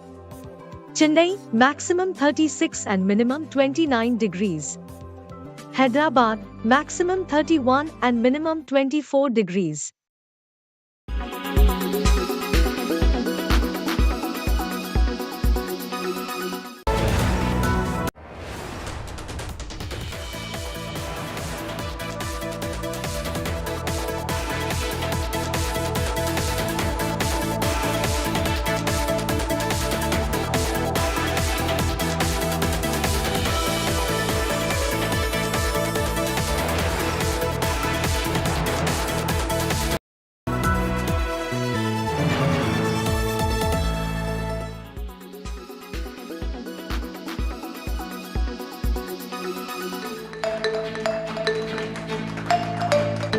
Artificial intelligence, AI, an ever-evolving field, is transforming the world we live in, unleashing wonders that were once unimaginable. Now, artificial intelligence is transforming lives in Lucknow in the field of medical science. This is an ortho-robo performing a knee replacement surgery, all made possible courtesy AI. And this is a game changer in Uttar Pradesh, as this AI-powered robo will now perform more ortho procedure in Lucknow's Apollo Medics. This is a most advanced active robotic system. Active means कि हम इसमें surgical planning करते हैं और वो surgical planning surgeon अपने experience के हिसाब से, पेशेंट की बॉडी के हिसाब से करता है, तब उस सॉफ्टवेयर को सेव करके और रोबोट में कनेक्ट कर दिया जाता है. So how does this work? All the information is fed into the robo and then it works on its own, performing the surgery directly.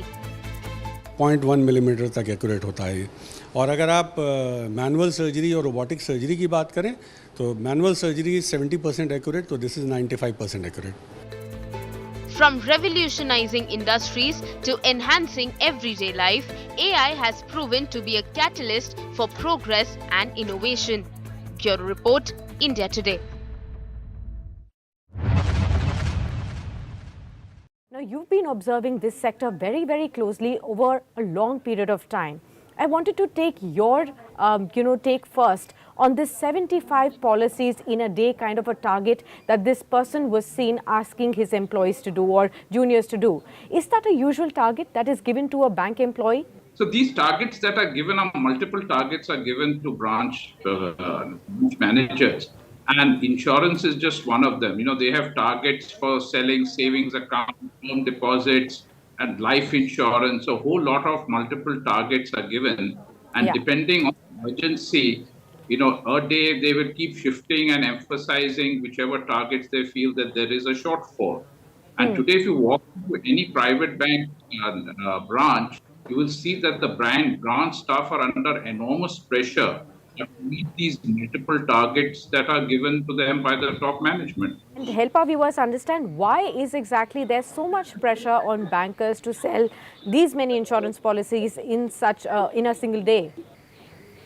So, Sakshi, clearly banks are allowed to cross-sell products. They can cross-sell many products like PPF is there, mutual fund is there, insurance policies are there. But why banks are focusing on insurance policies? The one answer to it is high commission rates. When they sell PPF, the commission might be nothing. When they are selling mutual fund, it is around 0.5% that is paid to bankers. But when it is insurance policies, it is up to 50% of the premium that is paid as commission to banks. So clearly it adds to their profit, and their profit increases when they sell these third-party products. What are the kinds of mis-selling products that is done here? What could a user really end up with in such cases if not properly educated like you've been talking about? You see, I have known of instances, of course we don't know in this case what exactly has happened, where customers want to open a bank deposit and they are completely missold. Actually the bank staff do fraud. They deliberately put their money into an insurance product. The customer believes he has opened a savings account or he's opened a term deposit. Okay. So only when the premium comes in that they realize there's something wrong. And then when they approach the branch, they realize that they have not got a bank deposit. They have got an insurance policy where they have to pay premiums for about 15 years. In other cases, I've come across even students whom you cannot sell a policy to because they are not earning. Okay. The banks have forged their age, forged their income proofs. And this shows a total collapse in underwriting standards, even of the insurance companies, because there has to be a verification done. But the entire process is so corrupted to achieve your targets that you have such practices.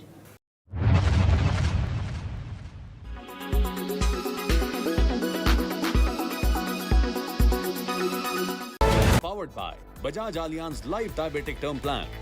Nippon India Mutual Fund. Wealth sets you free. Extra Safe Polycab Green Wire.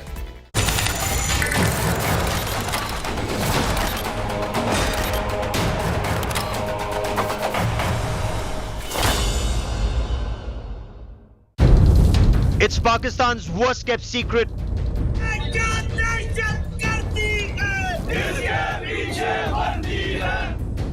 And now it's out in the open.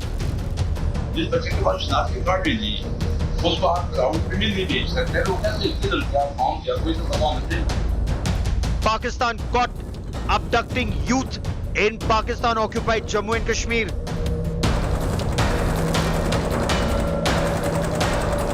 Stunning abduction jihad for terror. ये एक मेरे को जो counselling था मेरे को एक pre plan है, लोगों को उठाया जा रहा है. अगर इसको रोकने की कोशिश न की तो फिर ये काम रुकेगा नहीं. Even minors are kidnapped for terrorism.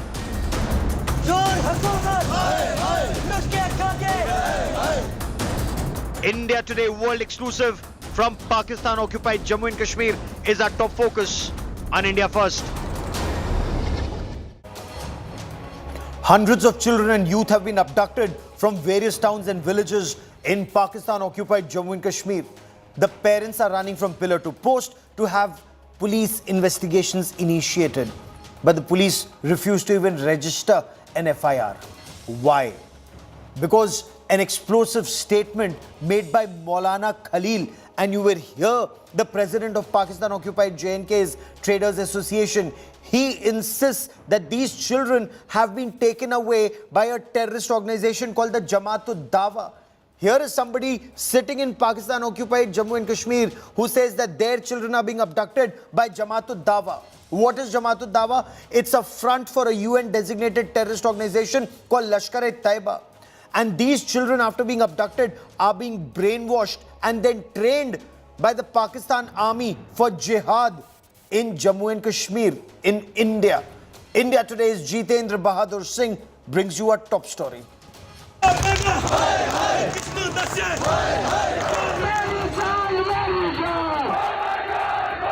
Pakistan के साथ इलाहा किया है तो कोई दस्तावेज दिखाएं हमें The terror training and the protests.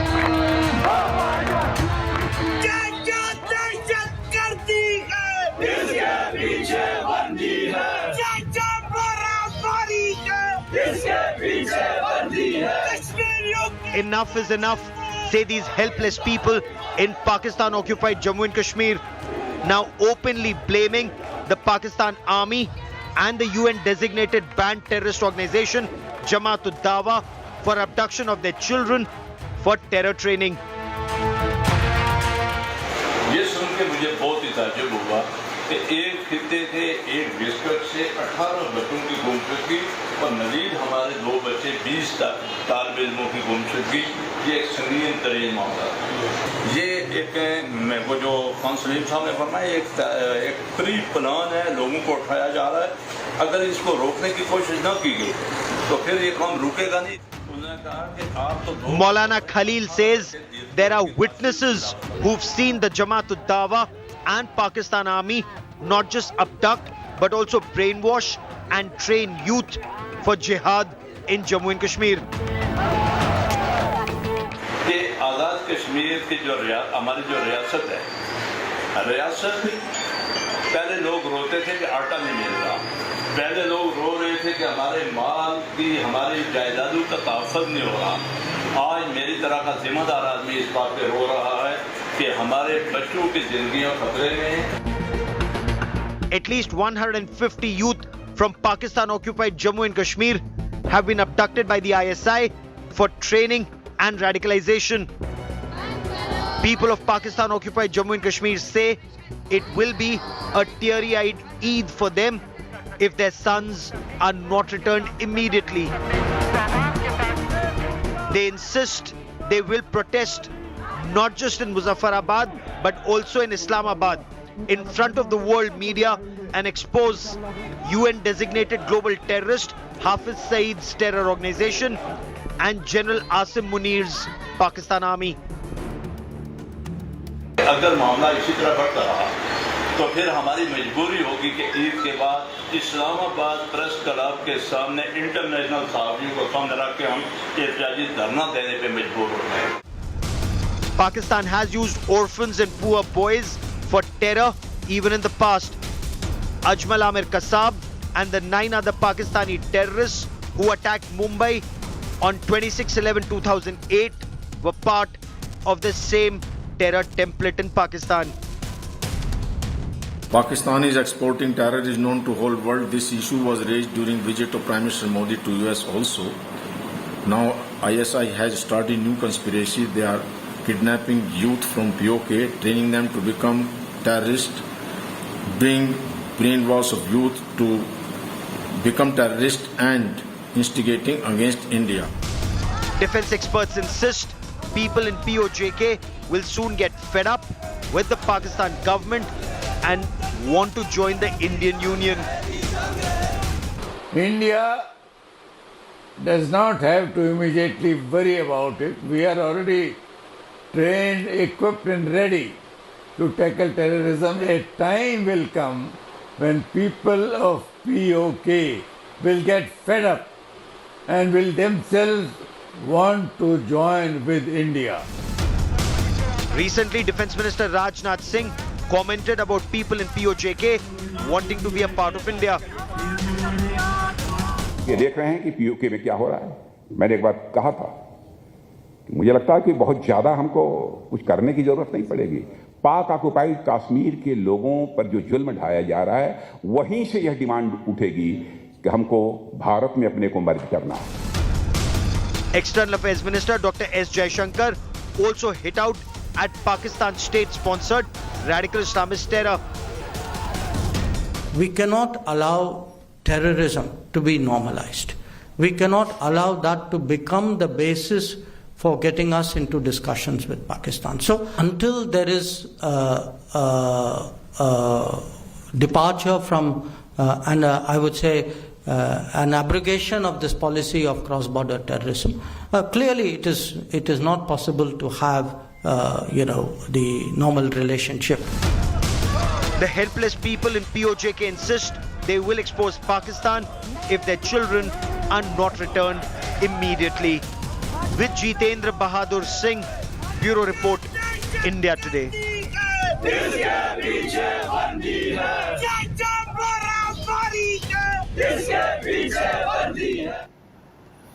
Explosive disclosures by Maulana Khalil in Pakistan-occupied Jammu and Kashmir. What Pakistan did in Jammu and Kashmir in 1990s, ISI and Lashkar-e-Taiba are doing it in Pakistan-occupied Kashmir today. Let me get you more on this big story. Joining me on India First is Dr. Amjad Ayub Mirza, author and rights activist from Pakistan-occupied Jammu and Kashmir. Abdul Samad Yaqub is the spokesperson and a leader of the Pakistan Tehreek-e-Insaf Party. Lieutenant General Syed Atta Hasnain is former Kashmir Corps commander, watches developments across the LC very closely. But my first question is to India Today's Jitendra Bahadur Singh, breaking this big story for us here. Jitendra, कितने बच्चों का अपहरण हुआ है पाक अधिकृत जम्मू और कश्मीर में, क्या-क्या जानकारी निकल कर आ पा रही है और किस तरह की ट्रेनिंग इन बच्चों को दी जा रही है, उनका ब्रेन वॉश कैसे किया जा रहा है? देखिए गौरव, पिछले 2-3 महीनों से लगातार इस तरीके की चाल पाकिस्तान की खुफिया एजेंसी आईएसआई की तरफ से किया जा रहा है, क्योंकि जम्मू कश्मीर में जिस तरीके से उसको मात खानी पड़ रही है, वहां पर किसी भी यूथ को ना तो रेडिकलाइज कर पा रहा है और ना ही किसी आतंकवादी को सीमा के उस पार से भेजने में सफल हो पा रहा है। जो भी आता है उसको सीमा पर ही ढेर कर दिया जा रहा है। इसी वजह से आपने देखा कि पाक अधिकृत कश्मीर में जिस तरीके से पिछले कुछ दिनों में करीब 150 के आसपास जो युवा हैं उनको अगवा किया गया, उनको एब्डक्ट किया गया और उसके बाद उनको पाक अधिकृत कश्मीर में मुजफ्फराबाद के नजदीक एक तेजिन कैंप पड़ता है, जो पुराना पाकिस्तान की आर्मी का कैंप था। उस कैंप को रिनोवेट करके यहाँ पर उन युवाओं को रखा गया। ऐसी इंटेलिजेंस एजेंसीज के सोर्सेस के थ्रू हमें जानकारी मिल रही है और इन युवाओं को हथियार चलाने की ट्रेनिंग के साथ साथ इनको रेडिकलाइज भी किया जा रहा है पूरी तरीके से। और जानकारी ये है कि ये युवा जम्मू कश्मीर के अंदर भेजने का प्लान पाकिस्तान की खुफिया एजेंसी आईएसआई कर रही है। Doctor Amjad Ayub Mirza, how serious a problem is this for the people of Pakistan occupied Jammu and Kashmir, sir?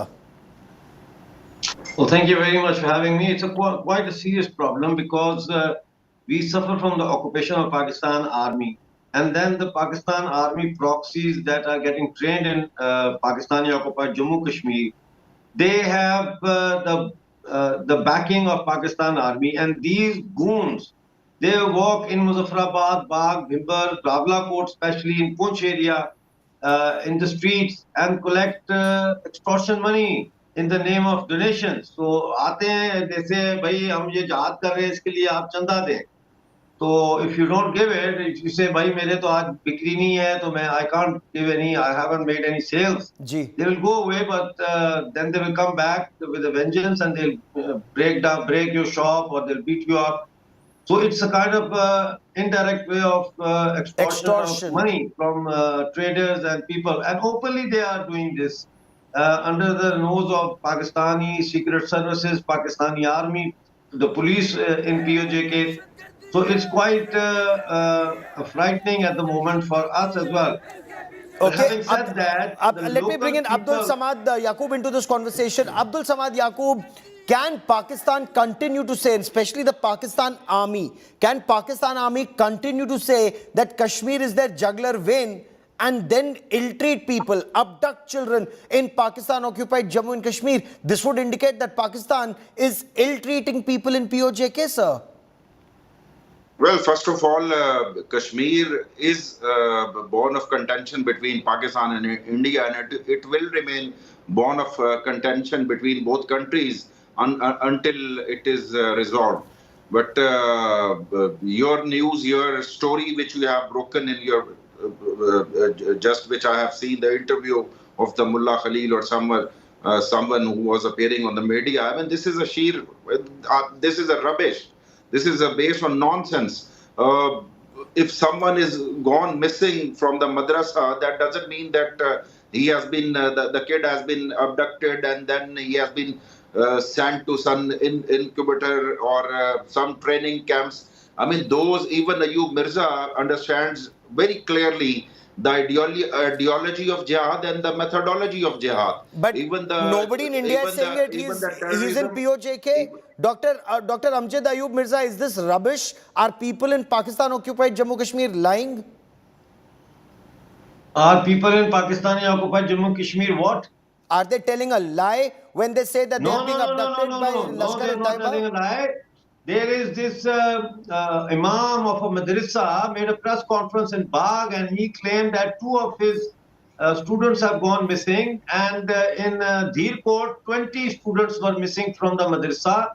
Now the photographs are coming out, and I can send them to you, where grown-up children who got lost from the madrasa have become jihadis and were shot dead by the Indian army during the attempted infiltration. So ये छोटे बच्चों को उठा के ले जा रहे हैं, पता नहीं कहाँ उनका ब्रेन वॉश कर रहे हैं, इतनी उनकी दाढ़ियां इतने बाहर रख के उनको ट्रेनिंग दे रहे हैं इसकी और जहाज की और बदतरूरों की, और फिर ये उनको जो है लॉन्चिंग पैड तक लाते हैं और फिर ये क्रॉस द बॉर्डर उनको भेजने की कोशिश करते हैं. लेकिन POJK के लोग इनके साथ नहीं है. The indigenous people, Kashmiri Jamwal, the Jat, the Chaudhry, the local people are not supporting these. These are people who have been trained by Pakistan intelligence services. Okay. Let me bring in General Syed Atta Hasnain into this conversation. General Hasnain, is Pakistan army being exposed by the people of Pakistan-occupied Kashmir? You know, from stealing wood to atrocities against the people of POJK and now auctioning off a part of POJK to China. But sir, should India be escalating this? Should India raise this in a very big way? For example, leaders from Jammu and Kashmir, should Mehbooba Mufti and Omar Abdullah not speak up for the people of Jammu and Kashmir, of Pakistan-occupied Jammu and Kashmir? Gaurav, thank you. Lots of questions that you put to me. Let me try and answer all of them. पहले तो let me be very clear, this is not something new. POJK के अंदर it is something new, yes. But within Pakistan, it's old wine. Yes. I have known this for the last over 20 years. And this is the methodology followed by the Lashkar-e-Taiba, the Jamaat-ul-Dawa now, and I've interviewed, spoken to many young Pakistanis in the United States, in UK, who have escaped from there and gone there and told me what were the methodologies used to actually try and recruit them. In many cases, their families had actually borrowed money to try and make sure that they were removed from Pakistan, sent abroad by any means at all. So this is nothing very new.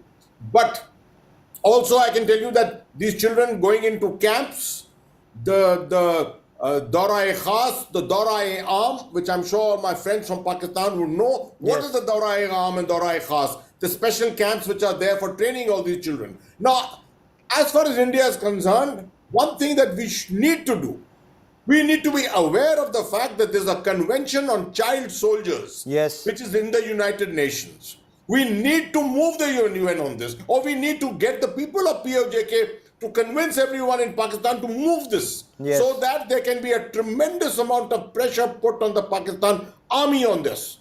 There is no other way that this should happen. And I would completely believe everything which is being said on this program today, for the simple reason Pakistan is finding different means of stoking the fires in Jammu and Kashmir. They have to do it. Abdul Samad Yaqub, just look at what is happening. These parents are saying there is no Eid celebration. Tomorrow you will be celebrating Eid with your family. General Asim Munir will be celebrating Eid with his family. But these parents will not be celebrating Eid because their children have been abducted for some so-called jihad in Jammu and Kashmir. So to feed this terror factory, even Muslims are now not being spared by the Pakistan Mil Jihad complex. See, 220 million, 22 million students are out of school in Pakistan. I mean, and these madrasas who are facilitating them, providing a free education to them, this is a sheer propaganda against them. See, if anyone who's gone missing from the madrasa, I strongly condemn it. The fair investigation should be held. I mean, maybe he has been gone missing for the forced labor, for the child labor. Sir, वही तो investigation नहीं. आप सुनो तो मौलाना खलील को. He says police के पास गए बाग में. Pakistan police refuses to investigate.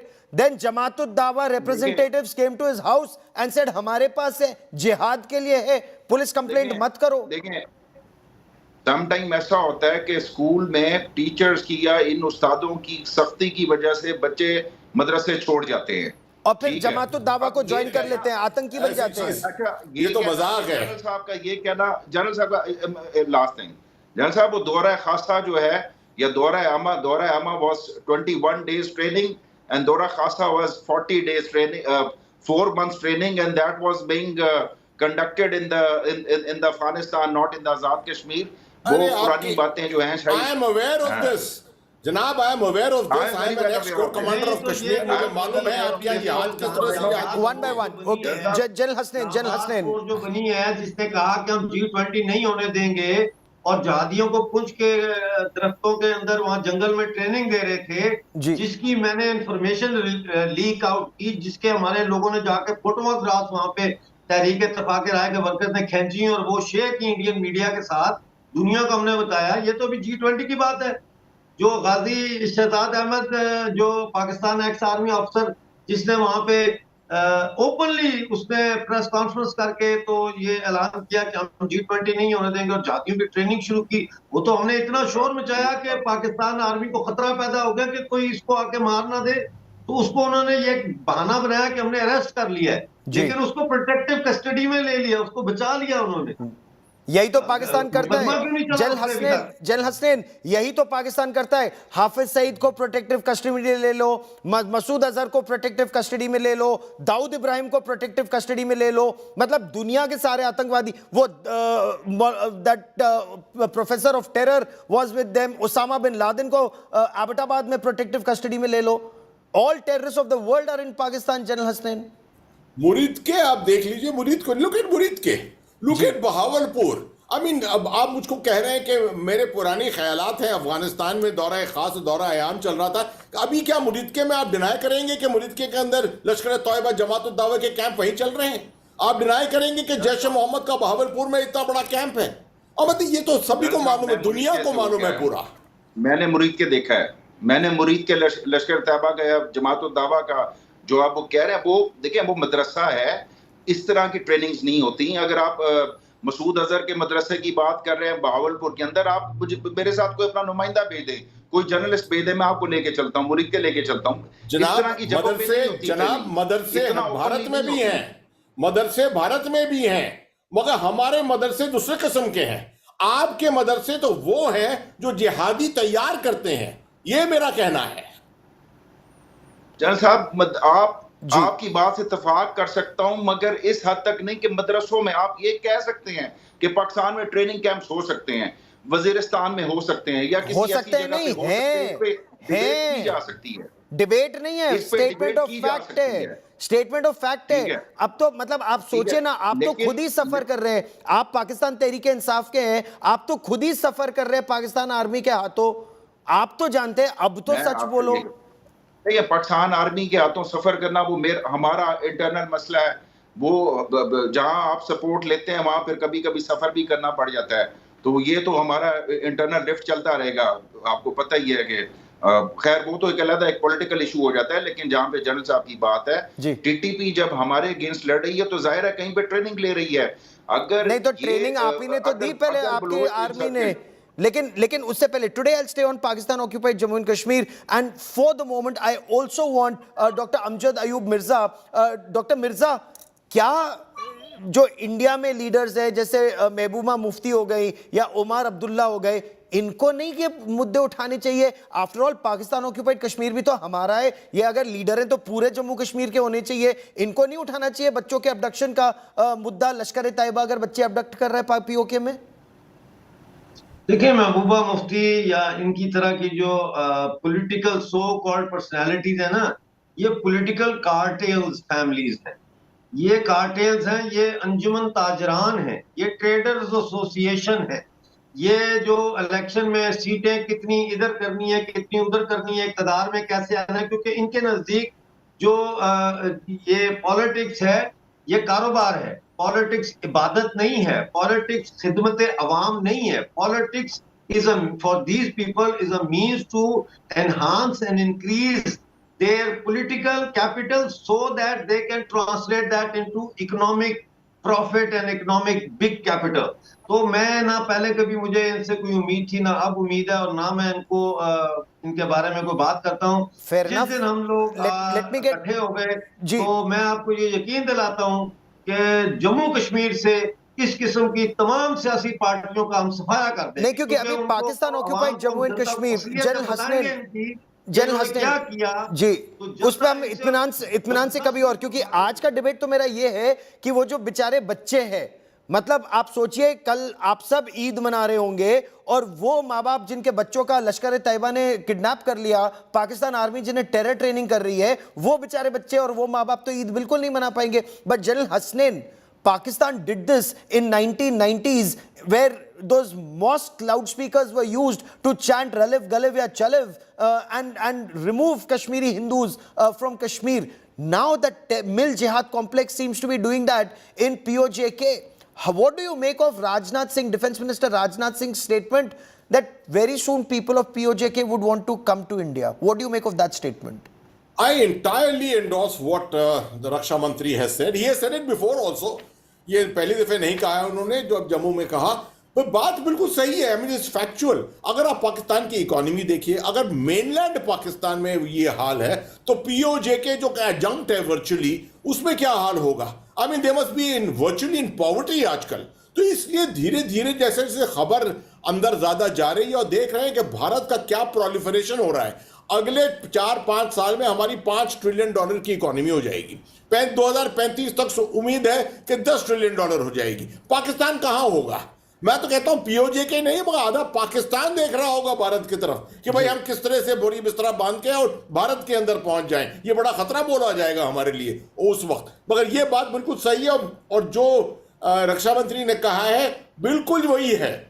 Economic तरीके से, by economic means you will find automatically the sentiment for integration with the rest of Kashmir will automatically enter into the minds of people of POJK. We will continue to track developments on this story very closely. To all my guests for joining me here on this India Today special broadcast, many thanks.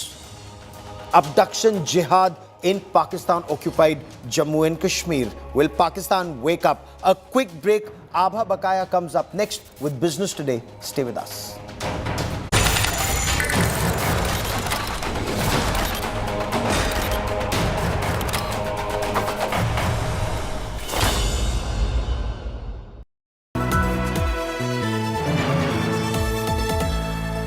The best colleges of the country. Which one will boost your aspirations? From courses to placements, know them all. India Today Best Colleges Survey 2023. Issue out this Friday 23rd June. Subscribe now to indiatoday.in/subscribe.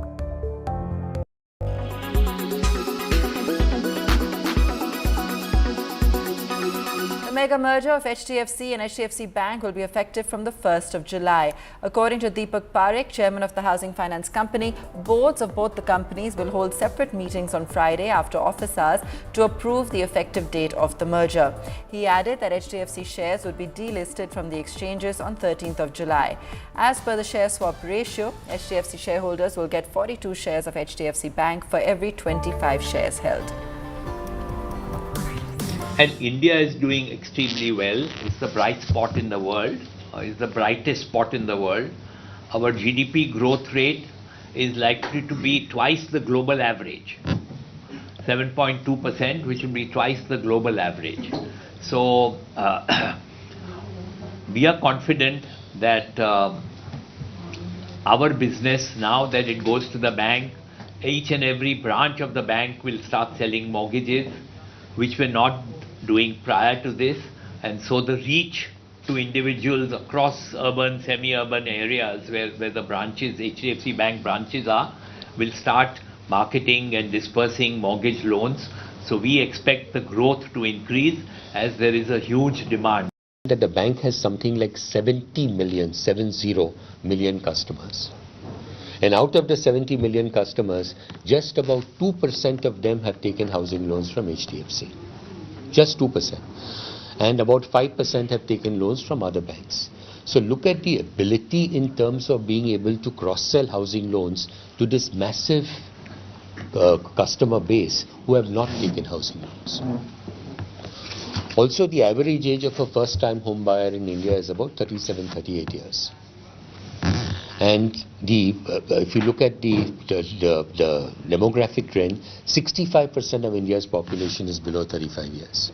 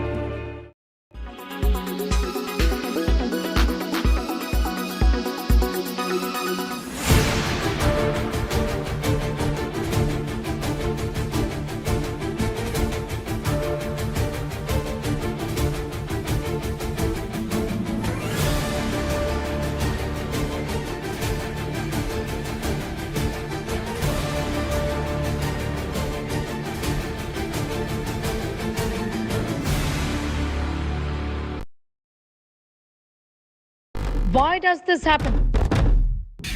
Let me tell you the science behind it.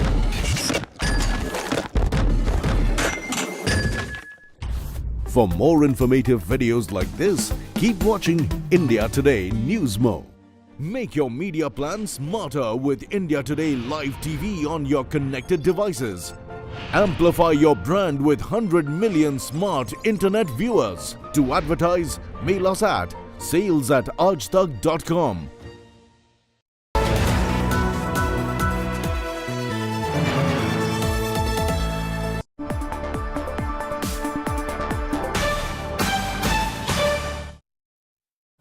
Hello and welcome. You're with us here in Business Today. I'm Abha Bakaya. Here are the day's top stories. Indian stock markets rally 1% to hit record highs. Sensex breaches 64,000. Nifty crosses 19,000. 12 of the 13 major sectoral indices in the green.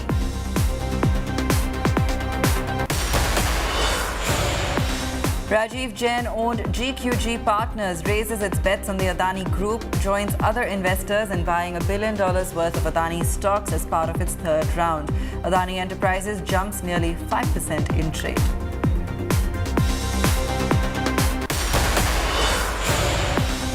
Huge Ghar Vapasi for SGS Nifty from next Monday to be rebranded as Gift Nifty. F&O contracts can be traded for 21 hours.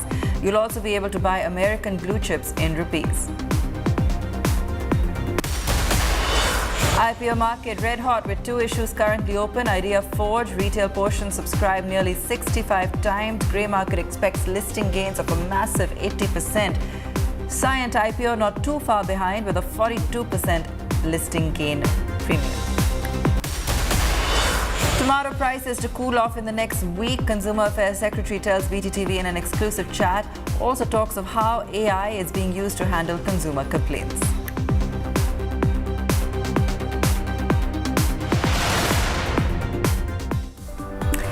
The Nifty and Sensex broke through all ceilings today to touch new record highs. The Sensex crossed 64,000 for the first time and closed up just shy of 500 points. The Nifty breached 19,000 for the first time and touched 19,011, but retreated later to close up 155 points at 18,972. With indices rising for the third straight session, investors are richer by 3 lakh crore rupees. I'm joined by veteran market analyst Devan Choksi to discuss the future path for D Street. Devan, we were anticipating and really waiting for these levels to kick in. Markets have not disappointed. Where to from here? Well, I think Abba, this is right. Market has been expecting the newer highs, and this time around the rise has been fueled by the participation of HDFC Bank to the rally. Up till now, this heavyweight stock has remained absent in participating into the market. And now that I think the stock has moved up due to the merger confirmation news of HDFC with HDFC Bank, it has possibly resulted also in influencing the other banking stocks to participate simultaneously because the weight balancing had to be done. So obviously, along with HDFC Bank, we are seeing the participation elsewhere also in the banking space. Not completely surprised with this particular rally, largely because of the fact that the underlying fundamentals of the market have remained practically very strong. If the month of April, May and partly June has remained largely favorable to the mid caps where people have made a lot of money, I would think that I think this money is now being shifted to the large cap stocks who have remained on sidelines in the last 2 months. So to a greater extent, I think it's a rotation which has started happening, wherein people are booking profits from mid caps, putting money into large caps. Second point, as I mentioned, the larger amount of focus has started happening into the banking, where I think the HDFC Bank is leading the pack for obvious reasons. And third most important aspect, the government is spending money, which is now materializing into the larger projects. And this being the last year ahead of central election, in my viewpoint, I think maximum efforts and thrust would be on spending money in the economy and keep economy vibrant and buoyant. So all in all put together, it has also started attracting a lot of investment interest from overseas market. Today, Goldman Sachs CEO interviews suggest that I think he's wanting to bring a lot of money into the country through his banking activities. So all in all put together, I think the market is taking the wind out of all the positive news and where we are seeing the rally happening in the market. Absolutely. Devan, there's been a huge surge also in sort of interest when it comes to metal, power, oil and gas, that entire pocket of the market. Is that, because valuations are looking attractive? Is it looking fundamentally attractive as well? What, according to you, is working for that particular segment of the market?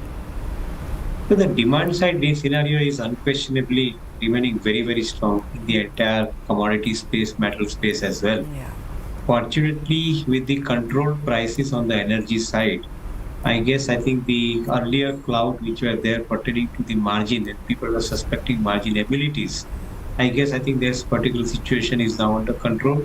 So along with the demand in the commodity metal, you are also going to see the margin maintained, and as a result of which profits also grow along with the revenue. So that's where probably I think the participation has started happening. And partly you are right that many of the public sector or oil marketing companies have been languishing as far as I think their valuations are concerned. So maybe at a newer high in the market, those companies are catching up on the valuation as well. So I would say that is nothing changing as far as the fundamental is concerned. maybe I think people are wanting to buy something which is not participated, and at the same time, by value, they are available comparatively cheap than otherwise. All right, Devan, thanks so much for joining us. Great to get a perspective on how things stand, and exciting day for markets. Positive momentum expected to continue there. Rajiv Jain owned GQG Partners has made a third round of investments in Adani Enterprises. GQG, along with the IHC Group and other investors, bought around $1 billion worth of Adani Enterprises stocks this morning. A block deal of 18 million shares was reported in Adani Enterprises, while 35 million shares of Adani Green also changed hands this morning. GQG Partners had invested around $2.3 billion in the group in two earlier investment rounds. While Adani Enterprises also rose today, Adani Green was also very much reacting to the news. You'll soon be able to buy blue chip American stocks in rupees. Gift City NSE IFSC has received approval to trade receipts of 50 US stocks. Initially, the exchange will start trading in 8 counters: Alphabet, Amazon, Tesla, Meta, Microsoft, Netflix, Apple and Walmart. Eventually, other big companies like Berkshire Hathaway, MasterCard, JP Morgan Chase, Morgan Stanley, Nike, PayPal, PepsiCo and Pfizer, as well as Intel, will be joining the Gift City platform for trading. For more on this, we're joined by my colleague Sakshi Batra. Sakshi, how will this work? Explain the procedure in brief.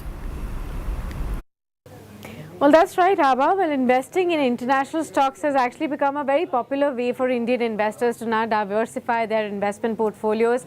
Earlier, we had just about 2 options to invest in the US equities, and that's through a US registered broker or through international mutual funds that invest in these foreign companies. But now we will have a third option of investing in the top US stocks, and that is via the NSE IFSC, or the International Financial Service Center Exchange.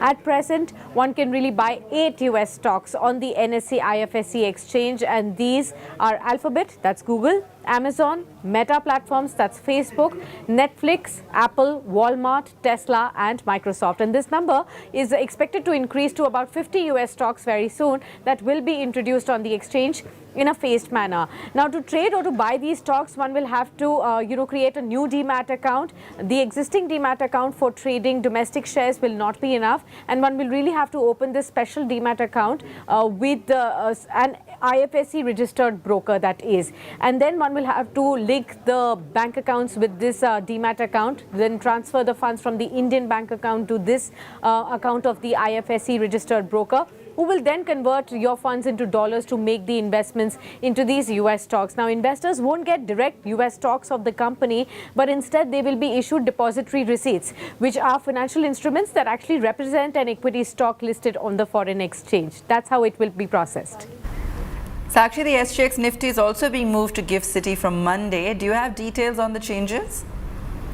Absolutely, Abha. The popular SGX Nifty will now cease operations at the Singapore Exchange after this Friday, and come July the 3rd, Indian investors will now track early market indicators from the NSE International Exchange at the Gift City of Gujarat, and SGX Nifty will now be rebranded as Gift Nifty, and all the SGX orders will now be completely transferred to the Gift City as well as the NSE IFSC Exchange. As for the timings, remember at present the trading hours of the SGX Nifty are up to about 16 hours. Now, on the Gift Nifty, the trading hours will be about 21 hours, which will be spread between 2 different sessions. The first session of 9 hours starting at 6:30 a.m. ending at 3:30 p.m. After a break, the second 12-hour-long session will begin at 3:45 p.m. IST and then will continue until 2 hours and 45 minutes IST the next day. And this will overlap with the trading hours of all the key global markets, say in Asia, in Europe and in the US as well. Now, while nothing changes for the international players here, earlier they were routing the orders through the Singapore Exchange. Matching used to happen in the Singapore Exchange. Now all of the matching is likely to shift to Gift Nifty. But effectively, we are actually looking at the broadening of liquidity, increasing volumes of transactions back home with us. While the Nifty futures in India have an open interest of close to about $2 billion, Singapore Exchange has an open interest of close to $10 billion. And that is something that we are basically bringing on shore with us. And that is likely to improve the volatility and the liquidity back home. Thanks, Sakshi. The IPO market is red hot with 2 currently open and 1 set to open on Friday. The IPO of Idea Forge Technology has been subscribed more than 50 times at the end of day 3. The 567 crore rupee IPO is closing Friday. Its retail portion has been subscribed a whopping 64 times. According to reports, there's an 80% grey market premium on the share. The other IPO, which is currently open, is of Cyient DLM. The issue has been subscribed 7.6 times. The 592 crore rupee IPO also closes Friday. Its retail portion has been subscribed 24 times. And the grey market premium on this one is at around 42%. We take a quick break. When we return, billionaire Elon Musk preparing for a potential cage match with arch social media rival Mark Zuckerberg.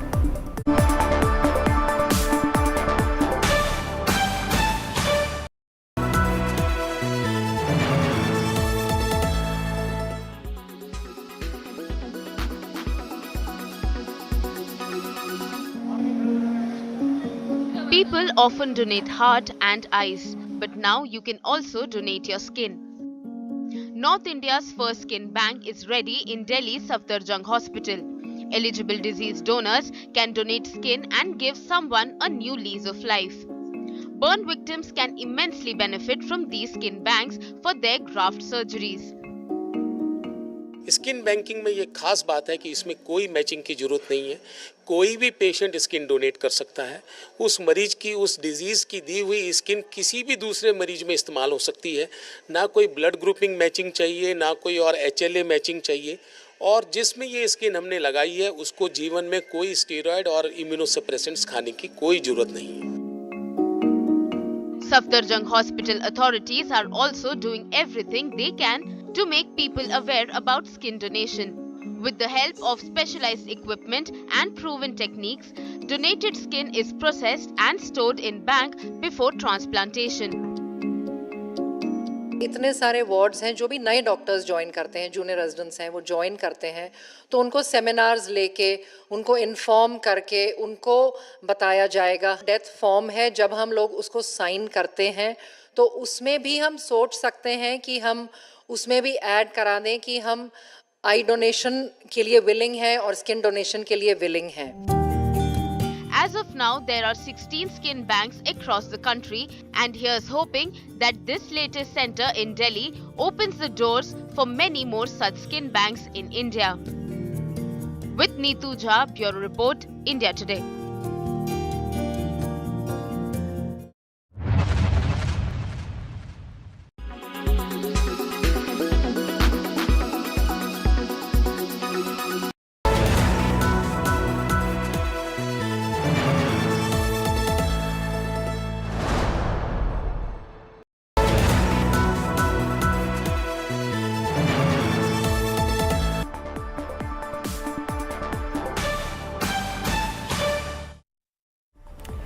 Welcome back.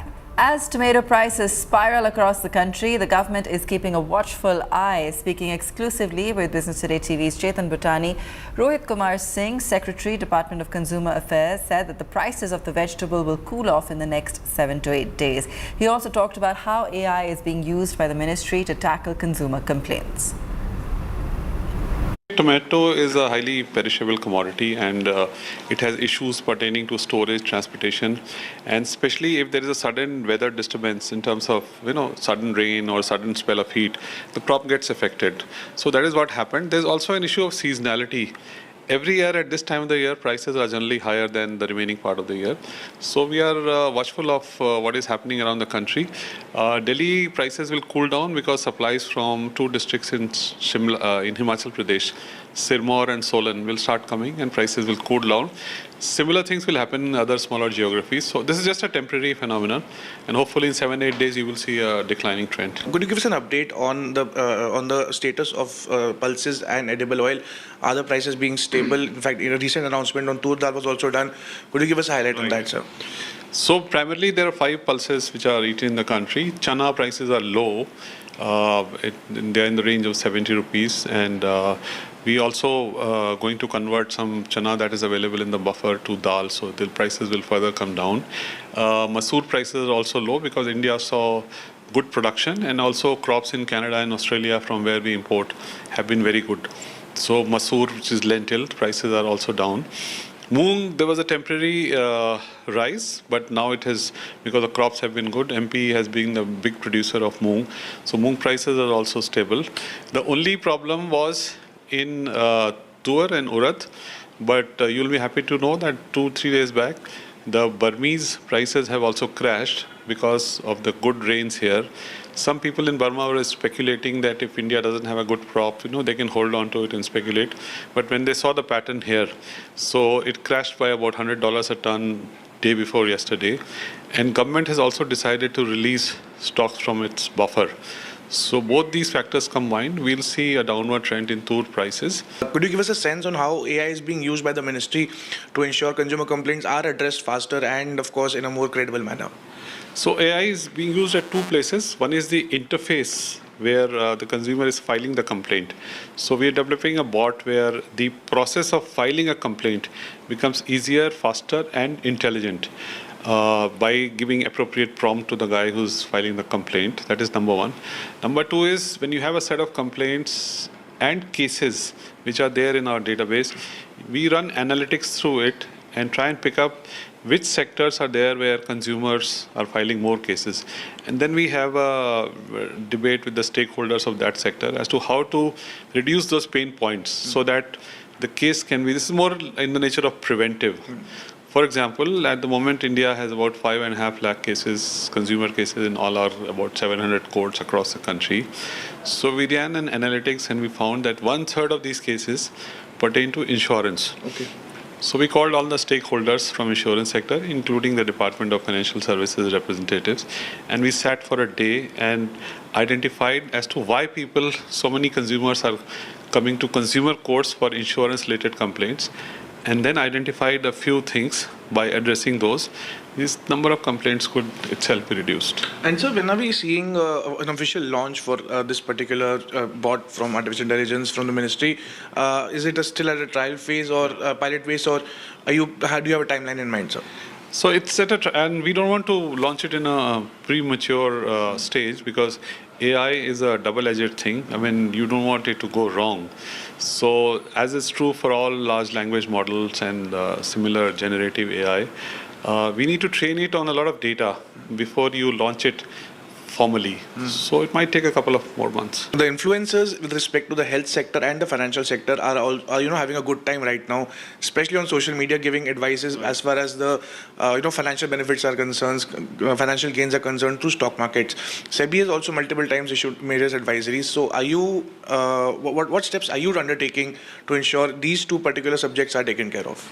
So you're right. Influencers is the new economy, especially with young people. So first of all, let me make it clear, we don't want to become an impediment in that sector of the economy. A lot of young people are making money there, and the size of this sector is about 2,500 crore already. So we don't want to get in the path of that. But however, since it affects the consumer, we want to caution them that they need to disclose. So if you're endorsing a product and you have 10 lakh followers and you have taken money or a material benefit to endorse the product, then you need to disclose. See, on television and newspapers and other media, it is clear that this thing is an advertisement. But when somebody is doing a social media post, it is not clear whether it's their honest opinion or whether it's a paid endorsement. So our guidelines pertain to disclosure only, that you disclose what is your connect. If it's an honest opinion of a consumer, say that. But if you have taken money, please do disclose that, so that the consumers who are watching that reel should take it appropriately in that context. Byju's in the news again, and for all the wrong reasons. Business Today TV has it from sources that amid growing troubles and setbacks, the EdTech company has deferred the employment offer letters for incoming employees. The company confirmed this development. Our correspondent Akanksha Chaturvedi is the one who broke the story. She's joining us for more on this. Akanksha, tell us what's happening at Byju's right now. Well, that is right. Byju's has deferred the employment offer letters of incoming employees by up to 6 months. This is what we've learned from our sources. A Byju's spokesperson confirmed this and said that this change was made due to a part of the company's phased hiring strategy. The edtech company has been facing a lot of heat lately due to multiple reasons. Several employees claim that the edtech company had not been paying Provident Fund dues to EPFO, which it had been collecting from the employees. The EPFO started an investigation into the company earlier this week.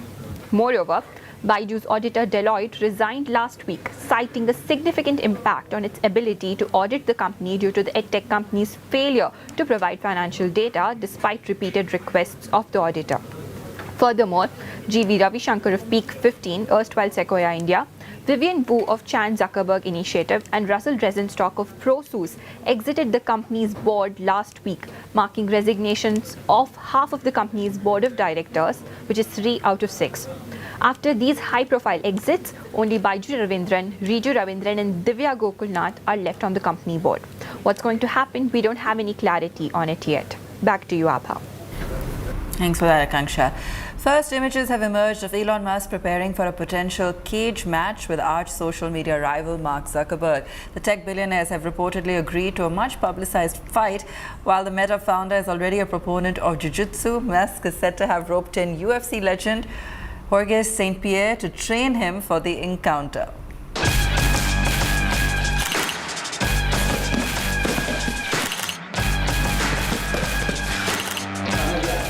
Mark Zuckerberg honing his mixed martial arts skills, sharpening his jiu-jitsu moves, getting ready to take on Elon Musk. It's not just the rumored Threads, a microblogging platform Meta is developing as a rival to Twitter. The two tech billionaires are, if reports are to be believed, getting ready for a caged fight. It all started last week with Elon Musk responding to a tweet about Meta working on a Project 92 to challenge Twitter. Elon's response? He was up to a caged match if Zuckerberg was. The dare was immediately accepted by Zuckerberg, who took to his own platform, Instagram, to respond, putting the ball back in Musk's court. The next few days were filled by taunts from the Tesla CEO, even asking the Meta founder to go full MMA, leaving netizens salivating over a tech billionaire showdown. Musk also hinted the caged match could be at celebrated Las Vegas fighting venue, the Octagon.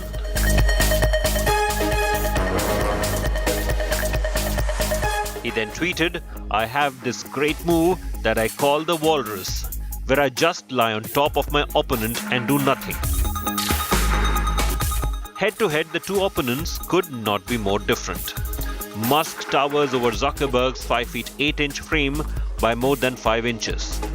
Musk is also much heavier than Zuckerberg. But the Twitter owner is also 13 years older than the Facebook prodigy. Musk is twice as rich as Zuckerberg, but is a novice in MMA, while Zuckerberg is a trained jiu-jitsu fighter. Musk, it seems, is not taking the challenge lying down. He already started training with Lex Friedman, who posted images of the sessions on Twitter and commented that he was extremely impressed with Musk's strength, power and skill on the feet and on the ground. Musk also seemed to be in talks with the legendary UFC coach Georges St. Pierre for some training sessions ahead of the purported caged fight. Though the jury is still out on whether the challenge is real or just limited to online sparring, the highly competitive nature of the two entrepreneur geniuses will ensure the entertainment lasts for some time. Bureau Report, Business Today Television.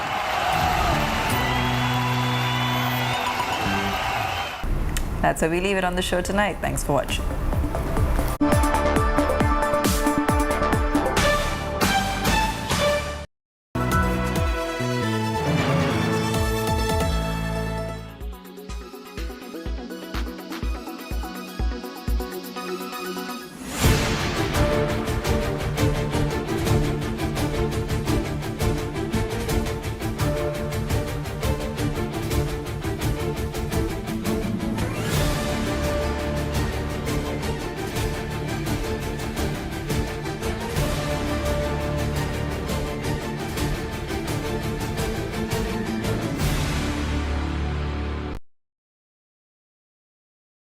forecast now.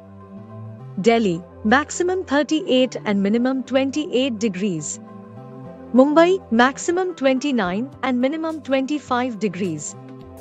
Kolkata, maximum 33 and minimum 25 degrees. Bangalore, maximum 28 and minimum 21 degrees. Chennai, maximum 36 and minimum 29 degrees. Hyderabad, maximum 31 and minimum 24 degrees.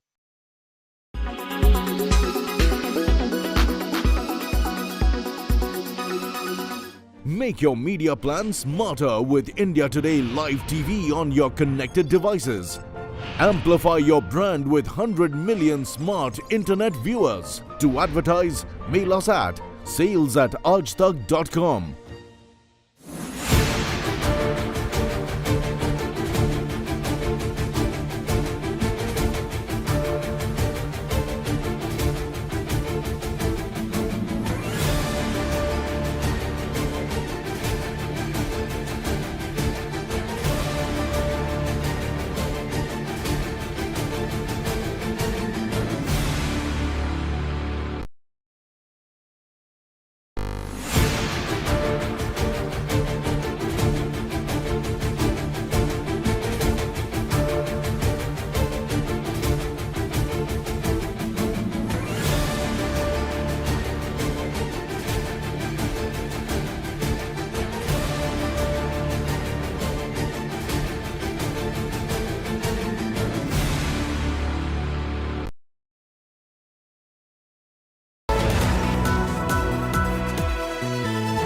Evening viewers, let's take a look at the weather report across the major cities this evening. Thiruvananthapuram is at 26 degrees Celsius with an AQI of 7. Mumbai is at 27 degrees Celsius with an AQI of 49. Panji is at 24 degrees Celsius with an AQI of 11. Ahmedabad is at 28 degrees Celsius with an AQI of 21. Bhopal is at 25 degrees Celsius with an AQI of 18. Jaipur is at 27 degrees Celsius with an AQI of 36. Delhi is at 28 degrees Celsius with an AQI of 60. Srinagar is at 18 degrees Celsius with AQI being 27. Lucknow is at 29 degrees Celsius with an AQI of 26. Patna is at 28 degrees Celsius with an AQI of 24. Kolkata is at 27 degrees with an AQI of 27. Hyderabad is at 26 degrees Celsius with an AQI of 19. Bangalore is at 21 degrees Celsius with an AQI of 14. Chennai is at 30 degrees Celsius with an AQI of 17. This is all we have for you in this segment. Hope wherever you are, you find favorable weather around you. Keep watching India Today for all the weather updates with me, AI Sana, all through the day.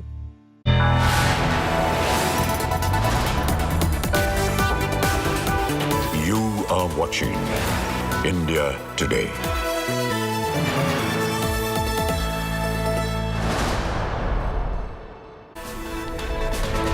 Hello, you're watching India Today and I am Aishwarya Paliwal. Let's start the show with the headlines. Politics over India-US drone deal. The Congress likens the Predator drone deal to that of the Rafale. Says India has overpaid US for the drones.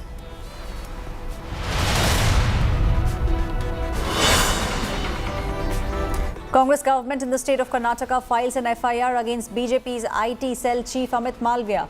Malviya has been booked over a torn video accusing Rahul Gandhi of anti-India actions abroad.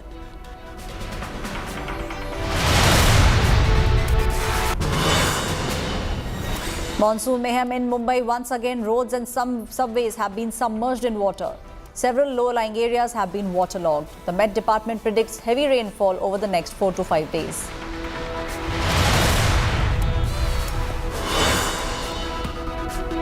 Massive protest at a temple as priest alleged takeover bid by Stalin government. Cops enter the sanctum of the temple. Priests say the police manhandled them.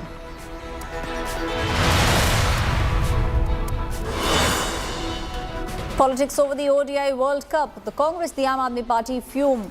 No matches in Kerala and Mohali. BCCI Vice President Rajiv Shukla says ICC decides the venue for the World Cup.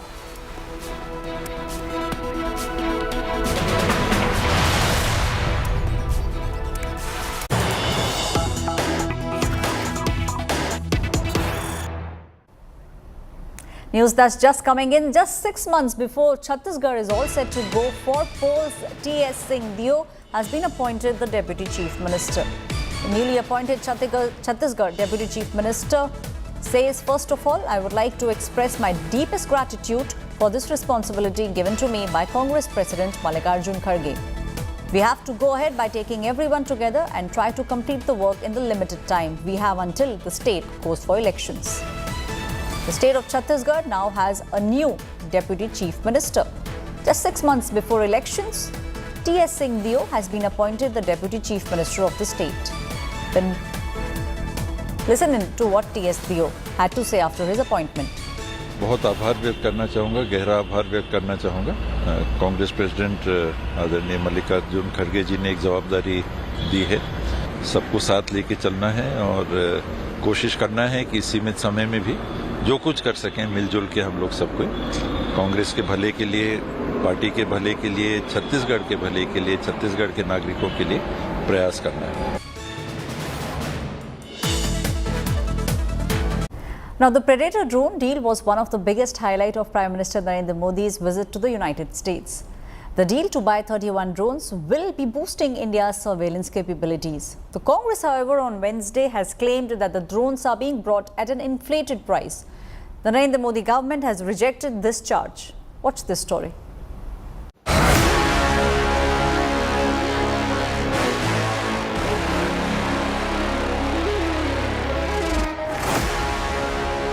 India is set to buy 31 of these war machines, popularly known as the Predator drones, that will add muscle to the country's air and naval capabilities.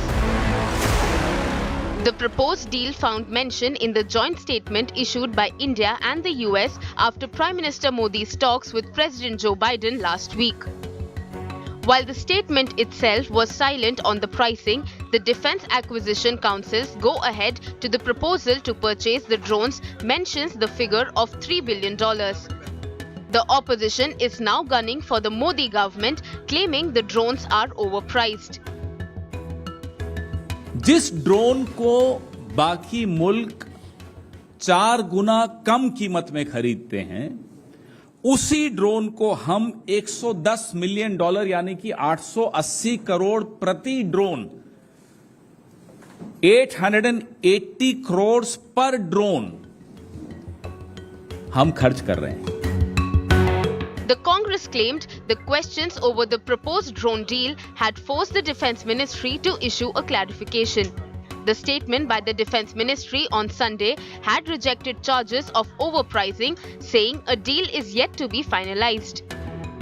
It claimed the Defense Acquisition Council on June 15 accorded the acceptance of necessity or AON of acquisition of 31 MQ-9B drone from the US. The ministry said the estimated cost of $3,072 million was provided by the US government. However, the price will be negotiated once policy approval of the US government is received. The Defense Ministry said it will compare the cost with the best price offered by the drone manufacturer General Atomics to other countries. Bharat America दोस्ती को बढ़ाने के लिए MQ-9B drone खरीदने का भी एक समझौता हुआ है, जो भारत में ही असेंबल होंगे। इनका मेंटेनेंस, रिपेयर, ओवरहॉल भी कहीं पर होगा तो हमारे और आपके देश भारत में ही होगा। कुछ लोगों ने लेकर इसको कुछ विवाद भी खड़ा करने की कोशिश की है, लेकिन मैं साफ कर देना चाहता हूं, उन्हें कहीं कुछ मिलेगा नहीं। While the opposition has also questioned the capability of the MQ-9B drones, the forces are backing the acquisition. ये बहुत बड़ा कैपेबिलिटी है। इससे क्या है, हमारा एरिया ऑफ रिस्पॉन्सिबिलिटी को अच्छी तरह सर्वेलेंस और रिकग्निशंस कर सकते हैं। It's a whole ecosystem that will get developed, तो बहुत फायदा ही होगा। The drone deal, like the purchase of Rafale fighter jets from the French arms maker Dassault, is likely to be a government-to-government deal. The Congress had earlier alleged a scam in the acquisition of Rafale jets, but its crusade did not pay any electoral dividends in the 2019 Lok Sabha elections. The deal had got a stamp of approval from the Supreme Court as well. Bureau Report, India Today. Now, the Karnataka police have booked BJP's IT cell chief Amit Malviya over a tweet put out by him on Congress leader Rahul Gandhi. The video tweeted by Malviya mocks Rahul's overseas trips and claims Rahul Gandhi is dangerous and is playing an insidious game. Look at this special story. Big defamation dangle between BJP and Congress. The Siddaramaiah government in Karnataka has booked the BJP IT cell chief Amit Malviya for his video attack on Congress leader Rahul Gandhi's foreign trip. The Karnataka police filed an FIR against Malviya after complaints from top state Congress leaders against a video tweeted by Amit Malviya. The video Malviya posted on June 17 with the caption, "Rahul Gandhi is dangerous and playing an insidious game," was a parody of Rahul and claimed that Rahul goes abroad to meet anti-India elements to defame India and stop Prime Minister Narendra Modi. The video also claimed that Rahul was being used by elements who want to break India. Malviya has been booked for criminal conspiracy, promoting communal hatred and intention to commit a crime. Karnataka Minister Priyank Kharge and Congress leader Ramesh Babu had filed complaints against the BJP IT cell chief. Slamming the animated video tweeted by Amit Malviya, Congress called the police action as a crackdown on fake news. BJP bears the brunt of the law. They cry foul. They have a problem with following the law of the land. They have a problem with the constitution. And if we enforce the law or the constitution, they seem to have a problem with it. The BJP appeared unfazed despite the FIR against Malviya and vowed to expose Rahul Gandhi. It also promised a legal fight back against what it called a politically motivated case. Amit Malviya अपना IT cell का head है, उनका खिलाफ FIR दाखिल किया है, prejudice के वजह से FIR किया है, यहाँ कांग्रेस सरकार है. The BJP has been vocal in its attack on Rahul Gandhi's foreign trips. It has slammed Rahul over his meets with activists from Hindus for Human Rights, former Labour chief and India baiter Jeremy Corbyn in the past. It has also slammed Rahul for allegedly seeking help from Western powers to oust Modi government. Bureau Report, India Today. Telangana Chief Minister K. Chandrasekhar Rao, who's on a mission to expand his party in the state of Maharashtra, just wrapped up his 5th visit to the state in the past 4 months. Now, the Uddhav Shiv Sena and the NCP have hit out at KCR over his plans to expand in the state of Maharashtra. Watch this story.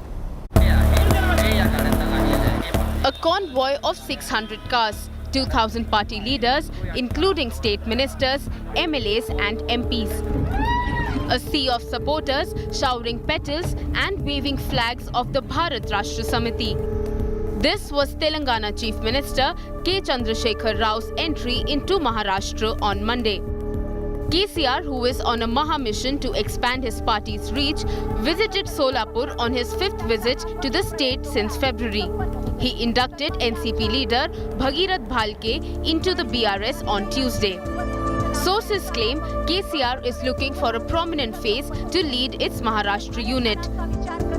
The Telangana leader, who makes no bones about his national ambitions, rejected charges of helping either the BJP or the Congress. मेरा एक बात है, मुझे समझ में नहीं आता, अभी हम शुरू हुए महाराष्ट्र में, इतना आक्रोश क्यों है इतने सारे पार्टियों में, इतनी घबराहट क्यों है, हड़बड़ी क्यों है, इतने छोटी पार्टी के लिए 3-4 महीने ही हो गए हम यहाँ शुरू होके, कोई पार्टी हमें नहीं छोड़ रहा है. भाजपा एक वक्तव्य है, कांग्रेस का एक वक्तव्य है, कांग्रेस ने हमको बीजेपी का बी टीम करार दिया. The opposition parties in Maharashtra are questioning KCR's motives. Telangana में इस प्रकार से राजनीति हो रही है और उसका बदला आप महाराष्ट्र में लेने जा रहे हो, तो मैं कहूँगा आप बीजेपी के लिए काम करें. आप बीजेपी की बी टीम, अगर केसीआर जी है ऐसे ही नौटंकी करते रहे तो तेलंगाना में हार जाएंगे.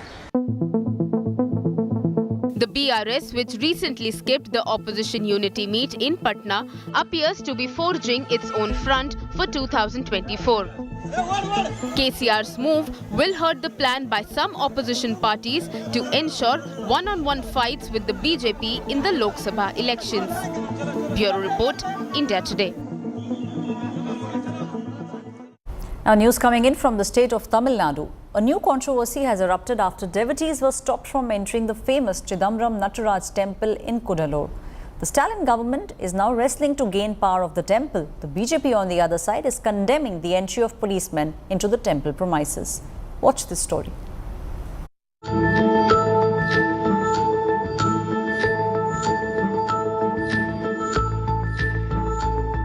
This is how cops and officials from the Tamil Nadu government stormed into the sacred Chidambaram Natarajan temple in Cuddalore. What you see on your screens is the moment officials entered the Kannagasabha, or the holy platform of the temple, which was closed off for devotees by the priests of the temple for 4 days. Officials entered the platform, offered prayers, and then ensured other devotees could enter amid protest by angry Dikshitars, the priests who managed the temple. The priests of the Chidambaram temple accused the officials of manhandling young boys and entering the platform. And when asked why they had blocked devotees, they cited security reasons, saying with the expensive jewellery kept in the area, they did not want to take a chance. Devotees now are entering the temple's holy golden platform as Dikshitars then allowed entry. The Dikshitars claim that they are already armed with the court order that says that the governing authority of this particular temple comes under them. But the HRNC went ahead and said that such decisions cannot be taken only by the Dikshitars, and they have to discuss about it with the HRNC board, and that turned out to be a huge issue. The DMK has defended their action, assuring that the temple will very soon be brought under government control. A step they have been trying hard to accomplish but have faced legal hurdles. சட்டப்படி பக்தர்கள் சுதந்திரமாக இறை வழிபாட்டிற்கு அனைத்து உதவிகளையும் இந்து சமய அறநிலையத்துறையும் அரசும் செய்யும். இதில் யார் பெரியவர்கள் என்பது பிரச்சனை அல்ல. இறை என்பர்களுக்கு தேவையான தெய்வத்தை வழிபடுவதற்குண்டான அனைத்து ஏற்பாடுகளையும் செய்து தருவதுதான் எங்களுடைய நோக்கம். The fight quickly turned political as the BJP lashed out at the Stalin government, accusing the government of hurting Hindu sentiments. There are issues. Even the court already had ordered that the temple should be taken, can be taken by the HRNC. But let Modi consider this and bring in a uniform civil code within Hinduism. There is a very, very clear Supreme Court order that this temple should be under the Dikshitars' control. And whatever the government of Tamil Nadu doing is unconstitutional. That is what we have been saying.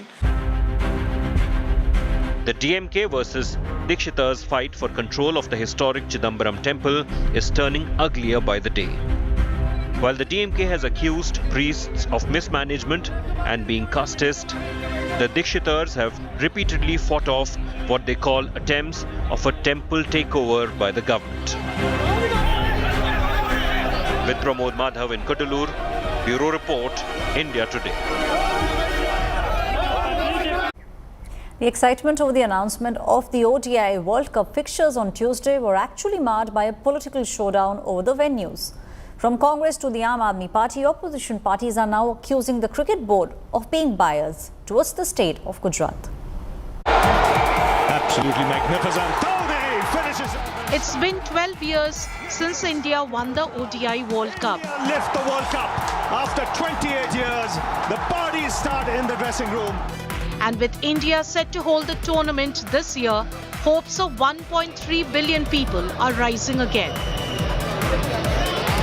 The World Cup 2023 starts with an England versus New Zealand opener in a clash between the previous edition finalists at the Narendra Modi Stadium in Ahmedabad. Ahmedabad will host 5 matches, including the India versus Pakistan mega face-off and the final. But the excitement around World Cup has been marred by politics. Opposition parties are now crying bias over match venues. Congress MP Shashi Tharoor expressed his displeasure over the exclusion of the Thiruvananthapuram. 10-11 cities have been given matches, and some have got 5 matches, some have got 4 matches. They could have easily spread the joy a little better. Places like Thiruvananthapuram, which has such a wonderful new stadium, Mohali, Ranchi, there are places that are substantial towns with good cricket following and with excellent stadiums that could have been given an opportunity also to host a World Cup match. Mohali, which hosted the iconic India-Pakistan semi-final in 2011, is not hosting a single World Cup match. ਜਦੋਂ world cup Bharat ਦੇ ਵਿੱਚ ਹੋਏ ਤਾਂ 96 ਦੇ world cup ਦਾ semifinal Mohali 'ਚ ਹੋਇਆ, 2011 ਦੇ world cup ਦਾ semifinal Mohali 'ਚ ਹੋਇਆ ਤੇ ਐਤਕੀ ਸੈਮੀਫਾਈਨਲ ਤਾਂ ਕੀ ਇੱਕੋ ਹੀ ਮੈਚ ਜਿਹੜਾ ਪੰਜਾਬ ਨੂੰ ਜਿਹੜਾ ਮੋਹਾਲੀ ਨੂੰ ਹੋਸਟ ਕਰਨ ਦਾ ਜਿਹੜਾ ਮੌਕਾ ਨਹੀਂ ਦਿੱਤਾ ਗਿਆ ਤੇ ਉਹਦੇ ਨਾਲ ਨਰਿੰਦਰ ਮੋਦੀ ਜਿਹੜੇ ਸਟੇਡੀਅਮ ਅਹਿਮਦਾਬਾਦ ਉਹਦੇ 'ਚ ਤੁਸੀਂ ਪਹਿਲਾ ਮੈਚ ਵੀ ਕਰਵਾ ਰਹੇ ਹੋ, ਓਪਨਿੰਗ ਵੀ ਉੱਥੇ ਹੋ ਰਹੀ ਹੈ, ਇੰਡੀਆ ਪਾਕਿਸਤਾਨ ਦਾ ਜਿਹੜਾ ਵੱਡਾ ਮੈਚ ਆ ਉਹ ਵੀ ਉੱਥੇ ਹੋ ਰਿਹਾ ਹੈ ਤੇ ਜਿਹੜਾ ਫਾਈਨਲ ਵੀ ਉਸੇ ਸਟੇਡੀਅਮ ਜਿਹੜਾ ਕਰਵਾਇਆ ਜਾ ਰਿਹਾ ਹੈ. The Congress has accused the BJP of conspiring against the border state. Punjab को पहली बार इग्नोर नहीं किया गया. ये मैं सीधा सीधा कह सकता हूं कि ये भी इसमें भी बीजेपी की साजिश है और इस प्रकार से मोहाली का स्टेडियम का नाम हटाना मैं समझता हूं कि 100% इसमें राजनीति हुई है. The BCCI has denied the charges. ICC has to approve all those venues. It's not purely in BCCI's hands. ICC has to approve those venues. So all those who are raising objection, they should realize that we need a consent of ICC also while picking up these venues. Apart from the row over venues, there is another controversy brewing. A Pakistan Cricket Board official has said the country's government will decide on the team's participation in the match against India at Ahmedabad. Bureau Report, India Today. It unfortunately is raining misery in Mumbai once again. Heavy rains brought the maximum city to a halt. Waterlogging led to huge traffic jams in several areas. The Met Department at the moment has issued a yellow alert in Mumbai for the next 4 to 5 days. Watch this story to understand how the entire city of Mumbai is now submerged in water. Andheri subway submerged. Colonies waterlogged. Roads submerged. India's financial capital, Mumbai, is on high alert as monsoon sweeps across the country. Waterlogging led to traffic jams in several areas on Wednesday. Water entered the police station in Manpada, where police personnel were seen working in water. The Met Department has predicted very heavy rain for Mumbai and central Maharashtra over the next 48 hours. आने वाले 4-5 दिनों में महाराष्ट्र के कोंकण तट और अंदरी इलाकों मतलब जो घाट परिसर है मध्य महाराष्ट्र का वहां हमने भारी से अति भारी वर्षा बहुत बार हेवी रेन का चेतावनी दिया है. The rains have kept the BMC on its toes. कि हमें अंदेशा है कि अगले 4 से 5 दिन हैवी रेनफॉल होने वाली है. तो आज हमने सुबह मैंने जो हमारे जितने फील्ड ऑफिसर हैं, ward officers, zonal deputy commissioners, हमारे जो स्टॉर्म वाटर ड्रेन के सैकड़ों इंजीनियर्स और ये 480 जो मेंटर्स हैं, इंजीनियर्स हैं डी वाटरिंग पंप्स के, उनको मैंने एक व्हाट्सएप ग्रुप में आदेश दिया है कि कोई भी ऑफिस नहीं बैठेगा, सब मुझे लोग फील्ड में चाहिए. The rains have claimed one life in Mumbai. A 38-year-old man died in Malad after a tree fell on him. Every year, the authorities have failed the average Mumbaikar, making the monsoons a nightmare and at times even a death trap for the citizens. Bureau Report, India Today. It is time now for us to take a very quick break. More news coming up on the other side.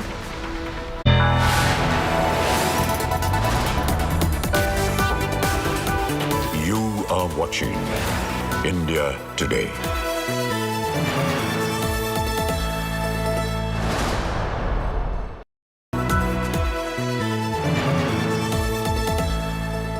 The India Today group is pleased to announce the launch of a brand new online portal for our Best Colleges survey, featuring 6 years of ranking data as well as a wealth of granular information on thousands of institutes of higher learning. Our interactive portal offers easy access, analysis and guidance to our Best Colleges of India survey results for over 2,000 colleges across 14 streams. We invite everyone to visit our site, bestcolleges.indiatoday.in, and we wish aspiring students all the very best.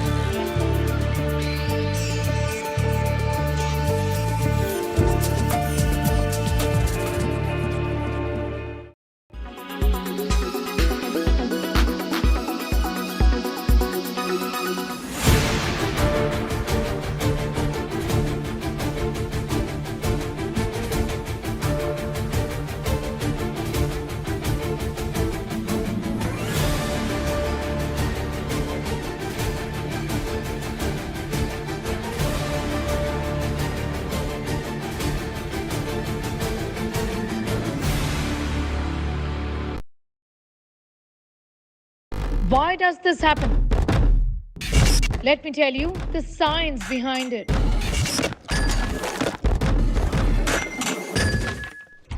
For more informative videos like this, keep watching India Today Newsmo. Make your media plan smarter with India Today Live TV on your connected devices. Amplify your brand with 100 million smart internet viewers. To advertise, mail us at sales@aajtak.com.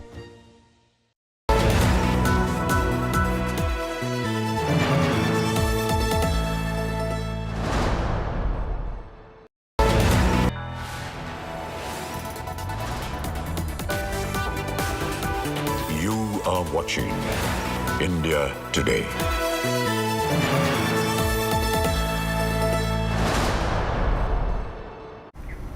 Now, it really will be a clash of titans when the world's richest man, Elon Musk, will fight Mark Zuckerberg. The first images have emerged of Elon Musk preparing a potential cage match with arch social media rival Mark Zuckerberg. The tech billionaires have reportedly agreed to a much publicized fight. While the Meta founder is already a proponent of jiu-jitsu, Musk is said to have roped in UFC legend George St. Pierre to train him for this encounter.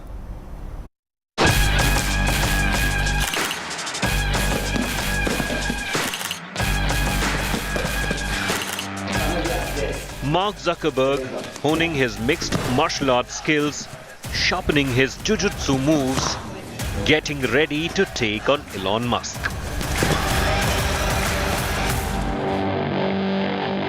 It's not just the rumored Threads, a microblogging platform Meta is developing as a rival to Twitter. The two tech billionaires are, if reports are to be believed, getting ready for a caged fight. It all started last week with Elon Musk responding to a tweet about Meta working on a Project 92 to challenge Twitter. Elon's response? He was up to a caged match if Zuckerberg was. The dare was immediately accepted by Zuckerberg, who took to his own platform, Instagram, to respond, putting the ball back in Musk's court. The next few days were filled by taunts from the Tesla CEO, even asking the Meta founder to go full MMA, leaving netizens salivating over a tech billionaire showdown. Musk also hinted the caged match could be at celebrated Las Vegas fighting venue, the Octagon.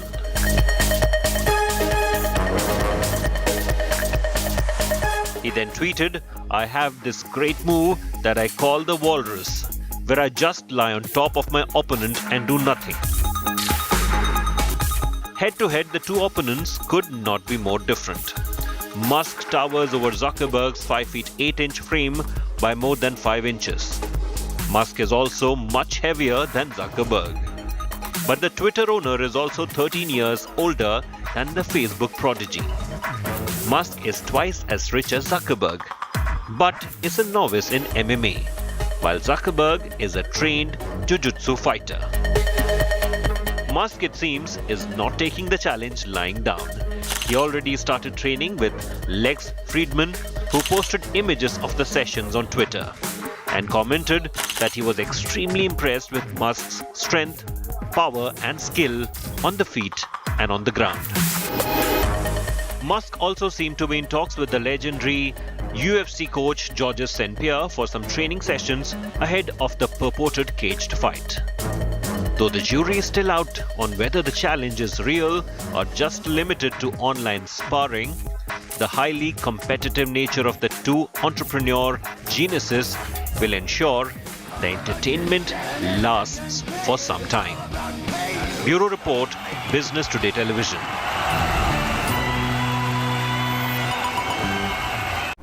A 106-year-old woman participated in the National Athletics Championship and surprised everyone.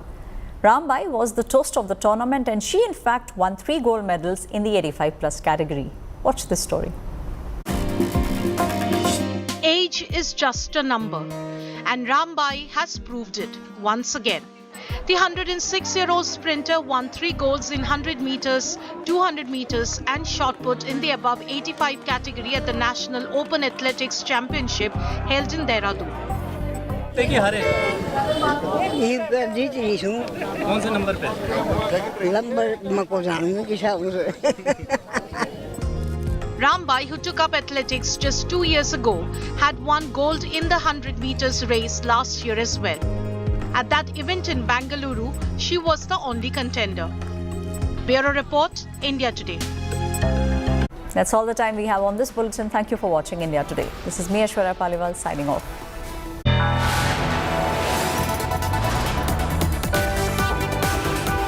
You are watching India Today.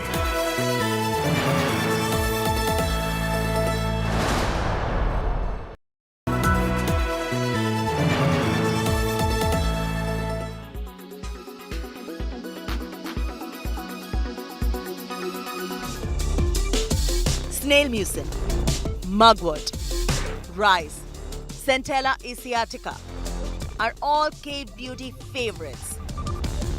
Whether it works or not is always up for debate, but the world has really enjoyed relaxing in a Korean sheet mask to unwind, and they surely hydrate well for a Korean kind of a glass skin glow. The latest entrant, salmon sperm. K-beauty has made it a super hot commodity. In the music video for Vegas, Doja Cat is seen smearing a face with a cosmetic stick. If reports are to be believed, this product was made from salmon collagen and salmon PDRN to enhance skin elasticity. It's really a polynucleotide, and what it does is it has an anti-inflammatory role, so it helps reduce inflammation in the skin. This is all because of the wound healing response, and so this is why it's become such a popular ingredient right now. K-beauty, no doubt, is a cult favorite. Further enhanced by K-pop culture that is a big deal amongst Gen Z. BTS and Blackpink are all over the place, and if you notice, they emulate a certain aesthetic standard which just cannot be accidental. While the Koreans have skin that's definitely different from Indians, some basics of skincare remain standard across the board. Cleanse, tone, moisturize, and do not forget the sunblock. How simple is that? Korean people, there are about 5 to 6 skincare routine that we follow, which start from skin, lotion, essence, cream, eye cream. So basically, little effort is required to have a flawless skin. Yeah. To say that Koreans are too serious about their skincare would be a huge understatement. But through all their 10-step routine lies a simple philosophy. Moisturize and hydrate well. In New Delhi, with Vaishnavi Harwar, Lifestyle Bureau, India Today.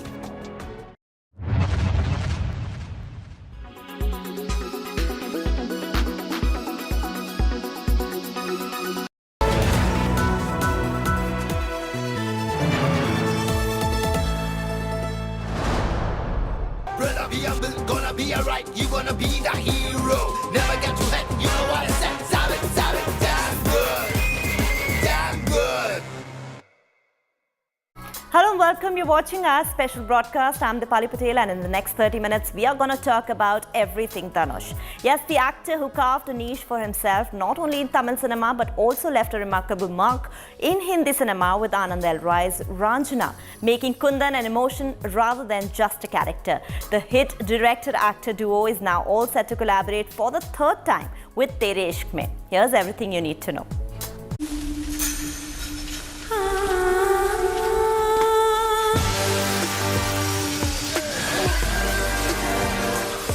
तेरे हाथ की मेहंदी मुझ पे चोट बन के उभर आती है. Tere Ishq Mein, a title that exudes all the romantic movie feels. But is it just a story of a happy ending? Well, only time will tell that. पिछली बार तो कुंदन था, मान गया. पर इस बार शंकर को कैसे रोकोगे? For now, the hit pair, Dhanush and Anand L. Rai are reuniting for an interesting project. But could this film be considered a spiritual sequel to their blockbuster film Ranjana? How do you ask? Dhanush's character in Tere Ishq Mein, Shankar, gives a reference to his character from 2013's romance drama Kundan. मेरे सीने की आज्ञा तो मुझे जिंदा कर सकती थी या फिर मुझे मार सकती थी. पर सलाह बूढ़े कौन फिर से मेहनत करे दिल लगाने को, दिल तोड़वाने को. While Kundan was a lover who tried and fought with his fate, his only fault was that he fell in love unconditionally with a girl from a different faith played by Sonam Kapoor and eventually accepted defeat and death. आंखें मूंद लेने में ही सुख है, सो जाने में ही भलाई है. पर उठेंगे किसी रोज उसी गंगा किनारे डमरू बजाने को, उन्हीं गलियों में दौड़ जाने को, किसी जोया की इश्क में फिर से पड़ जाने को. But unlike Kundan, Shankar isn't going to give up, is all fans can tell by this interesting video clip.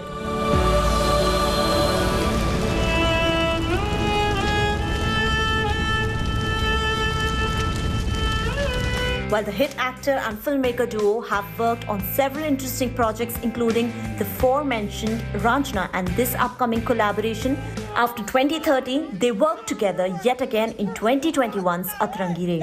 This too was a romantic drama which also featured Akshay Kumar and Sara Ali Khan in key roles. Atrangi Re narrated the story of a runaway woman, Rinku, who gets forcefully married to a man who is already engaged, played by Dhanush. The situation, however, turns murkier when the girl's boyfriend, essayed by Akshay Kumar, enters their lives. He wants me to go behind Hiram.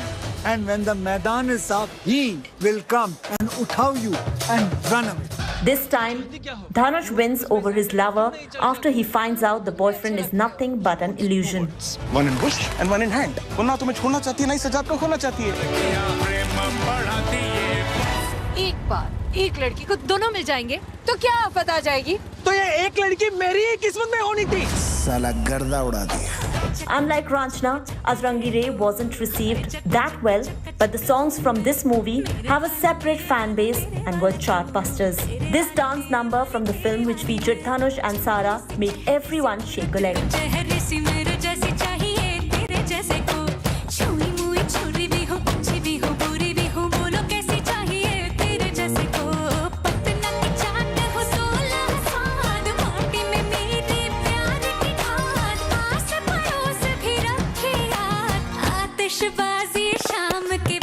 while this melodious love song invoked the emotions that every lover must have felt in their life.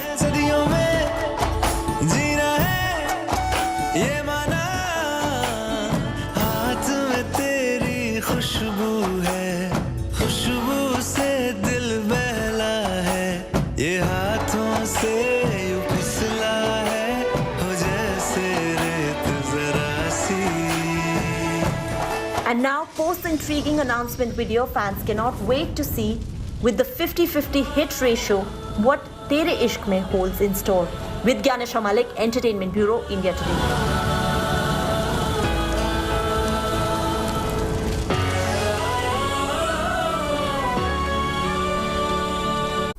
Now, Dhanush is not just a versatile actor, but also is one of those rare artists who dons multiple hats. He can direct, pen down lyrics, and even make fans groove with his singing skills. Take a look. Nothing is impossible.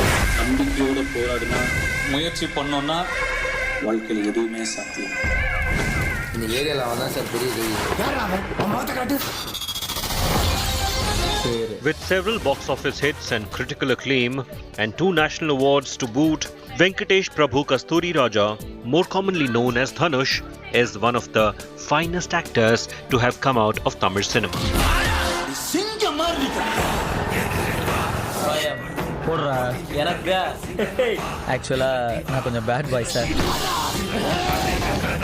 He enjoys a massive fan following across the country, but his journey hasn't been an easy one.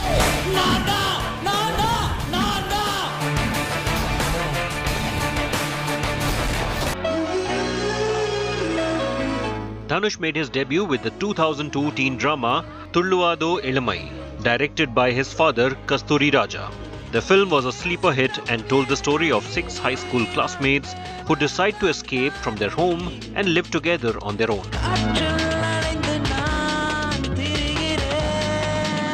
He then featured in a couple of youth-oriented films such as Kadal Kondain and Tiruda Tirudi in 2003. Both the films were hits and managed to rake in decent money at the box office.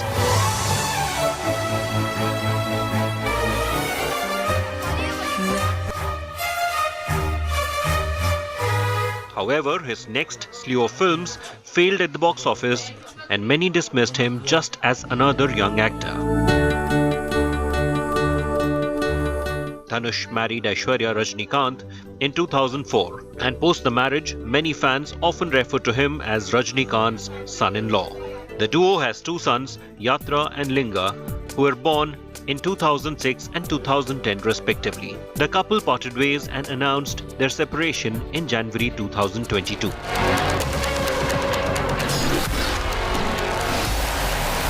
Dhanush went on to star in films such as Devatai Kandain, Pudupettai and Yaradi Ni Mohini, among others, establishing himself as a bankable actor. Wanting to break out as an actor on his merit and prove his talent to the world, Dhanush got a big break in 2011 with filmmaker Vetrimaran's Ardagalam. Dhanush shot over 3 years for the film and essayed the role of a rooster trainer who pits birds against each other in violent fights.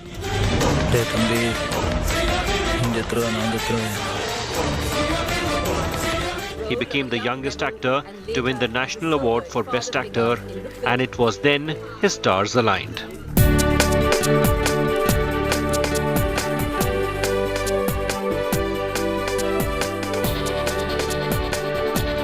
Not just acting, Dhanush has dabbled with other aspects of filmmaking too.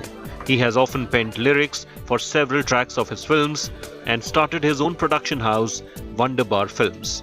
In fact, the film produced under his banner was 2012 romantic psychological thriller 3, which was directed by his former partner Aishwarya. The film was a hit courtesy the viral song Why This Kolavaridi, which was sung and written by Dhanush.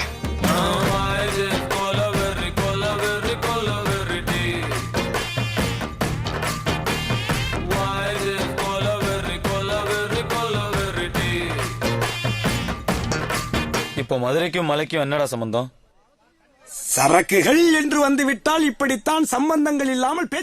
Dhanush's journey has been one of a kind. While he did not typically have the looks of a leading hero, he made up for it with his talent, passion and dedication.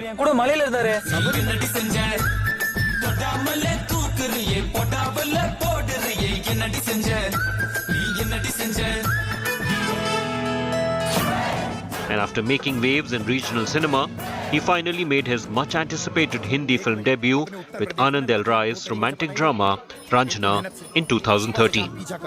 He played Kundan, a jilted one-sided lover, and won the hearts of every cinephile.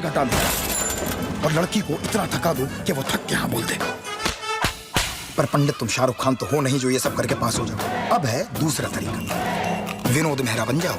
मेरे पीछे बैठना पड़ेगा, मैं break मारूं तो मेरे ऊपर गिरना पड़ेगा। गर्लफ्रेंड ना सही, feel he they they.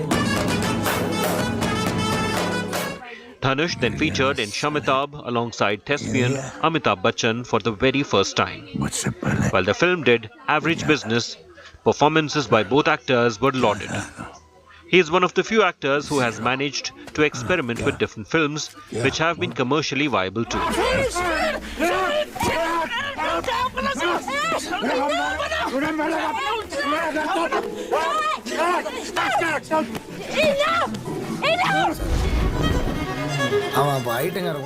Dhanush then played a local gangster alongside Kajal Agarwal in the action comedy film Mari. In fact, in 2018, a sequel titled Mari 2 also hit the big screens. The film might have received mixed reviews, but the highlight of the film was the crackling chemistry between the lead pair of Dhanush and Sai Pallavi.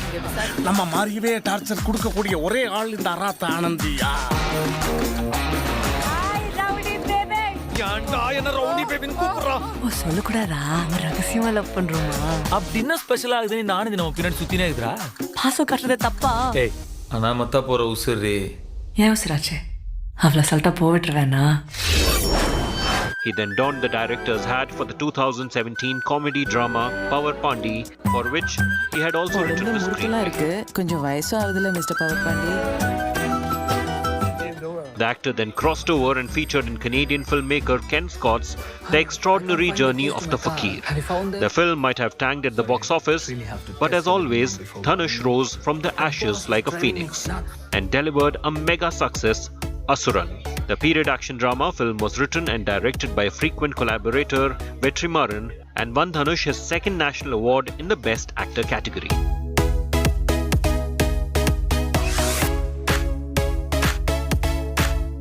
Dhanush also played the lead in Pattas, Karnan, Jagame Tandiram. And in 2021, he partnered with Anand L. Rai for Atrangire. Alongside Akshay Kumar and Sara Ali Khan, the unconventional plot and performances of the lead actors were praised, but the incoherent screenplay and the overall execution of the storyline drew flack. चाहे कुछ कर लो बेटा, पर होई वही जो राम रची राखा। 2022 was a big year for Dhanush as he featured in as many as 4 projects, including Maran, Tiruchitrambalam and Nane Varuvain. However, his most talked about film was the Ryan Gosling and Chris Evans starrer The Grey Man. He played a mercenary in this Netflix film.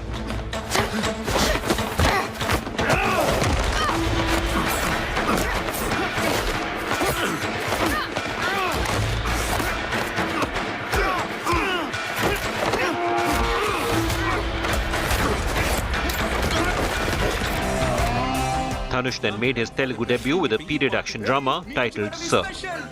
Interestingly, the film had been shot simultaneously in Telugu and Tamil, with the latter titled Vati. Entertainment Bureau, India Today. It's time for a very short break now, but there's lots more coming up on the other side, so stay tuned to India Today. Yeah, brother, be humble, gonna be alright. You gonna be the hero. Never get too late. You know what I said. Damn good, damn good.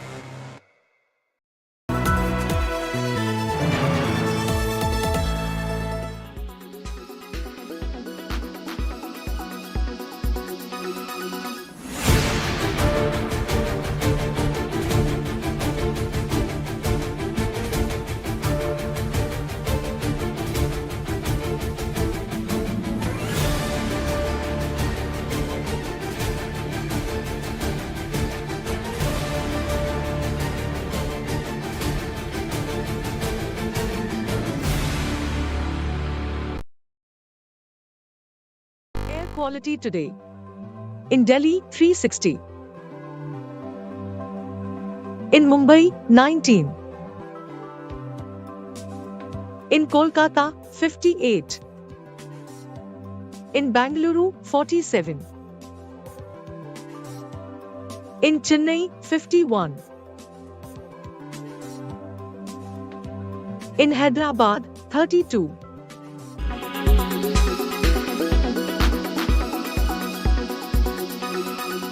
Make your media plan smarter with India Today Live TV on your connected devices. Amplify your brand with 100 million smart internet viewers. To advertise, mail us at sales@aajtak.com.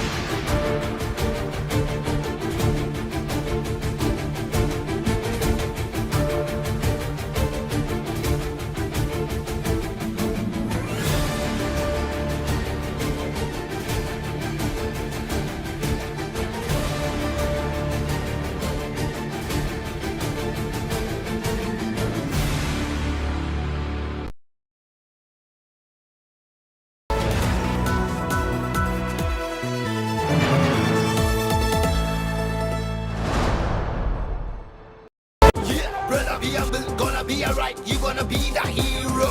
Never get too late, you know what I said. Savage, damn good. Damn good. Dhanush even rose to the status of a global superstar when he featured in The Grey Man. But as we continue to talk about him as an actor par excellence, here's a look at his iconic performances.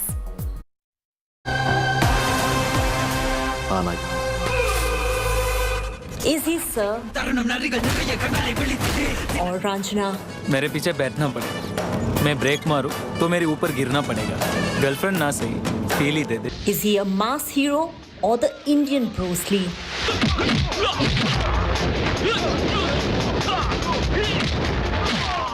Well, Dhanush is a master when it comes to his craft, and there aren't many actors who can match his level. Put him in any movie and he not only owns the character but also leaves an everlasting impact with an ease that puts him well above his contemporaries. While he has worked in several films since his acting debut in 2002, let's take a look at some of his finest performances. Kadhal Kondhe. Dhanush tasted his first ever commercial and critical success in 2003 with Kadhal Kondhe. The romantic psychological thriller was directed by his brother and filmmaker Selva Raghavan. In the film, Dhanush essayed the role of a mentally disturbed young man named Vinod who yearned for the love of his friend, eventually becoming possessive of her.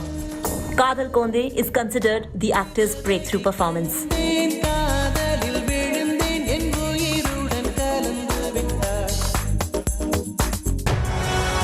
Pudupettai.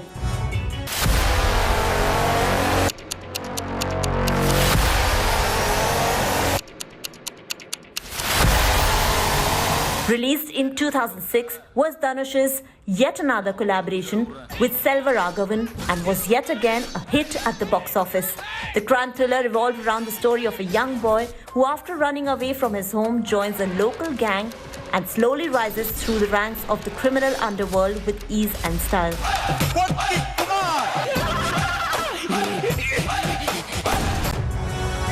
Adu Kalam. Oh my God! Ladies and gentlemen, I give you the new reigning champion of the... Directed by Vetri Maran, Adu Kalam came as a boon in his career. Not only critical acclaim, his layered performance backed him a national award. Released in 2011, the sports action drama was set against the backdrop of rooster fighting and also featured Taapsee Pannu.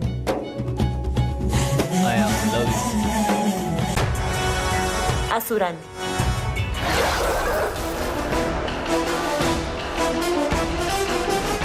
Next in line is Asuran. The 2019 action drama was also a Vetrimaran directorial and another fine performance by Dhanush. The film was based on the Kilvan Mani massacre of 1968 and exposed the evils of the caste system. Asuran also won him his second national award for his outstanding acting skills.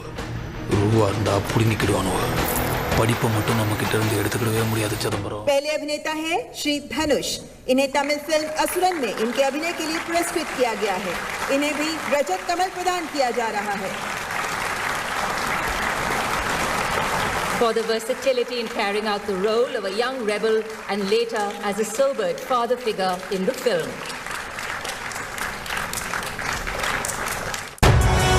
Tiruchitrambalam. N life ரொம்ப சிம்பிளான life 9 to 6 week days ஃபுல்லாக வேலை வீக்கெண்ட்னா ஏதோ ஒரு cinema TV நெட்ஃப்ளிக்ஸ்னு ஒரு சாதாரண வாழ்க்கை. Last but not least, 2002's Tiruchitrambalam, the film starring Dhanush and Nithya Menon, touched a million hearts. The romantic comedy was a massive hit and garnered much praise for the actor. Tiruchitrambalam narrated the story of two best friends who eventually fall in love with each other and went on to shatter several box office records. The film also starred Rashi Khanna in a key role. I love you. Every fight. நம்ப முடியலடா. நம்ம தான் நம்மள ரொம்ப கம்மியா நினைக்கிறோம்னு நினைக்கிறேன். Actually நம்ம ஒரு ஆளு தான் நினைக்கிறேன். While all these performances were delivered in Tamil, Dhanush has also established himself in Hindi cinema with films such as Ranjana and has even gained worldwide superstar status with his role in The Grey Man. Yet again proving that he's one actor who's here to not just stay but deliver back-to-back blockbusters across global cinema, shattering any language barrier. With Ganesha Malik, Entertainment Bureau, India Today. Give it to me. You want to go first? While he has entertained fans for over 2 decades, his future projects have also kept fans equally hooked and with some highly anticipated films in his kitty. Dhanush sure is here to stay and rule the game like no other.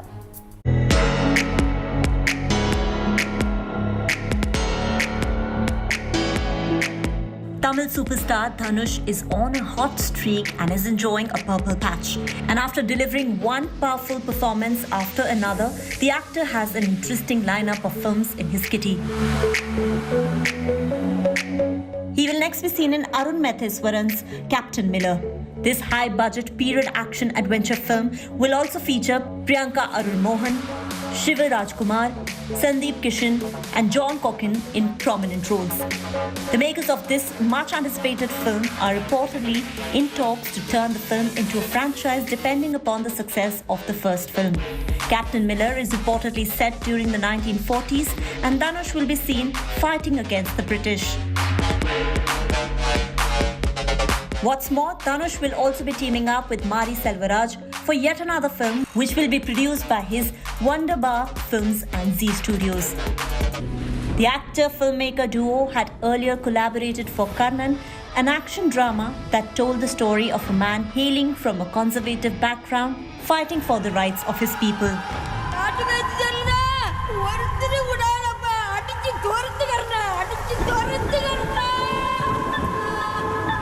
If you jog your memory, back in 2022, it was confirmed that Dhanush and director Sekhar Kamula will be teaming up for the first time.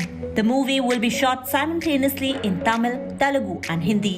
That's not all. Dhanush and Vetrimaran are reportedly planning to join hands for the 5th time for a film which will be set in the backdrop of Kolar gold fields.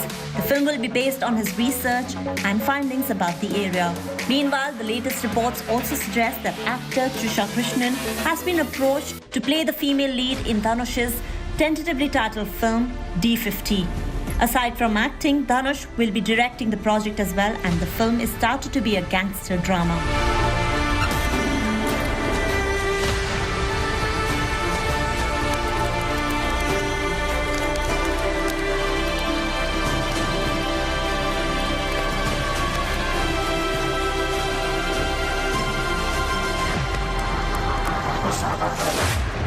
Actors S.J. Surya and Vishnu Vishal are rumoured to be a part of the project as well. And after making waves with his character Avik-Sen in The Grey Man, Dhanush is expected to reprise his role in the upcoming sequel. He played a deadly assassin with morals and had received praises from all quarters. Entertainment Bureau, India Today. Well, that's all we could pack in our special broadcast today, but keep watching In the Club from Monday to Friday at 2:30 p.m. and 11:30 p.m. only on India Today to get your daily dose of entertainment. This is me, Dipali Patel, signing off for today. Till next time, thanks for watching and goodbye. Yeah, brother, be humble, gonna be alright. You gonna be the hero. Never get too hot, you know what I said. Solid, damn good, damn good.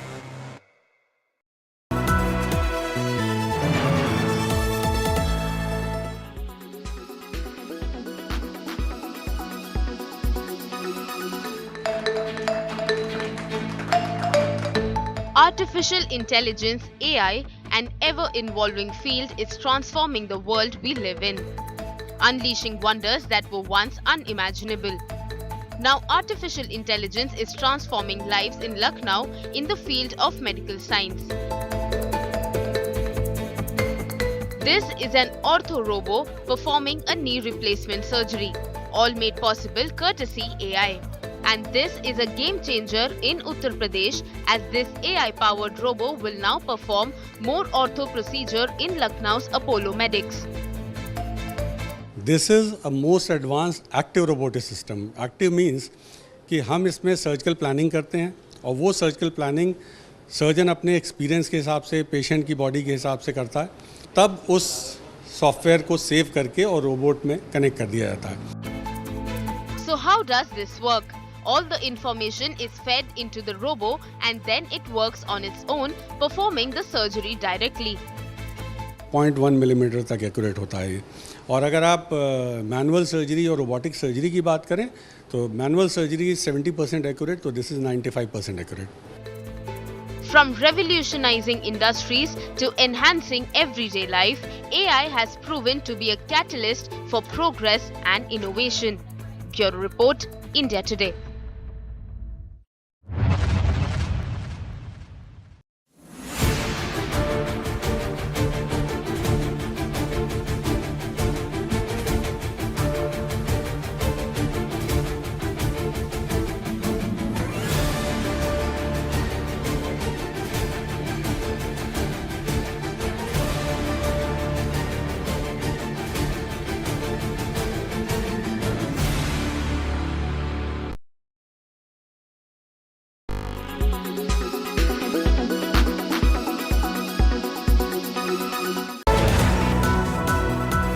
Viewers, let's take a look at the weather report across the major cities this evening. Thiruvananthapuram is at 26 degrees Celsius with an AQI of 7. Mumbai is at 27 degrees Celsius with an AQI of 49. Panji is at 24 degrees Celsius with an AQI of 11. Ahmedabad is at 28 degrees Celsius with an AQI of 21. Bhopal is at 25 degrees Celsius with an AQI of 18. Jaipur is at 27 degrees Celsius with an AQI of 36. Delhi is at 28 degrees Celsius with an AQI of 60. Srinagar is at 18 degrees Celsius with AQI being 27. Lucknow is at 29 degrees Celsius with an AQI of 26. Patna is at 28 degrees Celsius with an AQI of 24. Kolkata is at 27 degrees with an AQI of 27. Hyderabad is at 26 degrees Celsius with an AQI of 19. Bangalore is at 21 degrees Celsius with an AQI of 14. Chennai is at 30 degrees Celsius with an AQI of 17. This is all we have for you in this segment. Hope wherever you are, you find favorable weather around you. Keep watching India Today for all the weather updates with me, AI Sana, all through the day.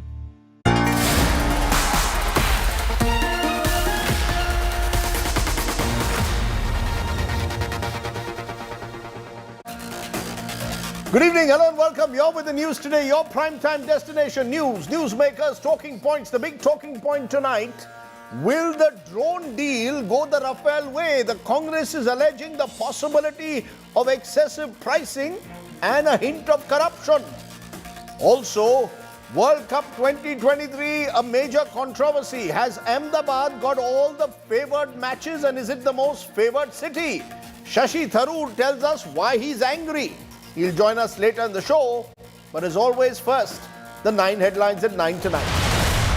Politics breaks out over the India-US drone deal. Congress likens Predator drone deal to Rafale, says India is set to overpay for US drones. Congress government in Karnataka files an FIR against BJP IT cell chief Amit Malviya, booked over a video accusing Rahul Gandhi of anti-India actions abroad. BJP claims this is a misuse of the state machinery. Big twist to Karnataka freebies row. Now the Karnataka government says it will transfer cash instead of rice into accounts of BPL card holders. 5 kg rice and cash will be given instead of 10 kgs. Monsoon mayhem in Mumbai once again. Roads and subways inundated, several low-lying areas waterlogged. Met Department predicts heavy rainfall over the next 4 to 5 days. Bhim Army Chief Chandrasekhar Azad shot at by unknown assailants in Uttar Pradesh's Deoband. Azad injured after being shot in the waist. Massive protests at Kadalo's Chidambaram temple as priests allege takeover bid by the Stalin government. Police enter sanctum of the temple. Priests say police manhandle them. Aam Aadmi Party backs Uniform Civil Code implementation, says a consensus needed.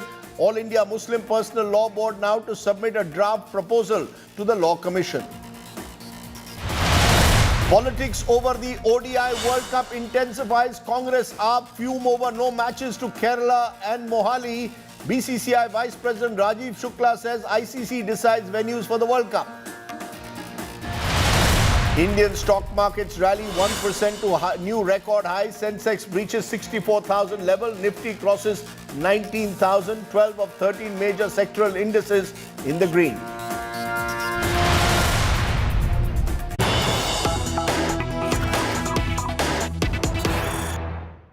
But the story that's breaking at the moment, according to top sources in the government, a key huddle has begun within the BJP's top leadership at the Prime Minister's residence. Home Minister Amit Shah, Party President JP Nadda and BL Santosh have met the Prime Minister at his residence amid speculation that this could be a prelude to a cabinet reshuffle. That's right, that's what is being speculated at the moment. Paulomi Saha joins me. Paulomi, there's been much talk that before the parliament session begins in the middle of July, we could have a cabinet reshuffle. The government hasn't done one for 2 years. Is there an expectation that we could have one in the possible next 10 days? Yeah. Paulomi, the possibility of a cabinet reshuffle in the next 10 days? Well, at the moment, Rajdeep, we do know that this has been an ongoing series of meetings that had been happening for many hours together between BJP Chief JP Nadda, Home Minister Amit Shah, and of course the Organizational General Secretary of the Bharatiya Janata Party, BL Santosh. And these were a series of meetings. At least 4 such meetings were, they had these meetings at the BJP office, the headquarters. And in the last meeting, the RSS's Arun Kumar also joined in. It was specifically to do with organizational changes as far as the BJP is concerned, something that the BJP is doing an exercise